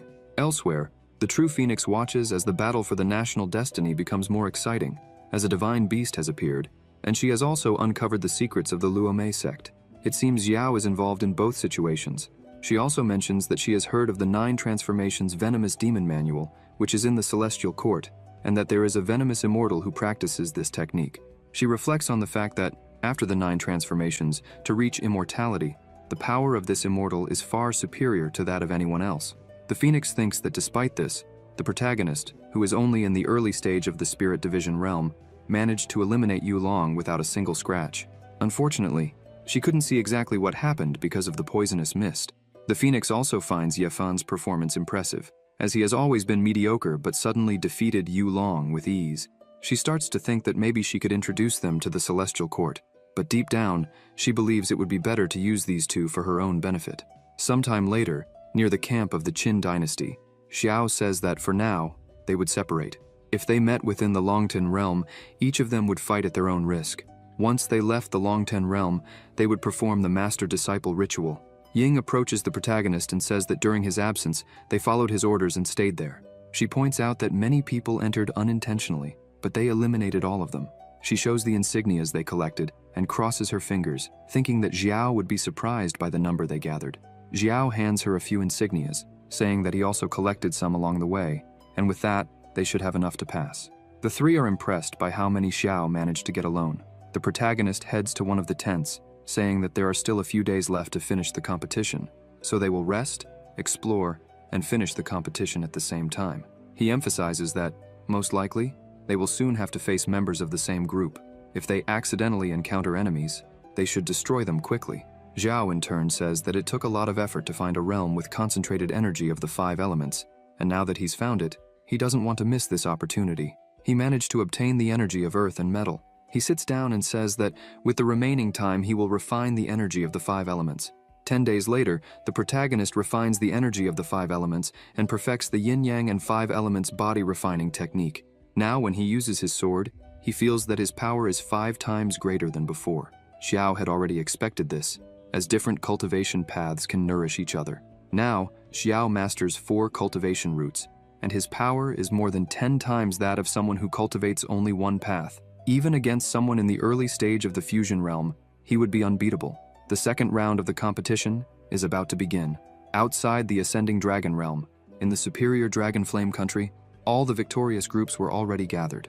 The announcer announces that after the first round of selection, only 2 teams remain, the Blue Sparrow country and the Qin dynasty team from the superior dragon flame country. He emphasizes that the second round will decide the winner of the national destiny battle between the Blue Sparrow country and the superior dragon flame country. Suddenly, a group of people arrives, shouting for everyone to stop, as they are there on the orders of the Dragon Flame Emperor. Zhu Hong, one of the messengers, says that he is speaking on behalf of the Dragon Flame Emperor to announce, in the name of the superior country, that the superior Dragon Flame country will withdraw from this battle for national destiny. The 3 leaders present look at him in silence. Chong asks what's going on, while the Phoenix questions if this is true. Zhu Hong confirms and shows the royal decree. The Phoenix takes the decree and, upon reading it, wonders what the Emperor is really planning. After all, it was he who requested the Celestial Court Emperor to hold the national destiny battle in his country, and now he wants to withdraw. With the decree in hand, the Phoenix is still questioning whether the Emperor might be scheming something. She tosses the decree aside, as in the end, the Emperor only asked her to organize the national destiny battle, and that has already been done. What they choose to do from now on doesn't concern her.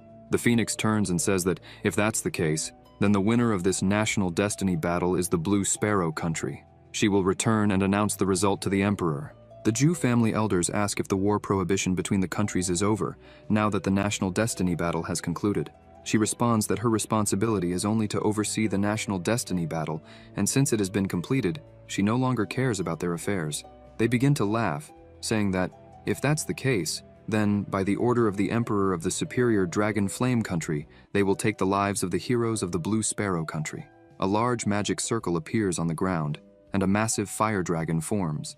The heroes of Blue Sparrow are frightened, as this is the attack formation of the superior Dragon Flame country.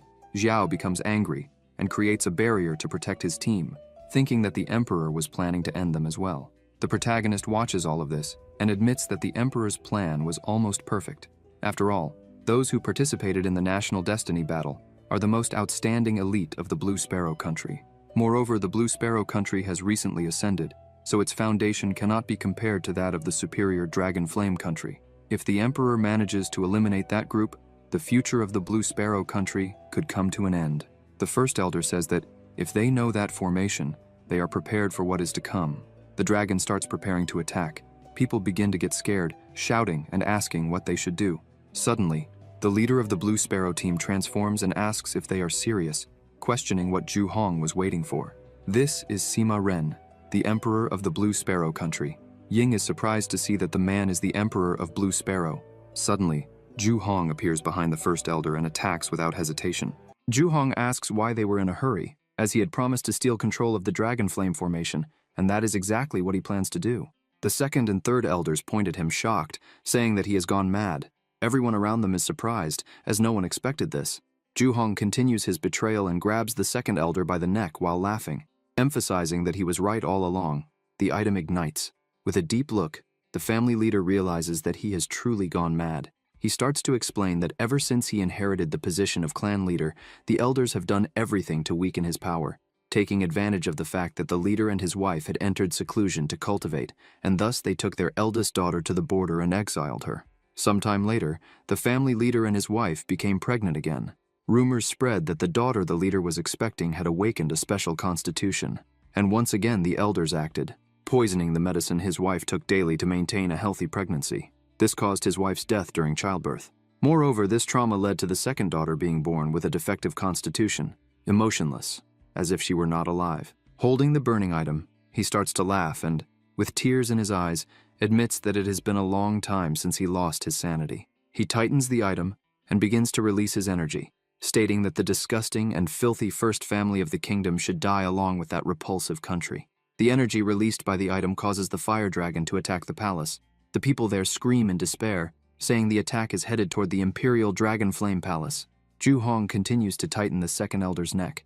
Seeing this, the third elder collapses in fear. He points at the family leader, accusing him of treason and stating that this crime condemns the family for 9 generations, executing all their relatives. Juhong throws the elder aside and shouts that if the emperor's dog is still alive, he should execute the new generations. The leader then says he should thank him for cleaning up that messy house. The attack continues toward the palace, and people begin to panic as Juhong says it's a pity that he, an old man, is about to die. However, an even greater energy holds the attack and shouts at the leader, praising him for his courage. The ground where they protested begins to crack, and his companions are startled, asking why the ground is breaking apart. Xiao notices a powerful spiritual presence has appeared. He watches the emperor move and thinks that he stood still and silent all this time, allowing the superior country of the Blue Sparrow to humiliate him. The protagonist continues watching the emperor approach with fury, wondering if, by any chance, he had ascended to human immortality some time ago. Jishu continues to approach with rage in his eyes. However, Juhong is not intimidated and questions the old, despicable man what he served, as he had hidden all that strength. With the same item in his hand, he starts laughing, saying that today he will make the emperor and his entire country disappear together. Another attack heads toward the hand holding the fire dragon. The attack hits the energy forming and causes the hand to dissipate. The fire dragon breaks free and turns to attack the emperor. He continues to advance. Sima is impressed and asks the people if anyone there could have imagined this day would come. He starts advancing with everything, asking Jishu to watch carefully as his country falls. The ground continues to crack, and energy begins to pour out of the cracks. People notice and start to question why there's a chaotic flow of spiritual energy. Xiao begins to protect his team once again while thinking that 2 high-level experts are here, drawing almost all the surrounding spiritual energy. This is why the spiritual energy of the place began to imbalance and become chaotic. The protagonist continues analyzing around him and thinks that this was a real arena, specially reinforced by formation masters, and it should be able to withstand a full attack from someone above the spirit division. A battle for the nation's destiny, revealing 2 experts of that level, is truly unexpected. The dragon was about to complete its attack as Sima took advantage of the situation, pointing his weapon at the emperor and telling him that he should meet his end now, emphasizing that he would take good care of the dragon flame country in his place. Jishu places a pill in his mouth and says that this is more surprising than he expected. However, unfortunately, he was prepared and bites the pill. The overwhelming power begins to take over his body, causing him to scream in pain. Horns grow on his head, scales appear on his arm. In the midst of the transformation, both the dragon and Sima continue their attacks. The fire dragon behaves strangely. Juhong notices this and thinks that the formation's order has been broken. Jianfeng watches in awe and asks what is happening. Xiao thinks he can feel the presence of the dragon clan's bloodline, but he only senses this because the system has given him a bit of the dragon's bloodline.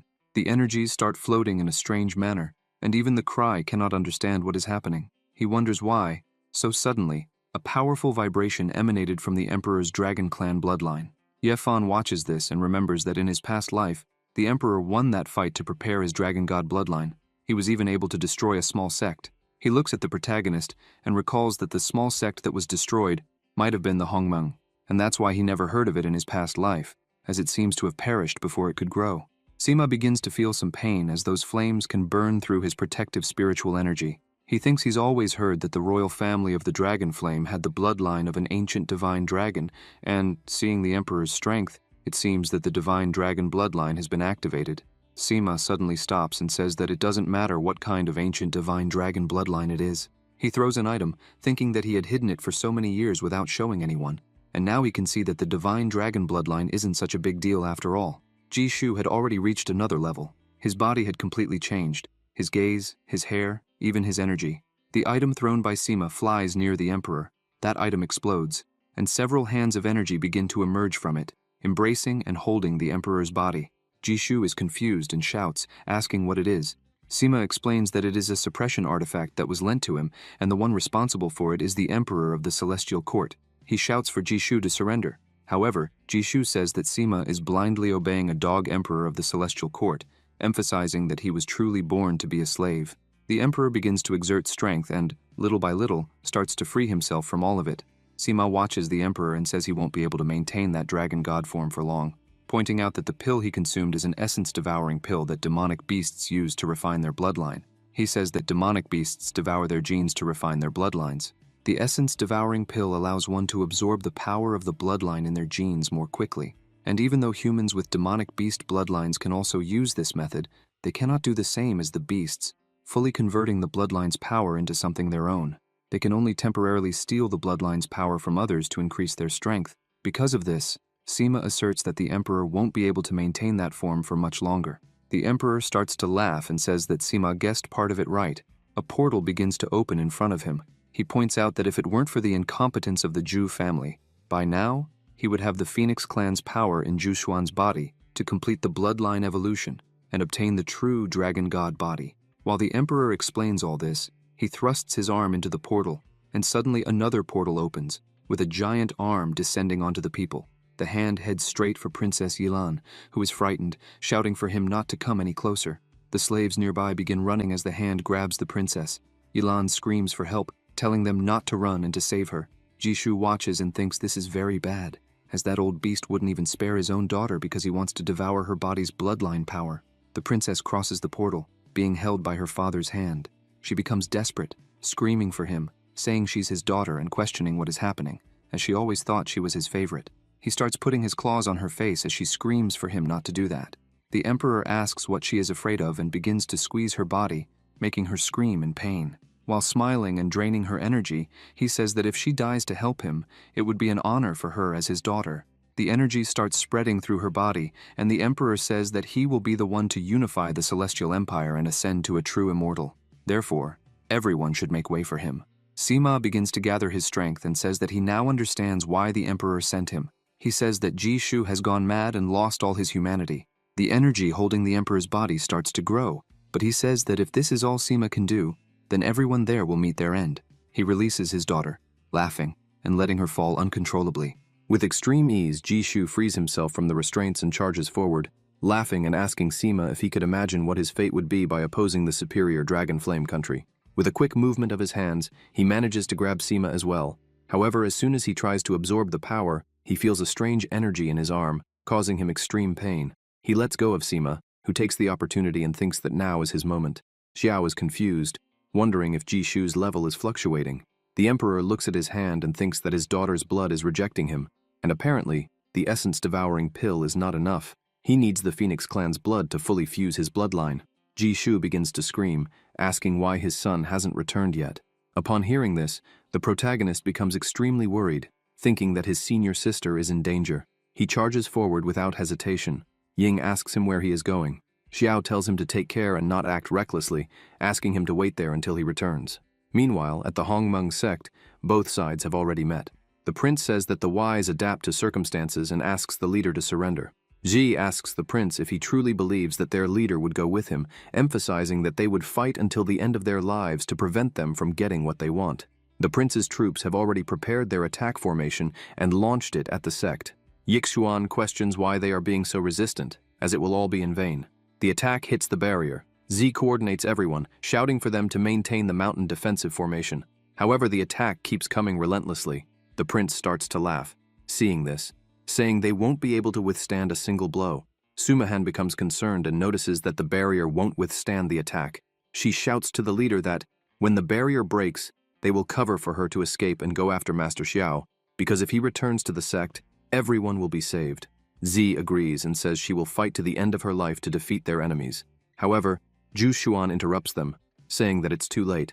The leader steps in front of everyone and asks if the Dragon Flame Emperor sent them here, and questions if she surrenders and goes with them, will they leave the sect in peace?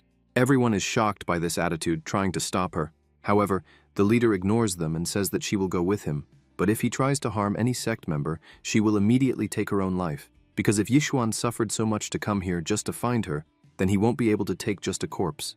The prince applauds her and says that this is what should be expected from someone who has reached the level of sect leader, praising her courage. Some members still don't accept this, but the leader tells them not to follow her.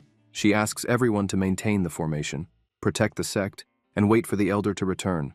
As she passes the prince, he says it won't be that easy, and turns, grabbing her by the neck. He approaches and explains that if he delivers her to his father, the emperor, he will devour all the flesh and drink the phoenix's blood. This way, he will use the phoenix bloodline's regeneration characteristics to complete his divine dragon bloodline. This will help the emperor achieve the true dragon god body. However, the prince emphasizes that if this isn't enough, he will also devour her. He says that even a tiger doesn't devour its own cubs, but that man is a complete madman. Yixuan says that instead of delivering her to his father and helping him become an immortal, it's better that he drains all the phoenix bloodline she has. He starts to smile in a terrifying way, telling her not to worry, because when his dragon god body is complete, he will definitely help defeat that old beast, and by using her life, he will avenge everything he has done. Hearing this, Z loses control and charges at him, saying she will confront him with everything she has. However, before she even gets close, a slash is delivered between the two. The prince's hand has already been severed. She holds her sword, thinking about everything he said regarding the phoenix bloodline. The leader herself had delivered the strike, and thinks that, even though she doesn't know where the information about the phoenix came from, she imagines that this is why the emperor wanted to take her to the palace. Jushuan analyzes the situation and thinks that his level far exceeds hers, and perhaps only with spiritual power would she be unable to harm him. It took decades for her to refine a small amount of primordial purple energy in her sword, so she must make the most of this opportunity and land a final blow. Without hesitation, the leader charges to defeat the prince, but at the last second, someone steps in front to defend the prince. Jushuan steps back, surprised, as it is the black guard from the other day. Yixuan orders his guard to end the woman's life since she cut off his arm.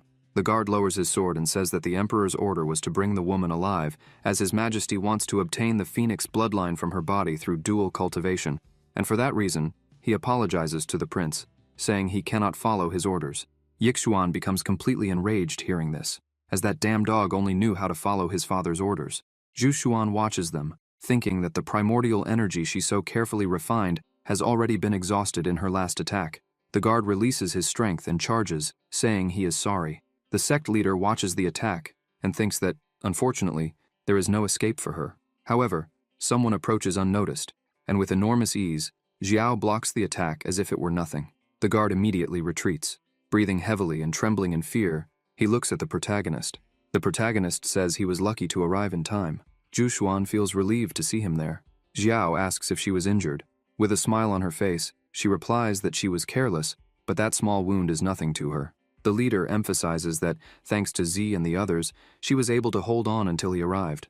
The protagonist asks her to rest for a while, but this worries Jushuan slightly. Xiao begins to emanate a cold aura and with hatred in his voice, says he needs to crush some vermin. The guard continues trembling in fear, wondering what is happening, thinking that this boy is only at the first level of the spirit division, yet his aura is more terrifying than someone at the peak of the spirit division. The prince doesn't waste any time and charges at the guard, who prepares himself, expecting the attack. Xiao asks what weapon dares to damage the great formation of his sect, and in seconds, the guard's sword is completely destroyed, leaving him stunned. The protagonist asks what foot dared to step on the land that belongs to his sect, and the guard's leg is also severed. What hand dares to harm your fellow sect members? And the man's arm is also cut off. Unable to defend or fight back, the guard collapses to the ground, groaning in pain as he looks at the protagonist. He screams, begging the monster not to come any closer. The prince watches, concerned. Xiao grabs the guard by the neck. Staring at the guard, the protagonist says he uses his cultivation only to harm others, and asks why the guard doesn't give him his cultivation. The protagonist begins to drain all the guard's energy, and the guard screams in desperation. A few seconds later, the guard falls unconscious to the ground. The rest of the army begins to run in panic, shouting that the man is a monster, and that they should flee. The entire sect rejoices at this. Yixuan is desperate, thinking that even Elder Nong couldn't do anything against Xiao, and that he must flee as soon as possible. However, the protagonist appears behind him, asking where he thinks he's going, asking if he is not the leader of all those people who tried to end Jushuan's life. The protagonist strikes, cutting off one of his limbs, making the prince scream in pain. Yixuan begins to sweat in panic, and runs without thinking twice, thinking that this monster is extremely terrifying and he needs help. Xiao creates several swords, saying that the prince deserves his end. Without mercy, the protagonist attacks, causing a huge explosion. Yixuan falls to the ground after the protagonist's attack. The prince begins to tremble, trying to get up, thinking that he needs to escape because this monster won't let him leave alive. However, as he looks up, he notices Xiao already there. The protagonist looks at him and says that the great heir of the Dragon Flame country is crawling like a truly miserable worm, and with a terrifying smile, adds that this suits him very well. Yixuan starts to panic and screams that he is not guilty of any of this, stressing that he was only following the emperor's orders and begging the protagonist to spare him. The prince says that he is the heir, and asks if Xiao wants money, as he has plenty and could give it to him, adding that if he wanted something else, the prince could get it. Yixuan continues desperately, saying he would do anything the protagonist asked, but he only begs Xiao to let him live. The prince grabs his sword and begins to smile. However, a portal opens, and the emperor's hand appears again, telling his son that he is too slow. He grabs the prince's body, who, as he is carried away, pleads for help. The emperor's body is now completely different, with a dragon's face and a gigantic body. He says that he is tired of waiting. The prince tries to stop his father from doing anything, shouting and begging him not to do it. However, it's all in vain. The prince is dominated by his own father, who says that the little power of his bloodline still has a final use. On the other side of the portal, Jushuan asks if that man has been captured. Xiao explains that it is Emperor Jishu from the superior country Longyan.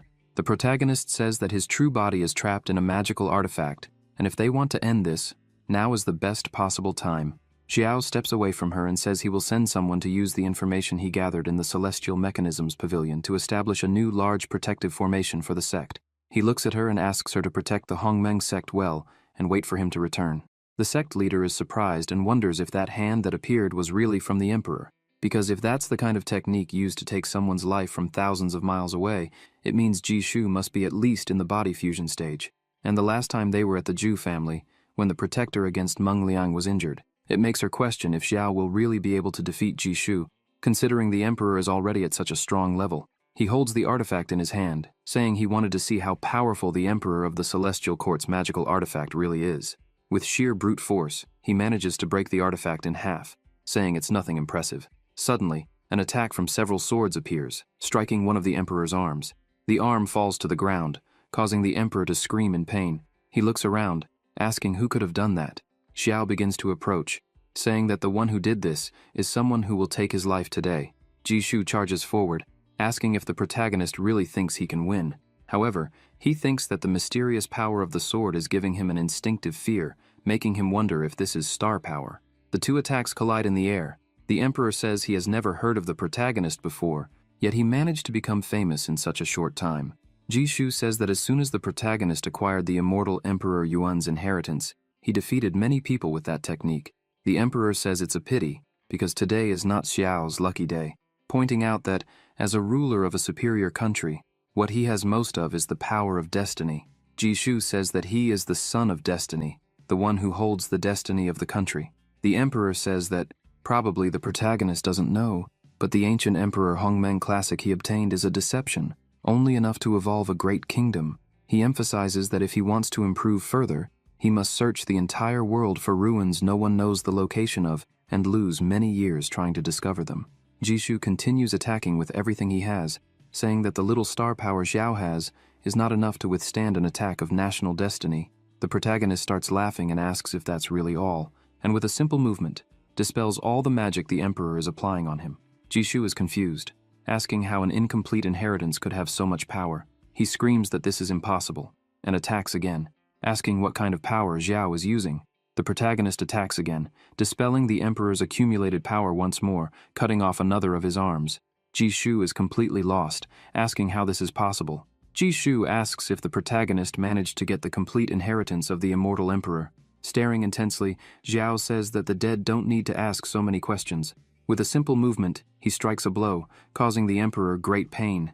Jishu begins to scream, saying this is impossible and thinking that, even with his dragon god body under the star power the protagonist has, he cannot resist any blow dealt by Xiao. Filled with jealousy towards Jushuan, the protagonist says that the next blow is for the emperor daring to covet his senior sister. He attacks furiously, saying that Jishu deserves his end. The amount of power accumulated in that attack is so great that a brilliant light starts to engulf the place, causing a huge explosion. The emperor is thrown with all his strength against the wall, returning to his normal physical form, and with the sword embedded in his body, he calls out the protagonist's name. Xiao creates several swords around him, saying that this next strike is to bring justice in the name of his companions from the Hongmeng sect. Jishu is unable to do anything, and simply watches as the attack approaches. Several swords begin to strike him, destroying everything around him. He starts coughing, already drained of all strength. Fallen on the ground, unable to move properly, he says that a mere mortal from the Great Qin was able to put him in this state. Jishu becomes enraged, asking if this is really where everything he dreamed of is going to end. He begins to release his power, thinking he cannot accept this, as he was supposed to unify the celestial kingdom. However, Xiao approaches and grabs him by the neck, telling him not to worry, as his end won't be so easy. The Emperor starts to panic and screams, asking what the protagonist is going to do. Xiao begins to drain all the energy, saying he will use the dragon blood to help him achieve his dragon god body. Red lightning lights up the sky. After some time, the Emperor's corpse begins to turn into ashes. The protagonist is surprised, saying that after absorbing the bloodline's power, the body started to turn into ashes. Xiao looks at his hand, which is exuding power, and thinks that he feels his physical power has increased hundreds of times. Now, he understands why Jishu was so obsessed with completing the dragon god bloodline. A magical circle appears in the sky, emitting an enormous amount of energy. The people around begin to ask what kind of celestial phenomenon this is. Suddenly, an eye appears, and with a strange voice, it asks who dared to cause trouble from the lower world during its seclusion. The people tremble in fear, saying that the pressure is extremely powerful. The strength of the experts in the fusion realm, who had just fought, seems insignificant compared to this. The pressure is so great that some of them can barely breathe. Ye Fan places his hand on his face and thinks that this is completely different from his previous life. He wonders how the Emperor could have been killed by Xiao. Ye Fan continues lost in his thoughts, saying that the power the protagonist used just now was something he had never heard of in his previous life. This makes him deduce that there is something very wrong with Xiao. He looks up and thinks that this presence can only be... In his previous life, he fought that thing for 10 days and nights, using all his powers, cards, and trump cards, yet in the end, he was careless and met his demise. Ye Fan thinks that this time, even the Emperor of the Celestial Kingdom is on alert because of the power emanating from the protagonist. The blonde man becomes worried, thinking that he cannot allow the Emperor to discover that he possesses the 9 true mantras. Ye Fan begins to use his powers and takes advantage of the fact that the Emperor's attention is completely focused on Xiao. This allows him to conceal his presence and be completely discreet. The protagonist looks at the phenomenon and says that Jishu tried to harm his loved ones and destroy his sect. This means he acted solely in self-defense. Xiao also questions who this person speaking to him is. The eye asks the protagonist if he knew that the Emperor was one of his pawns in the lower world, created to cultivate the dragon god bloodline. If he dares to covet what doesn't belong to him, then he deserves to meet his end. The spirit begins to materialize one of its swords and asks if the eye means that he, or his brothers, and the entire sect should stay quiet, while Jishu wiped them all out. A human-like form begins to materialize, and with a loud laugh, the form says that the insects could serve as food for the pawns, and adds that they should feel honored. All the people around begin to experience a strong headache just from the pressure emitted by that aura. The spirit says that the protagonist absorbed all the divine dragon blood, and because of him, he will have to become the pet in place of Jishu. It asks the protagonist not to forget to thank its mercy. A red lightning bolt shoots toward the protagonist. Xiao says that it's like talking to a wall because no one can hear, and counterattacks. Both attacks collide in the sky, causing a huge crash. Both powers cancel each other out, and the spirit is impressed, asking if this is the true and complete star power. It tells the protagonist that it will give him one last chance and asks him to swear to become its slave, requesting that he gather the complete Imperial Sutra of Primordial Chaos. Furthermore, it says that Xiao must offer all the power of his bloodline. If he does this, then the lives of his loved ones will be spared. The spirit says that if this is refused, it will turn the entire lower kingdom into an energy pill. Several lightning bolts begin to fall toward the protagonist. Xiao looks at all of this and says that if the spirit is capable, it should try. With just one strike, he repels all those attacks. Without wasting time, he advances and strikes again, delivering a powerful blow to the eye, causing incredible pain. With a crack, the eye says that everything is fine, emphasizing that Xiao will be even more valuable once his seclusion is over, as they will be able to face each other personally. As it fades away, the eye says that from today on, whoever can end Xiao from the Hongmeng sect and deliver the Imperial Sutra of Primordial Chaos and the Dragon God bloodline, which now belongs to the protagonist, will gain the title of Celestial Lord in the Divine Court. People start commenting that the Sutra of Primordial Chaos is the legacy of the immortal Emperor of the Primordial Void. They say that the immortal Emperor's legacy is in the hands of the Hongmeng sect, and if they can capture it, they will make anyone a Celestial Lord. The voice of the eye reaches everywhere, stating that, in addition to that, for any corpse related to Xiao, a reward of 5 million spiritual stones will be offered, and for Xiao's body, the reward will be 50 million spiritual stones. Zhu Xuan hears this, and wonders if his junior brother will be all right. The voice tells the protagonist that it will eagerly wait for the day when he begs for mercy, crying. Xiao's disciples become concerned for their master. Yifan is impressed, as he didn't expect the protagonist to resort to the same path he took in his previous life. He just asks that the protagonist hold out a few more days so that he will have more time. The blonde man continues to think that it is not safe to stay here, as he cannot let those from the superior realms discover the secrets of the 9 true mantras. He wonders if Ying would agree to escape with him right now. Yifan thinks that he needs to try, because if he loses the opportunity to obtain the dragon essence, he will certainly regret it in the future. He grabs her hand, asking her to come with him to the deep mountains, saying that he could protect her. He explains that they would wait until they reach the fusion stage to leave, and then ascend together to the celestial palace. She slaps his hand and, shouting, asks what he is talking about. As in moments like this, of course, she will stay by her master's side. If he wanted to escape, he could do it alone. The redhead is completely shocked by this, wondering what is happening with this life. Suddenly, a portal begins to open, and people ask what it is. A man steps out from within. It is the ancestor Tianxing. He says that the position of celestial lord in the divine court is a temptation, even for him. People begin to panic, screaming that it seems someone truly came from the celestial court. Without thinking twice, Yifan steps onto his sword and begins to flee, thinking that the rest of them can stay and meet their end alongside their master. Xiao raises his sword and questions who this man thinks he is. Tianxing calls the protagonist a little boy and asks him to be a bit more sensible, telling him to obediently hand over the dragon god bloodline and the imperial sutra of primordial chaos. In exchange, he promises a quick end. The ancestor advances with all his speed, then asks the protagonist if he really wants the dragon god bloodline. With energy in his hand, he says that it's too late, as he has already completely refined the power of the dragon god bloodline.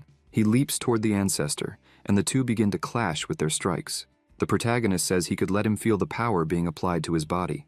However, Master Xiao's power is so great that he throws Tianxing back, leaving a trail of destruction and power in the middle of the city. The old man hits the wall, and already weakened, begins to wonder how someone from the lower realm has so much physical strength. He looks at Xiao standing before him and questions if this is the power of the dragon god's blood. The Prota attacks just above his head, telling him to go back and tell the celestial emperor that Xiao has taken over the Longyan country. He emphasizes that from that day on, there will no longer be the Longyan country, but only the great Qin nation. With a furious look, the Prota adds that he should make it clear that anyone daring to challenge him should try. Tianxing says this is great arrogance. Xiao begins to release his aura, causing immense pressure, and asks what the old man said, questioning if he thinks he wouldn't be able to do this. Tianxing trembles in fear and says without emphasizing that he wouldn't dare to doubt.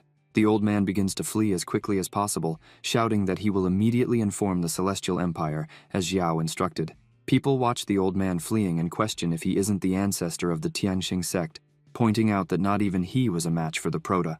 Another man says that the Celestial Court has a ranking of cultivators, where all who reach the complete fusion stage are ranked according to their power. He explains that the Tianxing cultivator is among the top 1,000 out of several thousand cultivators, and he was considered one of the best. After hearing this and noticing that even that man couldn't defeat Xiao, they realize that they, from the lower realm, should not interfere in this matter, as Xiao, from the Hongmeng sect, is truly terrifying. Ying begins to use her magic, saying that the chaos of the spiritual energy is dissipating, and questions if the battle has already ended. Suddenly, the spokesperson returns and asks the Empress to prepare, as they were going to take control of the Longyan nation.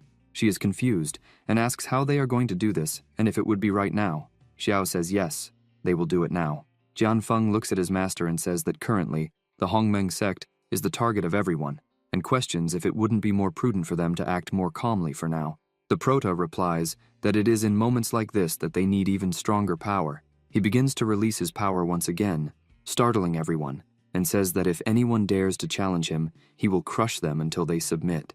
Everyone begins to feel the pressure emanating from the power coming from the Prota. He asks what is happening, and questions if the representatives of the Qing nation have any objections to this. Everyone is extremely frightened, and says no, they wouldn't dare. They say they respectfully bid farewell to the imperial advisor of Qin. To occupy the Longyan nation, Xiao supported Ying to rule the great Qin nation, while he remained as the imperial advisor.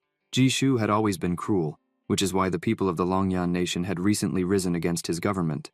And so, when they learned of the emperor's change, the people shouted in victory. After that day, almost daily, people from the Celestial Court came challenging Master Xiao, each one stronger than the previous, and the Prota took advantage of each challenge to punish their skills. One challenger says he heard that it has been several days since Xiao defeated Lord Wuyun, who holds the 429th position in the ranking. The challenger begins to grow arrogant and says that the prota is a remarkable figure, and so he will let him know the name of the one who will eliminate him. The challenger begins to attack and shouts that his name is Ching Feng, and he holds the 340th position in the ranking, and today he will put an end to all of this. However, Xiao quickly advances and punches the challenger's face, saying that he talks too much. One punch is enough to throw him away, causing a huge explosion. Xiao sighs, saying that, unfortunately, another one has been eliminated and it wasn't even fun. Other challengers begin to arrive. Z watches the battle with the others and says that, in just a few days, the challengers have moved from the 1000th position to nearly the 300th, noting that their master must be getting exhausted. Zhuge says she noticed that her master is enjoying this. She explains that, in these days, his aura has become sharper and more intimidating, emphasizing that his power has increased considerably. Additionally, she says that recently, he has been using the sword less and preferring hand-to-hand combat. It seems that after absorbing the dragon god's blood, his physical strength has improved greatly. Zhuge says that, apparently, he still hasn't awakened all the power of the dragon god's blood. If he manages to fully unleash the dragon god's blood, his power could reach another level. Zhuxuan hears this and simply sighs in silence. The man hits the wall, leaving the three of them shocked. Zhuge is pleased, seeing that the prota won again, pointing out that this time it only took the time of an incense stick. The time has been decreasing greatly. As Xiao returns, his two disciples bow before him. Xiao asks them not to do that anymore. He approaches Z and asks how everyone's training has been going lately. She explains that everyone has been waking up very early and going to bed very late, practicing day and night. Xi mentions that Jianfeng is preparing to reach the integration realm after receiving the Sutra of the ancient Hongmeng Emperor. The arrival of the sword that the prota had given him seems to have helped him learn something unique, and he said he would obtain a special sword spirit. Ji also reports that Ying, since becoming the Empress, seems to have awakened a special constitution. Her cultivation speed is advancing in great strides. She is currently at the 3rd level of the separation stage, and her supreme dominant constitution has leveled up. Z notes that since the Qin dynasty became the superior Qin nation, her cultivation speed has reached another level. There are rumors that her special constitution has also strengthened. Xiao is pleased, thinking that he had also received information about that. The system appears to him, stating that by helping his disciples elevate the country, they receive the blessing of a national power superior to the supreme dominant constitution of the earthly level. If he takes it to the celestial level supreme dominant constitution, the reward will be doubled, or the host will obtain the later chaos constitution of the celestial level. The later chaos constitution of the celestial level can evolve into the innate chaos constitution, requiring absorption of the primordial chaos energy. This surprises him a bit, as he hadn't expected to learn about primordial chaos energy. Z continues to report that there is also Sumuhan. She has fully dedicated herself to studying alchemy. Now, she has reached the level of a 6th grade alchemist, and her cultivation has also surpassed the separation stage. As for Wushuang, she seems to be following Sumuhan lately. On one hand, she helps with tasks. On the other, she serves as a taster for the medicines. Z reports that, thanks to the effects of the pills, her cultivation has progressed very well, almost reaching the 1st level of foundation establishment.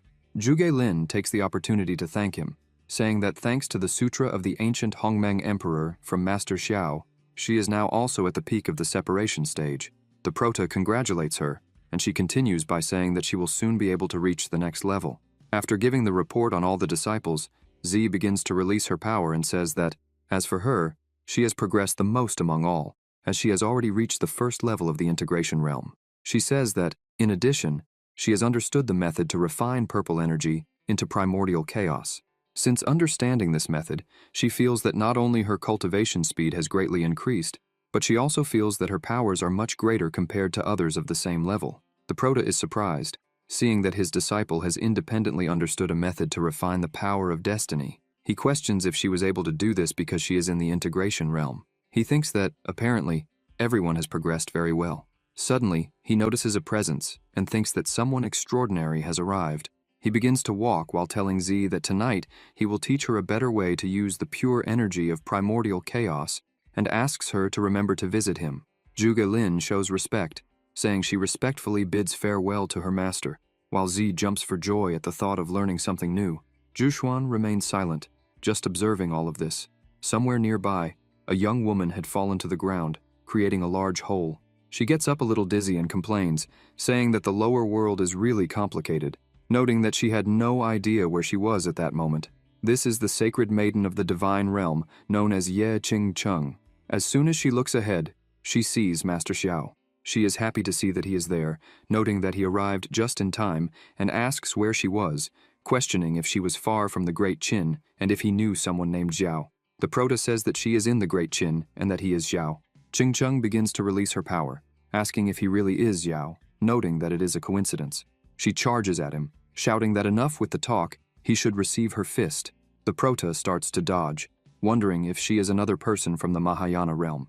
The maiden continues to attack, but he easily dodges everything.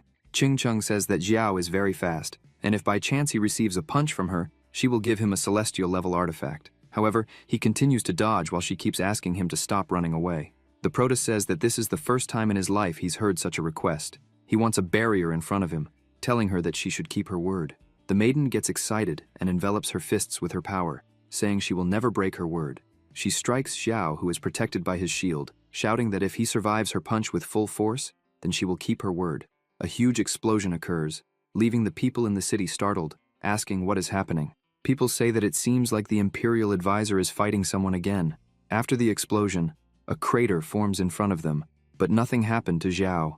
The Prota starts cleaning himself, saying that with all that power, a celestial level artifact isn't enough. Ching Chung starts to breathe deeply, asking him not to act so clever. She says that, having received her punch and emerging unscathed, the reputation the Prota has is deserved, and throws an artifact to him. Xiao asks if that's a jade and questions what power the artifact holds. The maiden says he should be grateful to have received it from her. However, she gets a bit sulky, thinking that her previous punch wasn't enough, and that she wanted to try again. Ching Chung begins to explain that the object is called the Destiny Jewel, and is an innate spiritual artifact of destiny, containing the power of the celestial laws. When fighting against a child of destiny, upon defeating them, one gains part of the person's destiny power. The Prota looks at the artifact in his hand, thinking that this is exactly what he needs. However, if this is such a powerful item, why did the person in front of him appear and give it as if it were nothing? The system appears, saying that it has detected that the host has obtained a special object, the Destiny Jewel, and that the system can start the evolution program now, as the mission has been updated. System mission: guide all disciples to reach the fusion level while you ascend, and must refine in the 4 paths: body, alchemy, poison, and sword. Mission reward: activate system update. He is impressed to learn that the system can also update because of that jewel. He looks at the woman and says that she still hasn't introduced herself, giving her name, much less saying what brings her to the Great Qin. The maiden begins to introduce herself, saying her name is Ching Chung, and that she is here because... She stops speaking and asks him to first answer if he wants to dispose of the Celestial Emperor. The Prota, without hesitation, says yes. Ching Chung says she wants to make a deal. She explains that if he ascends to the Mahayana realm and defeats the top 10 talents in the ranking using the Jade's power, he will gain enough destiny from all of them. If that happens, she will help him eliminate the Celestial Kingdom's emperor and replace him. She asks what Xiao thinks of the proposal. He starts to think that she said she wants to help him eliminate and replace the Celestial Kingdom's emperor and someone who can say such words. He looks at her and says that, apparently, she must not be from the immortal court realm, because, if he's not mistaken, she must come from the divine realm, which is above the immortal court realm. She begins to laugh, saying that he is really quite smart, and confirms that she is indeed from the divine realm. The maiden starts to leave, saying that she has spoken with him. However, she needs to recruit other talents, pointing out that they will meet again when the Prota becomes number 1 in the ranking. As she moves away, he starts to question why she would need to recruit other talents. This makes him think that perhaps the divine realm is secretly reorganizing their realm. Sometime later, at night at Xiao's house, Jushuan starts approaching the door. Suddenly, Z bursts open the door, happy, saying she understands everything now, and thanks her master, saying she will teach the method to all her younger sisters immediately. Full of happiness, she looks at her master and asks why she is standing out there, silent. Jushuan is at a loss for words, as she was caught by surprise. The Prota goes to the door and asks her why she is there, questioning if something happened. A little sad, she lowers her gaze, saying that, actually, she needed to talk to him. Z starts laughing, saying that her master wants to speak alone with her master, so she shouldn't be so indiscreet and wandering around. Jushuan becomes even more confused hearing this and tries to explain. However, the Prota interrupts her and asks her to come in and explain what is going on. Z looks at them, starts laughing, saying she will leave the two of them alone. The Prota asks Jushuan to come in, but she feels a bit embarrassed. In her mind, there are two versions of herself, one in the form of an angel and the other in the form of a demon. The angel form asks if she really wants to do this, and if she's sure he would want it, because if he doesn't, how will she face him afterward? However, the demon form says that if she doesn't do it now, Xiao will ascend to the Mahayana realm soon, and questions whether she thinks he would actually remember his sister Celia when he reaches that realm, emphasizing that men are creatures of desires, and if Jushuan gives herself to him that night, maybe in the future, he would remember the woman who spent a night with him.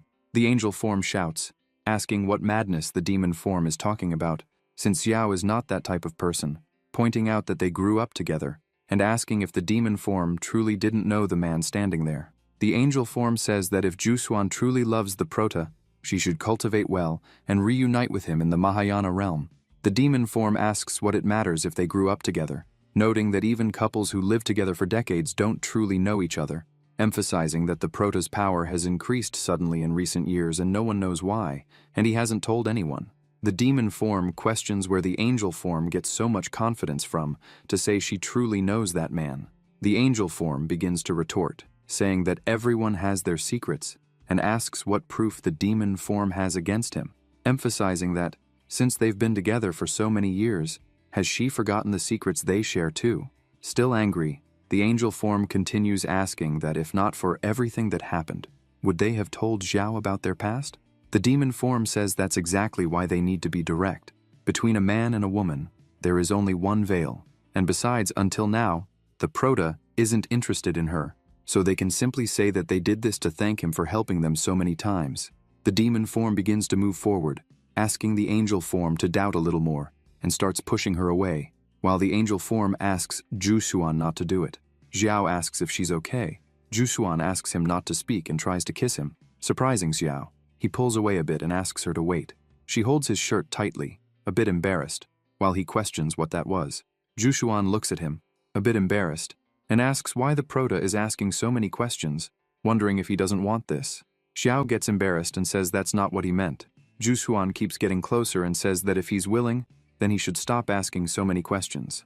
They close the door and she starts to undress. The next morning, the kingdom is calm, and they're lying in bed. The dragon mark on the Prota's arm begins to glow, and the system notifies him that it has detected that the disciple, with the help of her host, completed the purification of her lineage, the divine beast lineage, the celestial dragon lineage, which evolved into the ancient divine dragon god lineage. One-time reward for the host. The host received the ancient divine dragon lineage of the divine dragon. Xiao starts to think that, since he used the stellar power in the dragon realm to elevate the white dragon's lineage, allowing it to transform into a true dragon, most of the time he was absent, consuming his power. The Prota is surprised because he never imagined that, due to the dragon being inside his body, not only the dragon lineage was purified, but his own too. He looks at Jushuan sleeping beside him, and thinks that what surprised him the most is how things unfolded this way. He turns to her, and continues admiring her beauty, thinking that now he and Jushuan. Suddenly, someone starts knocking on the door, shouting and asking if the master is inside, which completely startles him. He gets up angrily, questioning why she arrived at that moment. Jushuan also begins to wake up, asking how she got there. Suddenly she starts remembering the previous night, and they look at each other, and she feels a bit embarrassed. Xiao gets out of bed and asks her to go back to sleep while he goes to see what Z wants. He also says that later, they will go to the ancestral altar. He leaves the room while the master of the Hongmeng sect remains standing there, not saying a word. Jushuan remains embarrassed, thinking about how the night before, she and the Prota, it completely shocks her. As soon as he leaves, Z asks him why he's so red. The Prota starts laughing, saying it's because the sun is very strong. His beloved disciple looks up and says that it's too early, and that she doesn't see any sun at all. Meanwhile, Jushuan walks toward the Hongmeng sect's altar and opens the doors, thinking that Xiao is ready to ascend to the human immortal level. She enters and continues thinking that, when he reaches the celestial realm, undoubtedly, a completely different world will await him. Jushuan walks up to a table, pondering that the lives of cultivators are very long, wondering if, after hundreds of thousands of years, the Prota will still remember her and the Hongmeng sect. The leader begins to concentrate, thinking that, in truth, she wishes for her beloved to have a path filled with victories and ascend quickly. An energy begins to form as she continues concentrating, thinking that she also wishes to reach her steps as soon as possible. The energy emerges from an object, and a strange voice says that it feels the wealth of the Hongmeng sect within her, asking if she is the current leader of the sect. This makes her alert, and holding her sword, she confirms, saying that she is the current matriarch of the Hongmeng sect, and asks who the person in front of her is. An image forms from that energy and says that it is the first leader of the Hongmeng sect, the Taoist Hongmeng. The ancient leader says that if she is truly the leader, then she must have read the celestial book he left behind. Zhu Xuan continues to be surprised by all of this and asks if the man is really who he says he is, and if he really left the celestial book for the sect. The elder shows her something and says that when the Hongmeng sect officially became accepted by Qin, the fortune he left behind would be fully activated. He also says that, in addition to renewing the acceptance beneath that land, there is an immense, starry energy, one so vast that she cannot even imagine, and with that plaque, she will be able to move everything within that land freely. Hongmeng explains that the emblem also contains all of his cultivation experiences in a celestial technique he found in the ancient ruins, the Hongmeng Manual. The ancient leader of the sect explains that this technique, along with the emblem, will allow her to link her destiny to that of the sect and receive all its power. And it was thanks to this technique that he went from being an external servant to someone in the immortal realm. In reality, that land, Hongmeng, is far more extraordinary than anyone imagines, and she will discover all of this as soon as she merges with the plaque. Zhu Xuan asks the first leader to wait a moment and emphasizes that the merit for awakening the sect's fortune wasn't hers, but rather the prota's. However, that energy strikes her chest with force. Zhu Xuan asks what just entered her. The ancient elder says that regarding the manifestation of the Hongmeng sect's national destiny, he has already made a decision, so there is nothing more to say. He looks directly at Zhu Xuan, emphasizing that she only needs to prove that she is worthy of receiving that power. Outside, Xiao opens the door and looks inside, wondering if his senior sister hasn't arrived yet. He looks at one of the small pillars, noticing that something seems off. Inside, the leader is kneeling on the floor, gasping and extremely tired, barely able to speak. The first elder questions if she really wanted to be the matriarch of the Hongmeng sect with such useless abilities. He says that, by the looks of it, she has really declined in recent years. And if this is true, then he begins to cast a spell with his hand, and the entire Hongmeng sect appears before them. Zhu Xuan is shocked to see this. Hongmeng attacks, shouting that, instead of waiting for them to ruin all his legacy and reputation in the celestial world, he prefers to destroy the sect right now. The leader watches as the attack heads towards the sect. Just as the attack was about to hit the center of the sect, Zhu Xuan runs forward, once again taking an enormous amount of energy into her body. She falls to the ground, coughing, and with trembling legs, she says it's true. The sect has been weakening more and more in recent years. However, the Hongmeng sect has never abandoned any of its disciples. With a determined look, she says that if it weren't for the sect, she would have already met her end, forgotten somewhere. Zhu Xuan continues, saying that maybe she's not strong enough, but she cannot stand idly by while they destroy something so important to her. With the last of her strength, she attacks the ancient elder, who is surprised by her speech and does nothing. He starts to laugh, saying that this is enough. A portal begins to open to the real world, and she starts to fall through it. The ancient elder calls for her to return, as the sect will be in her hands from that moment on. Outside, the prota gets ready and catches her, preventing her from falling to the ground. Xiao looks at her and asks what happened. Zhu Xuan feels completely embarrassed, seeing that he is holding her tightly. She gets up, places her hand on her head, and says that she doesn't even know what just happened. The leader asks when exactly he arrived, as she didn't notice anyone behind her. The prota says that after guiding Z, he went straight to the ancestral hall and saw that no one was there. He then thought Zhu Xuan must have been busy with something else, so he decided to wait a little. However, he soon noticed that it seemed like there was a starry force flowing from that place. That starry force appeared, and then quickly disappeared into another dimension. He assumed that maybe he had found some kind of opportunity and set up a containment barrier there to prevent interference. Zhu Xuan is a bit startled by the story and asks if he really could feel a starry force, wanting to know what it was. The prota begins to shape it again in his hand, saying that, in reality, it's a more advanced version of the national destiny form. He emphasizes that she also refined the purple qi of Hongmeng, which in reality is the same kind of power, just with a different refining method. The leader starts looking at her hand, and in her thoughts, she wonders if this means she has the same kind of power as the purple qi of Hongmeng. With this in mind, she imagines that she should use the same methods she used to dominate the purple qi of Hongmeng, so maybe she could dominate this power as well. She closes her eyes and begins to emanate a strong energy, thinking that trying wouldn't hurt. The amount of energy continues to increase. Suddenly, she opens her eyes, and on the palm of her hand is the starry energy. Zhu Xuan is happy, saying that she succeeded. Xiao congratulates her, saying that she made progress with it. She holds the talisman in her hand, thinking that, even after leaving that mysterious space, the wounds in her body have been healed. That talisman still accompanies her. Then, everything that happened was true. She hands the talisman to the Prota, saying that it belongs to him. Xiao is a bit confused and asks what that talisman is. Suddenly, the talisman begins to emanate energy, leaves Xiao's hands, and returns to the leader's hand.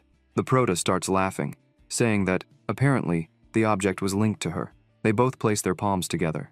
Zhuxuan says that she will teach him a special technique. Suddenly, the system appears and says, "It has been detected that the host has received the ancestral Hongmeng Classic, a special technique. Since the system still needs time for an update, and to avoid the host getting angry, an independent secondary mission has been created. Upon completing this independent mission, the host will receive a generous reward." Xiao is surprised to learn that he has a secondary mission. The system continues, saying that within a month, everything the host contributes to the sect will convert into contribution points for the system. The progress made by the disciples of the Hongmeng sect will also be calculated as contribution points for the host, and the sect's commercial system will be opened so the host can spend his points. The Prota is confused, asking what this commercial system could be, and decides to take a look. The system notifies that the commercial system has been opened for the host, showing several options. In the commercial system, there were rare materials, artifacts, pills, coins, and plans, among many other things he could purchase.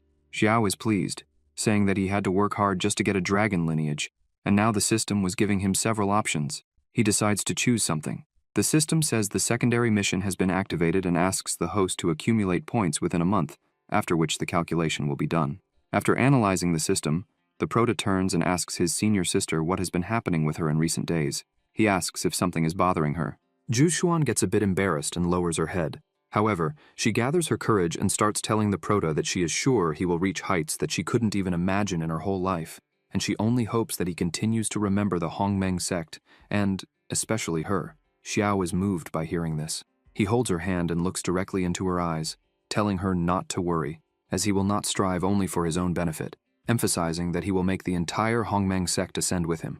The leader gets confused and asks what he is talking about, questioning if the Prota is an immortal and can do that. Xiao starts laughing, asking her to put that aside, changes the subject, and says that he also has many techniques of stellar power cultivation, and that he will share them with his leader. Sometime later, he hands her several scrolls, leaving her shocked by the quantity.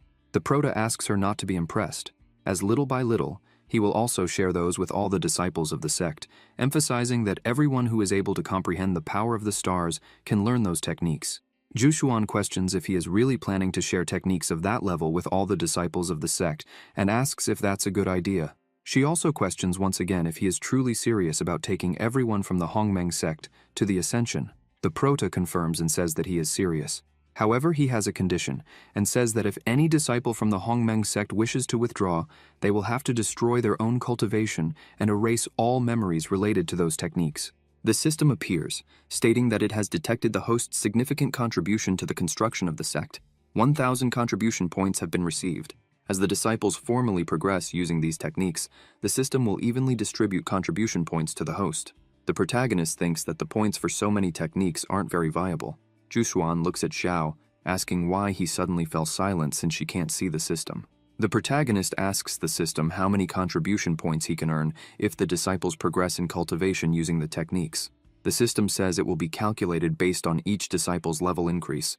A disciple who breaks through the Qi training stage will get 1 point. One who breaks through the foundation building stage will get 10 points. One who breaks through to the golden level will get no points, and so on. Each time they ascend to a higher realm, the contribution points will be multiplied by 10. Xiao isn't too happy about this, and asks the system if it's just giving charity. However, he thinks that, even if it's crumbs, it's better than nothing. He starts analyzing the situation, and concludes that to achieve greater progress, the talent of the accepted disciples is a problem, so he needs to find a way to fundamentally improve the quality of all the disciples in the sect. Suddenly, he becomes happy because he had an idea, even though the sect leader doesn't understand anything. He turns and starts to leave, telling his senior sister that he has something to do, and will see her later. Hearing they'll see each other in the evening, she becomes embarrassed. Meanwhile, at the medicinal herb cultivation field on Mount Dantian of the Hongmeng sect, several people are working. They begin to admire the herbs, impressed by their quality, and how incredible they are, emphasizing that Xiong has an innate talent for preparing medicinal herbs, just like Elder Sumuhan. They gather, and start talking about it, as they can even feel the density of the medicinal energy from afar. Suddenly, Sumuhan appears, asking what is happening and why everyone is gathered. People get startled and say they were praising senior brother Xiang for his medicinal herb cultivation. She approaches and says that the medicinal energy is indeed intense and tells Xiang that he has cultivated very well. Sumuhan also mentions that it's clear he put great care into growing those herbs. Xiang starts to get proud, saying that it's obvious his medicinal herbs are amazing. However, Sumuhan begins creating a flower in her hand, asking Xiang if it wasn't Master Xiao who brought back the wood spirit from the Longtongue realm. Noting that he already passed the refinement technique to everyone, she begins applying the energy accumulated in her hand, saying that when cultivating herbs, they can also supplement the fields with some wood spirit energy. This will help them grow even better. The energy starts spreading over all the herbs, leaving everyone impressed. As the energy spreads, Sumuhan says that the medicinal herbs appear stronger. Most cultivators are completely shocked by how incredible it seems, except for Xiang. He turns around angrily, shouting that he already knew this but needed her to teach him. While he's making a scene, the ground starts cracking. People get worried, asking what's happening and telling everyone to look quickly as the soil is shaking too much. Suddenly, a giant flower appears in the middle of all the others.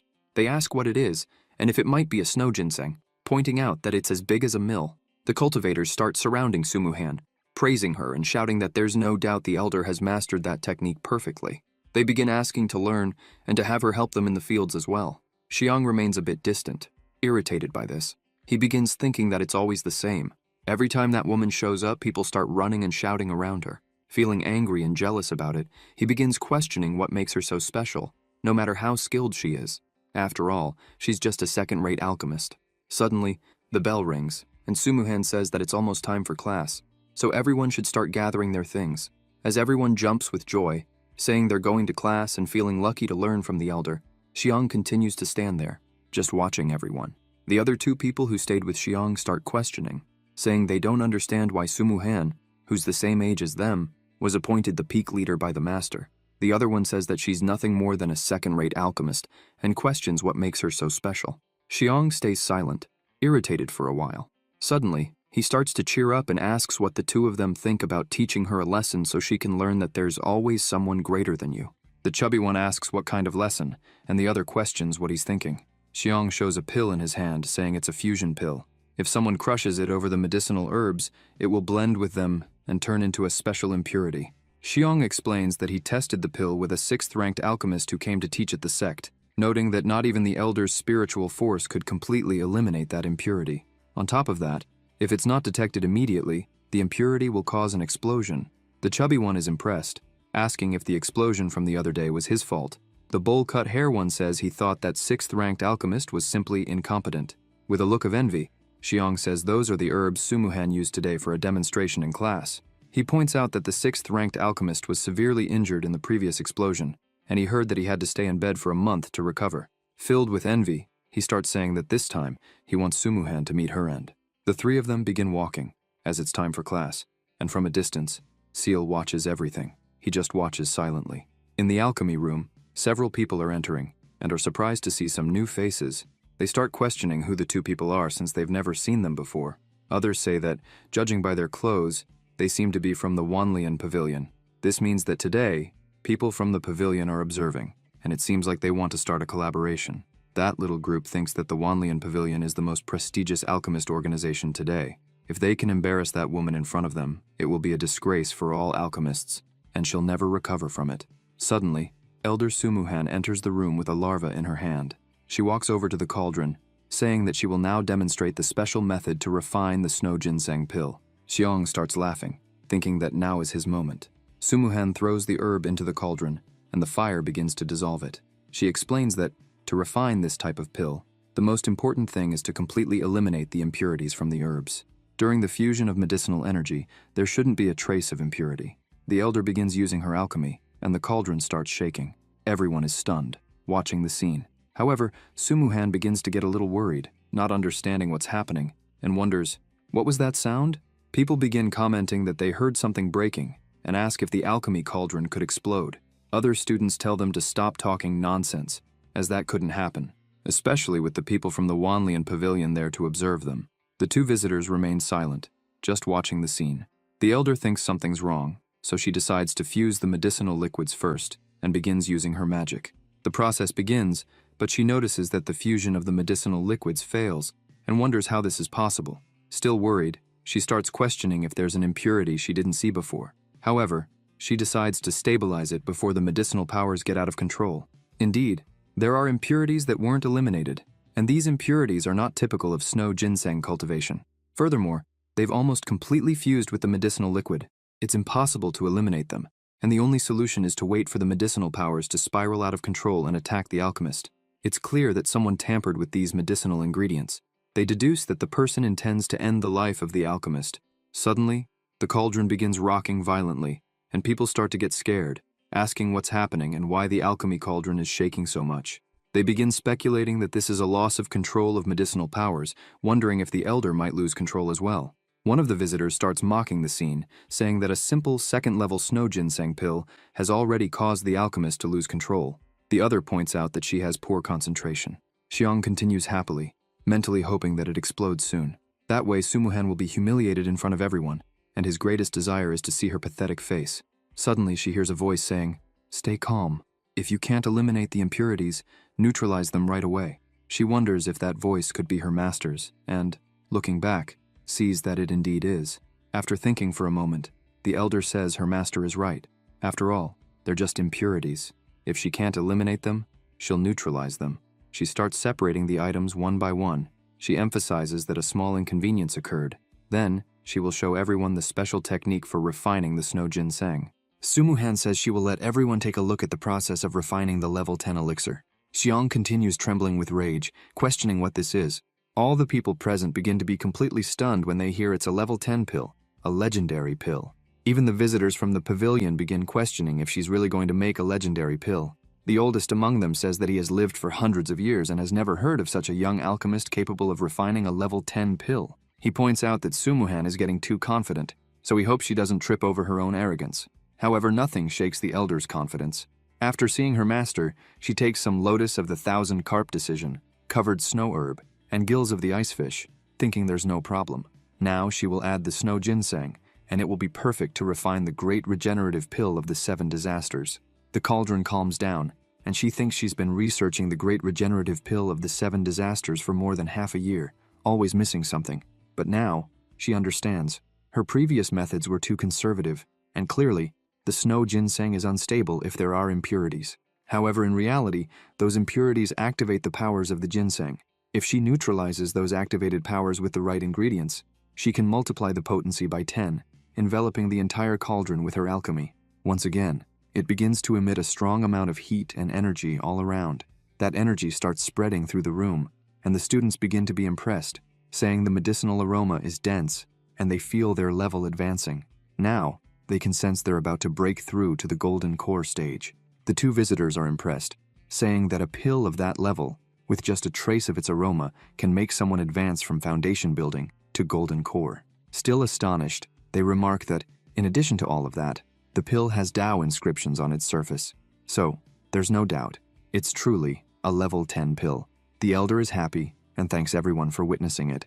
The 2 visitors are so amazed by her abilities that one of them asks if she wants to become his apprentice, while the other bows his head, showing respect, and asks Sumuhan if he could stay and study at the sect, noting that even if he stays as a simple assistant, it would be enough for him. The other students also start to surround her, eyes shining, emotional and impressed by all of this, asking if she will also teach how to refine a level 10 pill. The protagonist watches from afar and thinks that, it seems, Sumuhan has also made great progress in her training these days. Xiang, looking from afar, wonders if she really did it. Still in disbelief, he thinks that not only did she prevent the medicinal power of the snow ginseng with impurities from going out of control and exploding, but she also managed to successfully refine a level 10 pill in front of everyone. He can't believe how this is possible. Xiang continues irritated, thinking that maybe she took advantage of something her master did to deceive everyone. He truly believes that's what happened, and it must be some trick of that woman's. He starts pushing everyone, thinking he will expose her in front of everyone. Xiang approaches her and shows respect, asking what happened with the cauldron at that moment and questioning if she didn't manage to control the medicinal power and almost exploded the cauldron. And why didn't it explode, and instead a level 10 pill appeared? This is enough to make people start questioning, saying it's true, because just a while ago, the cauldron was about to explode. How, all of a sudden, was a level 10 pill refined? After all, she's nothing more than a second-rate alchemist. Since he joined, he has never seen her refine a pill greater than level 2. The chubby one says it's true, stating that Sumuhan has been deceiving them all, while the bowl-cut hair one questions whether that pill is really level 10. She gets a bit irritated and thinks that since Master Jushuan asked her to establish the alchemy peak and teach pill refinement, she's dedicated almost all of her life to that task. She hasn't had time to present herself at the 10,000 Cauldrons Hall to update her alchemist ranking. She didn't expect that on this day, it would become a reason to be so belittled.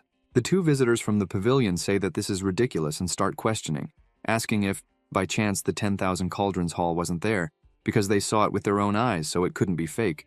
The older man says that, even though it's been hundreds of years since a level 10 pill appeared at the 10,000 Cauldrons Hall, they still managed to see an ancient method for evaluating such a pill. They explain that it said the main difference of a level 10 pill, compared to lower levels, is the profound Tao resonance it emits through its fragrance. Just by smelling it, one can achieve an advancement. On top of that, the Tao lines on the surface of the pill also have the power to help others break through their limits, just by observing it. The visitor asks the elder if he could examine the pill. Sumuhan holds the pill in the palm of her hand and says there's no problem. Xiang continues saying that it doesn't seem extraordinary, but suddenly, someone begins emitting a very strong energy and says that now they understand everything. The person starts shouting joyfully, saying that it's incredible. The older visitor says that the facts speak for themselves. Xiang turns his face and starts wondering if this really is a level 10 pill, questioning how it's possible, and if the elder has been hiding her true strength all this time. Xiang shows respect once again and says that, it seems there's no doubt, it really is a level 10 pill. He apologizes, admitting he was completely ignorant. A little shaken by all of this, he says he just remembered that he has something to do, so he will leave now. However, she tells him to wait.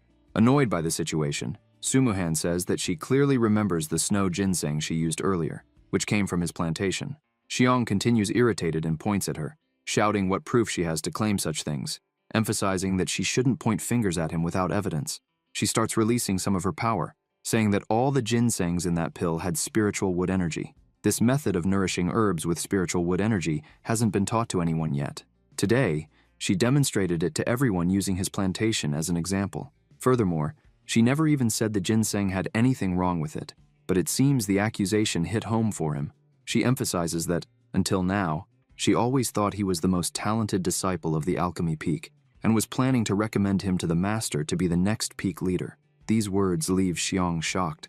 She crushes the herb with her own hands and says that, unfortunately, he has deeply disappointed her. It seems he is a person with ill intentions, and from this moment on, he is expelled from the sect, emphasizing that he is no longer a disciple of the Hongmeng sect, and telling him to leave immediately. Xiang opens his arms, irritated, shouting that she can't expel him because she's just a peak leader and doesn't have the authority to do that.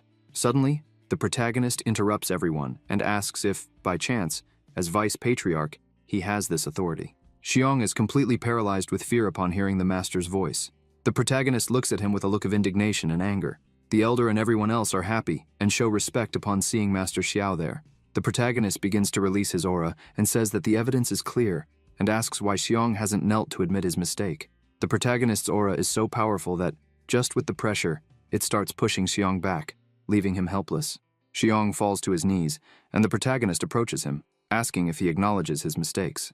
With a trembling voice, Xiang says that he really is guilty. Xiao points his hand at him, saying that the sect leader has just established a new rule. All disciples who abandon the Hongmeng sect must return everything they obtained there. The protagonist tells Xiang that when he entered the sect, he was only a cultivator at the first level of qi training. Xiao begins absorbing Xiang's abilities, saying that now he will reduce his cultivation to the first level of qi training and erase all knowledge of alchemy, expelling him from the sect. Xiang falls unconscious to the ground, and Xiao orders the others to drag him to the mountain port. The system notifies that the host has eliminated a sect traitor and contributed to its evolution, earning 200 contribution points. The protagonist is pleased, saying that by eliminating traitors, he also generates contribution points. Sumuhan then asks why Xiao is here today. He answers that he only came to consult on a matter and happened to come across this scene. He asks if she can prepare 10th level pills and then inquires about her current cultivation level. Sumuhan begins releasing her power, saying that every time she refines, she gains understanding, and her cultivation advances. She is at the peak of the separation realm, but notes that when she delves deeper into the experience of preparing 10th level pills, in less than half a month she should reach the integration realm. Xiao places his hand on her shoulder, saying he expected no less from his disciple and praises her. People around them are pleased, saying the elder is learning from a great master and highlighting that she is also very powerful at the peak of the separation realm. They emphasize that there is no other place outside the Hongmeng sect where they could be treated so well. Sumuhan then asks her master what he wanted to consult with her about. The protagonist asks if she can prepare a batch of marrow cleansing pills for the sect disciples, helping them improve their talents. The students begin celebrating, saying that even the #1 accepted disciple in the continent wouldn't be so generous, and entering the Hongmeng sect was the greatest luck they've had. Sumuhan says preparing the marrow cleansing pills wouldn't be a problem, but questions if her master really wants to enhance the talents of all the disciples, as it could be too risky. The visitors in the pavilion agree with the elder, noting that, with all due respect, the heavenly treasures the protagonist possesses will be coveted and attacked, and they cannot control whether these wonders fall into the wrong hands. Xiao says that on the way there, he also thought about this, but after arriving, he came up with a plan. He asks Sumuhan to proceed with the plan and prepare the pills, leaving the others with him. She is pleased with the master's request and agrees immediately. Meanwhile, Xiang is struggling to descend the mountain, as his body has no more energy. He continues walking down the immense stairs, complaining that without his cultivation, he can't even fly on a sword, thinking he'll have to descend step by step and will only reach the bottom by morning. Suddenly, he slips and starts falling, rolling down the stairs until he crashes face first onto the ground, muttering that it's not his lucky day. A man approaches him while he's on the ground, asking if he wants to take revenge on the Hongmeng sect. Xiang looks up and asks who the man is. The man, fully hooded and dressed in black, says that no one needs to know his identity, and asks Xiang to just remember that he is someone who can help him seek revenge. Sometime later, somewhere, Xiang looks at himself in a mirror and looks back, questioning if the man really said that with this, he could take revenge on the Hongmeng sect. The mysterious man places his hand on his shoulder, saying that this won't be enough. Suddenly, Xiang feels an immense pain flooding his body and screams, asking what the man is doing. The mysterious man replies that he is transferring some power to him. The mysterious man begins to remember a fight in which an old friend lost. Since discovering his friend's death, he has always sought revenge. He thinks that he didn't expect even Zhu Yan to be defeated by Master Xiao, emphasizing that the strength of that man is truly insurmountable. The mysterious man thinks that it is said that even the immortals of the celestial court are no match for that monster, and if it were just him against Xiao, victory would be nearly impossible. However, he was lucky, as the protagonist has practically become the goal of everyone. As they solve the issue of the mountain's protective formation, those who want to eliminate Xiao only increase.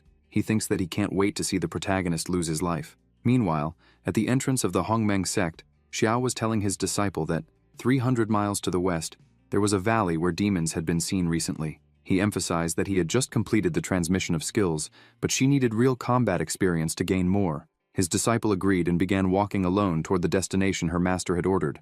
Xiang hid behind a tree, watching everything, and looked at the girl alone, thinking that she seemed a bit naive. This made him think that if he gained her trust, he could infiltrate the sect. They stepped on a branch and made noise, and suddenly she was surrounded by several people. As they surrounded her, Wu Shuang prepared to fight, and questioned if they were the demons causing trouble there, all wearing masks. She asked what she would do if they were demons. They all advanced together, shouting and questioning if she believed that, even alone, she could be a heroine who would eradicate the demons and defend the righteous path. She began to remember her master's teachings, saying that if she chose to specialize in body arts, the best defense would always be attack. She began moving her spear, thinking that she should remember every word of her master. However, a strange energy began to take over the spear and her body, making her question what it could be. She became trapped, seeing the demons approaching, and thought that this was not good at all. One of the demons started speaking, saying that she would now be his. She started to panic, thinking that she was in serious trouble. However, another person emerged from the forest and drove the demons away, defeating them, saying they were a bunch of cowards, attacking with superior numbers. Xiang managed to defeat them all, and Wu Shuang looked at him, saying she was very lucky to have been rescued. Suddenly, the magic she was learning started to disperse. She wondered if it was because the owner of the demonic qi lost consciousness. Xiang helped her up, asking if she was okay. She was happy and said she was fine, thanking the knight for saving her. He began talking to her, saying that recently many demons had appeared in that area. He then asked why she came alone. Wu Shuang answered that it was a mission from her sect, and she came specifically to eradicate the demons from that place. Xiong said he understood, but from what he saw, she had no experience fighting them. Wushuang felt a little embarrassed and admitted that it was true. She didn't have real combat experience yet, apologized, and thanked him again for saving her. Xiong smiled and asked if he could teach her. Wushuang was happy and asked if that was true, if he could really help her. Xiong smiled, saying yes, and that she could leave everything to him. They began fighting against the people who were there. She didn't waste any time and also started training. Sometime later, the two were walking through the forest. Xiong clapped his hands, saying there was no doubt she was truly a disciple of the Hongmeng sect, for in less than 5 days, she had managed to eliminate all the demons in that area. She said that she had completely mastered the secret to eliminating demons, and now that she thought about it, she owed it all to him. Wushuang turned and said that she was going to check out the other areas and explore a bit to see if she could find more demons and continue practicing. Xiang begins to smile, thinking that after taking care of all those demons, Wushuang will trust him more, and as long as he uses her, he will be able to enter the Hongmeng sect easily. Wushuang raises her spear, all happy, saying that she has finally fought on her own. Xiang watches her, thinking that soon he will take care of all of them. However, he is shocked to discover that the Hongmeng sect has established a new rule that no outsiders can enter unless they have the master's approval. He falls to the ground, upset as Wushuang apologizes, saying these are the rules. Still crying, he says he understands and asks her not to worry, as he didn't want to cause trouble for her. Xiang begins to wonder when the sect established these rules, as he didn't even know about them. Putting on a sad act, he says that his intention is not to put her in a difficult position. He simply wants to join the Hongmeng sect because a friend of his disappeared after joining. Xiang emphasizes that he grew up with his friend since childhood, but they lost contact and now he is searching for him. Wushuang is moved by the story, saying she understands. Xiang continues his act and asks her not to worry, as if it's really difficult, it's better to forget about it. He mentions that he can't take advantage of having saved her once to ask for something in return, and says he will find his friend on his own. Wushuang starts to leave, telling him to be careful. Xiang shouts, asking her not to be so cold, saying that if she can help him, he would like to be helped. Wushuang stops and thinks for a moment while Xiang makes a pitiful face. After a few seconds, Wushuang gets an idea and says she will introduce Xiang to her master, as he is fond of new talents, and since Xiang is stronger than her, the master will probably like him. This shocks Xiang. Wushuang grabs his arm and starts dragging him, saying she will take him to meet her master right now. Xiang freezes in fear and asks if they really should make such a scene. He starts thinking that he can't meet Xiao as he's too clever, and if he finds out about the whole act, he'll tear Xiang apart. He tries to break free but can't, realizing that Wushuang has immense strength, which doesn't make sense. Seeing he won't be able to break free, he asks her to wait. Wushuang looks at him and asks what's going on. Xiang tries to disguise it, saying he was thinking and feels he's not prepared to meet her master this way, as it seems disrespectful. Wushuang doesn't understand and asks what he wants to do. Xiang begins to explain that usually when looking for a master, one should bring a gift, and wonders if he should offer at least 100 low-quality spiritual stones. He emphasizes that he would feel bad meeting such an important person empty-handed. While he's explaining this, Xiao appears behind him. Wushuang notices her master's presence and greets him, making Xiang tremble with fear. The master asks her who the person in front of her is. Wushuang walks towards Xiao and says that while fighting the demons, she had some issues, and this companion saved her life. She also mentions that her companion said an old friend disappeared after joining the Hongmeng sect, and that's why he wanted to join to search for clues.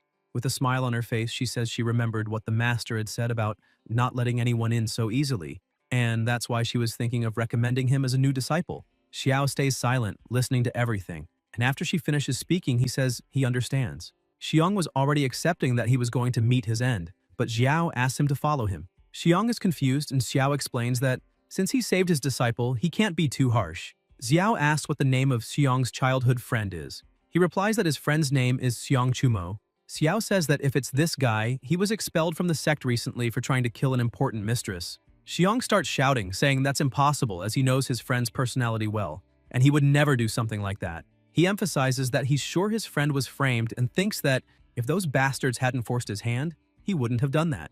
Xiao asks if he's sure about what he's saying, as there's evidence. He opens the barrier protecting the entire sect and tells Xiang that if he believes in his friend's innocence, he can enter and investigate further. He emphasizes that if Xiang can prove his friend's innocence, the Hongmeng sect will do everything to help him find him. The prota begins to walk ahead while Wushuang tells Xiang that he can enter. Xiang thanks her, saying that her sect is truly magnificent. But in his thoughts, he doesn't believe it was so easy to get in and continues to celebrate, as deceiving Xiao wasn't as simple as he had imagined. Night falls, and the prota meets with the guildmaster. Jushuan asks why he allowed that Xiong to enter the sect, questioning if he really didn't notice his disguise.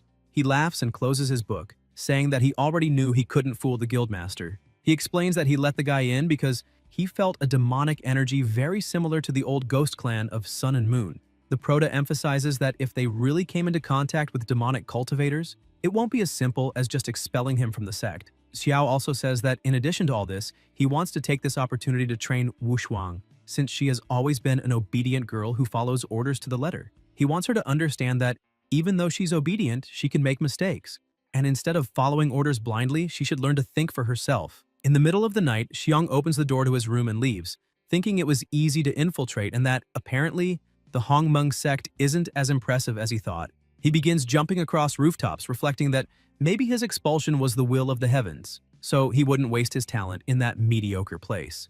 Upon arriving at a certain location, he sees a building and says that the ceiling stone that holds the protective formation must be there. Xiong watches the guards, remembering that during his time in the sect, he watched that stone several times, so he knows the patrol routes like the back of his hand. As soon as he finds a gap, he quickly opens the doors, enters the building, and comes face to face with the ceiling stone. Xiong raises his hand, thinking that destroying it will soon turn the sect into history. However, as soon as he touches the stone, he feels something very strong, and a force violently throws him against the wall. The impact makes a loud noise enough to attract some guards. Injured, he realizes he wasn't prepared for a protective seal and that all the noise has drawn the guards' attention. Xiong starts to panic, thinking that now there's no way out because if he gets caught this time, it won't be solved with just an expulsion. His only choice is to follow the order of that man in black, as that way he can survive under his protection. He takes a leap and advances full force, thinking that even if he has to sacrifice his cultivation, he needs to destroy that stone. Suddenly, the Prota grabs Xiong and asks Wu Shuang if she now understands.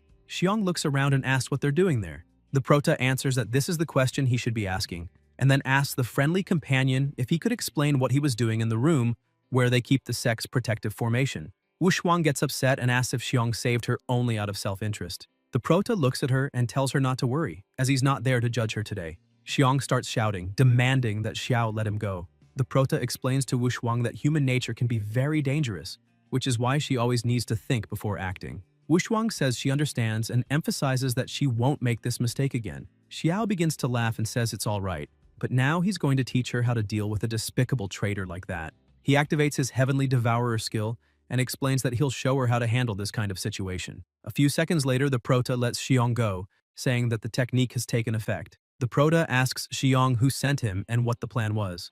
Under the effect of Xiao's technique, Xiong extends his hand to deliver something and says that his plan was to destroy the Hongmeng sect's protective formation and then use that to contact his superior. Xiao takes the object in his hands and questions whether it's really what he thinks it is. Suddenly, the protective barrier is broken, and the alarm signal is triggered.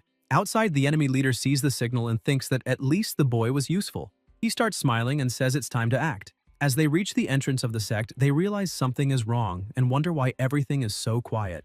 One of the servants asks the leader if he really thinks something is wrong there. The leader points out that even if it's a trap, it doesn't matter, because if there's a powerful formation, it will take at least 15 minutes to reactivate it. By then, the Hongmeng sect will already have been reduced to ashes. The members are happy to hear this and emphasize that, with the leader protecting them, that insignificant sect poses no danger. The man with the skull-like face says that, fortunately, he informed the sect and requested help from the ghost portal sect of the Sun and Moon from the celestial realm. With the help of an immortal from the fusion realm, the Hongmeng sect wouldn't survive the night. Their leader states that it's time to go, as they're going to wipe them all out at once. Meanwhile, inside the sect, Xiao is observing when Z approaches him and warns that those people just crossed the entrance to the mountain. The Prota smiles, saying that everything is perfect. He advances with his two disciples and asks them to activate the mountain formation. While advancing, Wu Shuang asks her master if he didn't say they could have brought reinforcements from the celestial realm and questions if the sect's great protective formation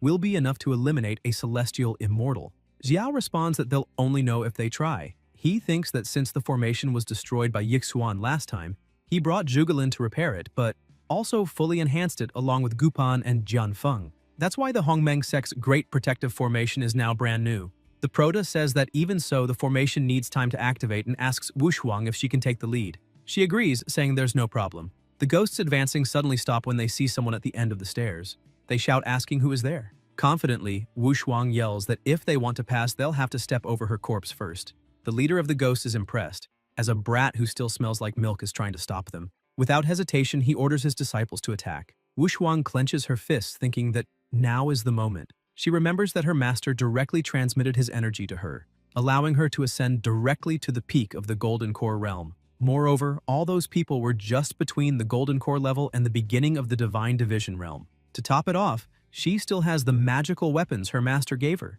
Striking the first blow on one of the ghosts, she thinks that if she handles the rhythm of the battle well, victory will be easy. However, one of the opponents manages to attack her from behind, trapping her with a chain while another strikes her. The attacks are powerful, causing her to get injured. The guy holding the chain takes advantage of the moment to tighten it even more, pulling her backward. From a distance, Xiao and Z observe the scene. Z starts to worry about her sister, but the Prota tells her not to worry, stressing that Wushuang needs to learn to fight on her own and that Z must trust her more. Despite her master's words, Z remains anxious and worried about her junior sister. Wushuang, being dragged by the chains, exerts tremendous effort to hold them and thinks she needs to get up right now. Besides having received energy from her master, the Prota also strengthened her physical body, which means her physical endurance should far surpass that of an ordinary Golden Core cultivator. With this in mind, she believes she should be able to break those chains easily. The ghost holding the chain mocks her, asking his partners to look, as she's trying to break the chains of the River of Tales with just physical strength. He points out that it's ridiculous,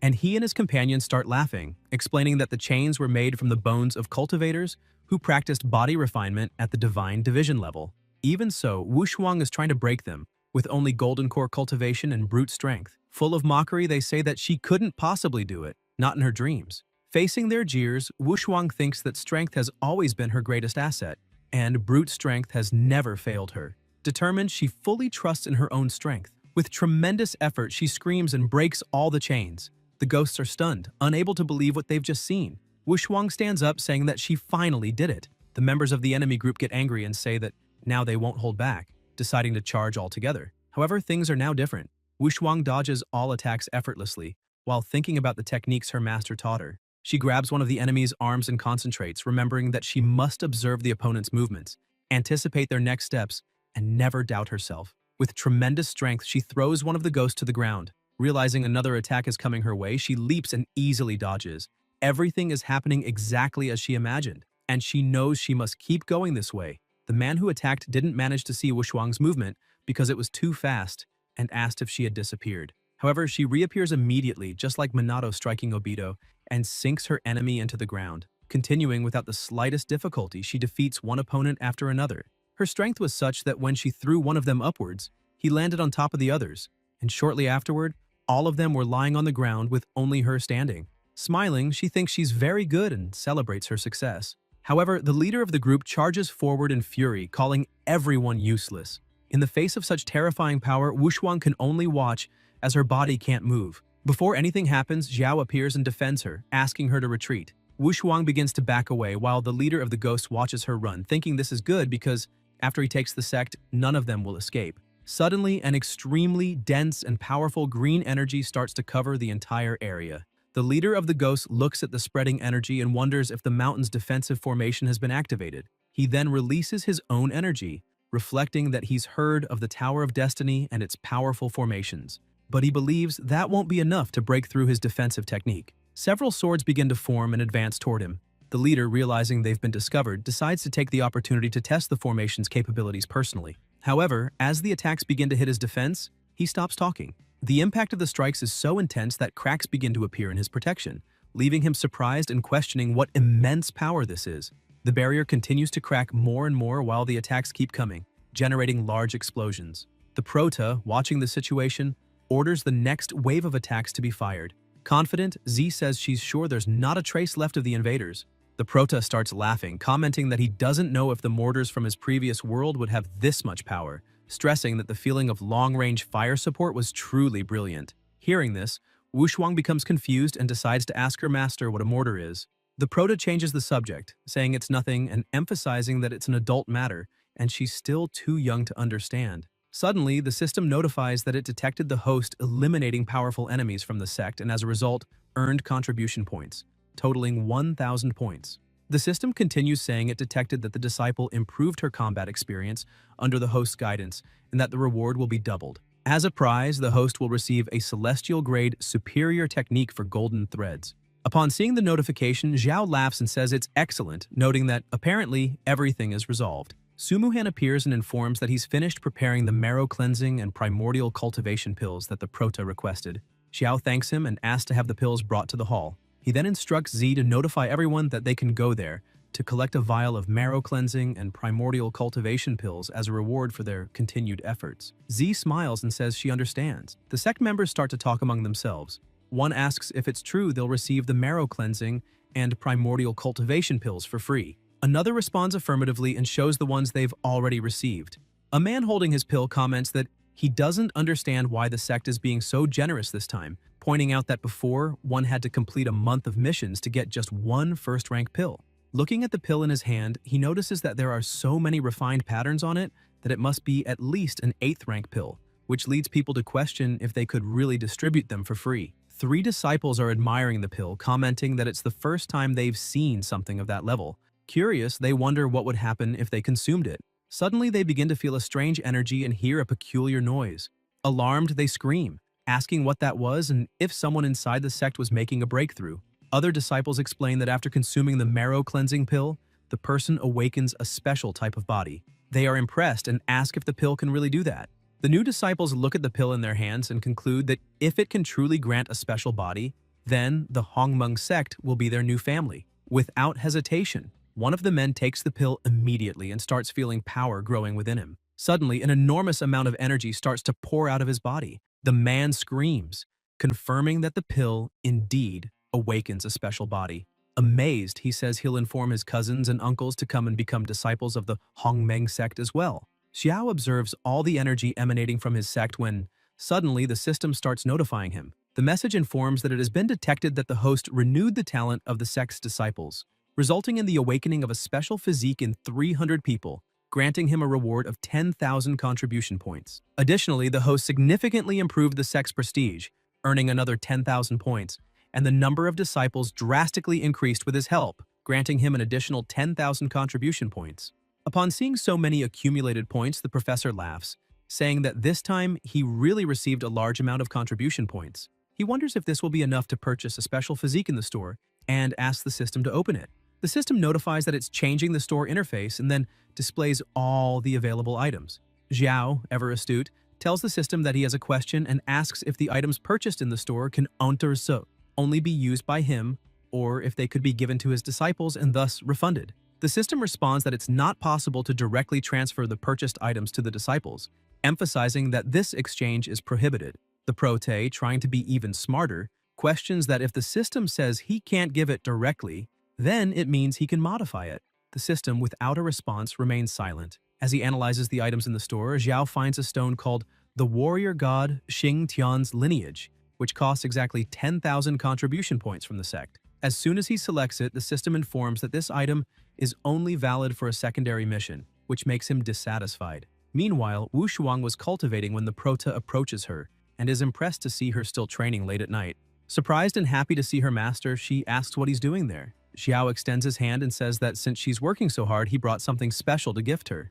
A massive amount of energy starts emanating from his hand and flows toward Wu Shuang. He explains that this is called the night scene. Wu Shuang feels the power running through her body and thinks to herself, this energy. The next day, the sect members are walking through the Hongmeng territory, chatting excitedly about how well the sect treats its disciples, questioning where else they could receive purifying pills for free. Suddenly, a loud noise echoes, and the wall behind them starts cracking before a huge explosion occurs, leaving them startled. Screaming, the 2 disciples question what's going on. Amid the smoke, Wu Shuang emerges with a terrifying aura and holding an incredible weapon. One of the members, impressed, asks if she has awakened a special constitution. Wu Shuang, slightly embarrassed by the destruction she caused, responds affirmatively but admits that she couldn't control herself for a moment and asks if the men are injured. The energy surrounding her begins to dissipate and she wonders why this is happening to her. At that moment, Xiao and his other disciples appear. Sumuhan approaches and asks Wu Shuang to thank her master. She explains that the Prota spent 3 days without sleeping or resting,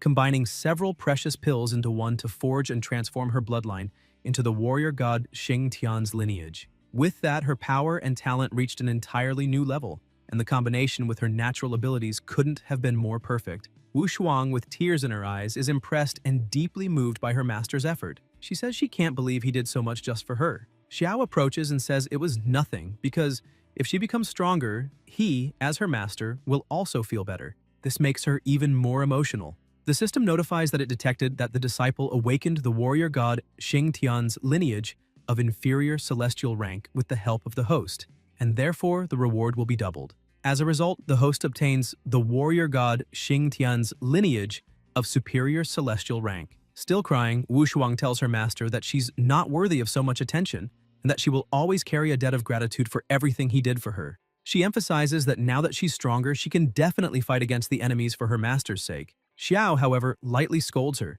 saying he already told her not to worry about that and questioning why she still doesn't believe him. At this moment, Z releases her aura, demonstrating impressive power, and warns Wu Shuang not to think of stealing the glory of fighting for the master, as this honor should be hers. She reveals that the Prota granted her the heart of the Lord of the Nine Heavens' celestial sword, and therefore she won't allow Wu Shuang to take credit for this. Suddenly, the dragon aura begins to emanate from the Prota's body, leaving everyone stunned. A man appears, saying that this is his first meeting with his senior brothers and sisters. He introduces himself as Bai and emphasizes that he is also a disciple of the master. He explains that although he had been dormant for a long time, he recently gradually awakened after receiving the ancestral dragon lineage from the Prota, which allowed him to reach the fusion realm. Jianfeng also begins to demonstrate his power, claiming that his Qianjun sword god constitution is not bad. Qipan A then reveals that she also awakened her lineage, stating that thanks to the Hell Serpent lineage granted to her by her master,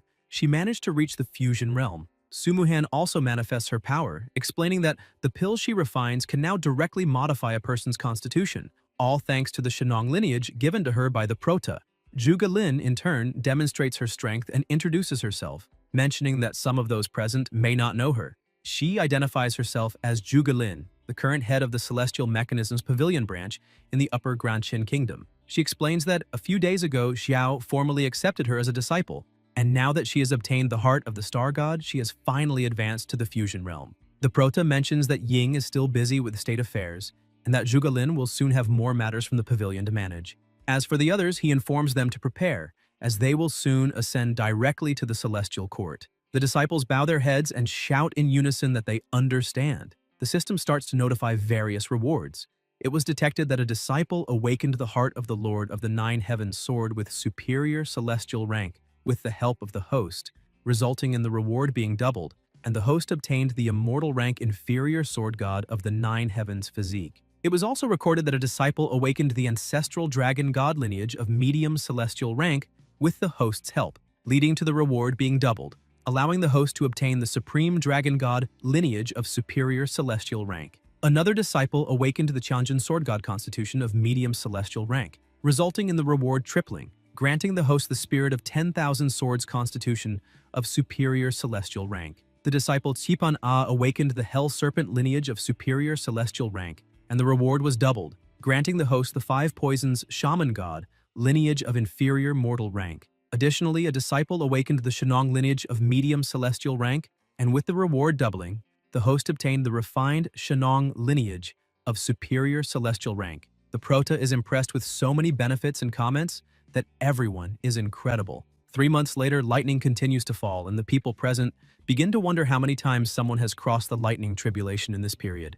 They feel that during these 3 months, the storm clouds above their heads never disappeared. However, no one knows exactly who is causing all of this now. The system notifies again that all the disciples under the host's tutelage have ascended to the fusion realm and that the conditions for the system update have been met. As a result, the system update program was initiated, and an opportunity to teleport to the Immortal Gate has been earned. Upon receiving this notification, the Prota reflects on the fact that Wu Shuang also ascended to the fusion realm, but wonders about the significance of this teleportation opportunity to the Immortal Gate. Suddenly, everything begins to tremble, and the sect members ask if an earthquake is occurring. However, the entire sect begins to float, lifting off the ground, and in an instant, it simply disappears. Meanwhile, in the Celestial Court, inside the residence of the true Phoenix Lord, in the Phoenix Palace, the female disciples were quietly cleaning when suddenly a loud noise echoes, and something appears in the sky. With astonished looks, they realize that the entire Hongmeng sect has appeared right in front of them. Meanwhile, at the Jukui Palace, everyone was lamenting because they had planned to recruit Ye Fan and the protagonist. However, she hadn't imagined that a simple battle for the national destiny would end up involving a dispute between the Emperor and the lower realm. so she never found an opportunity to act. She picks up a piece of paper and begins reading, saying that Ye Fan had recently been in her territory, claiming he wanted to join her. Zhukui thinks that with this, she might take the opportunity to investigate more of his secrets. The vermilion bird becomes excited because, after carefully reviewing some ancient texts, she believes the techniques used by Ye Fan are probably the 9 true characters, exclusive to the spirit-conscious clan, which would be a huge benefit. Suddenly, everything in the palace begins to shake, and she gets up worried, shouting and asking what's happening. One of her disciples rushes in, saying she has more news. A floating island has suddenly appeared in the sky. Zhukui is confused and asks what she's talking about. However, the disciple keeps shouting, distressed, saying the island blocked the sunlight, and without it, all the floating formations of the palace were shut down. The vermilion bird steps outside and indeed sees a floating island there. Still not understanding anything, she asks who dares to cause such a commotion. Meanwhile, on top of the island, Xiao and Z were watching everything. She asks her master where they are now, since the concentration of spiritual energy in the air is at least 3 times greater than before, and notes that refining the power of destiny has become easier. The protagonist looks at her and says he doesn't know exactly where they are, but he's sure it's the Immortal Bridge. Zhukui looks at him and begins wondering if he's really the Xiao from the National Destiny Battle, since she heard that, after causing that huge mess in the superior country of the Dragon Flame, he even eliminated Emperor Jixu, and that's why he's being hunted by the Mortal Court's Emperor. Still confused, she wonders if this man is crazy because, even being pursued by the Emperor, he dared to enter the Immortal Court so openly like this. Zhukui tells her disciple to reactivate the palace's energy formation and defensive formation, emphasizing that for now, they'll maintain the Phoenix Palace this way. The disciple says that to keep the energy and defensive formations running, many resources are needed, and questions whether they'll really allow that floating island to stay so close without doing anything. Zhukui replies that everyone on that island is so ignorant about death that she doesn't even need to step in. Soon, both they and the island will be destroyed. Meanwhile, in the hall of the true Lord Qinglong, a disciple informs him that a floating island appeared above the Phoenix Palace. He's also confused at first, as no one expected to hear something like that. At the Qingluan Palace, the true Lord Qingluan observes the floating island, saying that apparently a storm is about to arrive at the Celestial Palace. At the Baihu Palace, a man starts shouting and laughing, saying that invading the Immortal Court with an entire sect is ridiculous, and he wants to see who these arrogant ones are. This is the true Lord Baihu. Meanwhile, in the ancient kingdom, Qing Cheng was sitting and reading a book when a man arrives to inform her that spies from the Mortal Court reported that the protagonist, the person she's keeping an eye on, has entered the Celestial Palace. The princess says this happened a bit earlier than she expected, but says she understands and asks the man to leave. The man seems a bit uneasy and tries to say something else. Qing Cheng asks if something happened and if there's anything else she should know. The disciple hands her a mirror that shows the protagonist's sect and says he entered the Immortal Court with his entire sect, drawing everyone's attention, and asks her to take a look. The princess takes the mirror in her hand and is impressed to see that he really entered the Immortal Court with his entire sect, starting to laugh and saying he's truly impressive. Qing Qing points out that this is very interesting because while others fear attention, the protagonist plays with it, causing all this commotion. However, she still has doubts and wants to see if he really has the power to show such confidence. She calls Liu Feng, who immediately shows up. The princess asks what his current position is in the human ranking. Liu Feng makes a face like he wants praise and says he recently rose to the 21st position in the human ranking. She's pleased to hear that and says sending him to the lower realm to infiltrate the Celestial Palace wasn't in vain. Then she chooses him and asks him to go face Xiao. Liu Feng gets a bit discouraged and asks why he should be the one to face Xiao. The princess asks what's going on and if he doesn't want to go. Liu Feng says that since it's an order from Her Highness, he can't refuse. However, he points out that the protagonist just arrived at the Immortal Court and doesn't even have a ranking in the mortal list, so why should he be the one to face him? Qing Cheng asks if that's really what he thinks and says that because of that, he'll go along with Fu Feng and Fa Yun. The two step forward and say they're at her service. The princess asks Fu Feng what his position in the ranking is. He replies that he's in 10th place in the mortal ranking. Qing Cheng says that's excellent and that he's considered the best swordsman in the Immortal Court, then asks if he thinks he can defeat Xiao. Fu Feng bows his head respectfully and says he wouldn't dare be arrogant, but on the path of the sword, he's trained for hundreds of years and has never been defeated even once.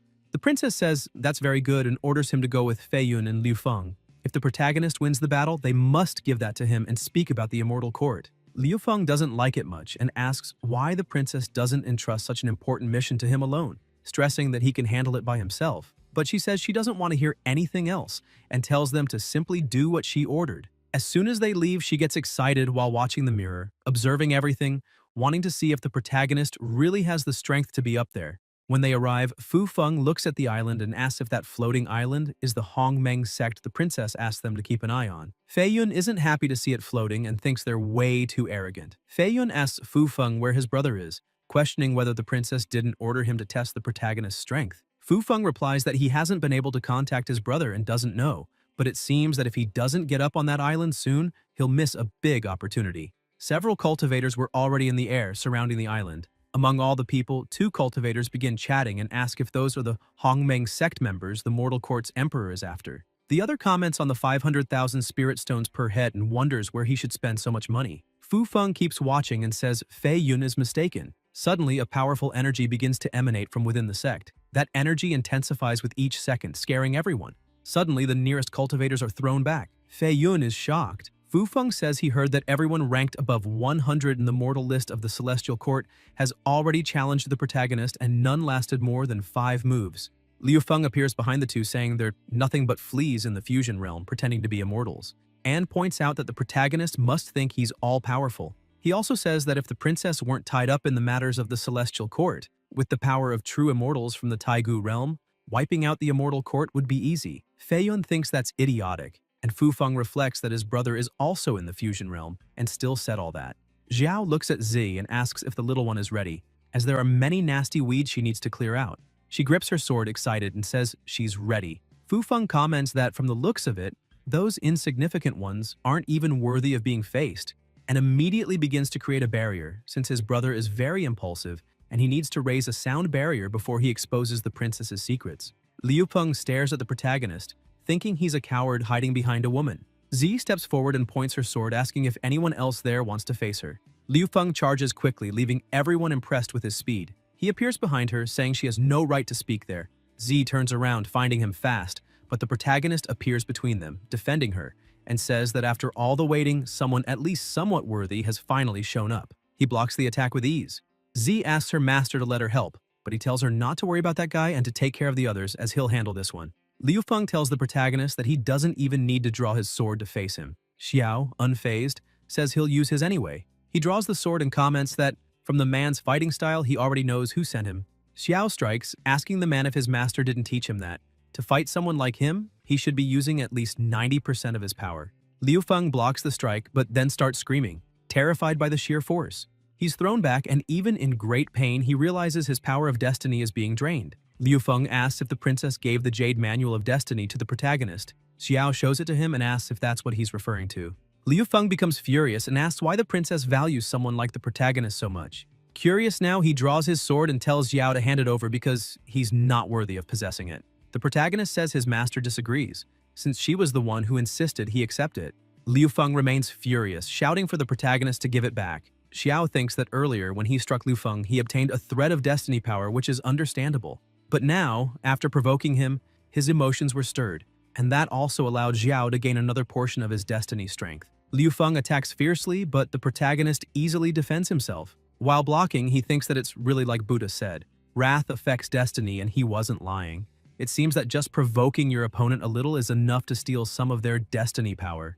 Xiao begins releasing a lot of energy and thinks he should try provoking his opponent once more. He attacks again, and says that if this Jade Manual is so important, then he'll show a bit of its power. The attack is incredibly fast, and Liu Feng can't defend. He's simply terrified seeing it coming. Fu Feng appears, creating a barrier around his brother, asking the protagonist to have mercy. Liu Feng, confused, asks what his brother is doing there. Fu Feng introduces himself to Xiao, saying he came to apologize on behalf of his younger brother. Liu Feng still doesn't understand and gets irritated, asking his older brother why he's being so polite to the protagonist. But Fu Feng just tells him to be quiet and not be disrespectful. Xiao asks what they want now. Fu Feng says their master, the princess, sent him to ask if the protagonist still remembers his promise. Xiao asks if he's referring to what his master said, that if he ascends to the immortal court, defeats the top 10 talents of the mortal ranking, and uses the Jade's power to absorb enough destiny from them, then she'll help him eliminate the immortal court's emperor. Fu Feng confirms that's exactly it, says he's the 10th in the mortal ranking,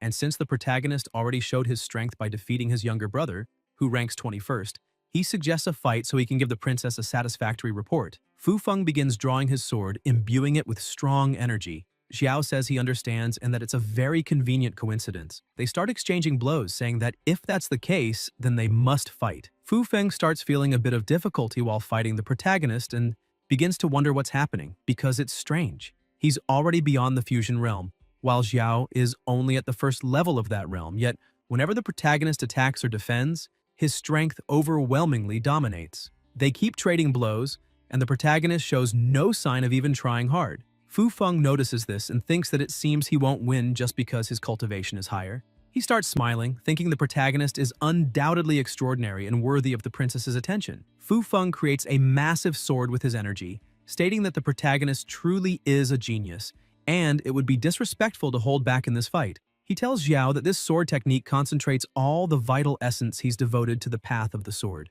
The protagonist starts releasing his energy too, saying that today is full of coincidences, since the path of the sword is also his specialty, and he was hoping to practice with someone. Xiao attacks again, sending his sword at the high speed. As soon as it hits the target, a huge explosion erupts in front of him. Fu Feng is shocked once again, thinking the opponent's power exceeded his expectations. But that first strike was just a distraction. Suddenly, a sword appears through the smoke. Fu Feng panics, thinking this is bad. There's no time left.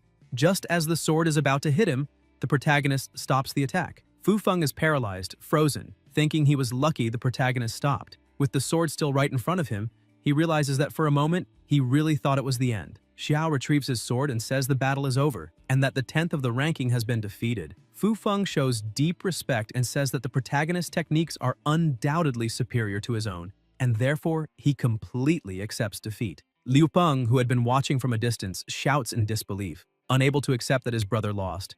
Zi starts celebrating, saying that was amazing and exactly what she expected from her master. Liu Peng remains furious and refuses to accept defeat, saying it's impossible and accusing the protagonist of cheating, claiming he couldn't have beaten his older brother. Fu Feng smacks him on the head and tells him to stop being an idiot. He apologizes once again to the protagonist on behalf of his brother and asks him to be a little more understanding toward that fool. Xiao says there's no problem and takes the opportunity to say he has a question. He asks who the top 10 of the mortal ranking are and how the princess they serve intends to help him. Fu Feng says that's indeed a good question, and with a scroll in hand says he came here today specifically to share that information. He thinks to himself that luckily he placed a sound barrier around the area, except for the 5 of them, so no one else can hear their conversation. He hands the scroll to Xiao and explains that the top 10 of the mortal ranking, including himself, are all at the 10th level of the fusion realm. Fu Feng emphasizes that unlike the lower levels where the rankings change frequently, the top 10 haven't changed in thousands of years, and each position among them represents a massive gap in power. Fu Feng explains that the protagonist needs to know that each of these cultivators has specialized in different fields: artifact forging, alchemy, body cultivation, and poisons. He highlights that the 9th rank, known as Qianlian, is a master of body cultivation and has strengthened his body so much that even celestial weapons can't leave a mark on him. For swordsmen like them, he's practically invincible. The 8th rank, named Qinzi, although an alchemist, has taken the art of alchemy to divine levels. The pills he produces can even influence the heavenly Tao, making the natural laws bow before him. Fu Feng says he knows the power of these two very well because he has a close relationship with them and warns the protagonist that not even 10 Xiaos together could face either of them. He continues explaining that as for those ranked even higher, he doesn't even know their faces and says that if the protagonist manages to defeat either of the two he mentioned, he might be able to get more information about the others. Fu Feng asks Xiao to heed his advice and says that before him, the imperial princess tried to recruit many talents from the lower realm, but none of them completed the task. So he advises the protagonist to be very cautious. While reading the scroll, Xiao says he understands but still has one last question. He looks at Fu Feng and asks once again how the imperial princess intends to help him face the celestial emperor. Liu Feng gets mad again and starts shouting, asking if the protagonist is questioning the power of the imperial princess. His older brother once again interrupts him and apologizes for his brother's recklessness. He asks the protagonist if he's ever heard of the ancient domain realm. Xiao looks confused and asks what that is. Fu Feng begins to explain that the ancient domain realm is the home of the divine race, the celestial spiritual power that the entire celestial court longs to obtain throughout their lives comes from that place. Just cultivating there for a while, nourished by that power, will make surpassing members of the celestial court only a matter of time. The protagonist asks what this celestial spiritual power is. Liu Feng keeps mocking, saying the protagonist doesn't even know what celestial spiritual power is and that he can't understand why the imperial princess pays attention to someone like him. Fu Feng tells the protagonist that if he knows how to refine destiny power, then he definitely understands this too. Xiao says he already gets it. Fu Feng then says it'll be easy for him to understand and starts explaining that celestial spiritual power can be seen as a form of destiny power, but much more concentrated and potent than normal. After hearing the explanation, the protagonist wonders if that's also a form of destiny power, which sparks a new doubt in his mind. He doesn't know if it's stronger or if star power is superior. He replies without hesitation that he understood everything and says they should now go back and tell the princess he accepts the mission. He asks her to wait patiently. Liu Peng steps forward again, points his finger at the protagonist, and says he's extremely arrogant, asking if he even knows who he's talking to. His brother gets irritated again and slaps him once more, apologizing yet again to the protagonist. He says they'll definitely deliver the message to the imperial princess and leaves, dragging his brother along. The protagonist turns around and begins speaking loudly, saying everyone there saw the show, and asks if that was enough or if anyone else wants to challenge him. If anyone does, just step forward. He'll face them all at once. The other cultivators start trembling in fear, saying that if even Liu Feng and Fu Feng were defeated, they don't stand a chance. So it's best to leave. One by one, they turn their backs and walk away. The protagonist returns to his sect, saying no one else dares to step forward. And now he feels lonely. Z looks at him, thinking her master is joking again. He starts heading back and tells her to follow him. Since no one wants to fight, they might as well return and eat. Meanwhile, inside the palace, Jukui tells her servant to leave while she remains silent. Once alone, she says that there's no one else there, so he can come out. Ye Fan appears, saying it's been a long time since they last met. The vermilion bird gets straight to the point and tells him to say what he came to discuss, and it better be important. He replies that without a doubt, it's something that will interest her and shows one of the words. Jukui looks at the word, wondering how they compare, and asks why he's showing such a treasure to her, questioning if he's not afraid she might just kill him and take it by force. Ye Fan says that if he were afraid she'd steal it, he wouldn't have been foolish enough to come there in the first place. The vermilion bird begins to release a bit of her power, asking if he's trying to insult her. Ye Fan shouts for her to calm down and unleashes even more of the power from the word, telling her not to get angry because he's not done speaking. He emphasizes that someone of her level surely wouldn't stoop to someone like him. And if he's giving her the treasure, he assumes she wouldn't cause problems for someone as insignificant as himself. Jukui smiles, thinking the man before her is quite cunning. He leaves no loose ends and even showed her his power. It makes her wonder whether he's trying to threaten her or not. The firebird begins releasing flames from her hand, thinking she wants to see how powerful these true words of the 9 characters really are. She fires an attack at the word, completely destroying it. Ye Fan is slightly surprised and says he had always heard that the flames of the true Phoenix Lady could consume anything. And now that he's seen it with his own eyes, they truly live up to her reputation. Jukui says at least he knows how to behave, and asks if he really came there, only with that treasure and what it is that he truly wants. He replies that he's aware of his limited power, so he won't ask for much, explaining that he has only managed to gather the first 3 characters of the true words. So he asks her to help him find the remaining 6, and once she has them, to share some of the knowledge with him. Jukui asks if that's all, while thinking that if he just wants to share information, then it doesn't seem like a problem. Ye Fan confirms and points out that with his power alone, it would be extremely difficult to collect such a revered technique as the 9 words, and that if he can collaborate with her, the true Phoenix Lady, it would be a great benefit for him. Ye Fan starts laughing and thinks, of course, that's not all. Because even though these true words are invincible, if the one cultivating them doesn't possess a divine spirit, they'll eventually become corrupted and just end up as slaves to the technique. That's why he only needs the Phoenix Lady to cultivate the words, so that he can control her through the true words. Jukui looks at him and says, if that's all, then they have a deal. 1 hour later, they walk to the entrance, and the Phoenix, now with the characters, says things ended quite easily. Confident, she says that with this, her return to the ancient realm is getting closer. Suddenly, a servant rushes in, shouting that she must report something to the true lady. It's news about the Hongmeng sect. The disciple says she heard that Lords Liu Feng and Fu Feng were defeated by Xiao. Upon hearing this, Jukui is surprised and begins to wonder if the protagonist really has that much power. Because if that's the case, she urgently needs to try to bring him to her side. The Phoenix asks if her disciple knows whether the true Lord, Azure Dragon, has made any moves. The servant replies that she also heard the true Lord, Azure Dragon, is already preparing gifts and planning to send them to the Hongmeng sect in order to establish relations. Jukui tells her servant to prepare one as well and emphasizes that they'll send an invitation to the protagonist tonight.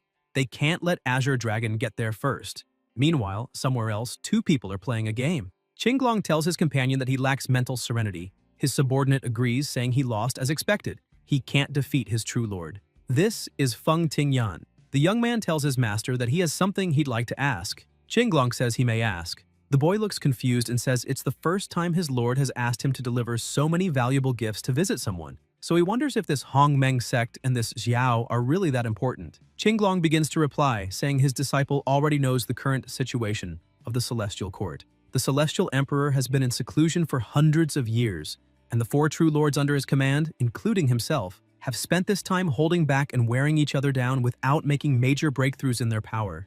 Qinglong emphasizes that the emperor's prolonged seclusion is also troubling, because if his cultivation fails, the 4 who always supported him might end up as mere stepping stones for his cultivation. And if that's the case, they'd better be prepared.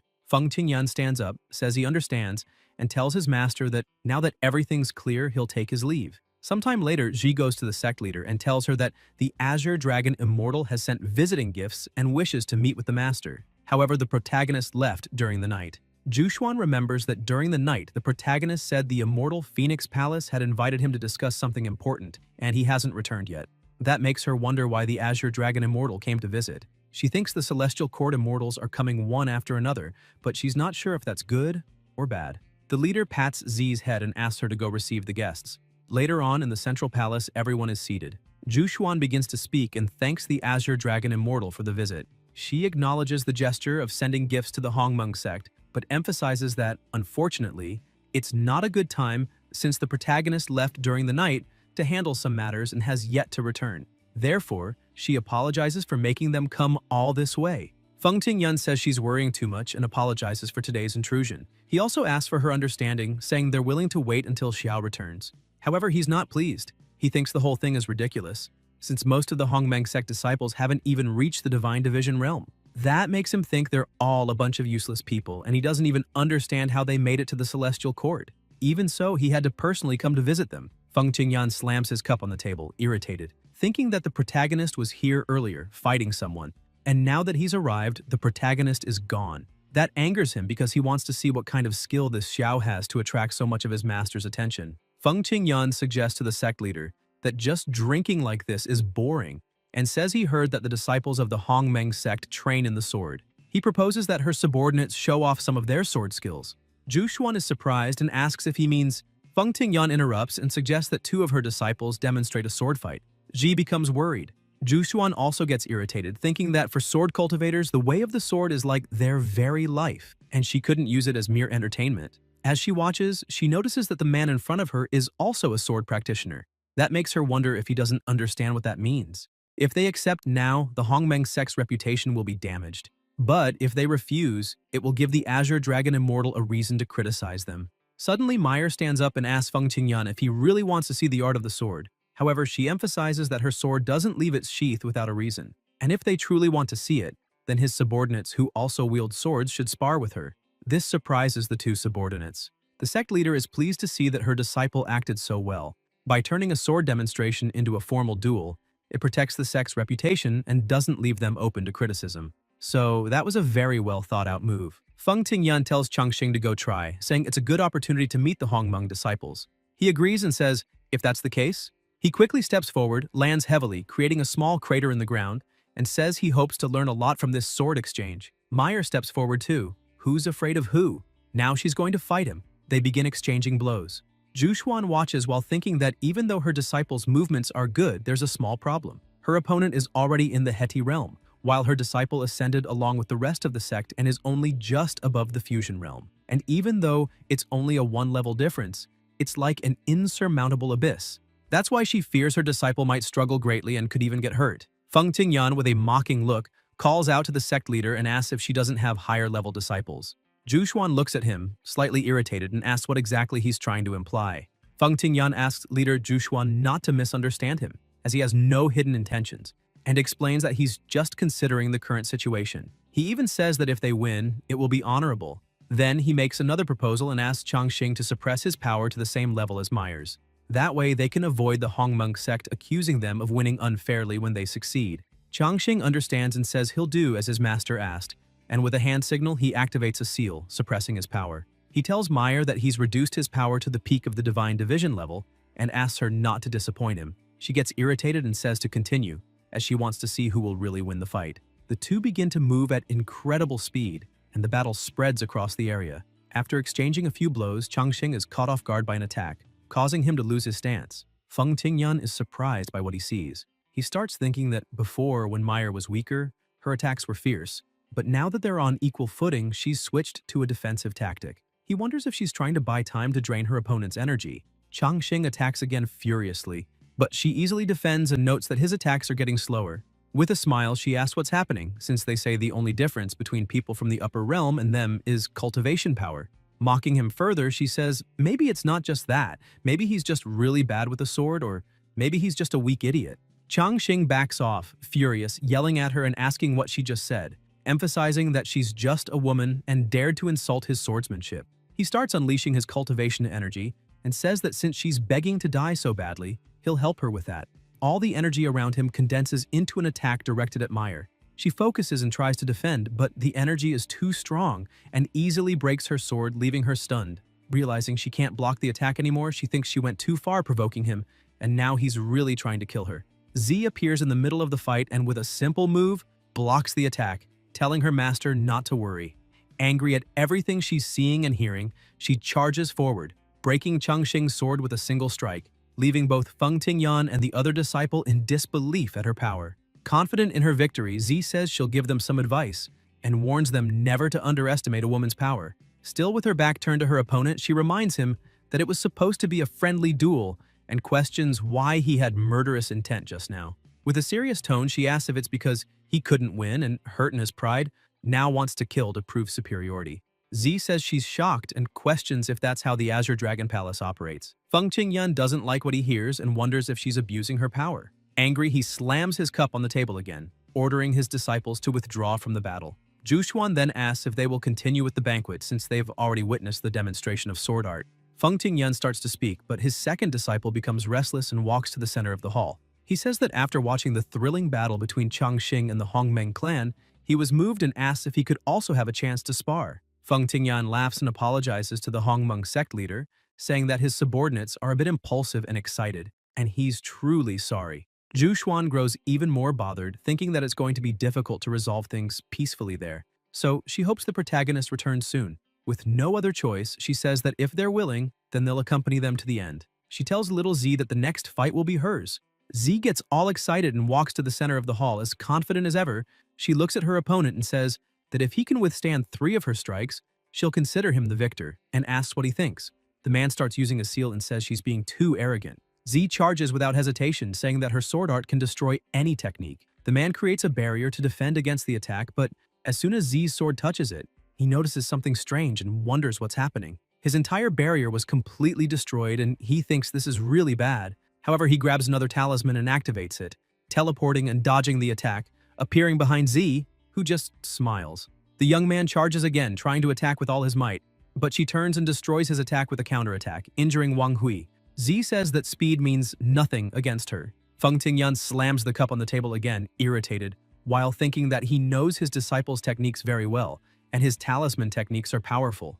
Even cultivators at the peak of the fusion realm have difficulty breaking them. This makes him question whether the sword art Z uses has something extraordinary behind it. While he's thinking all this, Z moves quickly, telling her opponent to prepare for her final attack. Wang Hui, seeing Z's incredible speed, thinks that sword cultivators are already very agile, and if he can't block her attack, he'll be in trouble. He places another talisman in front of him, but the sword easily cuts through it. However, at the last moment, Z stops attacking and just looks at him, destroying the rest of the talisman embedded in the tip of her sword. She smiles, saying it was an exciting battle. Already exhausted and wounded, Wang Hui grabs her hand and accepts defeat with honor. Feng Tingyan becomes extremely furious and slams his hand on the table, shouting that Wang Hui is useless and nothing but a disappointment. The 3 are surprised by his reaction, looking at him. Feng Tingyan stands up and tells Zhu Xuan that he'll be direct, explaining that he came here today only to recruit the protagonist by order of the true master Qinglong. However, since things didn't go as expected, he asks her to make a decision and, with extreme arrogance, stares at her, questioning whether the Hongmeng sect and Master Xiao will submit or not. Zhu Xuan remains silent, thinking this was to be expected, as the storm that was coming has just arrived. She lowers her head respectfully and apologizes to the venerable master. However, even though she appreciates the recognition from the true master Qinglong, she still cannot decide for Xiao. Therefore, she suggests that they wait a few more days until the protagonist returns and decides for himself. Feng Tingyan continues to press, asking what the Hongmeng sect will do, as she is the leader, and clearly, the sect's fate could be decided by her. Zhu also stands up and says that even though she is the sect leader, this is not her absolute property, and emphasizes that the future of Hongmeng will be decided by all the elders and disciples. Unfortunately, Xiao is one of the elders, and that's why she will wait for his return to discuss and make a decision. Feng Qingyan begins to lose control and releases a massive amount of energy, calling her insolent. The whole place starts to crack, and he says he came offering peace, yet still remains on guard. Feng Qingyan begins to question if they are saying that the true master Qinglong's name is not enough for this small sect called Hongmeng. Zhu Xuan remains calm and tries to soothe the situation, responding in a friendly manner, saying she can assure him that this is not their intention. Feng Tingyan charges at her, shouting that once the leader is captured, the Hongmeng sect will fall without any problem. Zi and Meyer rush at him to try to contain him before he reaches their master, but with a simple movement, he throws both of them aside, leaving Zhu Xuan startled by all this. But someone catches them before they hit the ground. Xiao has arrived, asking who the audacious person is who dares to behave so arrogantly in the Hongmeng sect's domain. Zhu Xuan is happy and relieved to see that he's back. The two also turn around smiling, seeing that everything will finally come to an end. They start moving towards their opponent, saying they will work hard. Zi continues to be very happy and says she's extremely glad to see her master back. Xiao steps forward and kindly asks who the man in front of him is. However, Feng Tingyan remains extremely arrogant and ignores the protagonist's question, asking back if he is Xiao. The protagonist keeps walking and starts releasing his energy, saying he'll repeat once more, and this time they should pay attention. With a serious tone, a fixed gaze, and an overwhelmingly strong aura, he asks again who the person in front of him is. The pressure created by the release of his energy is so great that the two disciples behind them can't control themselves and fall to their knees, as the presence before them is terrifying. Wang Hui can barely breathe and wonders if this is the presence of someone who has just entered the celestial palace. Feng Tingyan is still standing but begins sweating with fear and introduces himself, stating his name and that he is a subordinate of the true master Qinglong. He also explains that he came exclusively to invite the protagonist to meet his master. Xiao continues to be very angry and asks if this is really an invitation. With the energy around him, he creates a fan, asking if this is truly how Master Qinglong invites someone. With a simple movement, he starts releasing more energy throughout the room, causing shockwaves, and asks Feng Tingyan if he thinks the Hongmeng sect is not worthy enough. The shockwaves were so strong that they threw Feng Tingyan forcefully against the wall. He is confused, wondering how this is possible, how the protagonist can have so much power if he just arrived at the celestial court. Feng Tingyan remembers that the biggest difference after entering the fusion realm is the ability to sense the power of destiny, and he clearly remembers when he first managed to do this, because that's when he saw the power of destiny his father always spoke about. Seeing the protagonist in front of him, he thinks that there are people with special talents who can perceive the power of destiny even before reaching the fusion realm. And even though few people know, the power of destiny also has different levels. The reason why the Emperor of the Celestial Court is stronger than others is that he possesses a destiny power refined to the maximum, called Celestial Spiritual Power. The four true masters receive this power from the celestial spirit of the Emperor, which is why they are stronger than the rest. He also received a bit of this power as a reward for the true master's merits. He begins to lose consciousness and falls to the ground, thinking that ever since he obtained this celestial spirit power, nothing could defeat him. But now, having been completely humiliated with just one movement, he wonders if Xiao possesses a power superior to the celestial spirit power. And if that's not possible, he can't find an explanation for such overwhelming power. With a fixed, cold stare, the protagonist continues approaching, saying that there better be a good explanation for all of this. Feng Tingyan manages to stay conscious, but he can barely move. Lying on the floor, he keeps wondering what is happening, as Xiao's posture is imposing and inviolable. This posture is exactly like that of the former Celestial Emperor Xu Yan. The protagonist remains standing in front of him, looking. Feng Tingyan realizes there's no chance to do anything there, so he kneels and humbles himself, apologizing for his offenses, emphasizing that all the mistakes were due to his own stupidity. He asserts that the true Master Qinglong has nothing to do with this. However, Xiao no longer wants to hear any of it and tells him to stand up and take that filthy group away immediately, disappearing from his sight. The two disciples help him stand up while the protagonist continues saying that he truly hopes he disappears from his sight, because if they appear in front of him again, it will be the end of their lives. With a trembling voice, completely scared, Feng Tingyan agrees with everything the protagonist says. After they leave, Zhu Xuan begins healing Zi and Meyer. Xiao asks how they are. They are delighted by his concern.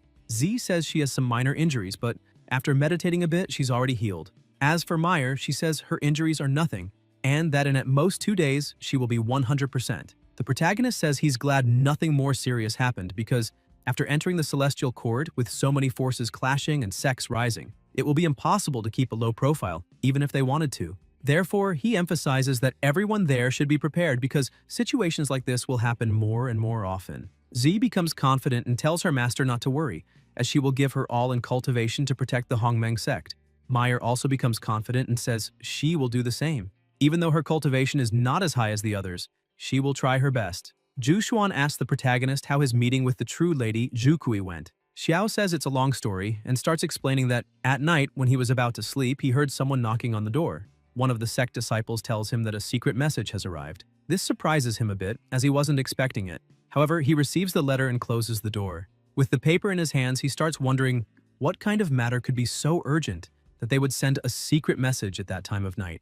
The letter said, "Urgent matter related to the Emperor of the Celestial Court. Come immediately to the Red Phoenix Palace. Signed, True Lady Zhu Kui." Still confused by all of this, he opens the window, wondering what the true lady has that's so urgent to contact him about a matter related to the Emperor. And even though he thinks it might be a trap, he jumps out of the window and says he's going to investigate the situation. After looking around for a while, he notices that there doesn't seem to be anything unusual, but suddenly he feels an energy and sees a red bird standing alone. Upon seeing the technique she's practicing, he smells something different and immediately thinks that the technique clearly carries the aura of Ye Fan. This makes the protagonist become more cautious and wonder if Ye Fan has indeed encountered this woman, because if that's the case, it means she met Ye Fan, obtained his technique, and then sent a secret letter to arrange a meeting with him. The protagonist lands on the ground and while walking begins to think about the entire battle because against that technique, he'll use the counter technique. And if that doesn't work, they will resort to action against the true lady of the Crimson Bird. When he reaches the gate, he starts knocking. Zhu Kui thinks he's finally arrived, but she had to wait quite a while. Without hesitation, she opens the gate and asks him to enter quickly, but when she looks, she's surprised, thinking that this isn't good at all. Xiao attacks her and immediately she uses her technique to defend. After the first strike, she asks what he thinks and if he's satisfied, noting that if she had hostility towards him, it wouldn't be him attacking. The protagonist starts laughing and says it was just a joke, emphasizing that he hopes the true lady won't mind. But in reality, the protagonist is quite impressed, as the strength from before was Ye Fan's secret trick. It didn't resemble anything he had seen before because when the Star Force was applied, it seemed like all the strength was absorbed. This means there was no chance of breaking that defense. Zhu Kui begins to walk into her palace and asks the protagonist to follow her. Xiao thinks for a moment about how he could break that defense if he ever faces this woman. Shortly after, the two sit in a room, and the protagonist asks her the reason she called him at this hour of the night. Zhu Kui asks if he's truly being sought by the Emperor of the Celestial Court, and if so, what plans he has at the moment. Xiao remains cautious and asks what she wants and if by any chance she has any advice. The Crimson Bird smiles and says that talking to intelligent people is indeed easier. She asks if the protagonist knows that the Celestial Court has a wanted list. Xiao is completely confused and says he's never heard of such a list. Zhu Kui explains that this list includes all the people wanted by the Emperor of the Celestial Pavilion and shows him some names. When the wanted list is opened, 5 names are shown. In 5th place, Wang Wu, 4th place, Xi, 3rd, Zhang San, 2nd, Luo Cheng, and in 1st place, Xiao. She also explains that this list is ranked according to the size of the reward and points out that with the protagonist's name now on the list, which hasn't changed in hundreds of years, all the names have dropped 1 position. This means that he truly surpassed everyone. Xiao is impressed and asks if it's true that these people on the list haven't changed for hundreds of years. Zhu Kui replies that yes, because the Emperor of the Celestial Pavilion only issues capture orders for people like them. What can we do against them? However, the protagonist is an exception. She emphasizes that he is the first person to be wanted by the Emperor while still in the mortal world, and also the first to have such a high reward. The Crimson Bird also says that if the Emperor weren't in a critical period of meditation, both he and his sect would probably already have been swallowed by the Emperor and turned into strengthening pills. On the wanted list, he still has the chance to be captured alive. Zhu Kui says that's the case. The protagonist becomes a little confused and says that the complicated situations just keep coming to him. Zhu Kui starts laughing and claps her hands, asking for Luo Cheng to appear. The protagonist is surprised to hear the name she called and wonders if this Luo Cheng is the same person who is second on the wanted list, because according to what the true lady of the Crimson Bird said before, Luo Cheng had been in 1st place on the list for hundreds of years. Suddenly, a man appears behind the protagonist. He feels the presence immediately. Luo Cheng tries to attack him, but Xiao turns around and easily defends the attack. Xiao asks Zhu what this means. Luo Cheng starts laughing, saying that the protagonist's reaction was extremely fast. Suddenly, Luo Cheng begins to use even more strength and releases his energy. Xiao notices this and is surprised by the immense power. A large explosion happens in the area. Zhu becomes a bit irritated, saying there was no need for such an uproar, emphasizing that they don't know how to measure their strength. She asks Luo Cheng what he thinks. He says that the power Xiao uses is by no means inferior to his own, which is crystalline spiritual power. The Crimson Bird is shocked to learn this. The protagonist appears in the midst of the dust without a single scratch. Luo Cheng continues speaking, saying that if he's not mistaken, the power Xiao uses comes from the stellar force of the immortal Emperor Su Yuan's ruins, and asks if he's right. The protagonist looks at him and confirms, saying that's correct. Xiao attacks, emphasizing that if he knows this is stellar force, then why hasn't he surrendered yet? Luo Cheng yells that this is a bit arrogant, but he still wants to exchange a few blows and prepares to defend, asking if this is the limit of the strength Xiao possesses. However, as soon as he collides his spiritual power with the protagonist's stellar force, he realizes something is wrong. He's thrown back, thinking that the protagonist's attack is several times stronger than before. Xiao continues attacking, while Luo Cheng wonders if he hasn't been using all his power from the beginning. However, Luo Cheng isn't intimidated and shouts that this is great, as he wants to see who has the most powerful strength. He also charges forward, landing several blows, while the protagonist also attacks several times. Luo Cheng begins to get scared, as the intensity and frequency of the protagonist's attacks haven't decreased at all since the start of the battle. The cultivation of destiny force should be much harder than that of spiritual energy. This makes Luo Cheng unable to understand how Xiao managed to do this. Suddenly, the protagonist moves with extraordinary speed and appears behind Luo Cheng, saying that if he gets distracted for just 1 second, it will be enough for him to die. Xiao attacks once more. Luo Cheng realizes that this time there is no chance of defense, and he's finished. But at the last second, Zhu launches an attack, stopping the protagonist's strike, and shouts that it's enough. She gets angry and asks Luo Cheng if he really needs to be beaten like this to learn his lesson.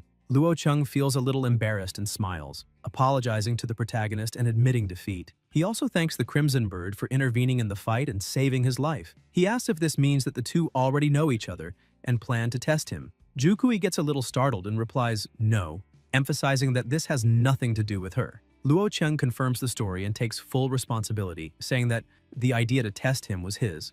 The protagonist remains suspicious and questions if they're really telling the truth because he doesn't believe it.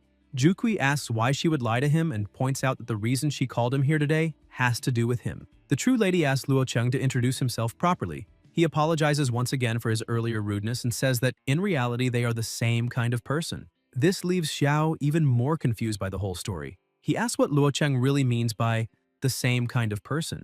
Luo Cheng begins to explain that before the protagonist entered the Celestial Court, he had already been at the top of the Celestial Court Emperor's wanted list for hundreds of years. And it was thanks to the protection of the true lady of the Crimson Bird that he managed to survive until now. The reason he was wanted by the Emperor is quite similar to the protagonist's.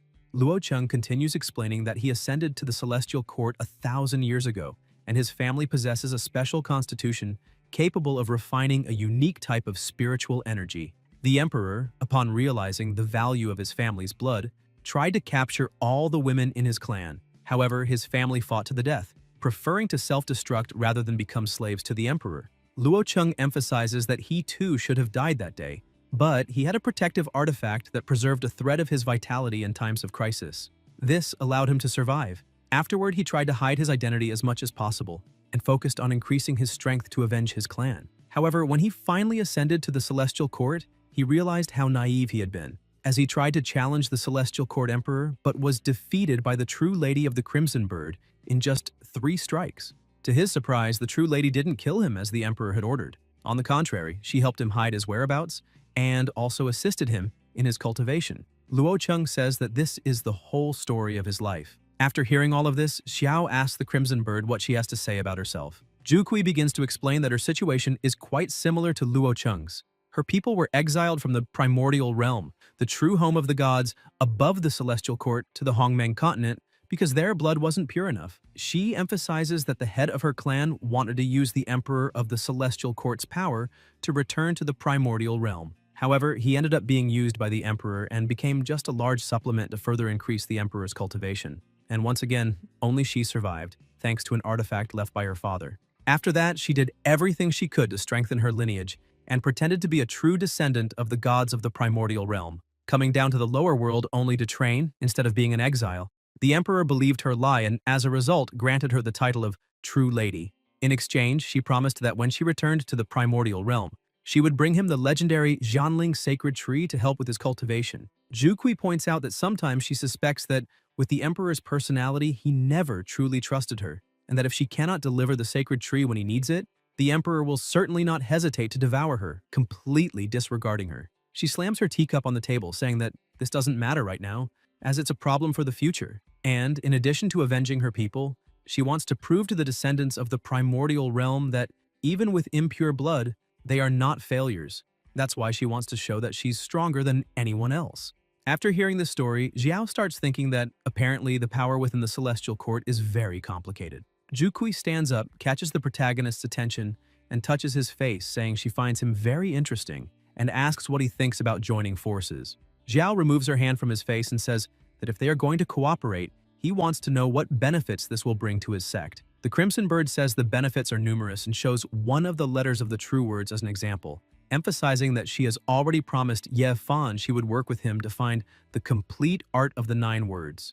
And if the protagonist agrees to join them, she can also share this knowledge with him. He looks at her, thinking that if they can obtain the art of the 9 words, that benefit is indeed tempting. However, collaborating with Ye Fan will not be simple, because on the day Ye Fan saw the protagonist being disrespected by the Emperor of the Celestial Court, he fled alone, which was expected. But before fleeing, he still tried to influence Ying. Additionally, the way he met Ying is strange, because for an outsider to invade a space exclusive to the royal family is not normal. The protagonist thinks that everything seems to indicate that Ying had already been marked as a target from the start. Suddenly, he pauses to think a little deeper, and concludes that the same is happening with the true lady, because from their first meeting, Ye Fan had already been treating her in a special way, and even exposed his most secret letter exclusively to her. After thinking carefully, Xiao tells the Crimson Bird that he has an additional request and asks if she would allow him to examine her soul. She becomes confused and asks if he's really asking to examine her soul. The protagonist confirms, saying that, to be honest, he learned a special technique that allows him to control people's minds, and because of that, he is very sensitive to similar techniques. Xiao says he suspects that, while exchanging the art of the 9 words with her, Ye Fan may have left some kind of control mark in her consciousness. Zhu starts laughing and says the protagonist must be joking with her, emphasizing that maybe he doesn't know, but the Phoenix race has always cultivated spiritual consciousness power, and anyone who dares to use cheap tricks in front of her probably doesn't exist in that celestial pavilion. However, she says that, since the protagonist mentioned this, and she hasn't clarified his concern, it might affect their collaboration. She shows him 2 celestial protection locks of divine level in her hand and points out that they can protect the bearer against spiritual attacks, even from a true god. She hands one of the artifacts to him and says she will also use one, asking what he thinks. Xiao looks at her and thinks that the item does indeed seem very good. However, he questions the terms of their agreement. The Crimson Bird says she cannot openly rebel against the Emperor of the Celestial Court, but she will provide all the possible help, and when the time is right, she will need his cooperation, emphasizing that while she acts in the light, the protagonist will act in the shadows. Together, they will defeat the Emperor. Xiao smiles and stands up, saying that, in that case, he hopes this alliance will be prosperous. Returning to the present, the protagonist says that, after returning from the Crimson Palace, everything that happened is already known to the 3 of them. Z is impressed, as she never imagined that the true Redbird lady had such a complicated past. Meyer also becomes irritated because of the immortal Emperor. She shouts, saying that Redbird managed to endure this for so long. As if it were her, she would have already done something to that scoundrel. Zhu reprimands Meyer, telling her that she has been the elder of the Second Peak for a long time, and, therefore, must control her impulsive temperament. She continues by expressing her concern and tells the Proto that there are many hidden forces in the Celestial Realm, as they have barely arrived and already offended the true Azure Dragon Lord. Having the support of the true Redbird Lady is better than being completely alone. However, she emphasizes that, despite all this, in the end, Redbird served the Emperor for many years, and working with her will require caution. Xiao approaches Zhu a bit more, asking her not to worry, as he knows what he is doing. Z appears smiling, saying that the relationship between the 2 is getting better and better, making the sect leader shy. Meyer feels jealous and says this has nothing to do with it, as her master gets along better with her, and starts questioning Zhu, asking if she really likes that guy. The leader gets even more embarrassed and asks her disciple not to cause any more confusion. Z calls her master, but notices he is staring intently at Jushuan and just smiles. The prota was thinking that the sect leader's embarrassed expression is incredibly adorable. Suddenly, he snaps out of it and tells Z to stop teasing the master and go call the other disciples, as he has something important to announce. Soon after, all the prota's disciples gather. Xiao begins by saying that today, a mere Fei Qingyan dared to use the name of others to intimidate them and even came there to provoke the Hongmeng sect. With an irritated expression, he questions that if things continue this way, the sect will be destroyed. The prota tells Z that she has a natural sword body and can comprehend the essence of the sword very quickly. Moreover, she was the first among the disciples to reach the Union Realm. He also says that today she destroyed the Celestial Realm dogs with a single sword strike, emphasizing that her talent for the sword and her cultivation skills are truly exceptional. Z is flattered and says this was only possible because she followed her master's teachings. The prota continues, now referring to Wushuang, saying she was born with superhuman strength. Even with her small body, she managed to pull a 10,000 kilograms cart, and in the past, she faced numerous bandits in the Golden Core realm alone, and even challenged an enemy in the Separation realm without being defeated. Furthermore, her growth rate also pleases him greatly. She smiles happily at all the praise and thanks her master. Xiao turns to Sumuhan and says that with just a few instructions, she mastered alchemy and created level 10 pills. And thanks to these purification and nutrition pills, the Hongmeng sect was strengthened, helping everyone ascend to the Celestial Court. Therefore, her merit is unquestionable. Sumuhan also can't contain her happiness and thanks the prota. The prota looks at the other three and says there is no need for praise for them, as Jianfeng is the leader of the Wanfeng sect and is known as the god of the immortal reaping sword. Qipan masters the Tao of poison, has represented a kingdom in battle, and was one of the 4 great cultivators of separation in the National Destiny War. And finally, the prota starts shouting, saying to Wu Ming that he carries the blood of a divine dragon, a truly rare talent to find. Xiao says that the master is overestimating them, as his disciples' talents are unparalleled. He stresses that he is not there to reprimand them, but to make them understand that, by entering the celestial realm, they have plunged into a web of conflicting forces. Moreover, they have now become targets of provocations like the one that happened today, which will continue to occur. Jianfeng says that within the Celestial Court, there are numerous powerful cultivators, and although with his current strength he is still unable to fully protect the Hongmeng sect, he places his hand on his heart and asks his master not to worry, as they will never disappoint his expectations. And because of this, they will train and adapt as quickly as possible. This speech cheers up the others.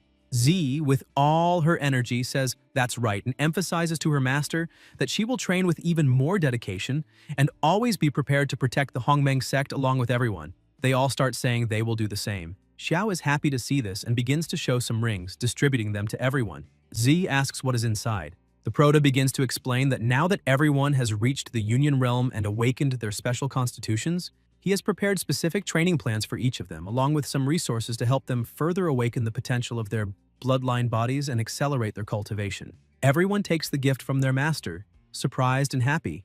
Xiao emphasizes that, in addition to all this, he heard that under the control of the Su family, the city of Luoyun has discovered several incredibly rich mines, and because of this, he says that if they run low on materials for alchemy, they can take supplies from the national treasury of the Qin dynasty, as he believes that will be enough to sustain the rise of the Hongmeng sect in the coming years and even for much longer into the future. With that, he finishes by saying that the future of the Hongmeng sect is in their hands. His disciples show respect and shout in agreement. Several system screens begin to appear saying, Ding detected that the disciples, with the help of the host, obtained 500,000 Supreme Spirit Stones, reward multiplied by 1,000 times. The host will receive 500 million Supreme Spirit Stones. Ding detected that the disciples, with the help of the host, obtained various techniques, reward multiplied by 100 times.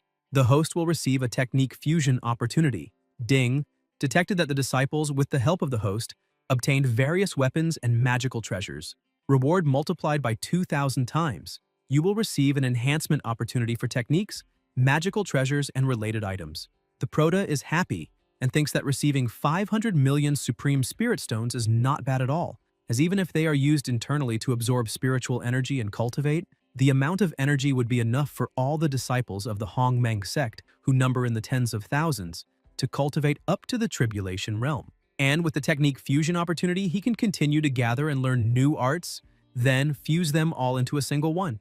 Therefore, he thinks that this time, he wants to gather even more. And if the number of fuse techniques reaches thousands or even tens of thousands, maybe he can reach an unimaginable level, which is wonderful. Additionally, there is the level enhancement opportunity. Although the Prota doesn't know exactly how much can be improved, anything provided by the system is never a waste. He's so satisfied with this that he says that, in a situation full of dangers like the Celestial Cord, this came as a pillow to someone who just felt sleepy. While Xiao was thinking, he remembers that, before his ascension, he had asked Zhuge Lin to use the Tianji Tower's information network to look for other traces of the immortal Emperor Shuyuan. He wonders if she has obtained any new information about this, as before that old monster leaves isolation, he should also be concerned and take care of a few more things. Meanwhile, inside the Blue Dragon Temple, Feng Qingyun was being attacked and insulted. With no way to defend himself, he pleads for his lord to have some mercy, admitting his mistake. Qinglong asks who sent him to offend the Prota.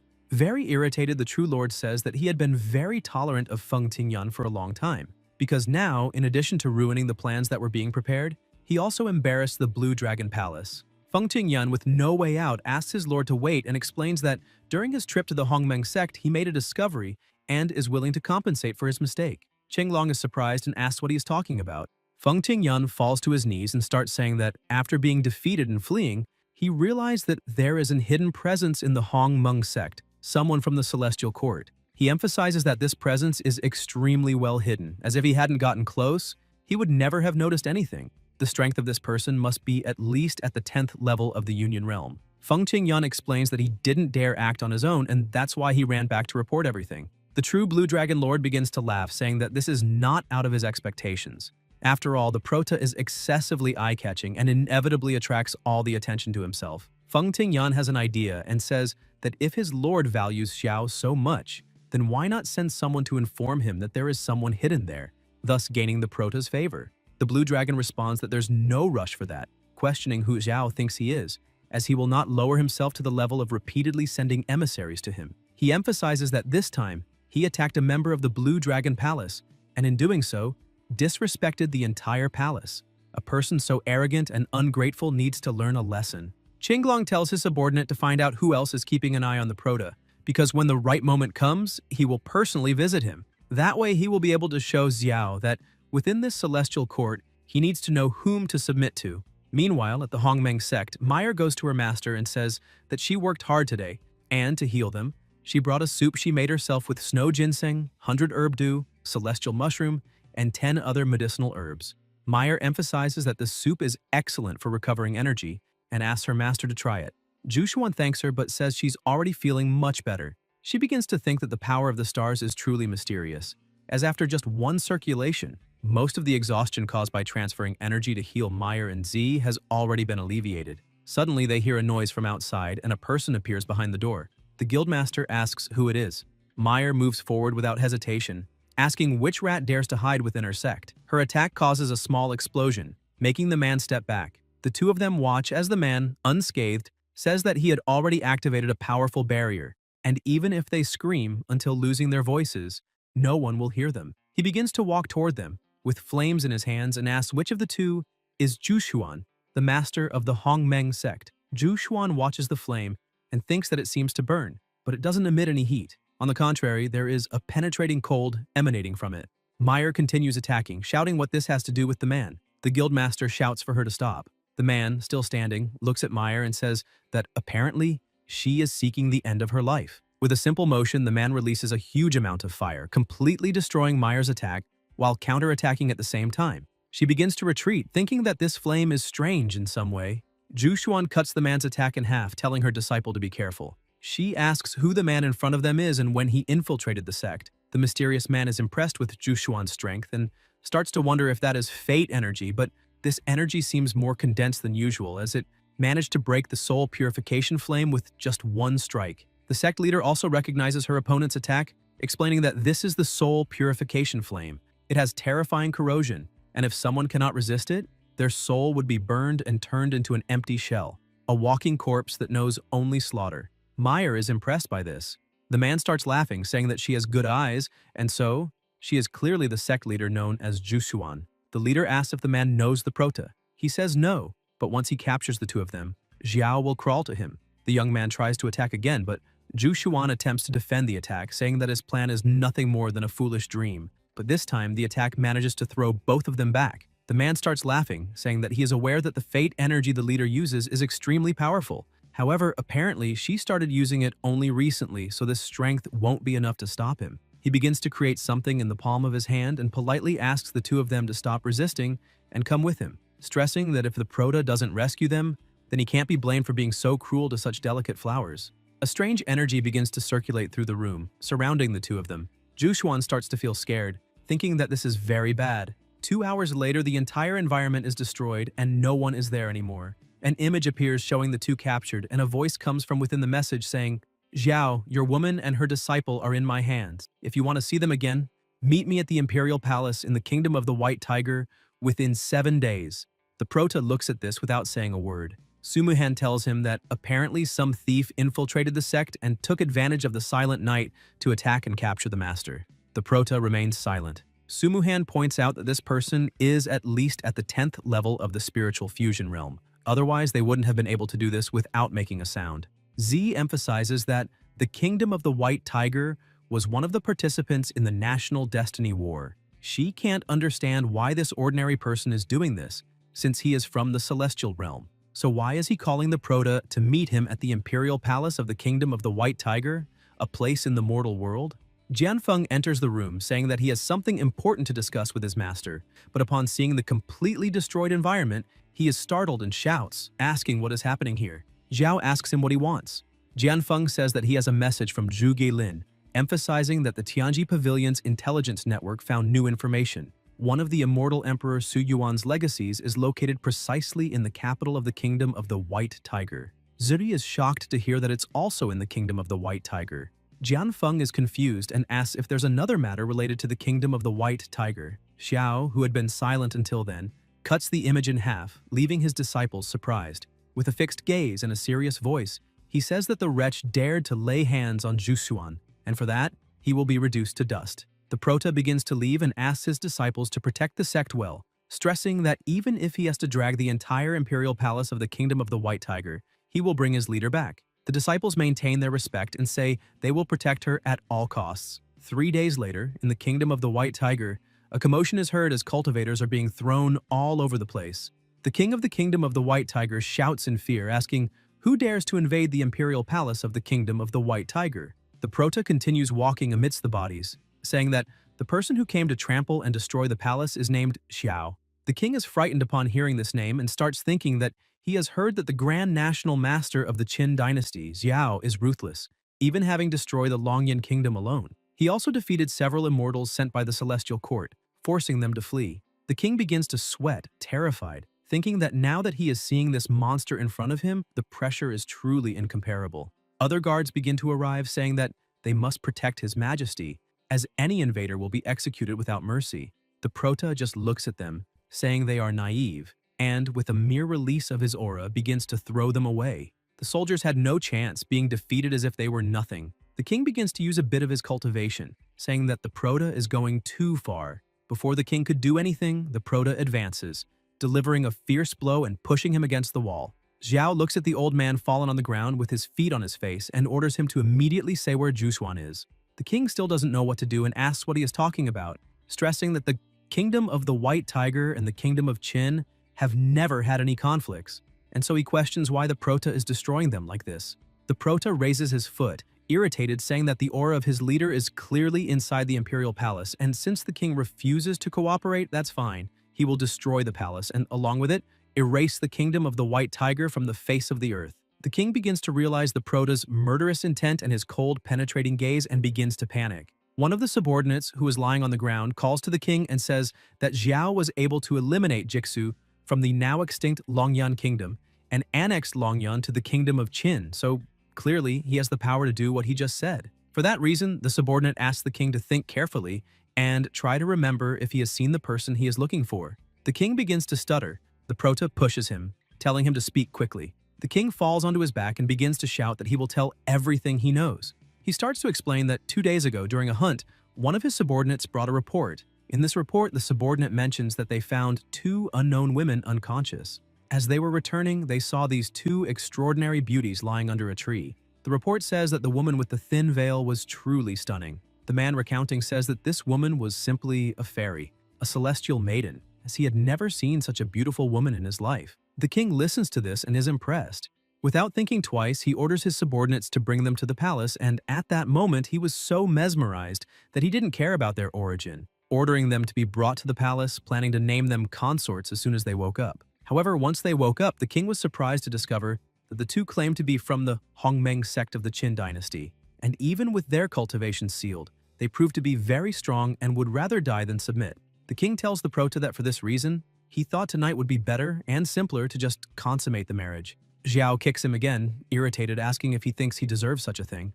The king begins to apologize, saying that he himself will take Grandmaster Xiao to see the two noble visitors. The king gets up, badly injured and barely able to walk, telling his subordinates to immediately take the man to the two visitors. The disciple apologizes, saying she didn't have time to report, but this morning, people from the crown prince's palace came and took the two women, claiming they were suspected of being assassins. The king is startled and asks how this could have happened. The prota just remains silent, with a serious look on his face.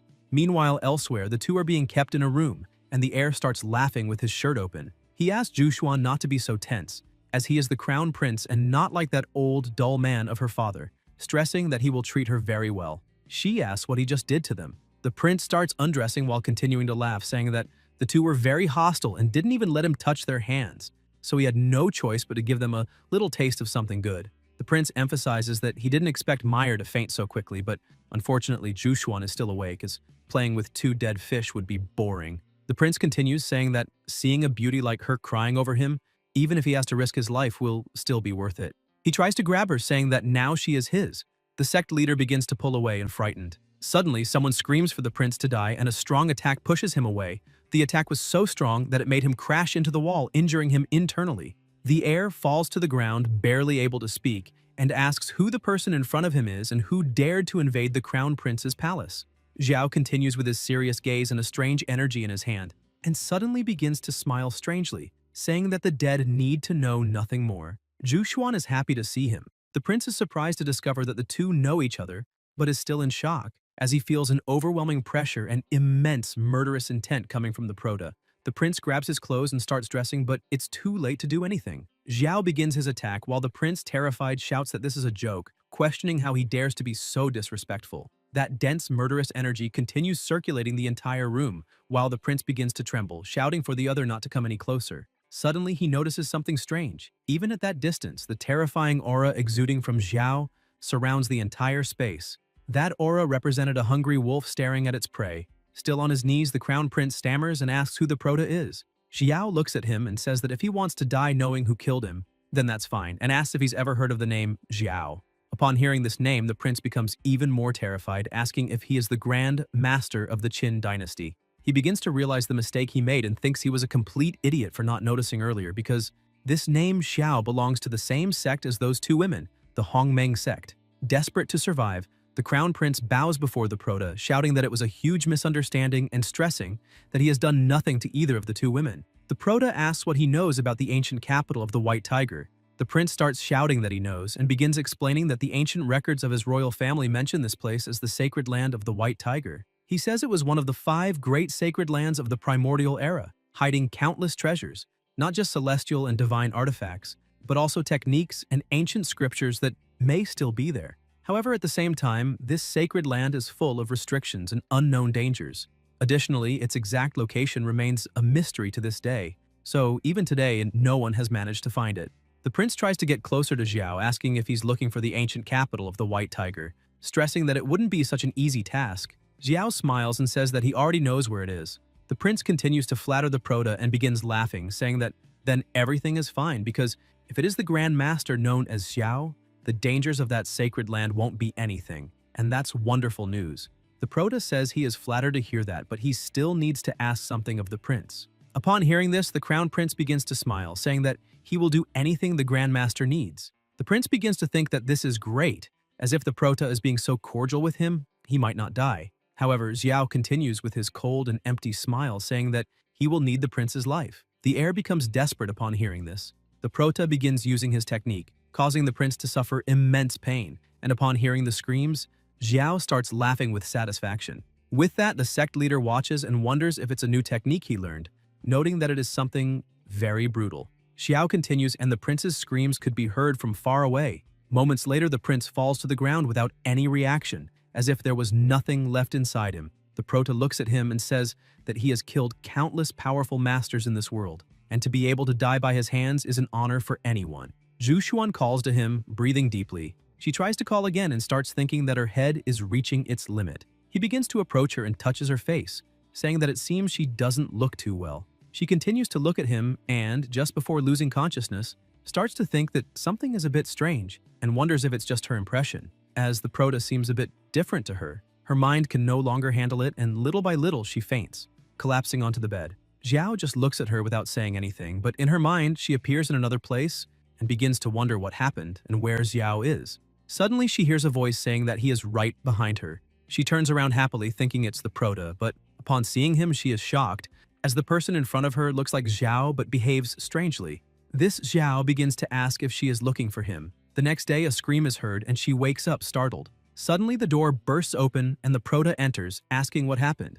Zhu Xuan takes a deep breath and says it was nothing, just a nightmare, and asks where her disciple is. She begins to wonder why she had such a strange dream. The prota says that Meyer has also just woken up and is resting. The leader agrees and looks at Xiao's hand, asking what that is. He says that he got a bit worried about her, so he borrowed a pot from the kitchen and made a bowl of calming soup. Zhu Xuan is happy, thinking that he even made calming soup for her. Xiao sits beside her on the bed and starts feeding her, asking her to eat while it's still warm. Zhu Xuan accepts the food while thinking that at that moment, she realized that the prota just wanted to avenge her. And it must be because she's been so exhausted lately that she started thinking foolishly, since the prota has always been so good to her. So how could she doubt him? Suddenly, she notices something strange on the prota's shirt and asks if he's hurt, as there's some blood on his clothes. Xiao starts laughing and asks her not to worry, saying that it's not his blood, emphasizing that it must have splashed when he took care of all the Lucaccios in the Crown Prince's palace. The leader is astonished and asks if he really killed everyone in the palace, pointing out that some didn't even harm her. Xiao gets irritated and says it's better to kill 1,000 innocents than let 300 guilty ones escape, affirming that those people got what they deserved. Zhu Xuan is at a loss for words, and the prota continues offering food, asking why she stopped eating and questioning if she didn't like it. She starts laughing, saying that maybe it's because she just recovered and doesn't have much of an appetite. She changes the subject, asking how he found out she was in the White Tiger Kingdom's palace. The prota says that the scoundrel who kidnapped her left a note to provoke him, and as soon as he saw it, he left immediately. She asks if he knows who did this, but Xiao changes the subject, asking if she heard what the prince said before he died about the ancient and White Kingdom being a sacred place, and asks if they can explore it together now that she's recovered. This leaves her a bit surprised. The prota continues, saying that, as she herself heard, that place is a sacred land and is filled with dangers. So even if they manage to obtain the inheritance, there will still be many challenges, and asks if she remembers everything she needs to keep in mind. Zhu Xuan, still a bit confused, smiles and says that she remembers. Xiao gets up, saying that's great, and stresses that she needs to rest, so he won't bother her anymore. He asks her not to forget to drink the soup as they'll be leaving soon. As soon as he leaves the room, she just watches silently. The next day, the three begin walking together. Meyer asks if that place is really the ancient White Tiger Kingdom the prota had mentioned on the way, as it seemed like a rather ordinary place.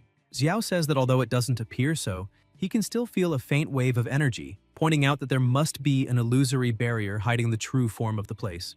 Meyer is impressed and asks if there really is an illusory barrier there. The sect leader also says that she is feeling something and mentions that, aside from that, the wave of energy is strange because it doesn't seem like a common barrier, and if it weren't for a careful observation, she would never have noticed anything unusual there. That's why it's no surprise that the White Tiger Kingdom has never discovered that place.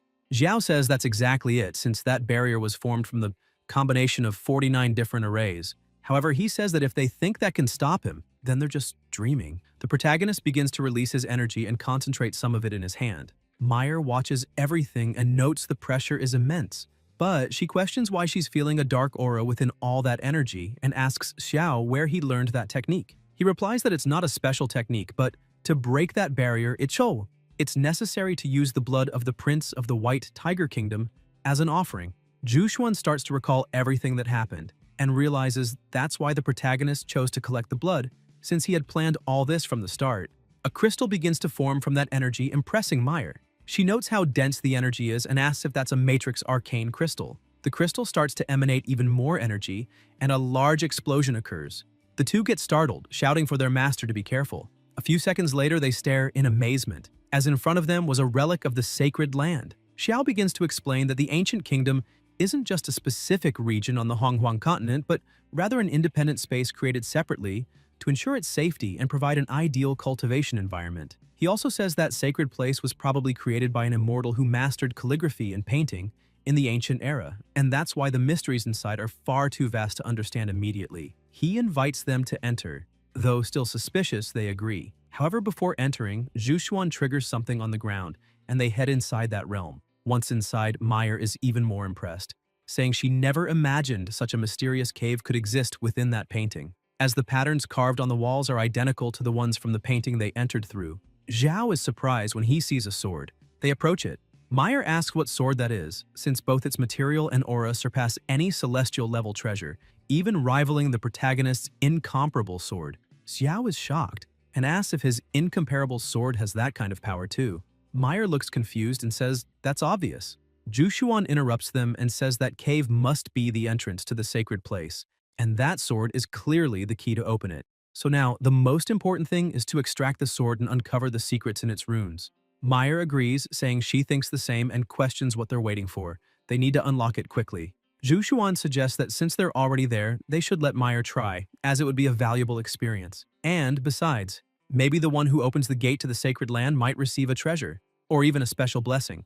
Xiao looks at them strangely. Meyer shouts that she'll give it a try and begins to approach, but the protagonist steps in front of her quickly, telling her to wait. He says that claiming the sword as the key to that sacred place is still just a theory, and the unique seals on it are strange, so there might be a trap. That's why it's risky, and it's better that he handles it.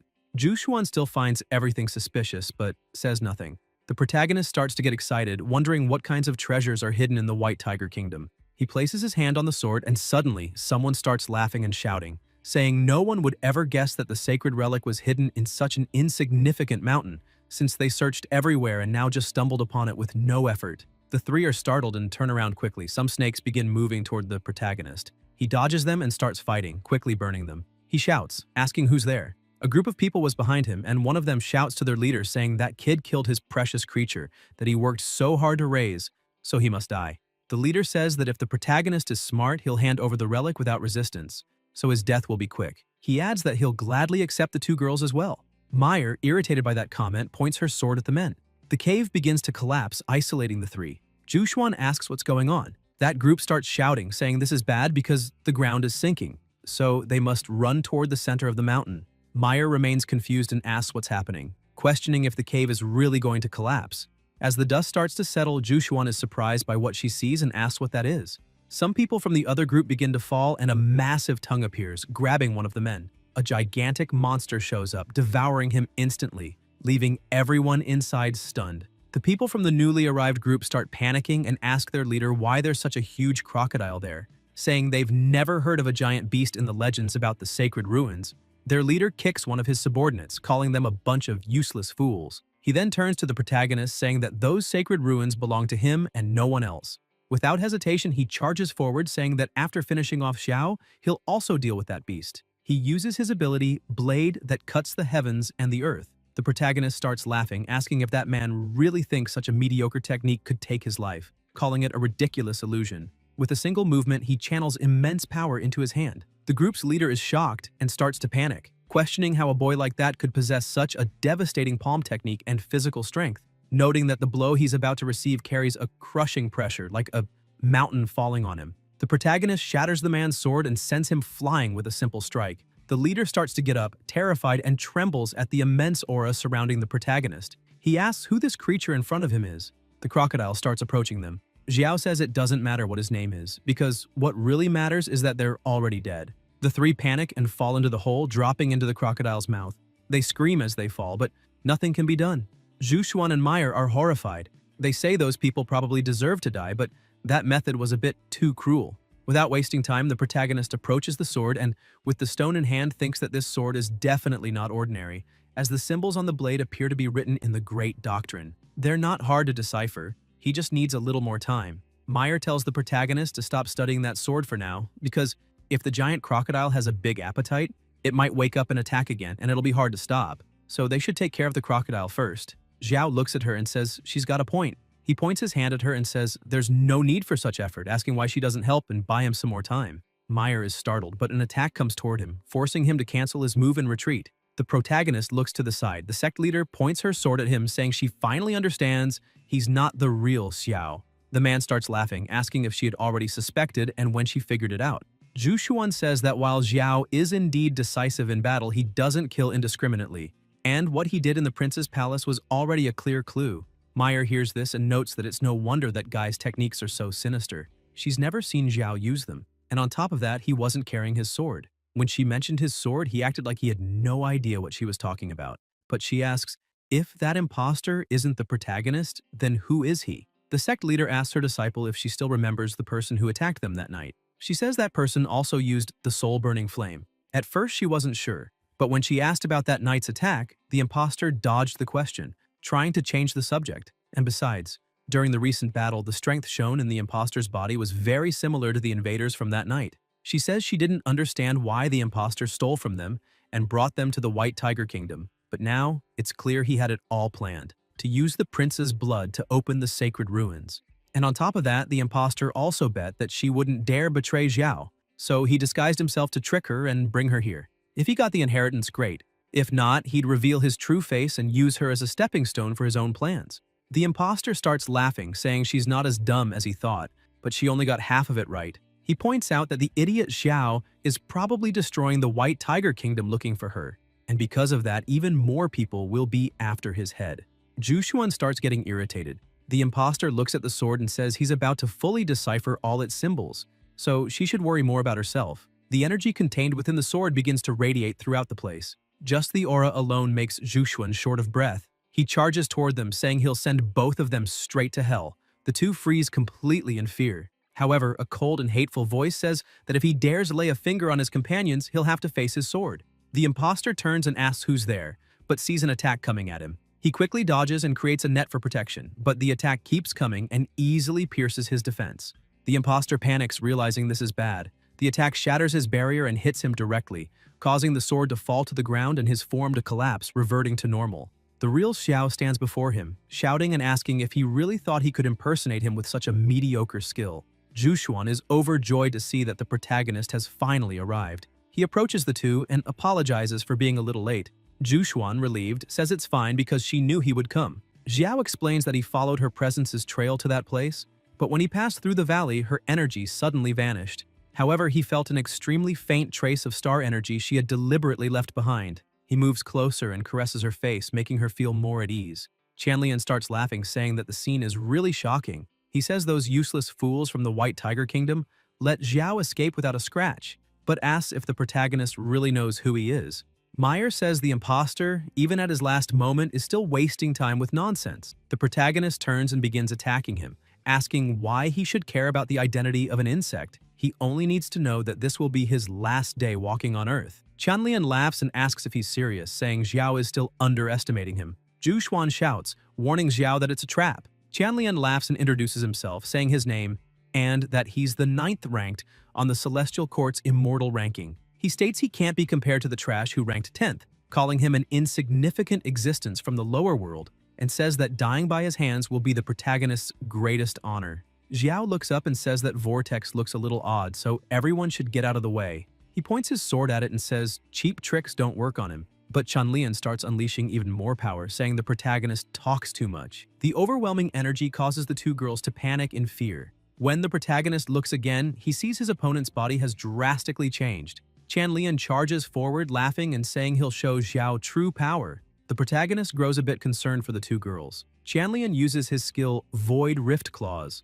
Meyer watches in shock, saying his body is so resilient and his regeneration is terrifying. She wonders if this is truly the power of the 9th ranked on the Celestial Court's immortal ranking. Chanlian keeps laughing, saying his body has been tempered to the point that even celestial-level weapons can barely scratch it. And he adds that with his attack, the protagonist's body will be nothing but minced meat. However, Xiao doesn't move and just watches the attack approach, thinking he's always been curious about the physical strength of a cultivator at the 10th stage of body fusion. And this will be very interesting. The attack hits him, and the two girls are shocked by the force of the impact. Right before the hit, the protagonist used his yin-yang 5 elements body refinement technique. Upon impact, Chenlian feels discomfort and backs off, his arm in pain. He looks at his body and sees his hand trembling and bleeding. Xiao begins to laugh and says, "It seems that his so-called tempered body isn't so impressive after all." Chenlian is stunned and wonders how that's possible. Suddenly, he feels a strange pain in his arm and starts realizing that it wasn't slashed. Instead, that force is spreading through his muscles, bones, and skin, devouring his flesh and life energy bit by bit. So, he needs to recover quickly. Concerned about the situation, he activates the dragon scale armor. His body begins to be covered in scales. The two who had just been watching begin to wonder what kind of thing that is. Xiao starts thinking that it's a state activated by draconic blood power, but that force isn't pure. He recalls that during the War of National Destinies, Emperor Jixu used that blood power to completely transform into a monster. Chanlian's energy begins to take the form of a dragon, and he activates the black dragon physique, laughing and saying the sensation is magnificent. He attacks, declaring that today the protagonist will die without even a grave to be buried in. Xiao remains still and tells him to attack with everything he's got, just to see what happens. He begins to release his own power, saying that Qianlian isn't the only one in this world with that kind of strength, because using draconic blood doesn't mean turning into something grotesque. The protagonist's power also begins to transform into a dragon, as he uses the Jade Dragon God's lineage. Qianlian starts to panic, realizing the pressure from such massive energy is terrifying. The two energies clash in the air and Qianlian easily loses the first exchange. He falls to his knees, trembling with fear and blood coming from his mouth. He thinks he needs to escape as fast as possible, but then feels a hand on his shoulder, which terrifies him even more. Xiao looks at him and smiles, asking if he really plans to run. The protagonist's eyes fill with hatred as he says, Qianlian used his filthy body to impersonate him, and for that, he deserves worse. With crushing strength, he slams him into the ground, making him scream in pain. Qianlian thinks that power feels like being crushed by 1,000 armies. Xiao steps back and says that's for daring to insult his leader. He strikes again, sending Qianlian's body flying as if it were nothing. The entire area begins to collapse under the protagonist's overwhelming power. Qianlian starts gasping, thinking his 5 internal organs and 6 viscera have been completely destroyed. Suddenly, the rocks begin to tremble and the protagonist looks to the side, seeing the crocodile had awakened and was slamming its tail against the mountain. Meyer urges her master to be careful, pointing out that the creature is a man-eating crocodile guarding that place. It has awakened again and seems hungry. Zhu Xuan adds that the giant crocodile is extremely fierce, and it has devoured many people, so they need to attack together. But before she can act, Xiao creates a barrier around the two, trapping them. Zhu Xuan asks what he's doing. The protagonist turns and tells her to wait there. She hears a noise and panics, seeing the crocodile climbing up and heading toward them. She shouts for him to be careful as the beast is coming. Xiao prepares, excited, and attacks, saying he wants to see whether the creature's skin is tougher than his sharpest sword. The first strike already causes the crocodile immense pain. He looks at the monstrosity before him and begins to run. The protagonist laughs, asking if the crocodile is already fleeing with its tail between its legs. Disappointed, he says the fight was pointless and frustrated, throws his sword, impaling the beast and finishing it off. He walks up to the crocodile, saying it couldn't even withstand a light blow.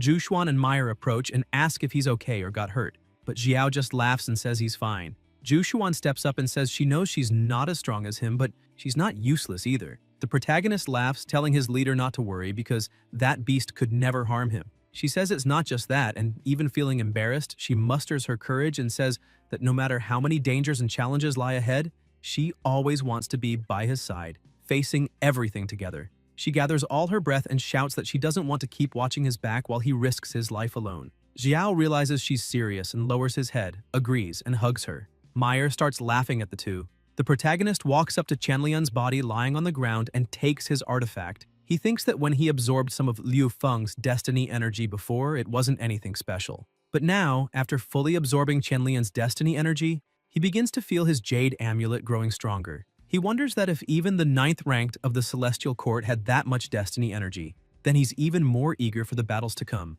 Zhu Xuan calls him and says Qianlian planned everything just to obtain the inheritance hidden within the White Tiger's sacred land. She notes that the sword was sealed inside that cave and definitely isn't an ordinary artifact since the symbols on its blade might be connected to the sanctuary, and asks if the protagonist knows it. Xiao picks up the sword and says he'll find out as soon as he tries, but Zhu Xuan is surprised and shouts that the symbols detach from the blade and the sword shattered. The sect leader calls the two and says a stone portal has opened just ahead. She wonders if that could be the White Tiger's sacred land. The stones keep falling and they all watch. She comments that so many years have passed and she never imagined anyone could actually enter that sanctuary. The protagonist asks who's there, but there's no response. They pass through the portal and appear in a new sanctuary, questioning whether it's truly the White Tiger's sacred land. Meyer sees someone ahead and asks who it is.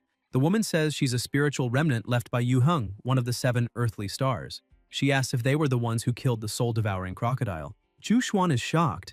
Xiao wonders if she really is one of the 7 earthly stars, because if so, that woman is also part of the group Jian Feng mentioned, the guardians of the immortal Emperor Su Yuan's legacy. He thinks the other 2 guys were pretty deceitful. He swings his arm and asks what the problem is if they took out that crocodile and says that if she's planning an ambush, she might as well try now, because he can settle it on the spot. Zhu Xuan steps forward and affirms that she'll do whatever it takes. The woman starts laughing, leaving the 2 confused. She asks the protagonist if he's referring to Yao Guang and Kai Yang, and notes that it seems he really passed their trials and obtained the Yao Guang and Kai Yang chapters of the classic of the Ancient Star Emperor. She begins releasing some of her aura and says, not all the 7 earthly stars are unreachable beings, and if this truly is the inheritance of an immortal emperor, there's no need to overcomplicate things. She says that now that he's reached her domain, she will directly grant the Yu Heng chapter. A blue force begins to engulf the protagonist's body. He's shocked and asks if it's due to the direct transmission, as the power of that chapter feels even more overwhelming than when he obtained the other 2. After her spiritual remnant disperses, he feels it's like a violent tide crashing within him, making his blood boil instantly. Xiao starts absorbing all that power, saying he just wants it to hit harder. The 2 girls are surprised by the sheer force, and even the earthly star is astonished by his power. Xiao is surrounded by all that energy, absorbing as much as possible until suddenly he comprehends everything and, opening his eyes, returns to normal. Zhu Xuan runs to him asking how he's feeling. The protagonist says he's fine and starts laughing, thinking that the energy of the Yu Heng chapter is extremely violent, yet caused him no harm. On the contrary, it even helped temper his body and spirit, making them denser and more resilient. The earthly star approaches and says she didn't expect him to absorb everything so quickly, noting that she thought he'd manage at most 30%. She asks if he isn't afraid of exploding from absorbing such a vast amount of energy so fast. Xiao keeps walking and looks at his hand, asking if that's really all because he thought it was too little. The earthly star is surprised by this and observes, thinking the protagonist not only instantly absorbed that immense and powerful energy, but also thought it wasn't enough. She keeps watching and notices how calm he is, so it doesn't seem like he's lying. If true, she can't even imagine what kind of terrifying abyss that man's body is. She says it's fine, and adds that it's no wonder the other 2 lost to him. Smiling, she raises her hand and sends a burst of energy in his direction. The protagonist is startled and Zhu Xuan becomes concerned, asking what that is. The earthly star tells them not to worry, as that is the location of the inheritance of the Tianquan chapter from the canon of the ancient 7-star emperor. And with that, she considers her mission complete. Xiao respectfully thanks her for everything. The earthly star begins explaining that when the heavenly Tao collapsed, calamities fell upon the world, lives were devastated, and Emperor Su Yuan, the strongest in the primordial continent, sacrificed his physical body to save the masses, and his fate remains unknown to this day. However, she emphasizes that even so, he didn't forget to leave behind a legacy as a symbol of hope for the world, though she herself once doubted whether reversing the heavens and reviving the splendor of the ancient immortal Emperor Su Yuan was anything more than a distant dream. She smiles and says that, upon seeing the protagonist, she had a premonition. Staring intently at Xiao, she confidently says that perhaps he really can create a miracle. Zhu Xuan also smiles and thinks that reviving the glory of ancient times is something Xiao will surely achieve. The star begins forming a portal in her hand and says the exit has already closed, so she will take them out. The 3 are quickly enveloped by a blue energy and begin to vanish. She smiles and says the world is now in that man's hands and wishes him good luck. Shortly after, at the border of the White Tiger Kingdom, Meyer is surprised, saying she didn't expect it to already be night upon leaving the White Tiger's sacred land, and adds that after such a hectic day, she's starving. They start walking. Zhu Xuan says she sees a small town up ahead and asks the protagonist what he thinks about entering and finding an inn to rest. He says he was thinking the same. He begins reflecting that his 2 disciples haven't sent any word in the past few days, which likely means everything is calm at the Hongmeng sect. No one has dared provoke the Celestial Kingdom for now, so they can rest a bit before returning. They enter the town, and as soon as they step inside, Xiao begins to feel something and looks back. His leader asks what's wrong, but he says it's nothing and tells them to keep going. However, some strange marks were etched right at the entrance. Upon arriving in Qingshui City, strange noises echo through the streets. Some knights are gathered in the center. One of them asks what the hell is going on, as there's no magical array fluctuation, no traps or mechanisms, but no matter how many circles they walk, they can't leave. One group member asks what they should do. They've been running back and forth all day. Another agrees, saying the place feels like an empty shell. No food, no living soul, and even if they hold on, the horses are nearly done. The leader snaps and tells them to shut up and leave him alone, saying that if those two hadn't been trying to pull cons, they wouldn't have entered that city. The two go quiet and suddenly another member warns them to look ahead. When they all look, they see the protagonist and his two companions entering an inn. The villains are confused, asking what the hell is going on since the inn had been empty all day. They ask when the clerk showed up and why he suddenly started serving. Another points out that the three guests who just arrived don't look like city residents. Bachin says it doesn't matter and agrees something strange is going on, but says he'd rather move and try something than stand still waiting to die. He says he's not afraid of anything, and if some ghost is trying to act important, it won't matter. Because today, he'll even kill a god if one shows up. Inside the inn, many people are celebrating, drinking, eating, and laughing. The group of villains arrives, and one of them comments that the place is lively and asks what's going on. He questions whether it's all an illusion, or if what they saw all day was the falsehood. Leader Bachin says they shouldn't let their guard down. Suddenly, someone asks the protagonist if they came to join tonight's Champions Banquet. Xiao asks what the Champions Banquet is. The man explains that they may not know, but the number one courtesan, known as Chu Yuewu, will begin receiving guests officially tonight. He says everyone competes to win the favor of the beautiful lady, and that a single spring night is worth 1,000 in gold. So of course it's a bidding event. Josuan starts feeling a little jealous and calls the protagonist, saying they should look for another inn. The man says the town only has that one, and if they leave now, they likely won't find another place to sleep. Xiao starts laughing and tells his leader that he finds the place lively, and besides, it sounds pretty interesting, asking what she thinks about staying to see how it all turns out. Meyer also goes to her master, saying she's curious to see it too. The villain group members ask their boss if he heard all that. Someone mentioned the Champions Banquet, the clerk seemed convincing, and when they look around, everything is working. It doesn't seem fake. He adds that if it were an illusion, it would require an enormous amount of energy, and questions why someone would waste all that effort in a forgotten village. Another member says it's all true, and comments to his boss that all the weird stuff today might have just been bad luck, falling into a ghost trap. So they should eat and drink freely there and think later about how to break out of it. Baitian remains uneasy, thinking he still doesn't know why, but something feels off and it's bothering him. He reflects that his subordinates do have a good point, and so far, nothing truly dangerous has happened. The attendant leads the protagonist to a table but gets kicked in the back, and the man asks if he's blind. Didn't he see that the boss hasn't eaten yet? The thugs begin stomping on the attendant, who pleads for mercy. One of the thugs tells the attendant that their boss is honoring that dump with his presence, and that alone is a gift for them. So they'd better bring the best wine and finest dishes in the house immediately, then asks if the attendant understood. Bachin and his cronies start laughing. Meyer, irritated, draws her sword and asks where those bandits came from, saying they're crossing the line. Confused, she asks her master why he's stopping her from doing something. Jushuan says that arrogant people like them deserve a good lesson. The bandits keep mistreating the waiter, saying he better hurry up, or else they'll cut off his hands and destroy that dump. However, the waiter starts smiling and changes his expression.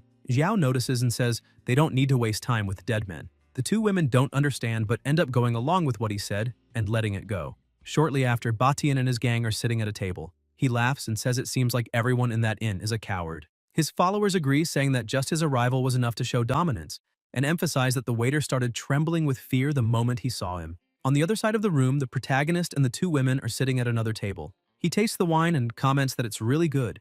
Jushuan, still confused, asks what he meant when he said, they don't need to worry about dead men.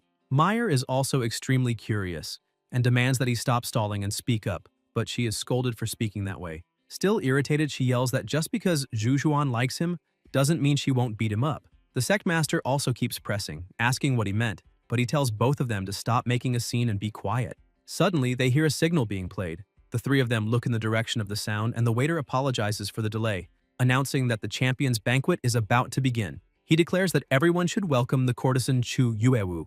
Xiao asks Jushuan to calm down because the show is about to start. The waiter begins to explain that King Zhou of the Shang dynasty favored Daji.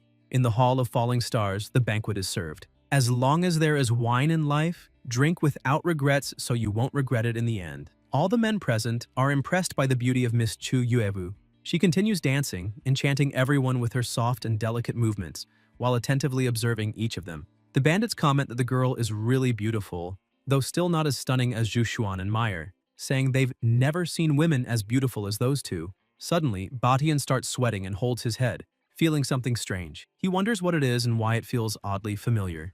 Chu Yuewu stops dancing and begins walking around the place. She says that today's flower of the day is her, and adds that if she can please the gentleman, it will be an honor for this small and humble courtesan. The host laughs and asks which gentleman would like to take that beauty in his arms, stating the starting bid is 300 high-grade spirit stones. The bidding starts and quickly escalates, but an attack occurs in the middle of the bidders. Batian stands up and shouts, asking why there's so much fighting. He raises his weapon and says that if anyone dares to compete with him, he will kill without hesitation, because that woman will be his no matter the cost. The other men get a bit intimidated by his attitude. Meyer starts getting annoyed again, saying it's the same thugs as before. Zhu points out that they're extremely arrogant and must have many lives on their hands already. Chu Yuewu looks at Batian and says he's a good and straightforward man. However, even though she admires him, if he wants her to serve him willingly, he'll have to show what he's really capable of. Batian laughs, saying she's a very clever girl.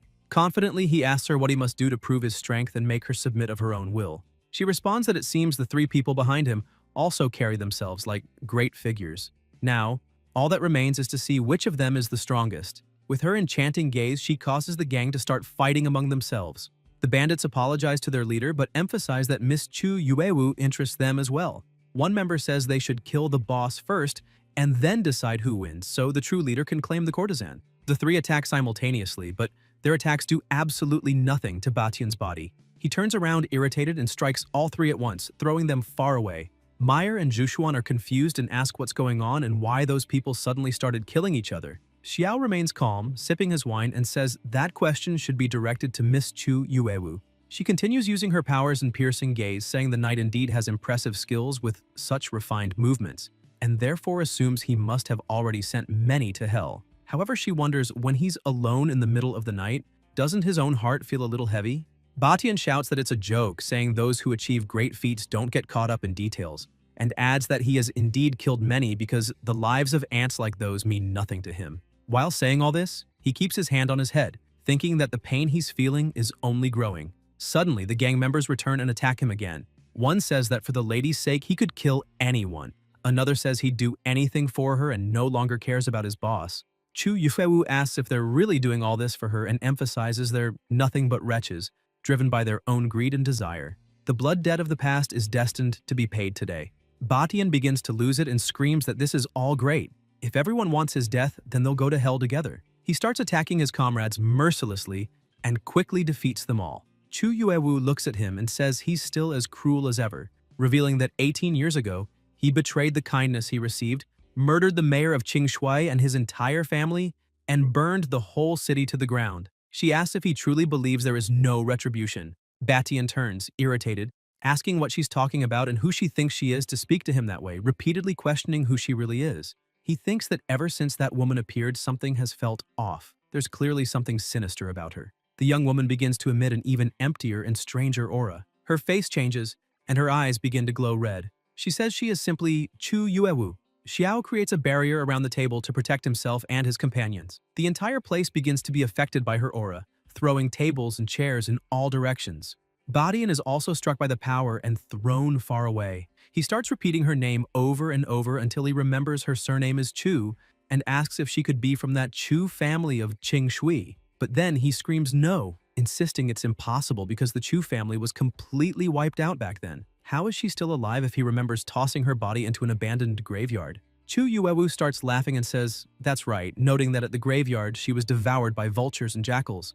But at that moment, she was still alive. Her mind was terrifyingly clear, but her body could no longer move, with fangs tearing into her flesh and ripping her muscles. She emphasizes that every bite felt like burning fire, each pain drilling into her bones. She begins to transform, and everyone else present does too. She asks if he can see it and says she hates him so much. Chu Yuewu screams that she waited 18 years for this revenge and became a creature neither alive nor dead, moved only by hatred. She declares that she will tear him apart 1,000 times and grind his bones into dust. She commands the undead to attack all at once. Batian starts panicking, realizing this is his last option. He gathers his strength and throws it at his companions, whose bodies begin to swell. Zhu screams that he plans to explode the three bodies to try to escape.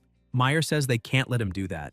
The protagonist opens his fan and says even a stray dog wants to flip the game, and with a simple strike, he disrupts Batian's escape, causing him to fall and allowing the undead to catch him. Just before being attacked, he He wonders what just happened and where that extremely powerful wave of energy came from. The undead begin their assault, and only Batian's screams are heard as he begs for mercy, pleading for them to stop. He keeps screaming that the pain is unlike anything he's ever felt, as the monsters are devouring his flesh. His eyes fill with tears as his bones start breaking. He begs for forgiveness, asking to be spared. Chu Yuewu asks why he's begging for mercy and questions if he remembers when all those poor souls he massacred begged for their lives. She yells, asking if he had any mercy for them. Batian is speechless, watching all those skulls closing in. He only screams while Chu Yuewu laughs, saying that heaven's justice never fails, and that what she feels now is incredibly wonderful, truly liberating, as the taste of despair he's experiencing should have been returned to him 1,000-fold. The attack continues, and just before he dies, she approaches and lands the final blow, eyes filled with hatred and tears streaming down her face. She says she waited 18 years, but her revenge has finally been fulfilled. She asks if her father and mother were able to see it. Once it's all over, Xiao closes his fan and says it was brilliant, a truly intense and liberating spectacle. She turns, looks at him, and shouts, asking who's there. He remains calm, saying he's just an ordinary spectator. Chu Yuewu grows confused and thinks, when did those 3 people appear there? She hadn't felt anything until now. She begins focusing on the protagonist, as he exudes a presence that makes one want to kneel and revere him. Then, suddenly, she notices the strange force that restrained Batian's body. She asks if it was him who stopped Batian from escaping when he tried to flee. The protagonist says she's really quite clever. Chu Yuewu expresses her gratitude and says she's deeply thankful for his help in destroying that monster. She says that thanks to her benefactor's help, she is immensely grateful, but still advises them to leave as soon as possible, fearing they may no longer be able to get out of there. Xiao is surprised and asks why they wouldn't be able to leave. She explains that the city was destroyed by fire a long time ago. Everything they see now is nothing but an illusion, sustained by the resentment that lives inside her. She tells them that 18 years ago she was reborn as a spirit consumed by hatred. After gathering the innocent villagers who died unjustly, she used her obsession to recreate a new version of Qing Shui. They are not human, but neither are they ghosts that take lives. If a lost soul wanders in by mistake, they show them the way out. But if someone with ill intent steps into this place, they fall into an eternal cycle and are eventually led to the Fenglai Inn to die there. And so, they remained there, year after year hidden, just waiting for the day their tormentors would return so they could take revenge. And now that the guilty have been punished, the grudge she held has dissipated, and the whole city, along with herself, will soon be consumed again by the flames of the tragedy that once destroyed them. In the middle of this explanation, they begin to hear loud noises, and upon looking outside, they see the flames are already overtaking the entire place. Meyer points outside, saying the fire is getting closer. Chu Yuewu urges them to move quickly and offers to lead them out immediately. Xiao looks at her and asks if she's truly willing to disappear forever. He asks if she doesn't want to try to rebuild her body, which leaves Chu Yuewu a bit confused, wondering if that would even be possible. She looks at the protagonist and begs her benefactor not to joke about such a thing, saying rebuilding a body is a dream only immortals can achieve. Moreover, ever since she became this bone spirit, her soul has been bound to the city of Qingshui. So, if she tries to leave in this form, she fears she'll be torn apart by the force that holds her there before she can even take a step. The protagonist starts laughing and asks if that's really the only problem. He points to the small army she created, saying all of them are wandering souls, and emphasizes that their pain, resentment, and frustration would be the perfect tonic for her. Chu Yuewu is surprised, as she had never thought of it that way. Xiao explains that if she absorbs all those souls, she could leave that place immediately, and with his help, it might be possible to rebuild her body and start a new life. He asks what she thinks of the plan, but she refuses without hesitation, saying it's impossible. She states that if she consumes all those souls out of selfishness, then how would she be any different from that monster called Batian? She says she would rather fade away like smoke in the wind than absorb them so selfishly. However, she senses something is different, and when she looks back, she sees that all those souls which were once monsters have returned to being people, smiling at her. This makes her wonder if those souls truly want this. She begs them to stop and not come any closer, because if they continue, they'll completely disappear and she cannot be so selfish. The souls begin calling her, saying it was thanks to her that they were able to reunite and avenge their deaths. The truth is that without her, they wouldn't have even preserved the tiniest spark of their souls. And in fact, she isn't the selfish one. They are. So, as a form of gratitude, they ask her to be the one who stubbornly decides to live for all of them. Chu Yuewu is speechless, hearing the gratitude of all those souls. They keep talking and ask if she really believes that 18 years from now, the sky will still be as blue and the sun still as warm. A young man says that Erhua from the neighboring village once said she would only marry him, but now he wonders if she has already married someone else. A child starts jumping with joy, saying that the smelly tofu from the auntie at the Sushui market was the best, and that they want to eat it once more. All the souls begin speaking at once, asking her to be their eyes one more time. Chu Yuewu becomes emotional with so many heartfelt words. Then she makes the difficult decision to do what they all begged her to. She quickly opens her arms and begins to absorb all the souls. Meyer analyzes the situation and says that all those souls ended up sacrificing themselves to condense a spiritual body for Miss Chu. Juhuan adds that they were once living people just like them, and that now, out of gratitude, they accepted disappearing completely from this world. Chu Yuewu begins transforming once more into a human body, and the sect leader tells her that in light of this, she doesn't need to let sorrow consume her. Meyer agrees, emphasizing that the disappearance of those souls is not the end, but rather a different form of rebirth. Chu Yuewu turns with tears in her eyes and agrees with their words, saying that from that day on, she will no longer give in to sadness, because life is much more than a mere beginning and end. She must live it fully to honor them all. Jushuan and Meyer are happy to hear this and say she's on the right path. Xiao watches Chu Yuewu, who looks back at him and says that earlier he mentioned he could help her rebuild her physical body, so she asks if that's truly possible. The protagonist replies that naturally it is, but he emphasizes that reconstructing a body takes a lot of time and resources, and if he were to help for free, it would bring him great losses. Chu Yuewu says she understands and that it's completely fair. If he has any request, she will fulfill it as long as she's able. Xiao says he wants her to accept him as her master, and asks what she thinks about that. He believes she's very clever, naturally gifted, and has an admirable character, and it would be a huge waste not to make her his disciple. Chu Yuewu is a bit startled by the proposal, and the protagonist asks if she really doesn't want to. Unsure of what to do, she ends up smiling, clasps her hands, and says, "Disciple Chu Yuewu respectfully bows to her master." The system immediately responds and identifies her. Name, Chu Yuewu. Identity, 9th direct disciple. Comprehension, 260. Constitution, no response. Talent, activated yin body of bone shadows. Ability, can absorb and convert all negative emotion generated by creatures into energy. Xiao is surprised to see that her constitution appeared as no response. He begins to wonder if she's truly so powerful that even the system couldn't measure her. As for the yin body of bone shadows, it appears to be a special constitution, capable of controlling spirits and absorbing negative energy. Something truly exceptional. The protagonist quickly releases his energy throughout the city and declares that from now on, the fire in Qingshui village is under his control and will no longer cause any damage. As soon as he suppresses the flames, he tells his new disciple that unfortunately, her current body is still only a temporarily condensed spiritual body. To truly rebuild her physical body, she will need to reach the 10th layer of the fusion realm and refine all the resentment energy in her body. Xiao explains that although her obsession has dissipated, the 18 years of resentment between her and the village inhabitants have deeply rooted themselves in Qingshui, so it's not something that will disappear in just a few days. However, with some of his guidance, that negative energy could be extremely beneficial for her yin body of bone shadows. He hands her a pill, saying that beyond all this, she's still in the core formation stage, and this is a level 10 pill made by his second senior sister Celia, called the Soul Condensing and Body Fortifying Pill. Xiao asks her to take it to stabilize her spiritual body, and then cultivate, as her efforts will yield twice the result with half the effort. Chu Yuewu happily takes the pill and, smiling, says she is deeply grateful to her new master. The protagonist is pleased and asks her to call him master once more. Smiling, she says again that the disciple thanks the master. Xiao begins to walk away and pats her head, saying she's a wonderful girl. The other two watch the scene, and Meyer comments that it seems he had planned to take that girl as a disciple from the start, only now revealing his true intent. She says the protagonist seems to have more tricks up his sleeve than a wasp's nest. Xiao turns around, points his hand, and shouts that everything is going great and that in 3 days, they'll return to the upper realm. Meyer asks why it will still take 3 days. He gives a small smile and asks if his new disciple didn't accept some kind of mission. Then he turns to Chu Yuewu and says that about the burger he just ordered, she should remember not to add onions or mayonnaise. Smiling, she thanks her master once again and says that his disciple will obey.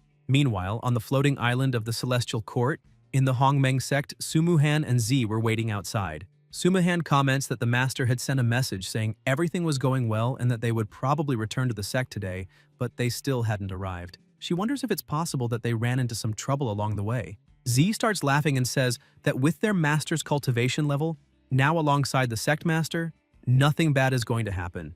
According to her, they should be arriving any moment now. Suddenly, they appear like angels among the clouds, and the protagonist asks how things have been in the sect lately.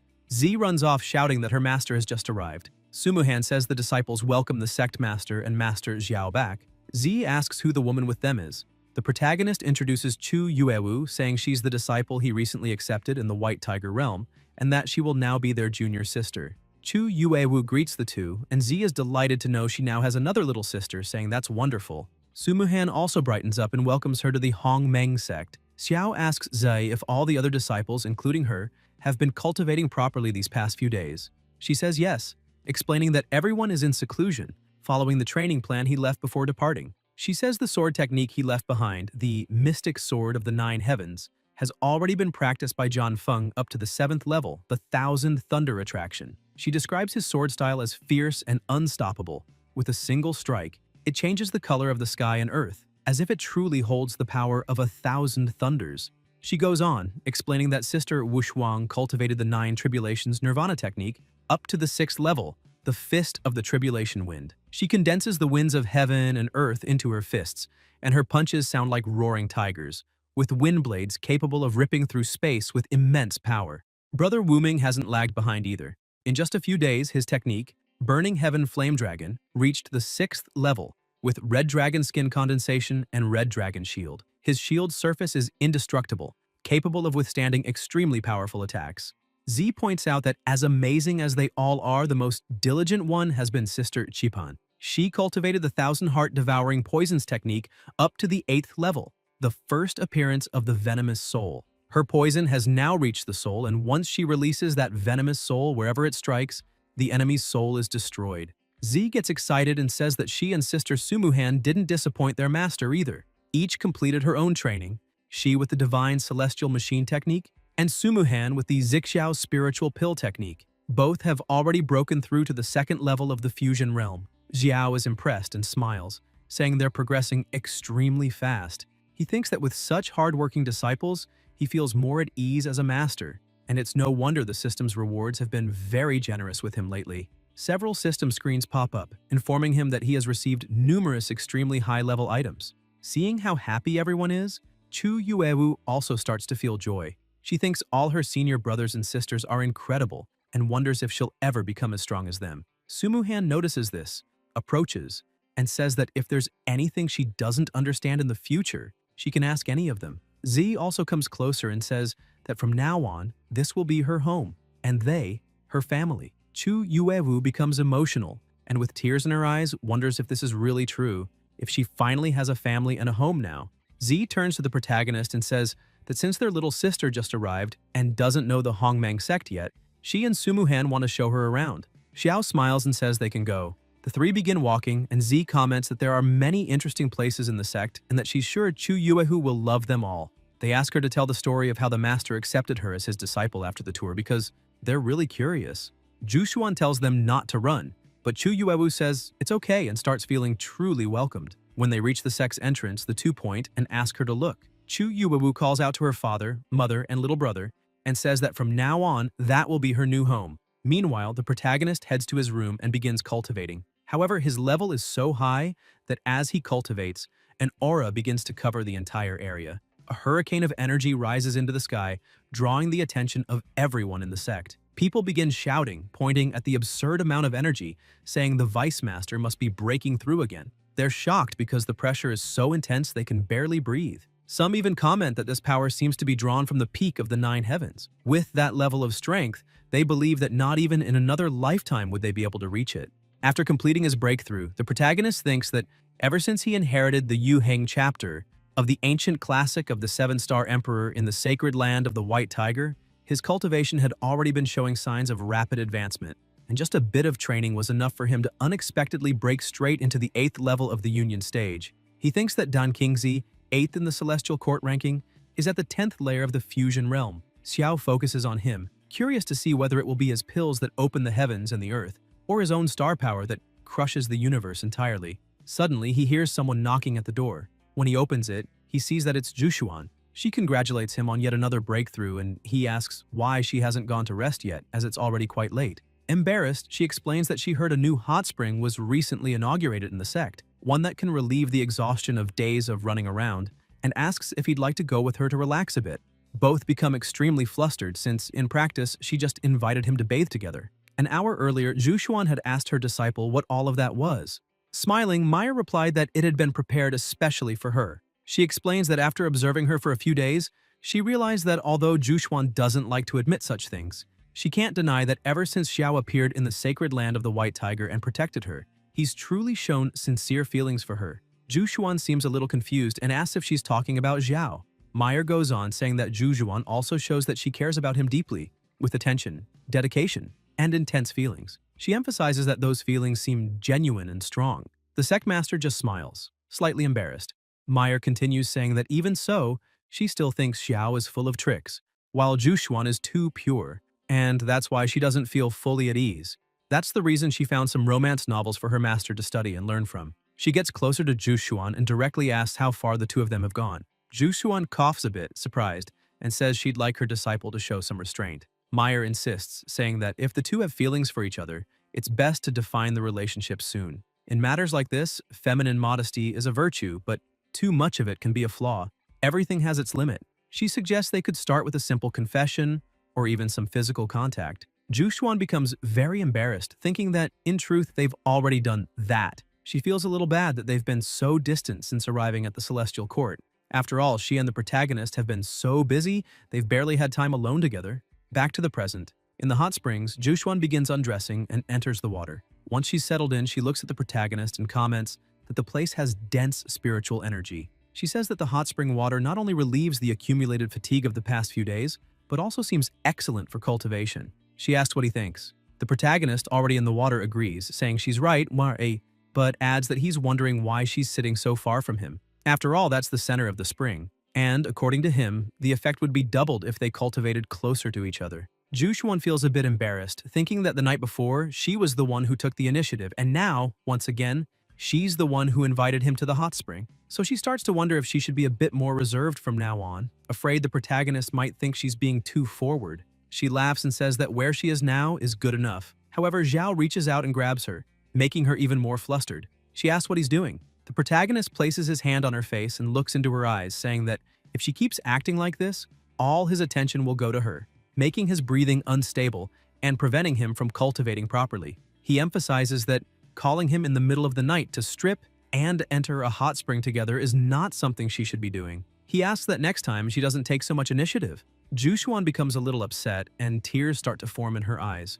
However, the protagonist stresses that this kind of thing should be done by the man, which makes her feel a bit awkward. She tries to explain that in romance books it says men like reserved women, and asks if he thinks she's being too forward. Xiao says books are books, and he is himself, and Zhu Xuan is Zhu Xuan. He explains that reserved women have their own admirers and that has nothing to do with him, emphasizing that no matter how she is, forward or reserved, she will always be special to him. Zhu Xuan is left speechless. Xiao takes action, lifting her into his arms. Zhu Xuan asks him to wait and questions where they're going. He keeps looking at her and says that naturally they're going to do what two people in love do. Once again, she's speechless, but surrenders to him, agreeing with it. The next day at the Crimson Palace, Zhu was lying on her sofa. Suddenly, an attack bursts through the door headed straight for her. She uses one of her characters to activate her defense, creating a shield around herself and blocking the attack. A man enters the palace and says, "It's no surprise that the true mistress of the Crimson Palace managed to completely master the 9 true mantras in just half a month." Zhu stands up, slightly annoyed, and says it's sheer audacity, asking if he thinks the Crimson Palace is a place one can enter and leave at will, pointing out that he even had the nerve to attack her from behind. Ye Fan apologizes and says he was just joking, noting that if she hadn't sent the servants away early, how else could he have entered so easily? That's why he assumes the true mistress had sensed his presence long ago and was waiting for him on purpose. Zhu says he's indeed very clever. Ye Fan bows respectfully and says all he has is a bit of petty cunning, nothing compared to her immense wisdom, and that having the honor of following her is the greatest blessing of his life. The true mistress says they should stop with the small talk and asks if he's discovered anything about the other 6 words of the 9 symbols mantra. Ye Fan starts thinking that it's a bit strange because Zhu Xiaojing is just a spiritual consciousness, and once she starts cultivating the mantra, her mind should gradually be corroded until she falls under its control. He begins to question why he feels she's becoming more distant. However, he changes the subject and says that, of course, he's managed to uncover a bit more. Zhuqi gets excited and asks if it's true and where it is. Ye Fan remains suspicious and wonders if it's just his imagination. He tells her it's a long story, but before they pursue the other 6 words, he says he needs to trouble her with another matter. The true mistress is confused and asks what he's talking about. Sometime later in the Bluebird Kingdom mountain valley, 2 men stood guard outside a small house while a woman cultivated inside. Suddenly, they hear a noise and a strange wind and go on high alert. Ye Fan appears before them, and they ask who he is and what he's doing there. They rush in to subdue him. Ye Fan attacks both, asking if they really want to die. Without any chance, the 2 are thrown back and easily defeated. The woman opens the door and says she doesn't know why he invaded her land and even hurt her men. Ye Fan just smiles. The woman points a sword at him, radiating strong energy, and shouts that this is absurd. Ye Fan uses one of the words and simply says, break. Her sword shatters into several pieces, leaving her stunned, asking what kind of power that was, since he destroyed her celestial jade sword directly. So who could this man be? Ye Fan attacks again. She takes the hit, unable to react, thinking that this is really bad. However, Ye Fan simply controls her in the air and places her back on the ground unharmed. He greets her, calling her Princess Sima. She gets a little uncomfortable and asks what Princess Sima he's talking about, since that's already in the past. This woman is named Sima Mi, and she is the former princess of the old Bluebird Kingdom. She emphasizes that now she's nothing more than a useless person anyone can step on and questions if that's not really how it works.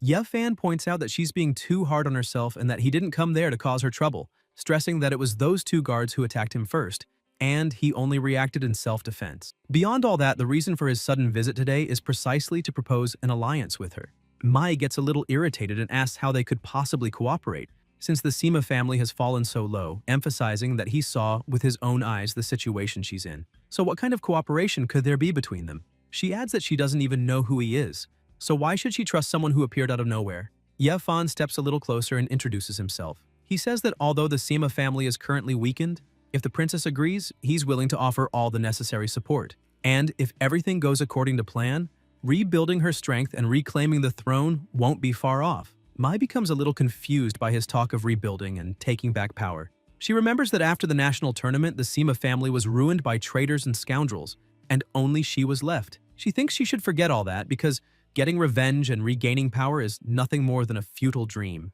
Tears fill her eyes as she keeps looking at Ye Fan, thinking that this man, even though she doesn't know who he is, showed terrifying powers. He summoned a golden symbol, blocked her attack with ease, and immediately countered, nearly killing her. So maybe he has a way. Even though she's confused, she makes a tough decision and thinks that either way she has nothing left to lose. So it's better to take a risk than keep living like this. The princess says she can accept this partnership, but wants to know what terms he's demanding. Ye Fan says that if she's truly willing, then why don't they go inside and discuss it more calmly. As soon as they enter, Ye Fan begins explaining that he heard the Sima family possesses an artifact called the Celestial Scroll and asks if she's heard of it. Mai confirms and explains that, according to her grandfather, this scroll is a celestial artifact passed down since ancient times. But strangely, there's no official record of it. Ye Fan says that means she also knows about the symbol mantra. The princess confirms again and says that the 9 symbols mantra is a supreme secret technique from the ancestral era, said to have been created by the celestial Tao itself, manifesting in golden runes. Whoever masters the mantra becomes the spokesperson of the celestial Tao, with words that shape reality. It's a divine art that transcends heaven and earth. She emphasizes that ever since the collapse of the celestial Tao, the 9 symbols mantra has completely vanished. Suddenly she notices how strange this conversation is and asks why he's bringing all of this up so suddenly, until she remembers those golden runes he used earlier. The princess asks if that was the 9 symbols mantra. Ye Fan simply smiles, saying nothing, and she thinks she already suspected that this man wasn't ordinary, but never imagined he had mastery over an art lost for ages. Ye Fan says that's exactly it, but admits he's only grasped part of its essence, and to fully decipher it, he needs to use the princess's sacred scrolls. Mai says now everything makes sense. So that's why he was interested in the sacred scrolls, because they're related to the 9 symbols mantra. She thinks it's possible that the scroll actually contains the 9 symbols in a hidden form. And if that's true, the Sima family wouldn't even need external help to rise to glory again. Ye Fan becomes suspicious and wonders what the princess is imagining now. However, he can already guess. He tells her that the celestial scroll has nothing to do with the 9 symbols mantra and emphasizes that he only wants to use the scroll's spatial property to make a copy of the mantra. She asks about that, and he explains that the 9 symbols mantra is an ancient language full of hidden power and extremely unstable. If handled incorrectly, it can cause serious negative reactions, and once revealed to the world, if not understood in time, it will simply vanish as if it never existed. And the Sima family's scroll might have many abilities, but it's unique in its capacity to record words and images without losing their essence, making it the best tool to preserve the symbol mantra. The princess says she understands now and thinks that if the scroll really contained the mantra, how could the Sima family have fallen so far? She says she gets what he's proposing, but still, the Sima family studied that scroll for years without discovering how to activate it. So unless he has a method, nothing will work. Yefan says he does have a plan. Suddenly, a huge explosion happens behind him, and the true lady appears, saying to leave everything to her because she has her own methods. The princess is shocked to see the true lady of the Crimson Palace standing before her. The next morning, at the Hongmeng sect, the protagonist kisses Zhu Xuan on the forehead. She wakes up and wishes him good morning. He asks if she slept well that night, and completely in love, she says yes. She sits up in bed, saying they're already back at the Celestial Court, and reminds him that he had mentioned cooperating with the Crimson Lady. She asks when Zhu Kui will come to see him again. Xiao smiles and says that the lady of the Crimson Palace is no longer at the Celestial Court, then shows her a flaming feather. Zhu Xuan is shocked, asking if that really is. The protagonist says that the night before, Zhu Kui sent someone to deliver that red feather. She also sent a message saying she is now accompanying Ye Fan to the Upper Qingque realm to search for the remaining 6 symbols of the 9 symbols mantra, and that as soon as there's any progress, she'll send updates through that feather. Zhu Xuan becomes a bit concerned and says she understands. However, she notes that Ye Fan is full of tricks and that they must be extremely cautious around him. Xiao keeps smiling and asks her not to worry. Suddenly, shouting erupts inside the palace, asking if the two of them are awake. They get startled, and the protagonist thinks the feeling he has now is exactly the same as last time. So, he decides to place a barrier over the room. He quickly gets dressed, goes outside, and asks Z why she's in such a hurry. Worried and distressed, she screams that something happened to Sumuhan. Xiao also becomes concerned and asks what she means.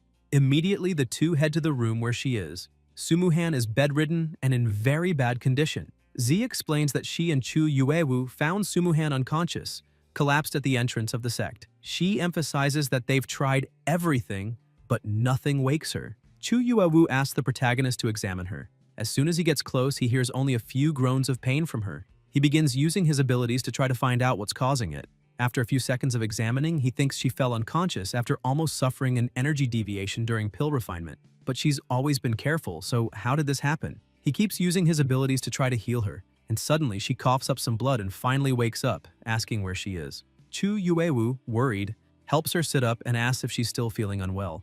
Z celebrates, saying she finally opened her eyes. She asks what everyone is doing there, and wonders if she hadn't just come back from Lingxi Mountain, so why is she lying in that room?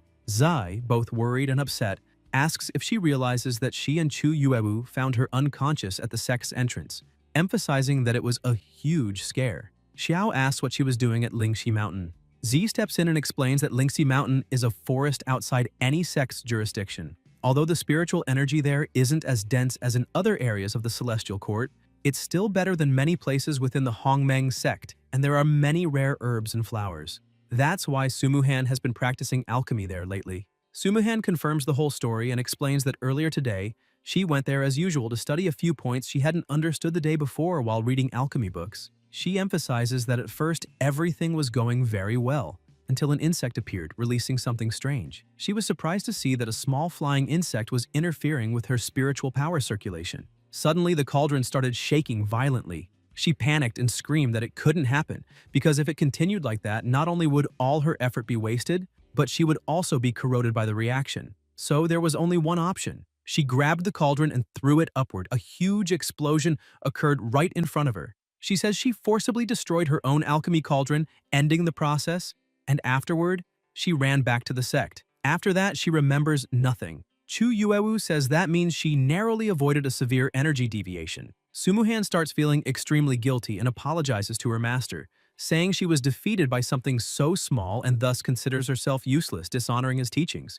He asks if she's really referring to that insect as something so small and stresses that she was still too careless. He picks up the insect in his hand and asks her to take a look. An insect that looked like an ordinary fly transforms into a worm. She is shocked and asks if that's the same creature that interfered with her alchemy, but she can't understand how its appearance changed so drastically. Xiao explains that it's a blue corrosion goo. Not just any insect, it's a malicious parasite formed through a forbidden technique called spiritual transformation of the demonic pill. Once inside the host body, it silently devours spiritual energy like a hidden plague. The stronger the host, the faster it consumes. And when the host's energy runs out, rendering them useless, it releases a deadly poison and causes the body to explode, leaving not even bones behind. The three are horrified by this information and ask who could be so cruel as to do something like that to a woman.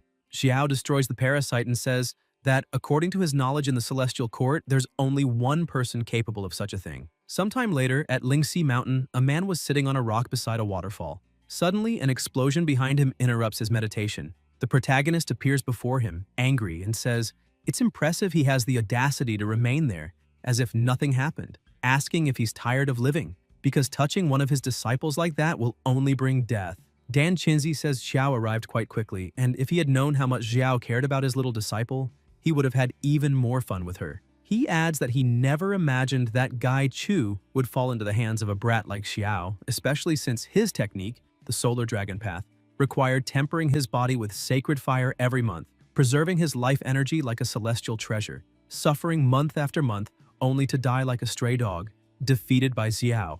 That's a true joke. The protagonist starts laughing, saying it really is pathetic, and that the top 10 of the celestial ranking should be called the top 10 of the pathetic. Dan Qinzi begins charging energy in his hand and yells, furious, asking how Xiao dares to underestimate him, not even knowing who he's dealing with. He conjures a serpent and launches it in attack. Xiao keeps laughing and makes a move, saying Dan Qinzi will find out for himself whether he's worthy or not. The attacks clash, and an explosion rocks the place, throwing Dan Qinzi off balance. He's stunned and shouts, asking what kind of power that is, since it's more condensed than ordinary fortune energy. Dan Qinzi continues his assault and summons several energy spheres around him, asking Xiao if he really thinks breaking his alchemy technique is enough to win. That's naive. He states that the poisonous pill he forged contains the most lethal toxins in the world, and even the slightest touch will completely dissolve Xiao's soul. He attacks using the technique, 1,000 poisons devour your heart. The attack rushes toward the protagonist. Xiao draws his sword, releases his aura, and asks how someone ranked in the top 10 dares to show off such a worthless trick in front of him. With a single sword swing, he instantly nullifies the entire attack and starts laughing. Dan Qinzi is shocked and can't believe what he's seeing. Xiao begins releasing more of his power and condensing the energy around him, saying that using pills to harm others is nothing but a vile and disgraceful method. And today, Dan will taste true despair. Dan Qinzi starts trembling in fear and yells that sword intent is far too terrifying. He tries to defend himself with his power, but before Xiao's devastating force, it's nothing. Xiao's attack pierces through the defense like paper and slams Dan against a stone wall. The protagonist keeps approaching, saying that this filth used pills for evil, practiced demonic arts, and today will meet his end at Xiao's hands. The protagonist asks if he has any last words. Dan Qinzi starts laughing and asks if he was really defeated, refusing to accept that it ends like this. He bites one of his pills, and an incredible energy surges from his body. He screams that this is the immortal golden body pill, forged from ancient formulas, and not even the heavens dare stand in his way. He clasps his hands, gathers a massive amount of spiritual energy, and a giant cauldron appears above his head. He says Xiao will now die. The cauldron tips and starts pouring a strange aura over the protagonist. Xiao does nothing, just stares, taking the full attack without moving a muscle, and is swallowed by the energy inside the cauldron. Dan Qinzi starts laughing, saying that no matter how strong Xiao is, he'll never escape his celestial cauldron, and inside it he'll be annihilated. Suddenly a voice echoes from inside the cauldron saying that the celestial cauldron, just like its master, is nothing but an empty bluff. Dan Qinzi starts panicking, asking what that sound is. Suddenly the entire cauldron is destroyed, and the protagonist's sword pierces through everything, ending it all. He appears among the shattered pieces of the cauldron using his 9 Heavens mystic sword technique. He yells that the filthy bathtub Dan Qinzi calls the celestial cauldron couldn't even block a single strike from his sword, and asks if he still has the audacity to call himself a celestial alchemy master, because that's utterly ridiculous. Dan Qinzi is shocked to see the protagonist destroyed his celestial cauldron, but tells Xiao not to get full of himself, as he still has a trump card, and the protagonist charges at him, and that today, in the name of the heavens, he'll put an end to this evil. Dan Qinzi realizes the gap between them is enormous, and that he's powerless against that attack. Xiao hits him directly, ending the fight. Lying on the ground, completely defeated, Dan Qinzi meets his end. Xiao uses his artifact to absorb the energy of his fallen opponent. Suddenly, some noises come from the bushes. Feng Tingyan appears and is surprised by what he sees. He thinks he never imagined the protagonist would kill Dan Qinzi, the 8th in the ranking, so easily. And that strange jade seems to be a secret weapon, absorbing Dan Qinzi's fortune. He wonders if he should report this to the True Lord, especially since the True Lord already had an interest in the protagonist and was seriously injured last time because of him. As soon as he heard Xiao had returned to the Celestial Court, he rushed to investigate. 2 hours earlier in the Azure Dragon Palace, a small explosion occurs inside. Feng Tingyan congratulates Qinglong, pointing out that his spiritual power is even more refined. The True Lord asks what the matter is. Feng Tingyan replies that he came specifically to report that Yao returned yesterday to the Hongmeng sect with Zhu and his other disciple. In addition, he brought a woman with him who appears to be a new disciple from the lower world. He also emphasizes that they've already investigated, and the one who infiltrated the Hongmeng sect was Chu Qianlian, who is now missing and likely dead. Qinglong notes that the Celestial Court's immortal ranking is full of worthless names anyway, but that only increases his desire to claim the protagonist. He orders his subordinate to go and watch Xiao's every move and bring back any news immediately. He stresses that Feng Tingyan should consider this his chance to make up for the mistakes he made. Feng Tingyan starts smiling as he watches the protagonist, thinking that no matter how strong he is, he just fought Dan Qinzi and must be weakened, not to mention that he's now exposed, while Feng Tingyan is hidden. He draws his sword, thinking that if he can beat Xiao, kill him, steal his treasures, and present everything to the True Lord, maybe he'll be valued again like before. Suddenly, the protagonist asks if he's seen enough. Feng Tingyan is startled and gets struck before he even sees where it came from. Xiao walks up to him and says that with that level of skill, how dare he even consider attacking him. Feng Tingyan tries to get up, panicked, and asks when Xiao discovered him. He says Xiao is too bold to attack a direct subordinate of the true Azure Dragon Lord and should let him go if he wants to live. Xiao slaps him across the face, telling him to shut up immediately. Feng Tingyan asks what he's planning to do because if he dies here, the True Lord definitely won't forgive him. Xiao starts laughing and asks who said he's going to die here. The protagonist begins using his ability, and Feng Tingyan realizes what it is and starts trembling, saying this can't happen. Xiao keeps approaching and says he just remembered he's never tested that essence-cutting technique on someone of celestial level. Upon hearing this, Feng Tingyan panics and begs Xiao not to come any closer. Then, the protagonist uses the heaven and earth devouring technique, saying he should consider it a gift for the Azure Dragon Lord. Feng Tingyan's body begins to be drained of energy, but another energy enters his body. A blue aura wraps around him, reaching even his eyes. Xiao tells him to return to the Azure Dragon Palace and report everything that happened today to his master. Feng Tingyan smiles and says he'll do that immediately. Back at the sect, Xiao tells Zhu what he did and she screams, shocked, asking if he really injected a thread of his soul into Feng Tingyan's body. She asks if that isn't way too dangerous, because if the true Azure Dragon Lord finds out, Xiao replies that that guy isn't easy to fool, and if he doesn't control Feng Tingyan with his own soul to keep him stable, he'll expose flaws even faster. She remains worried, but the protagonist touches her face and asks her not to worry so much, because he knows exactly what he's doing. He says that only by doing this can he temporarily leave the Hongmeng sect in peace. She asks if he's really going to leave again. He shows her the feather and asks if she remembers everything he told her about the true Crimson Lady. He explains that after that, he quickly received a message from her, so he will leave early tomorrow for the Upper Bluebird realm. Zhu feels a bit upset and thinks that she has already been away from the Hongmeng sect for quite some time, so she needs to take care of the accumulated matters as soon as possible. And if the true Azure Dragon Lord acts suddenly, someone must be there to hold the situation. She says the sect needs her now, and that's why she won't be able to go with him this time. Xiao replies that in fact that's exactly what he was hoping for, since she's the leader of the sect and has responsibilities.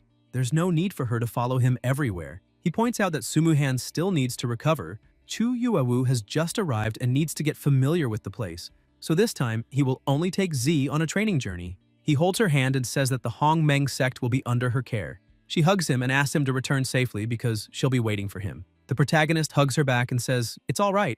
In the Upper Bluebird realm, at the Qianji Tower branch in White Moon City, many people were gathered. They commented that the tower was always busy, but they had never seen it so crowded, since those cultivators were there for an event. They said it was unbelievable because a grand auction was about to happen. The incandescent scarlet pearl with a starting bid of 500 spirit stones. The bidding begins to rise. Meanwhile, at a table, Yefan and Mi were seated. She asks why the true Crimson Lady came to White Moon City, but didn't want to watch the auction with them. Yefan explains that she naturally has other matters to deal with. The princess says she's curious, and asks if he truly isn't afraid of her, because the true Crimson Lady is one of the 4 greats of the Emperor's celestial court. She thinks that, on top of that, the entire mission is being led by him, which means even the true lady must follow his orders. Ye Fan thinks that in his past life, even Jukui belonged to him. The princess asks if that means he fears no one. Ye Fan replies that he fears only one person. He immediately thinks of the protagonist, ruthless, cold, and decisive. Even in the face of death, he remains calm and turns the tide. He sees causes and consequences in record time. His command over people and situations borders on the supernatural. His talent, mind, and cunning surpass any genius Ye Fan ever met in his entire past life. That's why he sometimes wonders whether he was really the one who reincarnated, or if Xiao also came back from the future. Because the protagonist seems like his destined enemy. Every time they meet, everything goes wrong. He appears and crushes him again and again. Ye Fan thinks that regardless of all that, it's fine, because once he finally obtains the full version of the 9 symbols mantra, it will be time to settle the score. The princess asks if this person really exists and who it is. However, she thinks that, from the look Ye Fan had when he said he fears only one person, it seems like he truly fears that someone. Ye Fan says she's quite clever and warns that the more you know, the sooner you die. So it's better to stay silent. Mai says that if he's not going to tell, then at least explain why they're there, because both he and the true Crimson Lady said there's a treasure capable of completing the Celestial Scroll. Yet he's shown no interest in the map of 10,000 souls, the Dragon God Herb, the exotic Xuanhuang Tower, or even the ascending Scarlet Pearl that was just announced. So what is he really after? Suddenly, the announcers say the most exciting moment of the auction has arrived and ask all the guests to open their eyes wide because the next item is a supreme treasure. Ye Fan tells the princess, it's coming. She's surprised. A man presents the celestial level treasure, the Divine Brush. It's a celestial level treasure. Even in the celestial court, such a thing is extremely rare. He explains that the Divine Inspiration Pen is said to be able to record not only cultivation techniques, martial skills, and spells, but even the workings of divine powers. It's practically a sacred artifact. One of the guests raises his hand and shouts that he wants that item, demanding the announcer state the price. However, the announcer asks the guest to remain calm and emphasizes that, as amazing as the Divine Inspiration Pen is, it depends on the cultivation level of the user. If the level isn't high enough, it may cause a backlash, at the very least a deviation in cultivation. At worst, total soul destruction. The announcer holds the brush and shouts that the starting price is 100,000 Supreme Spirit Stones and the minimum bid is 50,000 each round. And so the auction begins. People start placing their bids. Some shout 150,000, others 200,000, others 250,000, until someone yells 500,000. Guys, if you enjoyed the video, leave a like, comment, and subscribe to the channel so you don't miss new content. Thank you.